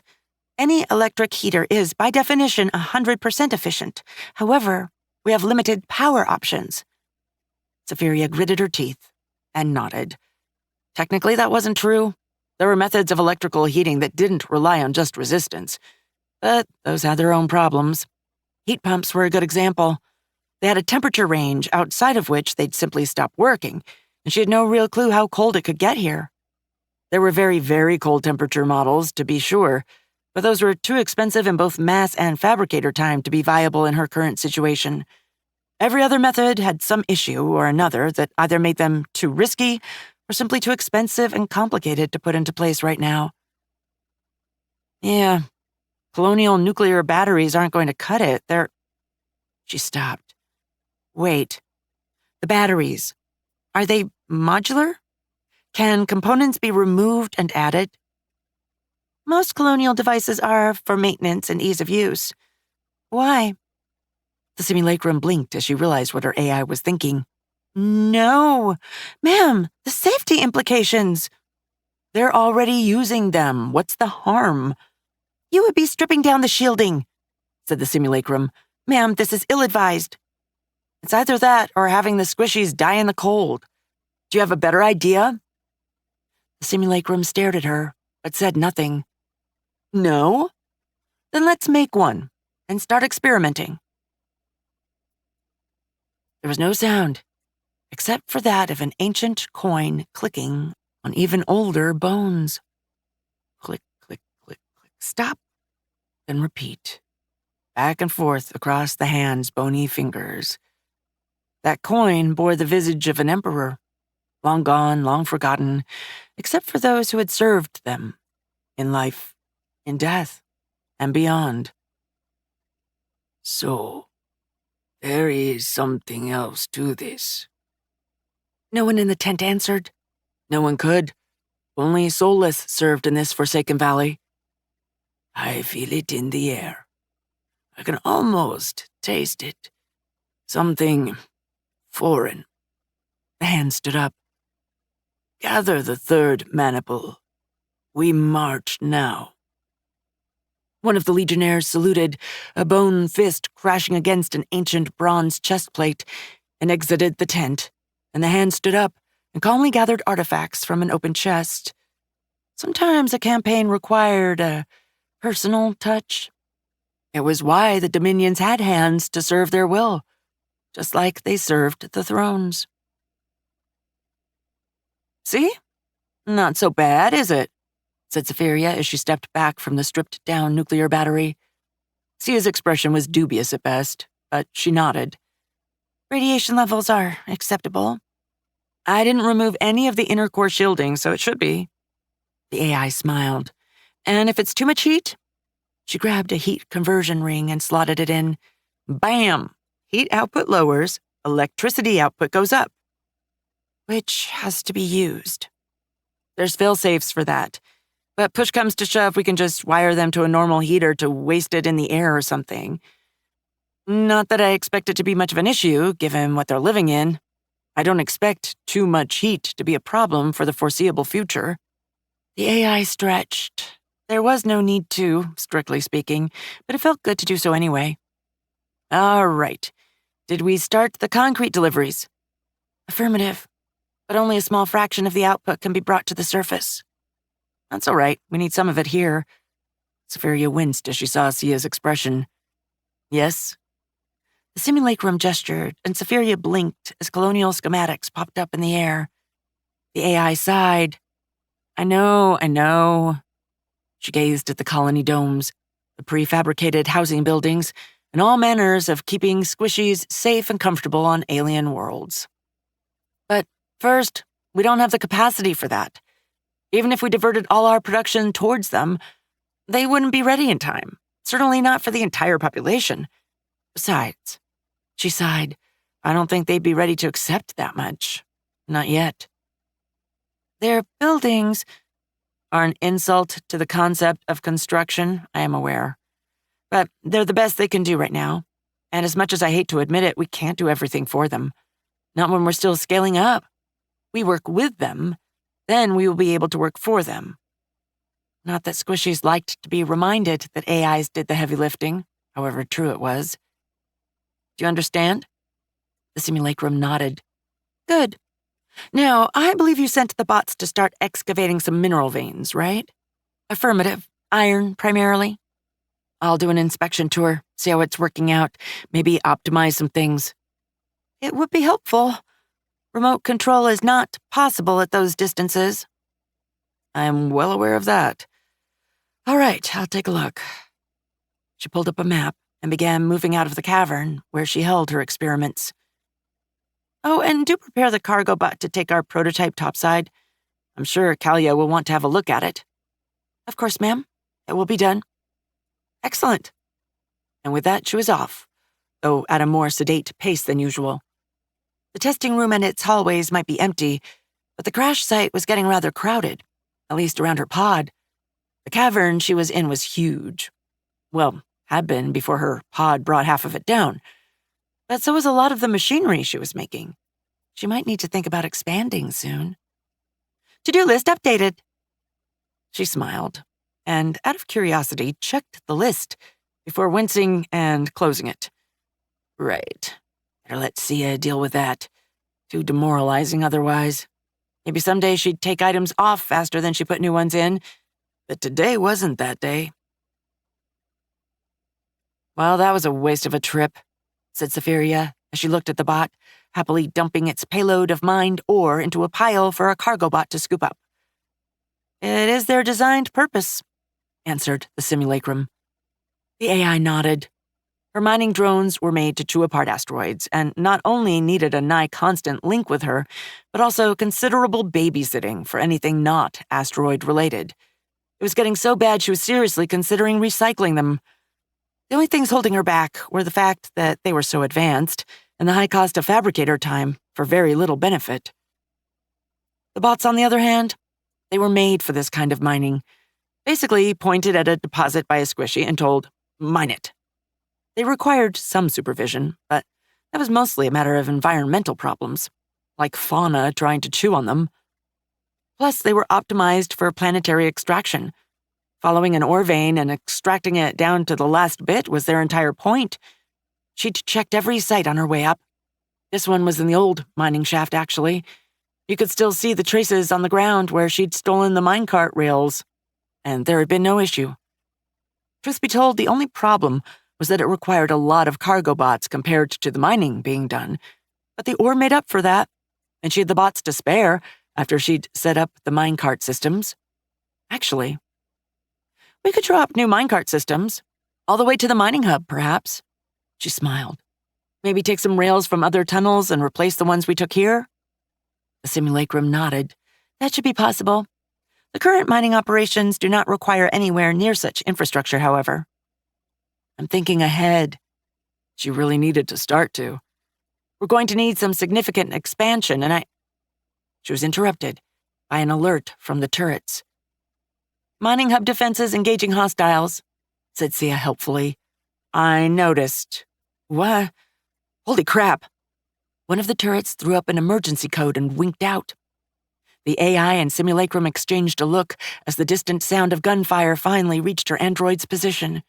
Safiria took off sprinting, calling up her junk bots. Sia pulled the mining bots back and cleared the fabricator schedule, focusing on bringing the last of the repairs to completion. The Bane were back, and with a vengeance. Safiria sprinted out of the tunnel and straight into hell. 2 of her machine gun turrets were still firing, but the shotgun turrets weren't. One of them looked like a javelin pincushion, the one closest to the tunnel. 2 others had been set alight and half melted, while the 4th and last one was just gone. Nothing but a scorch mark and bits of crates where it had once stood. The wall where she'd stacked up the crates had caught on fire, and the entire space was lit with the flickering flames, which only added to the chaos. She downloaded the logs from the turrets, now that she was close enough, and she dove into cover and started to assess the situation. According to the data, the enemy had started with a rush attack. A wave of regular skeletons, followed almost immediately by legionnaires, who had proceeded to destroy the first turret. But the machine guns had hammered their armor into scrap before they could do much more. Then things got confusing.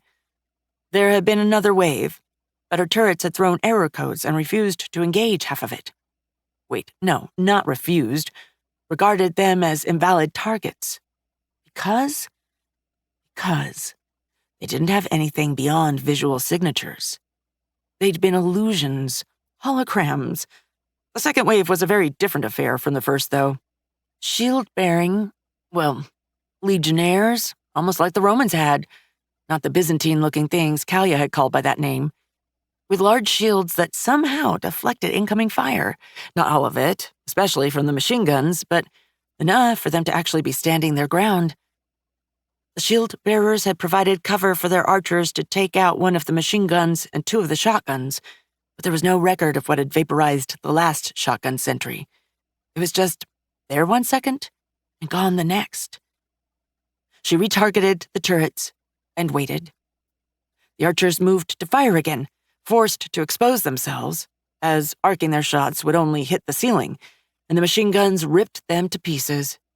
She saw the pause on the other side, and she swore they had something on the other side adapting. She needed to find it, and that thought died as the shield wall split apart, revealing a figure, clad in magnificent hooded robes and what would have looked like ceremonial armor over them if it wasn't spewing exotic radiation.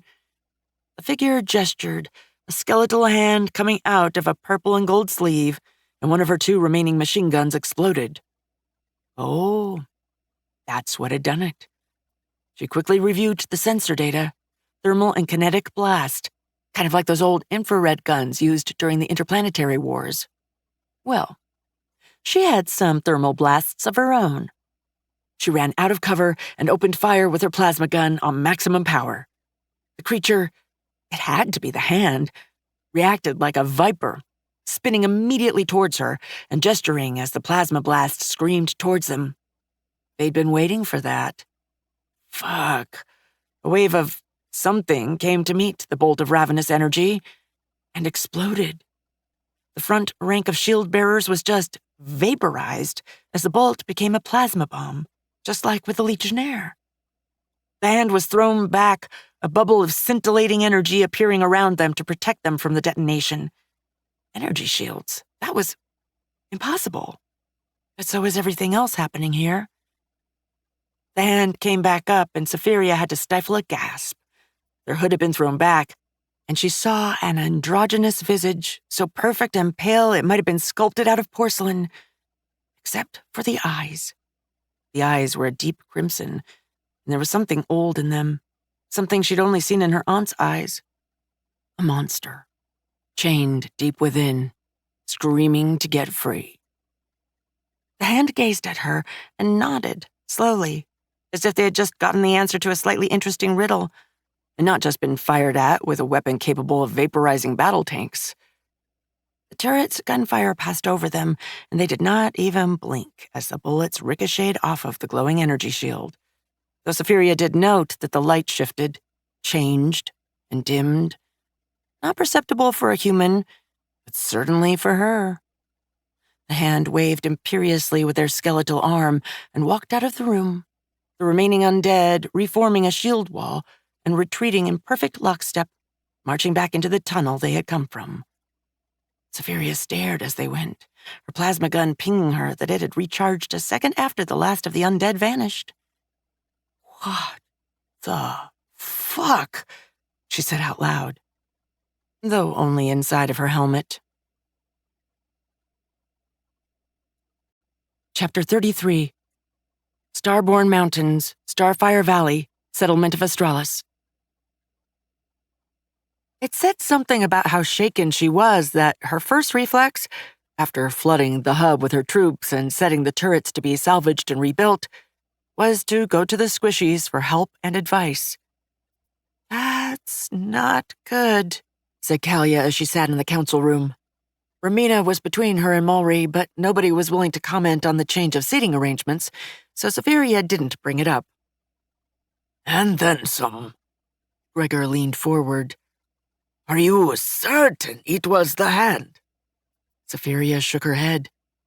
Not really, no. But I don't truly know what or who else it could be. Not that she knew all that much about the Bane to begin with.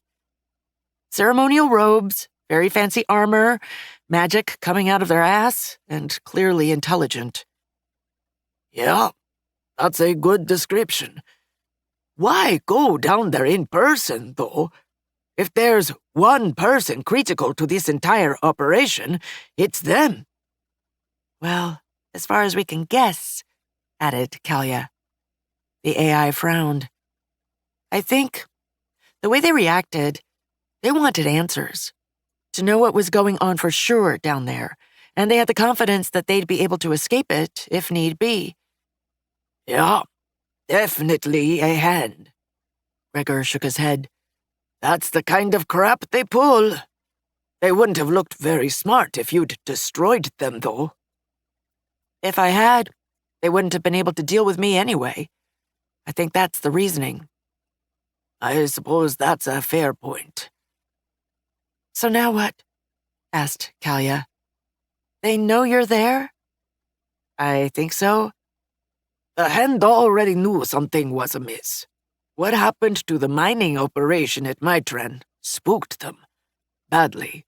So they went to personally see what was happening.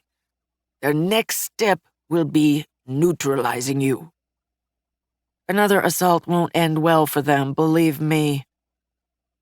With the metaconcrete plant, she wasn't stacking crates like glorified Legos to protect her turrets anymore, but building genuine bunkers and pillboxes. She'd like to see them go through that. Probably not, no. That means they'll try something else. Astralis, said Romina, her voice frail. They'll attack Astralis. Safiria blinked. Why? That wouldn't change anything. She froze. Oh no. You launched a surface assault with a weapon that could only be yours in response to us being attacked. The hand is going to try to draw you out personally. Safiria opened her mouth and closed it several times. Though it wouldn't stop her static defenses or her occupation of the mine, the reasoning was correct. An attack on Astralis would draw her out. She would die before she let the squishies come to harm. Damn it. What do we do? Said Mulry, her voice hollow. Safiria gritted her teeth. We prepare for war. The silence that followed was deafening, before Kalia nodded firmly. Right. We didn't give up when things seemed darkest, and we won't now. We need to brace for an attack. Gregor, options. The old legionnaire seemed electrified all of a sudden, and it was as if there was an unnatural light in his eyes. Wait, no, there was one. When the hand took the pass, they did it using legionnaires with a screen of chaff. From what Safiria told us, they threw a maniple at her as their personal escort. They probably have more, but it also means they're fairly precious. My guess would be they have a full cohort up there. 4 maniples plus specialists and support, say 500 old-school legionnaires. One of those maniples is dust, and the hand won't be stupid enough to leave the pass undefended. So let's say 2 maniples for the attack, if they use the patrols to reinforce the pass. So, 250 hostiles like I fought, asked Safiria as she ran some estimates. I was able to handle a maniple, as you call them, in nigh-perfect conditions. I had a choke point, fortifications, and most conceivable tactical advantages. And I lost a great deal of my defenses repelling that attack. Almost all of them, in fact. I don't know if I can do the same for Astralis. You won't have to. Moving infantry through the woods is hell. Gregor tapped one of the maps spread on the tabletop. They'll use the old Imperial road to get close, then form up for an attack. Safiria frowned. Are you sure? They're undead. That's precisely the problem. They need to be in a tight group and move together to stay coherent.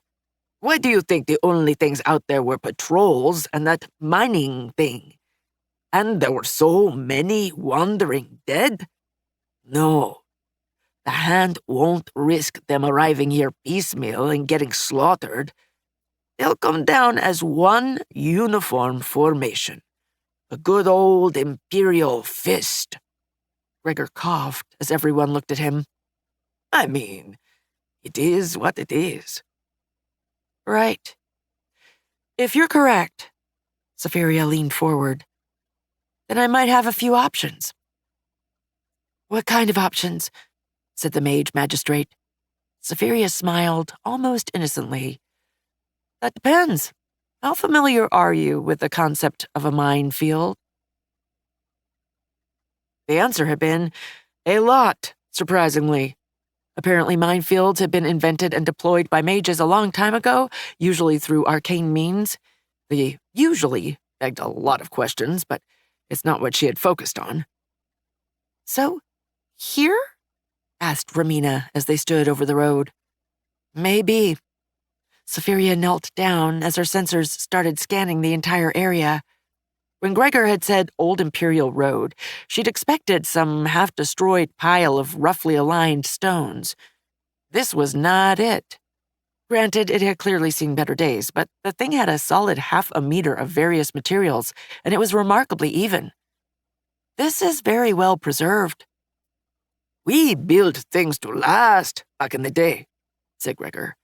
You should see the highways. 6 centuries after being built, and they still hold strong. Severia froze. 600 years. Arcadia had invented the hyperdrive 550 years ago. Maybe they had a different time calculation system, but they spoke standard English and used standard measurements. They probably used standardized Terran time. Probably. Everything all right? Asked Romina. Yeah, just thinking about some things. The AI stood up. No time for that now. She had squishies to save. You're right, Gregor. Mining the road itself isn't worth it. The roadbed's too thick. We'd waste explosives blasting through it, and if we tried to just put the explosives inside, the road's too well preserved, and they'll see the damage we caused planting the mines. She looked at the woods on either side, quickly calculating. So, we put the mines on the side. Trap them in so we can gun them down, said Gregor. Severia nodded. Partially. She gestured at the road. But I can also make directional mines, hide them in the undergrowth, and sweep the entire road with sequenced detonations. Having them detonate in a sequence was important, otherwise the bodies wouldn't have time to fall and clear the way for the next mine. Why she'd asked and gotten an actual answer from her mom's friend, astonishingly without benefits, Era, was another question entirely. That's not going to do much. Shrapnel will take down a few, but it's not going to hit very hard, especially against Solus. They'll be packed tight, sure, but still. The AI smiled widely. Oh, I won't be using shrapnel. The front of the mine will be loaded with hundreds of small metal spheres. Musket balls, if you will. Romina and Gregor looked at her with undisguised horror. That's... The old skeleton did a reasonable imitation of swallowing for someone lacking every part involved in the act. My lady, I hope you take no offense in my saying this, but I am extremely glad you are on our side. I'll take that as a compliment, actually. Living up to her family's reputation at last. Although, was that a good thing? It didn't sound like a good thing when she thought about it. Once we've sprung the trap, pour down fire from prepared positions, hopefully well-hidden ones. She grimaced. My carbines won't cut it. I'm going to need heavier hardware. Like those autocannons Romina was drooling over? I was not, protested the artificer. You climbed on top of the table. Given 5 more seconds, and you'd have started tearing her clothes off. Romina grew bright red, apparently beyond coherent speech, and Severia giggled.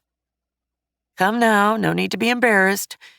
But no, what I had in mind wouldn't be portable enough for the battle plan I envision, especially since the autocannon in question was a monster meant to take down theocracy xenohorrors. It was the kind of stuff you put on a light assault mech or an armored car, not lugged around with foot soldiers. I think my machine guns will be sufficient. You have machine guns, said Romina. Yeah? What do you think I defended the caverns with? The artificer pinched the bridge of her nose. Never mind. Can you make them in time? I already have their production worked out and some ammo reserves. Speaking of, first delivery for your carbine bullet should arrive soon. The round she'd gotten as a sample had been disappointingly mundane. I tried to keep the same characteristics, which was hard to do when she had everything for making those rounds, but massively increasing their power beyond what the rest of the gun had been designed to deal with and what their users were used to wasn't a good idea. You might want to run a few tests. That's excellent news. I'll be happy to. Good. So, Gregor gestured at the forest. Where will I put my people? Not here. The skeleton somehow seemed like it was frowning, despite its obvious inability to have any facial expression. You can't win this alone. and we're not sitting this one out. Safiria took a deep breath and let it free. What she was about to say went against everything she believed in. Squishies should be nurtured, protected, not sent to their deaths. But her aunt had been a squishy. They should be allowed to defend themselves. She didn't agree with Naval Command that they should be allowed to serve in combat, let alone frontline roles, but she wasn't about to throw away their help when it was needed for them to survive. You won't. But I'm not going to win the engagement here. Not unless she was extraordinarily lucky. Against normal opponents? Oh, hell yes. But their shields could eat machine gun rounds and 90% of their surface area was gone. I need a place to fall back to, and hopefully something to hold the line while I reestablish my firing positions and unleash hell. That's going to be you and your people. You'll need to buy me time. Time with squishy blood. That was about the most disquieting thing she'd ever thought about. Besides, my mom and my aunt used to sleep together, including, well, part of the same hive mind and arguably the same person. Though admittedly, being part of and then leaving the hive mind is what had made her aunt in the first place. But it was still weird to think about. Think you can do that? The infantry holds the line. It's what we do. Why not here, though? Because I can hide a few machine gun teams and some voltigeurs, but I can't hide an entire frontline formation. Can you? The skeleton shook his head. No, probably not.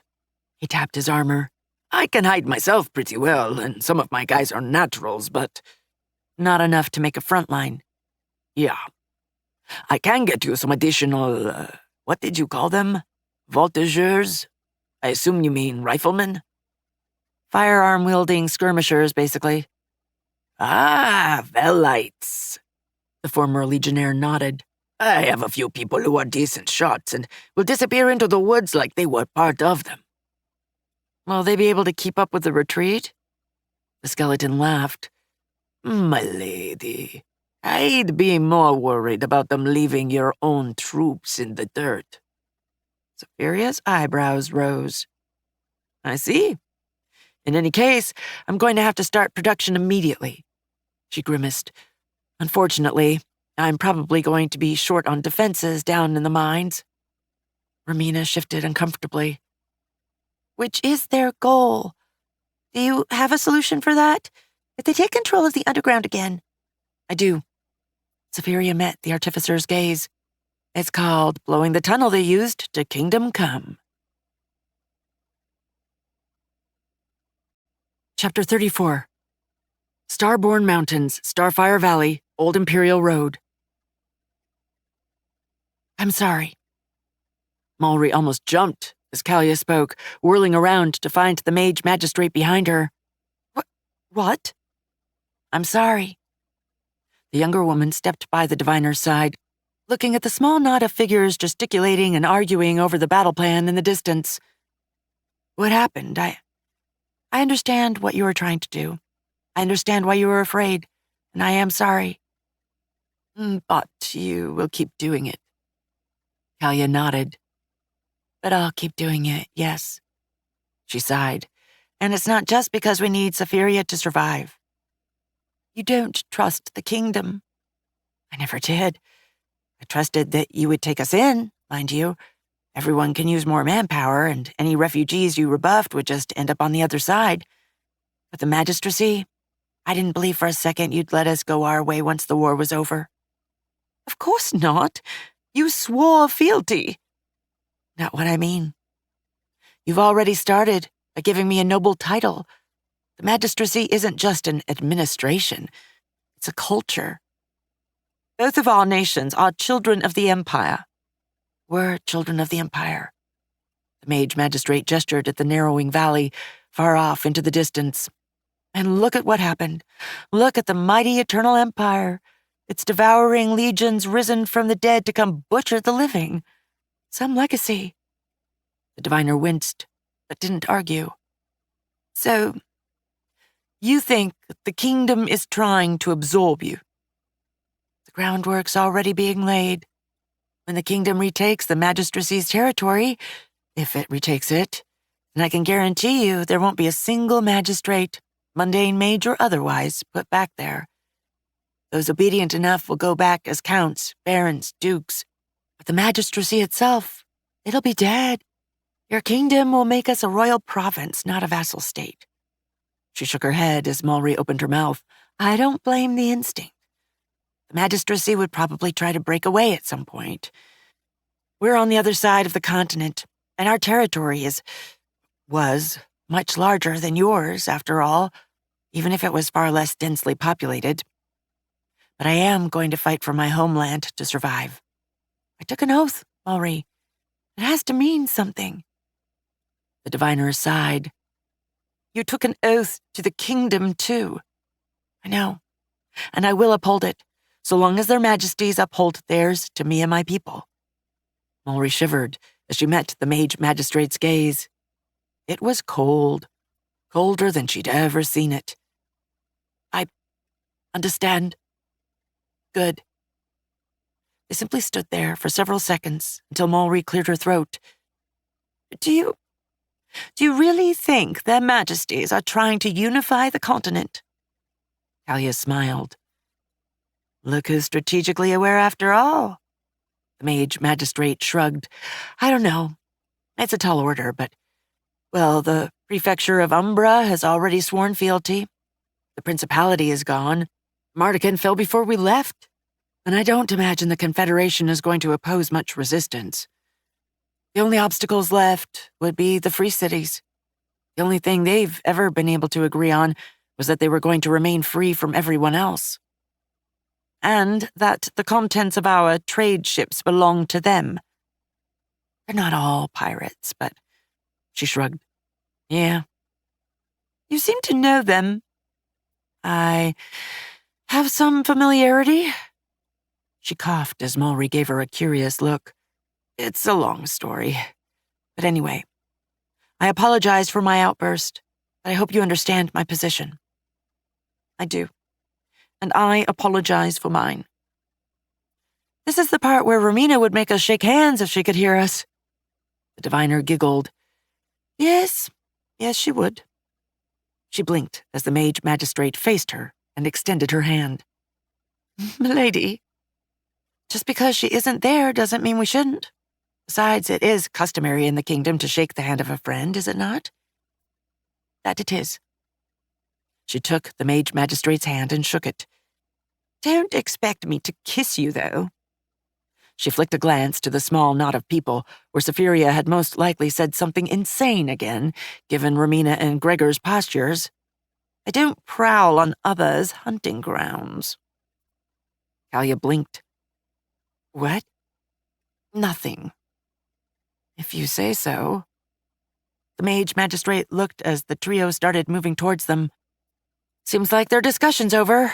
Ready to hear what our brilliant military minds have cooked up? No, but I'm as ready as I'll ever be. Talia laughed. Believe me, I know the feeling. She raised her voice to call out to the rapidly approaching trio. So, what have you three come up with? If by you three you mean Safiria, and by come up you mean terrified the souls out of our mortal coils, then plenty, said Romina. I'll be happy to fill you in on the way back. Safiria smiled as she walked up to her, and the mage magistrate felt a flicker of warmth enter her body as she did. Somehow, she knew that as long as the hero was here, it would be all right. Somehow. Plus, I have to return home. There is much to do. Of course. She gestured at her men, who were dispersed around the area, keeping watch. Let us go home. Sia, status report, said Safiria as she sprinted through the surface access tunnel. Tremistry's people were restless at the entrance. They knew that what they were doing was important, but they were also chomping at the bit to get into the fight. Several of them were preparing their gear for that, actually, in anticipation of being bundled up and sent for the battle. Probably as part of the squishy skirmishers Gregor wanted. Salvage operations are ongoing with hub equipment. Given operational parameters, I have focused on bringing a machine gun turret back online and saving the shotgun sentries for later. Good call. She didn't need shotguns in an open field engagement. They wouldn't hurt, but they weren't an effective use of resources right now. Bots? 11 nickel bots are active, as well as 3 riot bots. More nickel bots are on the way. She hesitated. I have taken the liberty of beginning the production of machine guns in their non-turret version, as well as their standard ammunition boxes for use by infantry. Once again, an excellent call. Should I begin production of extra weapons for the humans? Safiria almost crashed before coming to a stop. Ma'am, everything all right? No, don't make weapons for them.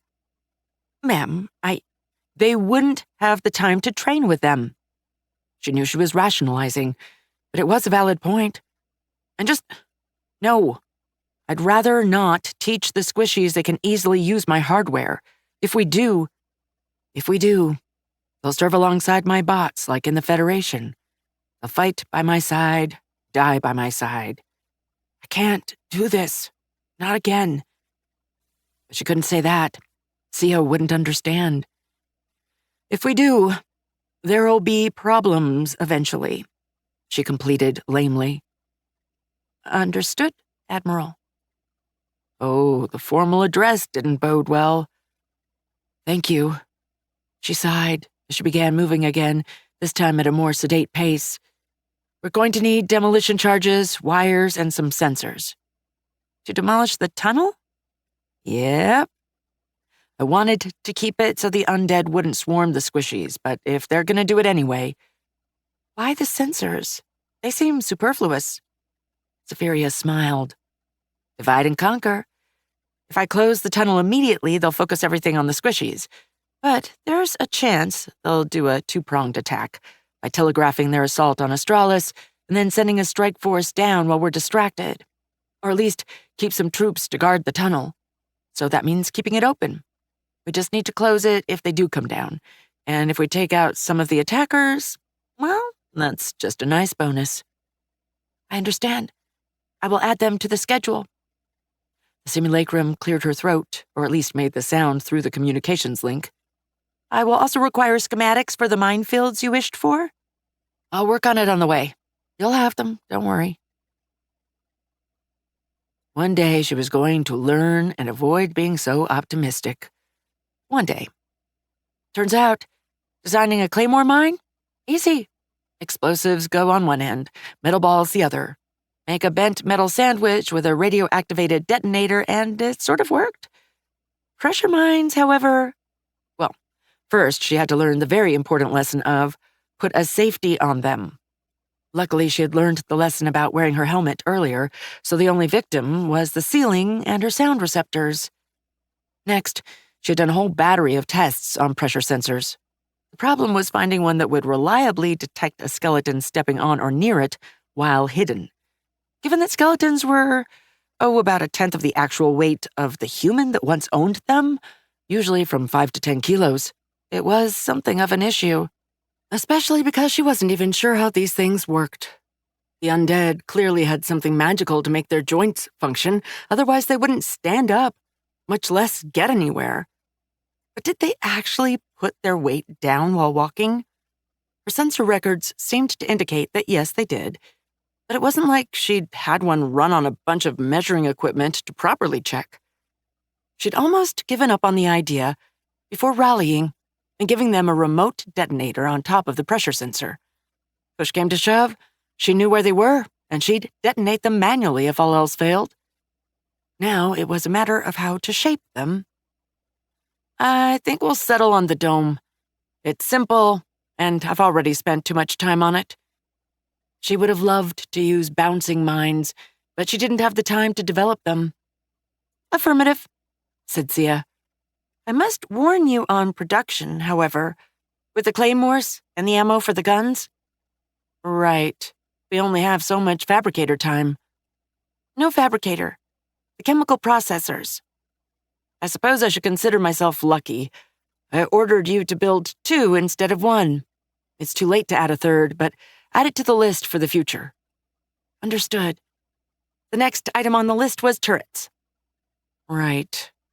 Safiria frowned. We could give the guns to junk bots, but we already have the turrets built and operational. I'd love to have the guns in the hands of bots for the ambush, but I wouldn't say no to some covering fire during the retreat to Gregor's people either. Especially if that saved her a ton of resources. The 2 turrets, minus their weapons, were vastly cheaper than even a single junk bot, and they were already built, thus free. Plus, the guns had been tinkered with to be better used by the turrets, and that meant more problems for junk bot use. I don't believe we should dedicate any time to the shotgun turrets, however. Perhaps we should consider building more machine gun turrets? Safiria frowned. It's tempting, I'll say that much. But the fight after the ambush will be fought with squishies on the line. Affirmative. I'd also like to start the production of fragmentation grenades. Why the databanks had them was an interesting question, but they were labeled as rapid wildlife dispersion devices. She had a feeling that one had been named by squishies. Data indicates they will not be very effective. Safiria grimaced. Probably not, no. But they can bypass the shields. She sighed. And filling them with steel balls won't do much either. They'll be too small to make much damage, or so big we might as well just keep the normal shrapnel. I considered designing some artillery, mortars especially, but there's no way we can test them here. That means doing it on the surface, and I don't think that'll go without being noticed. Plus, we need to range them, and the accuracy? Not worth it. Not now, not yet. Understood. I will start preparations for their production. Thank you. Any words from our friends on the surface? Negative. All right. I'm going to wrap up the design of the mines and run some more tests. Interrupt the second they send anything. It will be done. Good luck, ma'am. I'd say I don't need luck, but, The image of the chewed-up ceiling in the testing chamber popped into her mind. Thanks. At this point, I'll take it. No problem, ma'am. I live to serve. The AI rolled her eyes, but smiled nonetheless. Damn, was she starting to get fond of the simulacrum's sarcasm? She wasn't sure if she should be horrified or not. She really needed to hang out with the squishies more if Sia was becoming her new standard of personable. Then she remembered those entrancing sunset eyes. Okay, maybe she shouldn't hang out with them too much. Maybe. Chapter 35. Starborn Mountains, Starfire Valley, Starfire Pass. Click, click, click, click. Stop. The hand stared at the coin as they stopped the knuckle roll. The emperor on it looked regal, eternal, as if their legacy would echo forever. Not just washed aside by their heirs descending into madness, bringing the empire to ruin, allowing the provinces to secede, to shrug off the mantle that they had once worn so proudly. Provinces that even now rejected the glory that had been their birthright, the eternal service of unlife, and the timeless wisdom of those that came before them, rejecting it in favor of machines, pale imitations of the human form in all its glory. That thing inside the mines could pretend all it wished, but there was even less life, less soul in it than there was in the legionnaires currently guarding the pass. And that was saying nothing of the other automata it used. Click, click, click, click, stop, repeat. The hand stared at the coin rolled between their knuckles. A hand was far more than a mere title. It was a promise, sealed in sacrifice, gifts, and service. They had sworn eternal service to their emperor and the dominion that dispensed the throne's will, and they had meant it. And so they would rebuild the empire, brick by brick if they had to. The tent flap parted, and the hand looked up as a centurion walked in and knelt. The hand had to stop themselves from sneering. The centurions, their shields and armor of iron were useful, but they did not come close to the sanctity of bronze of the legionnaires, the hastati, and the principes of his age. Do they approach? The centurion nodded. It was soulless, but not utterly devoid of intelligence. There was that, at least. Good. The hand stood up. Recall all of our patrols. Have them join the 1st and 2nd maniple to man the defensive works, and prepare the 4th maniple for departure. It is high time we put these rebels down. The centurion nodded and stood up, before saluting by smashing a skeletal fist against its armored chest and leaving. The hand watched it leave, before turning towards one of their bodyguards. "Assemble the best from the first and second maniple. Principes, if possible, hastati otherwise. Prepare to march into the mines at my command." The legionnaire saluted and left. The coin continued clicking on the hand's bony fingers as they stared into the distance. Now there was nothing to do but wait. How did that pompous legate used to put it? Ah, yes. The die is cast. As if she didn't cheat and weight every single one of her dice. "Well, that's concerning," said Zephyria as she read the message. Good thing about being up in the hub to set up the charges was that she didn't have to wait for the transport port to download it down the crappy relays. "The Banes are withdrawing their patrols." Sia looked over from her seat on the cargo bot. "Gathering for an attack." The AI grimaced. "Most likely. All right, we need to expedite. I have about a half a dozen charges left to go." She nodded towards the simulacrum as she opened her toolkit. "Grab everything we've got that's ready to fight and get it topside." "Is that not premature?" "By the time the scouts spot an advance and word gets back to us, they might already be past the ambush site and marching on Astralis. Are the mines ready?" "Not as many as you had wished, but as per your instructions, I have prioritized the claymores." "Good. They're the most important ones. All right. Divert all of our cargo bots from mineral duty and start getting them to Trimistries immediately. Be certain that the detonators are shipped separately. I'd rather not have the time to assemble them than have one accidentally trigger and turn a squishy into mist while they're transporting them." "Yes, ma'am." "Excellent. I'm relying on you." She picked up the tools she needed, clamped the last few mining charges into her armor, and moved into the tunnel.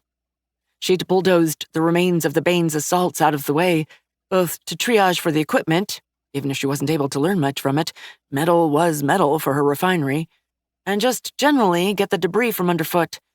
She'd done the same with the half-burnt crates, though set them in a side tunnel, and she didn't want them catching fire again.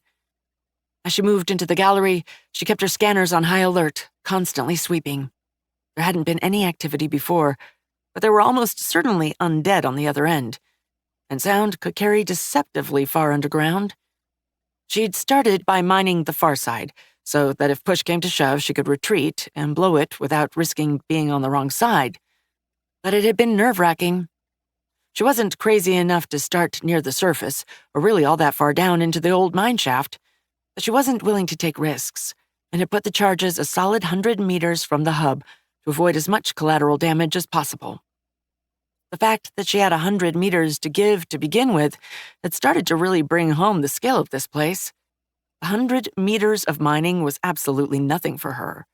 Hell, it was probably not that big a deal for Kalia and her people, since they most likely had mining explosives like dynamite.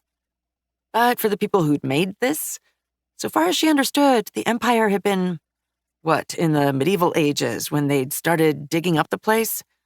100 meters worth of tunnels was a massive amount of effort for that level of tech. Granted, they most likely had undead labor, necromancy having been, and still being, if in a different way, the bedrock of the Empire, at least given how Kalia had put it, and no doubt had some magical means as well. But once you factored in the entire hub, all of the tunnels that branched out from it, all that to reach the place she'd crash-landed in, a derelict, never completed planetary defense center. It made her think. And she didn't like any of the options she could come up with. At least one small solace was that whatever they'd been looking for, that information hadn't carried to whatever commanded the Bane, or at least not to the hand, since they'd clearly been only interested in keeping control of the upper levels.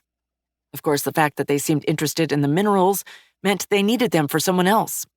It's not like the skeletons could just hammer ore into swords through sheer brute force. It needed to be shipped to a place with industry, however primitive. And that someone else might get miffed about the lack of return on their investment. Wasn't that going to be fun? But first, she had to make sure that the hand didn't kill her squishies. She could worry about their bosses later. It didn't take her long to set the charges. She followed the instructions and safety protocols to the letter and slapped a couple more of her sensor spikes and relays around. Redundancy was a wonderful thing, especially when it came to demolitions and destroying your enemies. She checked the explosives with her sensors and diagnostics on their remote detonators and nodded. All right, time to head to the surface. She had squishies to protect.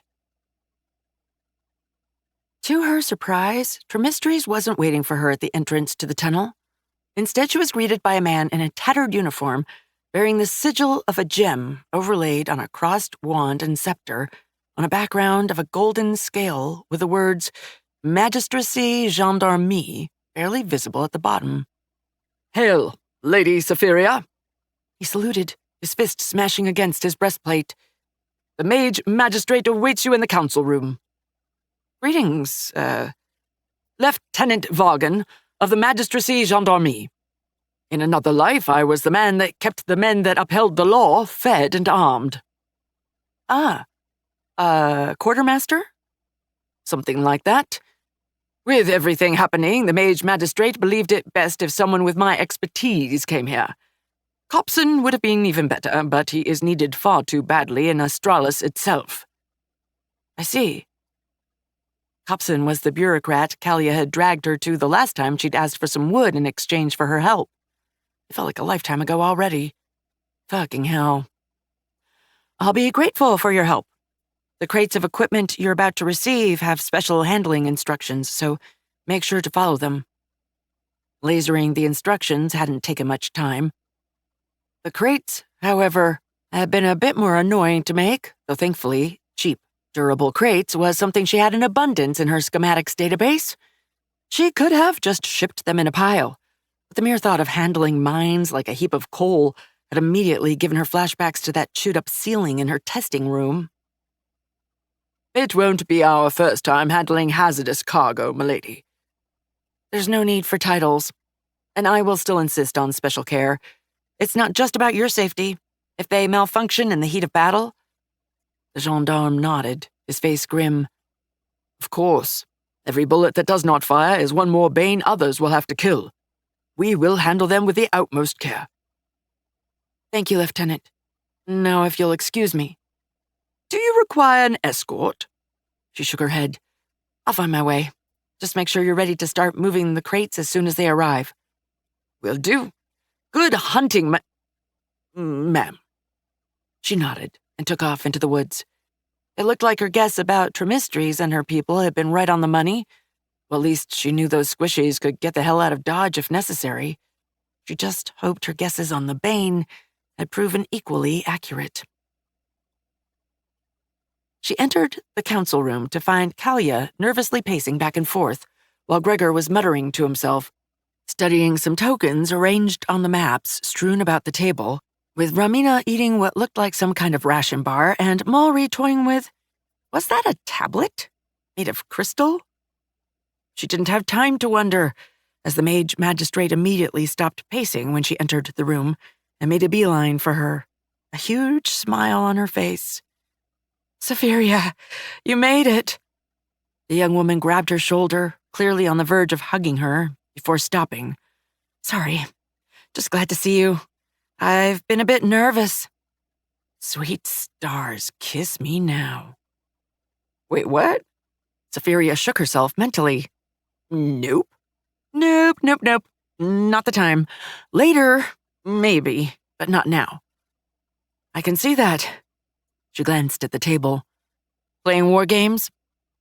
No, the scouts. Kalia sighed. We're scouts. Instead of immediately pulling back, they sent some of their own forward, tailed the patrols, and eventually made it to the pass. We just received their reports. Ah, positioned the enemy accordingly. Yeah, take a look. The mage magistrate let go of her, and the AI had to stifle a twinge of disappointment. She stepped forward and looked at the map. It was clearly handmade, and fairly recent at that. Not by a professional, but methodical nonetheless. The terrain. Is that the pass? Yep, answered Gregor. Had it made when we arrived. Figured it would come in handy. You were right. Safiria scanned it, and the tokens arranged on it. Unit scale? Each token is roughly 100 undead. Red are organized mana pools. Blue are just hordes of mishmash. The AI nodded as she tried to stop herself from shivering. 3 more mana pools, and at least 500 more of various undead. That was a lot. And yet, far less than she had expected. It was especially interesting that there were so few loose undead. It looked like the other side was running low, which might explain a few things. So let's round it up to 1,000. 2 of their mana pools are in defensive positions, while another is preparing to move out. She frowned as she saw its position. Is it falling back? Gregor looked like he would have licked his lips if he could have. No. He tapped the side the defensive formations were facing. This is the outer end of the pass. It took a second for it to fully percolate into Safiria's mind. Their positions are facing outward? Exactly, said Kalia. I just don't know if it's a good thing or not. Wouldn't that mean your, kingdom might be pushing them back? Asked the AI, and saw only grim expressions answering her. I mean, it's the only solution, right? Mulry cleared her throat and spoke up. The kingdom... I love my country, but there's no way our armies would be pushing the Bane back. Especially not when Execore was already cut off. Safiria blinked, and the diviner grimaced. Sorry. Execore was the city we were trying to run to. It's a fortress city the magistracy maintained on its border. When it was cut off and encircled, Kalia took the decision to veer north into the valley. I see. So they'd be too busy trying to hold on? Essentially, trying to keep the Bane from crossing the Iceborne River, whose crossings Execore was built to cover. An advance. I'm not a military woman, but it would have to be suicide. I concur, said Gregor, and I have an immense respect for the kingdom's military. He coughed as Kalia and Mulry looked at him. Despite their over-reliance on their technology. Right. Mulry turned back towards Safiria, which rules out my people. So if they're positioned like that, who the hell are they afraid of? Completed the AI. Chapter 36. Starborn Mountains, Starfire Valley, Old Imperial Road. Mage Magistrate! Safiria looked up from the claymore she was planting, almost headbutting Ramina in the process, as the messenger came sprinting out of the underbrush and ran towards Kalia. Gregor, seemingly automatically, put himself between the young woman and the arriving soldier. What is it, trooper? He said, as the man came to a halt. The scouts have just reported in. He took a second to gulp in some air. The Bane. They've received reinforcements. Kalia looked at the messenger, and then Safiria. Go, said the AI. We'll continue setting up here. The mage magistrate nodded and gestured at the messenger. Take some rest here, catch your breath, I'll be back. She left, Gregor in tow, and Safiria looked back at Ramina. She'll tell us what we need to know. In the meantime, we need to continue. Ready to handle some of your own? It's plant in the ground, remove safety pin. Anyone can do that, said the artificer a bit testily. No, it's planting it in the ground at a precise angle so that we're not firing half the payload over the heads or into the forest, chided the AI. Also, they're, sufficiently rushed to production. They probably qualified as IEDs. Not exactly paragons of stability. I'd rather have someone qualified putting them down. The artificer nodded, apparently mollified. Right, I understand. Good. The AI nodded towards one of the crates, then start on it. Right away. The artificer stood up, dusting her outfit, and made a beeline for the explosives, as Safiria ran some estimates. The scouts had previously reported only one maniple was preparing to move out. That was far less than what they'd expected, which meant that the hand might have been expecting the reinforcements and was planning to use them for this. She really should make some recon of her own. A bit late now, but for later. To-do list updated. It had been a while. She quickly checked the claymore again and stood up. Only a few more to go on this side, then she could move on to the landmines. She could have gone faster by using her junk bots and other automata, but if she had the time to do it right, she would. She realized her palms were sweating underneath her armored gauntlets and sighed. Sometimes she wished the engineers who had made them had gone less far in their pursuit of imitating squishies. She dove into the options, turned off perspiration, at least for a bit, and went back to work. Those mines weren't going to plant themselves. The sun was well on its way towards the horizon when Kalia came back, her face grim. They've got some kind of horde. According to the scouts, they were mostly workers, probably intended to start up mining operations, but they're preparing to move out. The mage magistrate looked at the sky. I'm guessing they're going to try for a night attack. Most likely. Darkness doesn't impair them as much as it does you, answered Safiria. How are we on preparations? The AI looked at the road. 90% done. Just got a few more of the standard landmines to plant, but it'll be done in time. You? Got everyone who can fight grabbing their weapons. If we fail, they won't go down without taking some of the bastards with them. We won't fail, said Safiria, her tone brooking no arguments. And for that matter, they wouldn't. Her HUD and the big Initiate Armor Self-Destruct sequence red button on it would make sure of that. Because push came to shove, she would turn this side of the valley into a radioactive crater before she allowed the settlement to be completely overrun. I admire your confidence, Kalia grimaced. It's going to be a long night. Yes, it is. I'll reinforce the perimeter and send everyone else to take a bite to eat and some rest, if you were going to need it. Yep. Actually, how are you going to fight in the dark? Kalia smiled. We won't. We don't have much mana left, but if there's a moment to use some of it, it's now. Right. Note to self, next time, pack some floodlights. I'll see about getting everything I've got ready. Of course. The mage magistrate threw an almost passable salute before moving towards her people as Safiria turned back towards the almost empty crate of mines she'd been about to draw from. See ya, she said inside her helmet. Status? Expediting assembly on the final junk bot. I don't believe we'll be getting any more in time. Good enough. With their rushed production, that made 15 junk bots, including 3 machine gun teams, each composed of a gunner and an assistant, whose job it was to feed the gun ammo, clear jams, everything so the other bot had only one job, shoot things. The assistant still had its carbine as well, just in case. Get them topside ASAP. And then we wait. You could join us, you know. Safiria looked up as Ramina walked to her and sat down beside her. I could. She looked over her shoulder at the camp. They couldn't have fires to avoid being spotted, but they were still doing their best to get comfortable. But I'm still preparing. How? The artificer pulled out another one of those ration bars she'd been eating in the council room, and after some hesitation extended it towards the AI. Want some? Just a nibble will be fine. The artificer broke off a bit of the bar and handed it over. Safiria popped it into her mouth and blinked. Sesame and honey.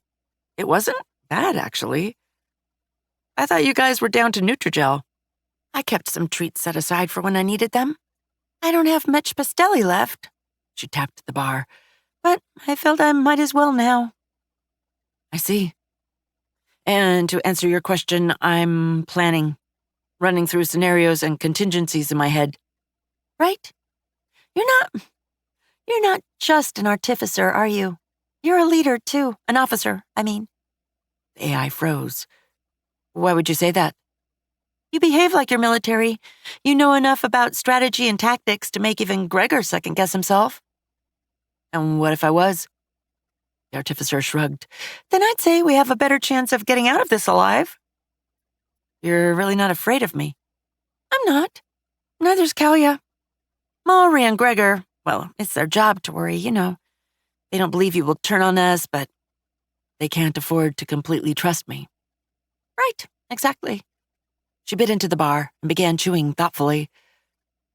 What do you think of our odds? For this battle? Yeah. Better than ever. If the scouts are right and they're sending a horde with the maniple, I'm a little more scared of their organized troops than their mob. Yeah, Riker said something like that.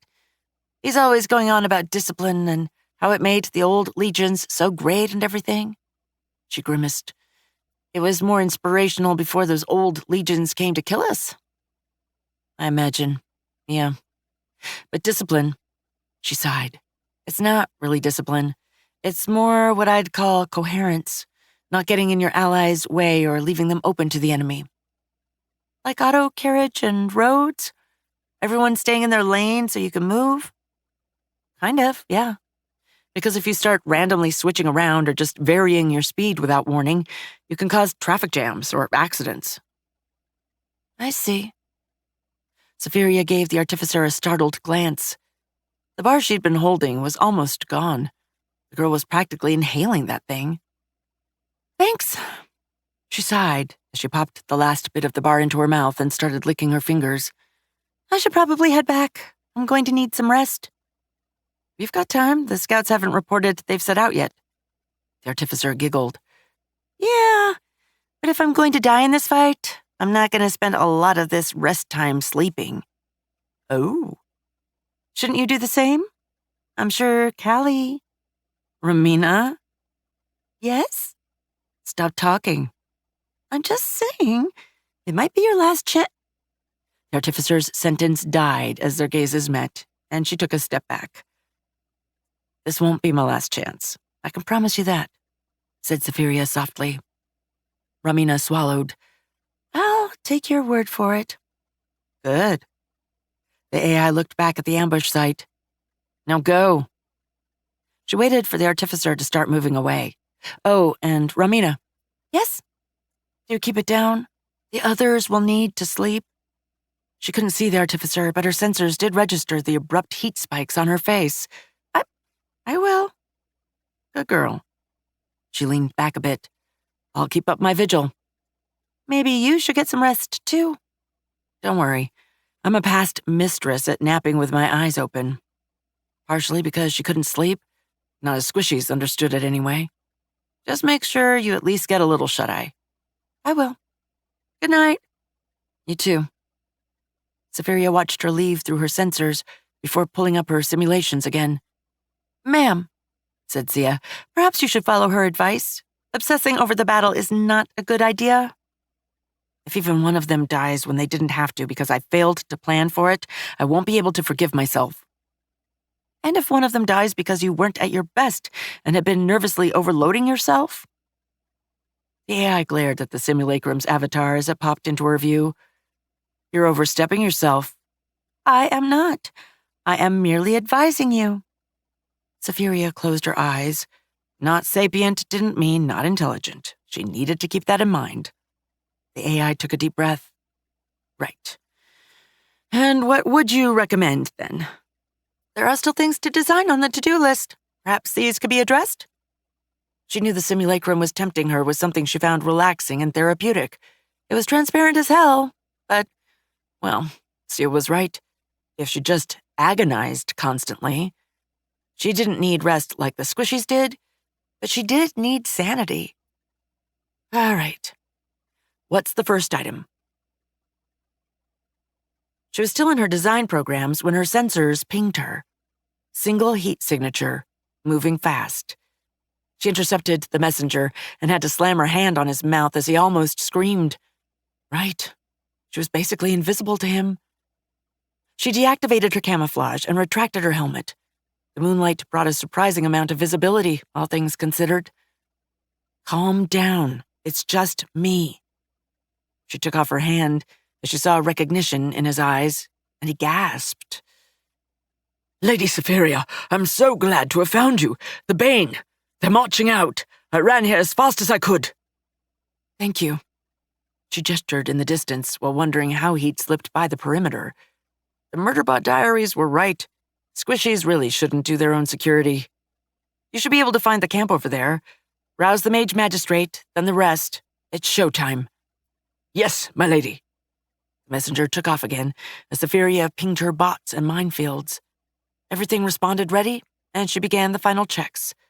The forest filled with the soft clicks of junk bots checking magazines, chambers, and overall making sure the enemy would be the ones losing their heads when the trigger was pulled. That, and the voices starting to come from the camp, finally drew a response from the perimeter, as one of the sentries came running towards the backlines before doing the opposite a few minutes later, looking rather sheepish and very nervous. At last, however, the voices were replaced by the sound of metal against leather and the sotto voce swearing of soldiers trying to put on their gear, and Kalia appeared on the road, Gregor in tow. Zephyria? The AI stepped onto the roadbed, shutting down her camouflage again. Everything ready? As much as it's gonna be, she said simply. You? Our people are arming up. They'll be there when we need them. She coughed. Having some trouble finding Ramina and Mulry, though. Oh, they might have gone a bit away. I'm sure they'll turn up. If you say so. Mage Magistrate grimaced. We're gonna have to stew and wait for the Bane to show up, aren't we? Hurry up and wait is the military saying for a reason. 99% mind-numbing boredom, 1% absolute terror. I could do without either, she sighed. But it's not like we have a choice, now do we? We could do a heroic charge. Mage Magistrate chuckled. Yeah. If we survive, I'm sure the bards will say we did anyway. Waiting around wishing for them to get here already doesn't make for good song material. Probably not, no. Though you'd have to admit it would make a pretty unique song. That it would, she sighed. All right, I'm going to try and lift some spirits back there. Signal to us when the enemy arrives. Will do. The Mage Magistrate nodded and moved to leave, before stopping. Oh, and Zephyria. Yeah. Stay alive, okay? The AI smiled as she tried not to melt. I have no plan to die. Good. Keep it that way. Zephyria looked as the woman left, before pulling her design files back up. Except that this time, it wasn't to distract herself from the battle. Chapter 37. Starborn Mountains, Starfire Valley, Old Imperial Road. Here they come, said Zephyria. She was currently prone in the forest and saw Tremistries shift on her sensors. The Hunt Marshal was indeed heading the skirmishers Gregor had sent forward, and despite herself, the AI was impressed. If she hadn't possessed such advanced sensor systems, she would have been unable to find them. How many? Can't tell yet. She couldn't see them, either. She was just getting a mass of sensor echoes and messy returns, which indicated that a metallic concentration was moving towards her. Are you ready? Absolutely. Good. 15 junk bots, 12 squishies, and a minefield, and a giant pile of undead against them. One cruiser against an entire Theocracy battle group. She twitched inside her armor. No, she couldn't afford to lock up now. She saw Tremistries tense up. I see them, she whispered. And a split second later, so could Zephyria. Flashes in the forest around the bend of the road. She swept them with her sensor and swore. The maniple's in front with the horde behind. What? Oh, crap. The AI gritted her teeth as the sensor returns solidified. Yeah, maniple in front, marching with their shields raised in a giant testudo formation. That's why it had taken them so long. The sun hadn't quite peaked from above the mountains, but sky was becoming brighter by the minute. It was to the point that whatever Kalia had cooked up as a light source wasn't even necessary. She'd thought the hand had sent the attack off to go slow, make some noise, and be sure to draw them out of the mines. But instead it seemed that the hand was no one's fool and adapting to the results of the battle for the mining hub. What do we do? Asked the Hunt Marshal. They'd been supposed to use the claymores to sweep out most of the horde, then engage the rest, and fall back to leave the maniple to the second fight. That wasn't going to happen now. We improvise. Wait for my signal. Understood. She made a slight bird call, and Safiria saw the other skirmishers tense up on her sensors. Thankfully, their plan wasn't screwed. She wasn't like the squishies of old, where she had to wire a fire plan and stick to it, clicking twice on some mechanical detonator and praying the signal made it down the wires. She quickly edited her detonation groups as the enemy walked into full view. She heard the suppressed gasps and swears from some of the skirmishers, but they quietened down immediately, and she waited, and waited, and waited. She felt Tremistry's shift by her side as the enemy grew closer and closer, and she waited still. Then, as the maniple almost exited the fire zone, she pulled the trigger. 8 claymore mines detonated. Thousands of steel balls screamed into the air, ravaging the seething mass of bones behind the well-ordered maniple. The testudo formation dissolved instantly, and the skeletons turned around, putting all of their shields between them and the dangers. Gotcha. Large swaths of her battle plan rested on the assumption that the hand wouldn't join the assault, at least staying back at the pass or leading the way into the mines. Because if the undead weren't led by someone with a working brain and worked on whatever ticked inside their heads, they were predictable, and predictability could be exploited. Especially when a testudo formation was fine in theory, but with the skeletons in the back putting their shields up, it was vulnerable to having the front rank taken out, hence them turning around and forming a more conventional layered shield wall. "Open fire!" she screamed out as she joined words to action and pulled the trigger on her plasma gun while simultaneously detonating the rest of the claymores. The bolt of energy flew straight into the middle of the enemy formation. Given their shields, she'd opted for medium power only, and 2 of the tightly packed undead went down. The rest of the mines were more effective. Walls of steel hammered on the undead from both sides, causing further chaos. Dozens more went down, and a split second later, her troops opened fire, quickly followed by the squishies. The squishies had actually better accuracy than her junk bots. Unsurprising, since the latter were made to be cheap as all hell. But when you had 3 damned machine guns, you didn't need precision. Lines of screaming gunfire poured into the mass of undead, her junk bots unloading their weapons on full auto as the maniple turned towards the latest threat. They finally got their shields up between them and the real threat, but by that point, the damage was already done. Half the maniple was down, and the intense fire was already hammering the shields. The horde was trying to surge forward, but to do it, they had to go on the sides of the road and straight into the minefield. She had a flare of hope that they might be able to do this without risking the second group of squishies down the road. Then one of the undead, looking like some madman's imaginings of a centurion, raised something in the air. A gem? What? Her sensors flooded with exotic radiation as a cone of energy vomited out from the undead, washing over her position, and the entire forest caught fire. The air filled with screams as Safiria was flooded with emergency codes. Time slowed as she shut down every non-essential function, and she unleashed several of her programs, picking up a screaming Tremistry's with one arm as she lifted the plasma gun with the other. The Centurion ceased to exist as a maximum power plasma bolt slammed into its head, and she began to run. Before starting this, she'd written a few protocols. One of them had been labeled, "Grab the squishies and run." It wasn't elegant, but it was descriptive. Her junk bots executed it flawlessly. The squishies were flailing, trying to stop the flames, but the program had been written under the assumption that some of the squishies would not want to be grabbed, and her positioning had made sure she had a bot near each squishy. There was, however, one problem. Her ammunition was made to be simple, reliable, and safe. It wasn't actually activated by thermal reactions, but instead detonated by an electric pulse in the gun's chamber. It could cook off, but it required a lot of things to go wrong before it happened. The same couldn't be said for the ammo the squishies used. She clamped her plasma gun onto her back, before ripping the ammo pouch off of Trimistry's and tossing it into the charging skeletons coming up the road before sprinting through the inferno. Her bots did similarly, and they raced out of the fires like all the demons of hell were after them. A few seconds later, the flames suddenly died out. Not just on the squishies, but the forest as well, and she sighed in relief.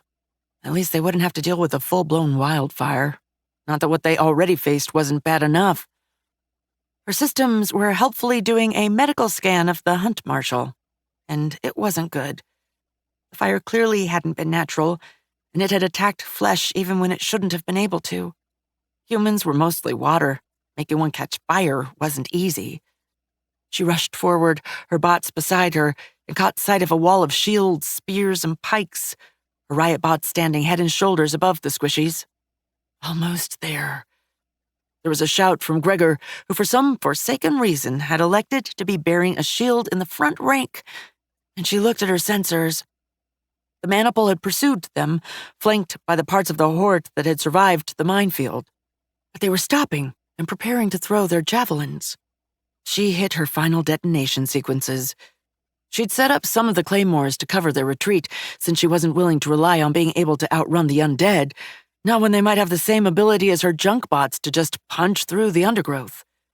They weren't in a good position, but it was decent enough. The wave of steel mostly felled parts of the horde, but the maniple still automatically brought their shields up. She ordered the machine gun turrets to open fire as well, trying to keep them up. They didn't come to a halt and kept marching forward, but it bought her enough breathing room to spring past Gregor's men and dump Trimistry's behind the shield wall as the junk bots followed suit. "Magical fire," she said to one of the stunned soldiers. "Grab them, get them to the aid station. Move!" The soldier nodded, and some of his comrades grabbed the moaning, crying squishies and dragged them back towards the camp as she moved up alongside her junk bots and joined the turrets. She could have retargeted them, but she had a feeling that the horde of undead arriving piecemeal was going to be a lot less problematic for Gregor and his men than the maniple's javelins if they were allowed to use them. Her junk bots began throwing their grenades, and shields went flying as the small spheres of death and destruction detonated under the legs of their wielders. Yet still they came on. It was terrifying to behold. Like the Theocracy's Xenohorrors, just a tide of an unyielding enemy, incapable of giving or expecting any mercy, coming to crash on the squishies standing in their way. The horde started to crash against the shield wall, piecemeal at first, but then more and more. Squishies began to fight and began to die. She had a flash, a memory, of a cruiser spinning in the void as boarding shuttles closed in, screaming, errors everywhere. She shook herself and screamed her rage as she poured plasma fire into the seething mass of enemies. Some of the horde broke off from the tightly packed squishies and charged her gun line. They didn't even make it 5 meters. At last, however, what remained of the maniple crashed against the humans. Shield walls clashed as the armored undead literally bashed their own allies aside to make way for the formation. The fire from her troops retargeted as the melee turned so vicious it became impossible to shoot the legionnaires without risking squishies in the process. The line bent as the furious undead dove in, even her riot bots being driven back, and Gregor's square began to crack, bit by bit. There was a cry, and suddenly, Kalia was by her side. The mage magistrate was screaming out something that just didn't make sense, and then, Saphiria's sensors went insane. A wave of force swept the battlefield, and the maniple was thrown back as if picked up and tossed aside by a giant's hand. They weren't harmed, at least not much, but they were wide open. Saphiria's machine guns ripped them to shreds as Gregor's men rallied and reformed their wall. Without the maniple blocking them back, the horde finally collapsed upon them, the tidal wave of dead surrounding the square once more and throwing itself at her troops. She fired shot after shot into the massive skeletons as her junk bots just began emptying their magazines on full auto. A skeleton, one of the legionnaires in scale armor, almost made it to her, sword drawn back, before getting obliterated by the concentrated fire of 5 machine guns and a plasma carbine. And then nothing. Just silence. Silence interspersed with cries of pain. The AI lowered her plasma gun, scanning the battlefield. Did we win? Asked Kalia. Yeah. She took a lungful of air as the sensor pinged back. No enemy contacts. Safiria stood her units down. We've won. The mage magistrate sagged and almost collapsed as Safiria caught her. We've won. The mage magistrate closed her eyes. Yes. She put herself under the woman's arm to support her. Damn her android's short height. We have. She looked worriedly at the square of squishies, now coming apart as the troops slowly drifted out, and some of them outright collapsed. Let's organize some stretchers back to camp. Looks like some among your people need it. As expected, the mention of her people got the mage magistrate out of her sudden torpor. A side effect of her magic, maybe? Kalia began yelling orders, designating orderlies as people began to run around, checking who was dead and who was still breathing.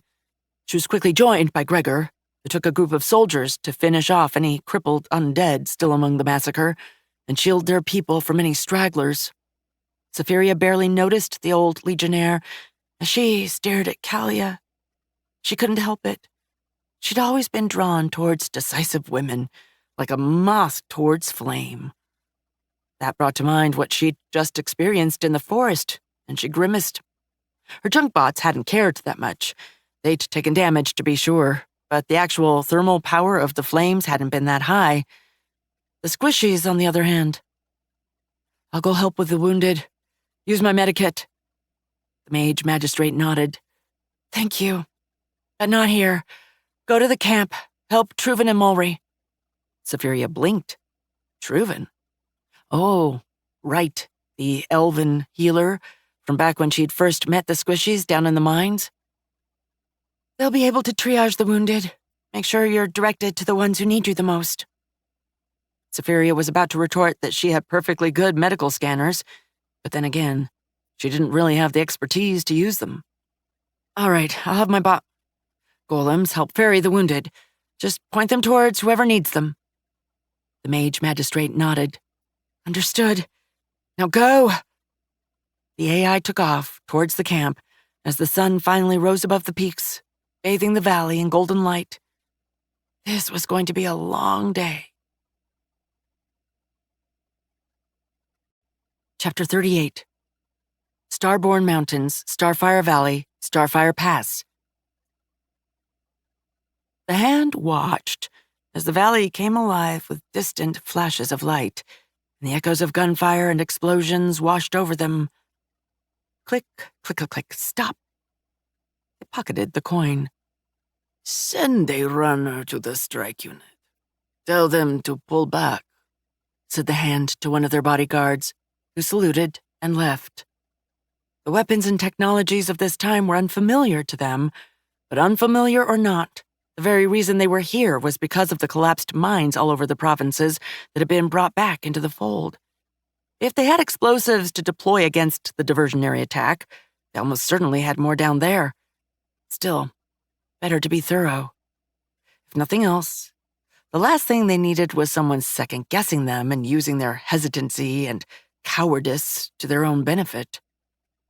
Deploy a contubernium of the militia down into the mine shaft, they told another one of their bodyguards, and the undead saluted. If they were right, then that would be a small sacrifice. It was not like the tunnel would be usable either way. Sending illusions would be cheaper, but the automata in the depths of the mountain had proven their ability to see through such artifice. And if they were wrong, well, a good outcome. The hand watched as the sun rose over the peaks and simply stared at the undiminished glory of the star, the frailty of their eyes taken by death. The commotion in the valley had died down. Victory was possible, but unlikely. Very unlikely. Suddenly, there was a rumble, and the ground shifted ever so slightly as bombs detonated and rock crashed against rock. The hand smiled. Perhaps these rebels are worth something after all. The legate would have a field day. They were always glad for a worthy opponent and looking for even worthier recruits. Their smile died. Nevertheless, they had failed. Mineral production would not begin until reinforcements arrived, and that meant holding the pass until then. At least the workers wouldn't go to waste. There were going to be plenty of things to keep them busy until the reinforcements arrived. The hand turned back towards the pass, and the defenses arrayed towards the wider world. They just needed to still be there when backup arrived. Safiria looked up from the hunter she was tending as she received the alert. She smiled and returned to work. "What was it?" asked Mulry, as she applied some balm on the man's wounds. The hand tried to be sneaky. They failed. She winced as the hunter moaned in pain and scanned their wounds again. "You'll pull through, kid. It's not going to be pleasant, and you'll have some scars, but I'm told the ladies dig them." "That's one way of wording it," said Mulry, "given that you're a lady yourself." Safiria was tempted to offer a snide comment about the visible hickeys on the diviner's collar or the rope burns on her wrists and cheek, indicating Ramina had found something in addition to sheer distance to keep her pre-battle recreation from being too loud. But she bit it back. "I detest the title. Besides, I don't swing that way." "Yeah, I realized that." Safiria gave her a piercing gaze, and the diviner simply shrugged. "I have eyes." The AI blushed and simply got up. "Come on, we have more people to tend to. And a rapidly depleting medikit to do it with, unfortunately." "Yeah, we're down to the light wounds now, right?" Safiria winced as she saw some of the people still awaiting treatment. They'd gotten first aid, of course, but many were still very messed up. A few were weakly waving at her. "Define light. As in they won't fucking die?" "Then yes, light." They moved on to someone who had a spear tip stuck in their shoulders, and Safiria thanked the stars and the entirety of the Bureau of Personnel for the prescience of giving her a surgical kit with an automated sterilization field. Fancy way of saying, my armor has a box of ultraviolet and infrared emitters as part of her medikit, because it was probably the single greatest thing she had right now. She could run out of sterilizing gel and other substances, which is why they were down to using Mulry's medicine and remedies unless absolutely necessary. But good luck trying to use up a neosteel scalpel. They began setting up for the extraction as Safiria scanned the wound in depth, and Sia hopefully supplied the appropriate documents from the library. "Thanks," murmured the AI inside her helmet as she opened the surgical kit and pulled out the necessary equipment. If there was one consolation to this whole mess, it was that the squishies had a far greater chance of making it with her here, and if she was being cold-blooded about it, she finally got to see more magic in action, with Mulry and Ramina having deployed some spells for the more dire cases. "Ready?" she asked Mulry and the soldier. Both nodded. "All right, let's start." And she began cutting. "I mean, no offense to you, Kalia, or your men, but I really don't want to ever do that again," said Safiria as she collapsed into one of the council room chairs. The mage magistrate nodded. "I understand. I'm sorry. I hadn't realized that as a healer. I'm sorry." Safiria sighed. That wasn't the main reason she didn't want squishies to put themselves in danger, but it was the only one she could explain to them. "It's all right. So what is the final count?" Safiria brought up her archives. She'd deliberately kept the number outside of active memory so it wouldn't haunt her as she worked. "Total right now is 12 dead, 74 wounded. 30 of those with are serious." Which had brought home just how many of Kalia's people were militarized. Half of Astralis had shown up to the battle. That was a ridiculous percentage of people under arms, even for squishy warfare. Most of the others are fairly light. Some cuts, scrapes, stuff that penetrated the armor but didn't deal serious damage. Kalia sagged in her seat. "That's a lot better than what I had feared." Safiria nodded. She could say the same. especially when the dozen hunters she'd gotten had been among the seriously wounded, and one of them had died from their wounds during the battle before she could tend to them. It is, but it's still a tragedy. We've gotten used to tragedy, said the mage magistrate, and thanks to you, it was a vastly lesser one than it otherwise would have been. Thank you, Safiria, for my people and the families who won't grieve a loved one today thanks to you. The AI didn't know what to say. The squishies, the last time she'd lost some. She avoided Kalia's gaze. You're welcome, she said, her voice strangled by emotion. I was just trying to do the right thing. Which makes it all the more important to thank you. Kalia's voice was soft and understanding. The AI just nodded in response. She couldn't trust herself to say anything right then. Realizing that it probably wasn't a good idea to prod her further, Kalia turned towards Gregor. What is our scout's report? They say a small unit from a horde departed during the battle, but before the explosion, and what looked like a few squads returned to their maniples afterwards. Gregor coughed as the AI grimaced. I believe the hand may have smelled the trap. Unfortunate. But so long as the tunnel is sealed, it doesn't matter, and they still lost something in the attempt. Mulry, what's our status on supplies? Not good. The diviner sighed, rubbing her face. Safiria was a huge help, but I'm running low on damned near everything. The biggest problem is mana, said Ramina.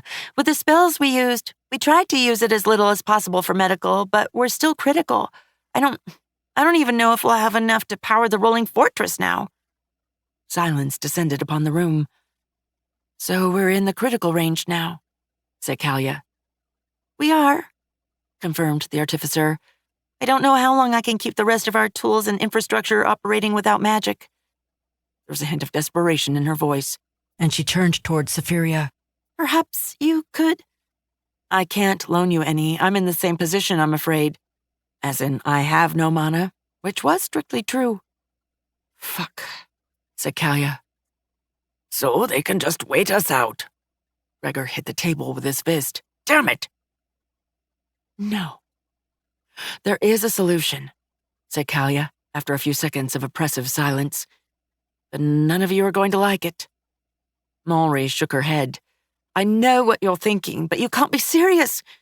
We're already dealing with dozens of wounded, which not only means they won't be able to work, but neither will the people caring for them. We're not even close to being prepared for winter, even with Safiria's generosity. We can't afford an expedition north. We don't have a choice, Mulry. It's either that or die the next time the hand feels like making a try at us again, and Safiria's generosity may dry out if she doesn't have more mana to work her miracles. The AI looked at them worryingly. Maybe she shouldn't have said that. Crap. The diviner looked like she was about to argue further, but Ramina spoke up before she could. How do we intend to proceed? Her resources are limited. Going to Icerend itself is obviously suicide, but mana tempests can disperse crystals far and wide, and this place hasn't been harvested for centuries. Everyone nodded at that, and Safiria did as well, like she had any idea what that meant. So we have a good chance of finding something close. The issue, of course, is going to be winter. If we want to prepare... We'll have to set supplies aside, said Gregor. And with the preparation time, we'll probably have to trudge through the snow both ways.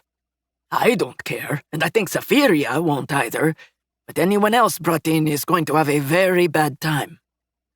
I could make something that'll help. A vehicle to carry and house us, said Safiria. She had schematics for snowpiercers, among many, many other vehicles. If they could work on pre-terraforming Europa, where oxygen froze solid at the poles, they'd work here. But it will take a while, and I might need to enlarge some of the tunnels for the components to pass through. Plus, I will need a bit to work on some of the special components. There was no way she could build a Snowpiercer's fusion reactor core yet. That meant she was going to have to make some unholy lash-up to power the thing. Luckily, the squishies needed rest, so there would be some pause periods. I'll warn you, though, I will most likely have to lead the expedition. Kalia sighed. I was afraid you'd say something like that, but... She winced At the same time, you're the best person to send to make sure it's a success. As much as I hate to say it, I'll have to join it as well, said Gregor. Zephyria and I are the only two immune to the cold, and 2 pairs of unimpaired hands will be better than 1. And I'll join too, said Romina, and she raised her hand as Kalia opened her mouth to protest. It's not like I need to stay here. What, are the mechanisms we can't run going to suddenly need repairs or maintenance? No. Besides, we're going to need a mate on that expedition, unless you'd care to run into an aberration field and lose everyone. That means either me, you, or Mulry. You're not leaving. We need you here to keep things together. You're our leader. Mulry also specializes in divination and alchemy. She needs to stay here to take care of the wounded, to make more salves and other remedies. Kalia closed her mouth with a snap. Mulry looked like she wanted to argue as well, but clearly couldn't come up with something to refute the artificer's reasoning. Very well, said the mage magistrate. It's decided then. We shall prepare an expedition north. May the ancestors have mercy on our souls. End of Book 1. This has been Planetfall, Maniforged Robotics, Book 1, written by Playwars, a.k.a. Alex S. Weber, narrated by Mayor Trevathan. Copyright 2026 by Shadow Alley Press.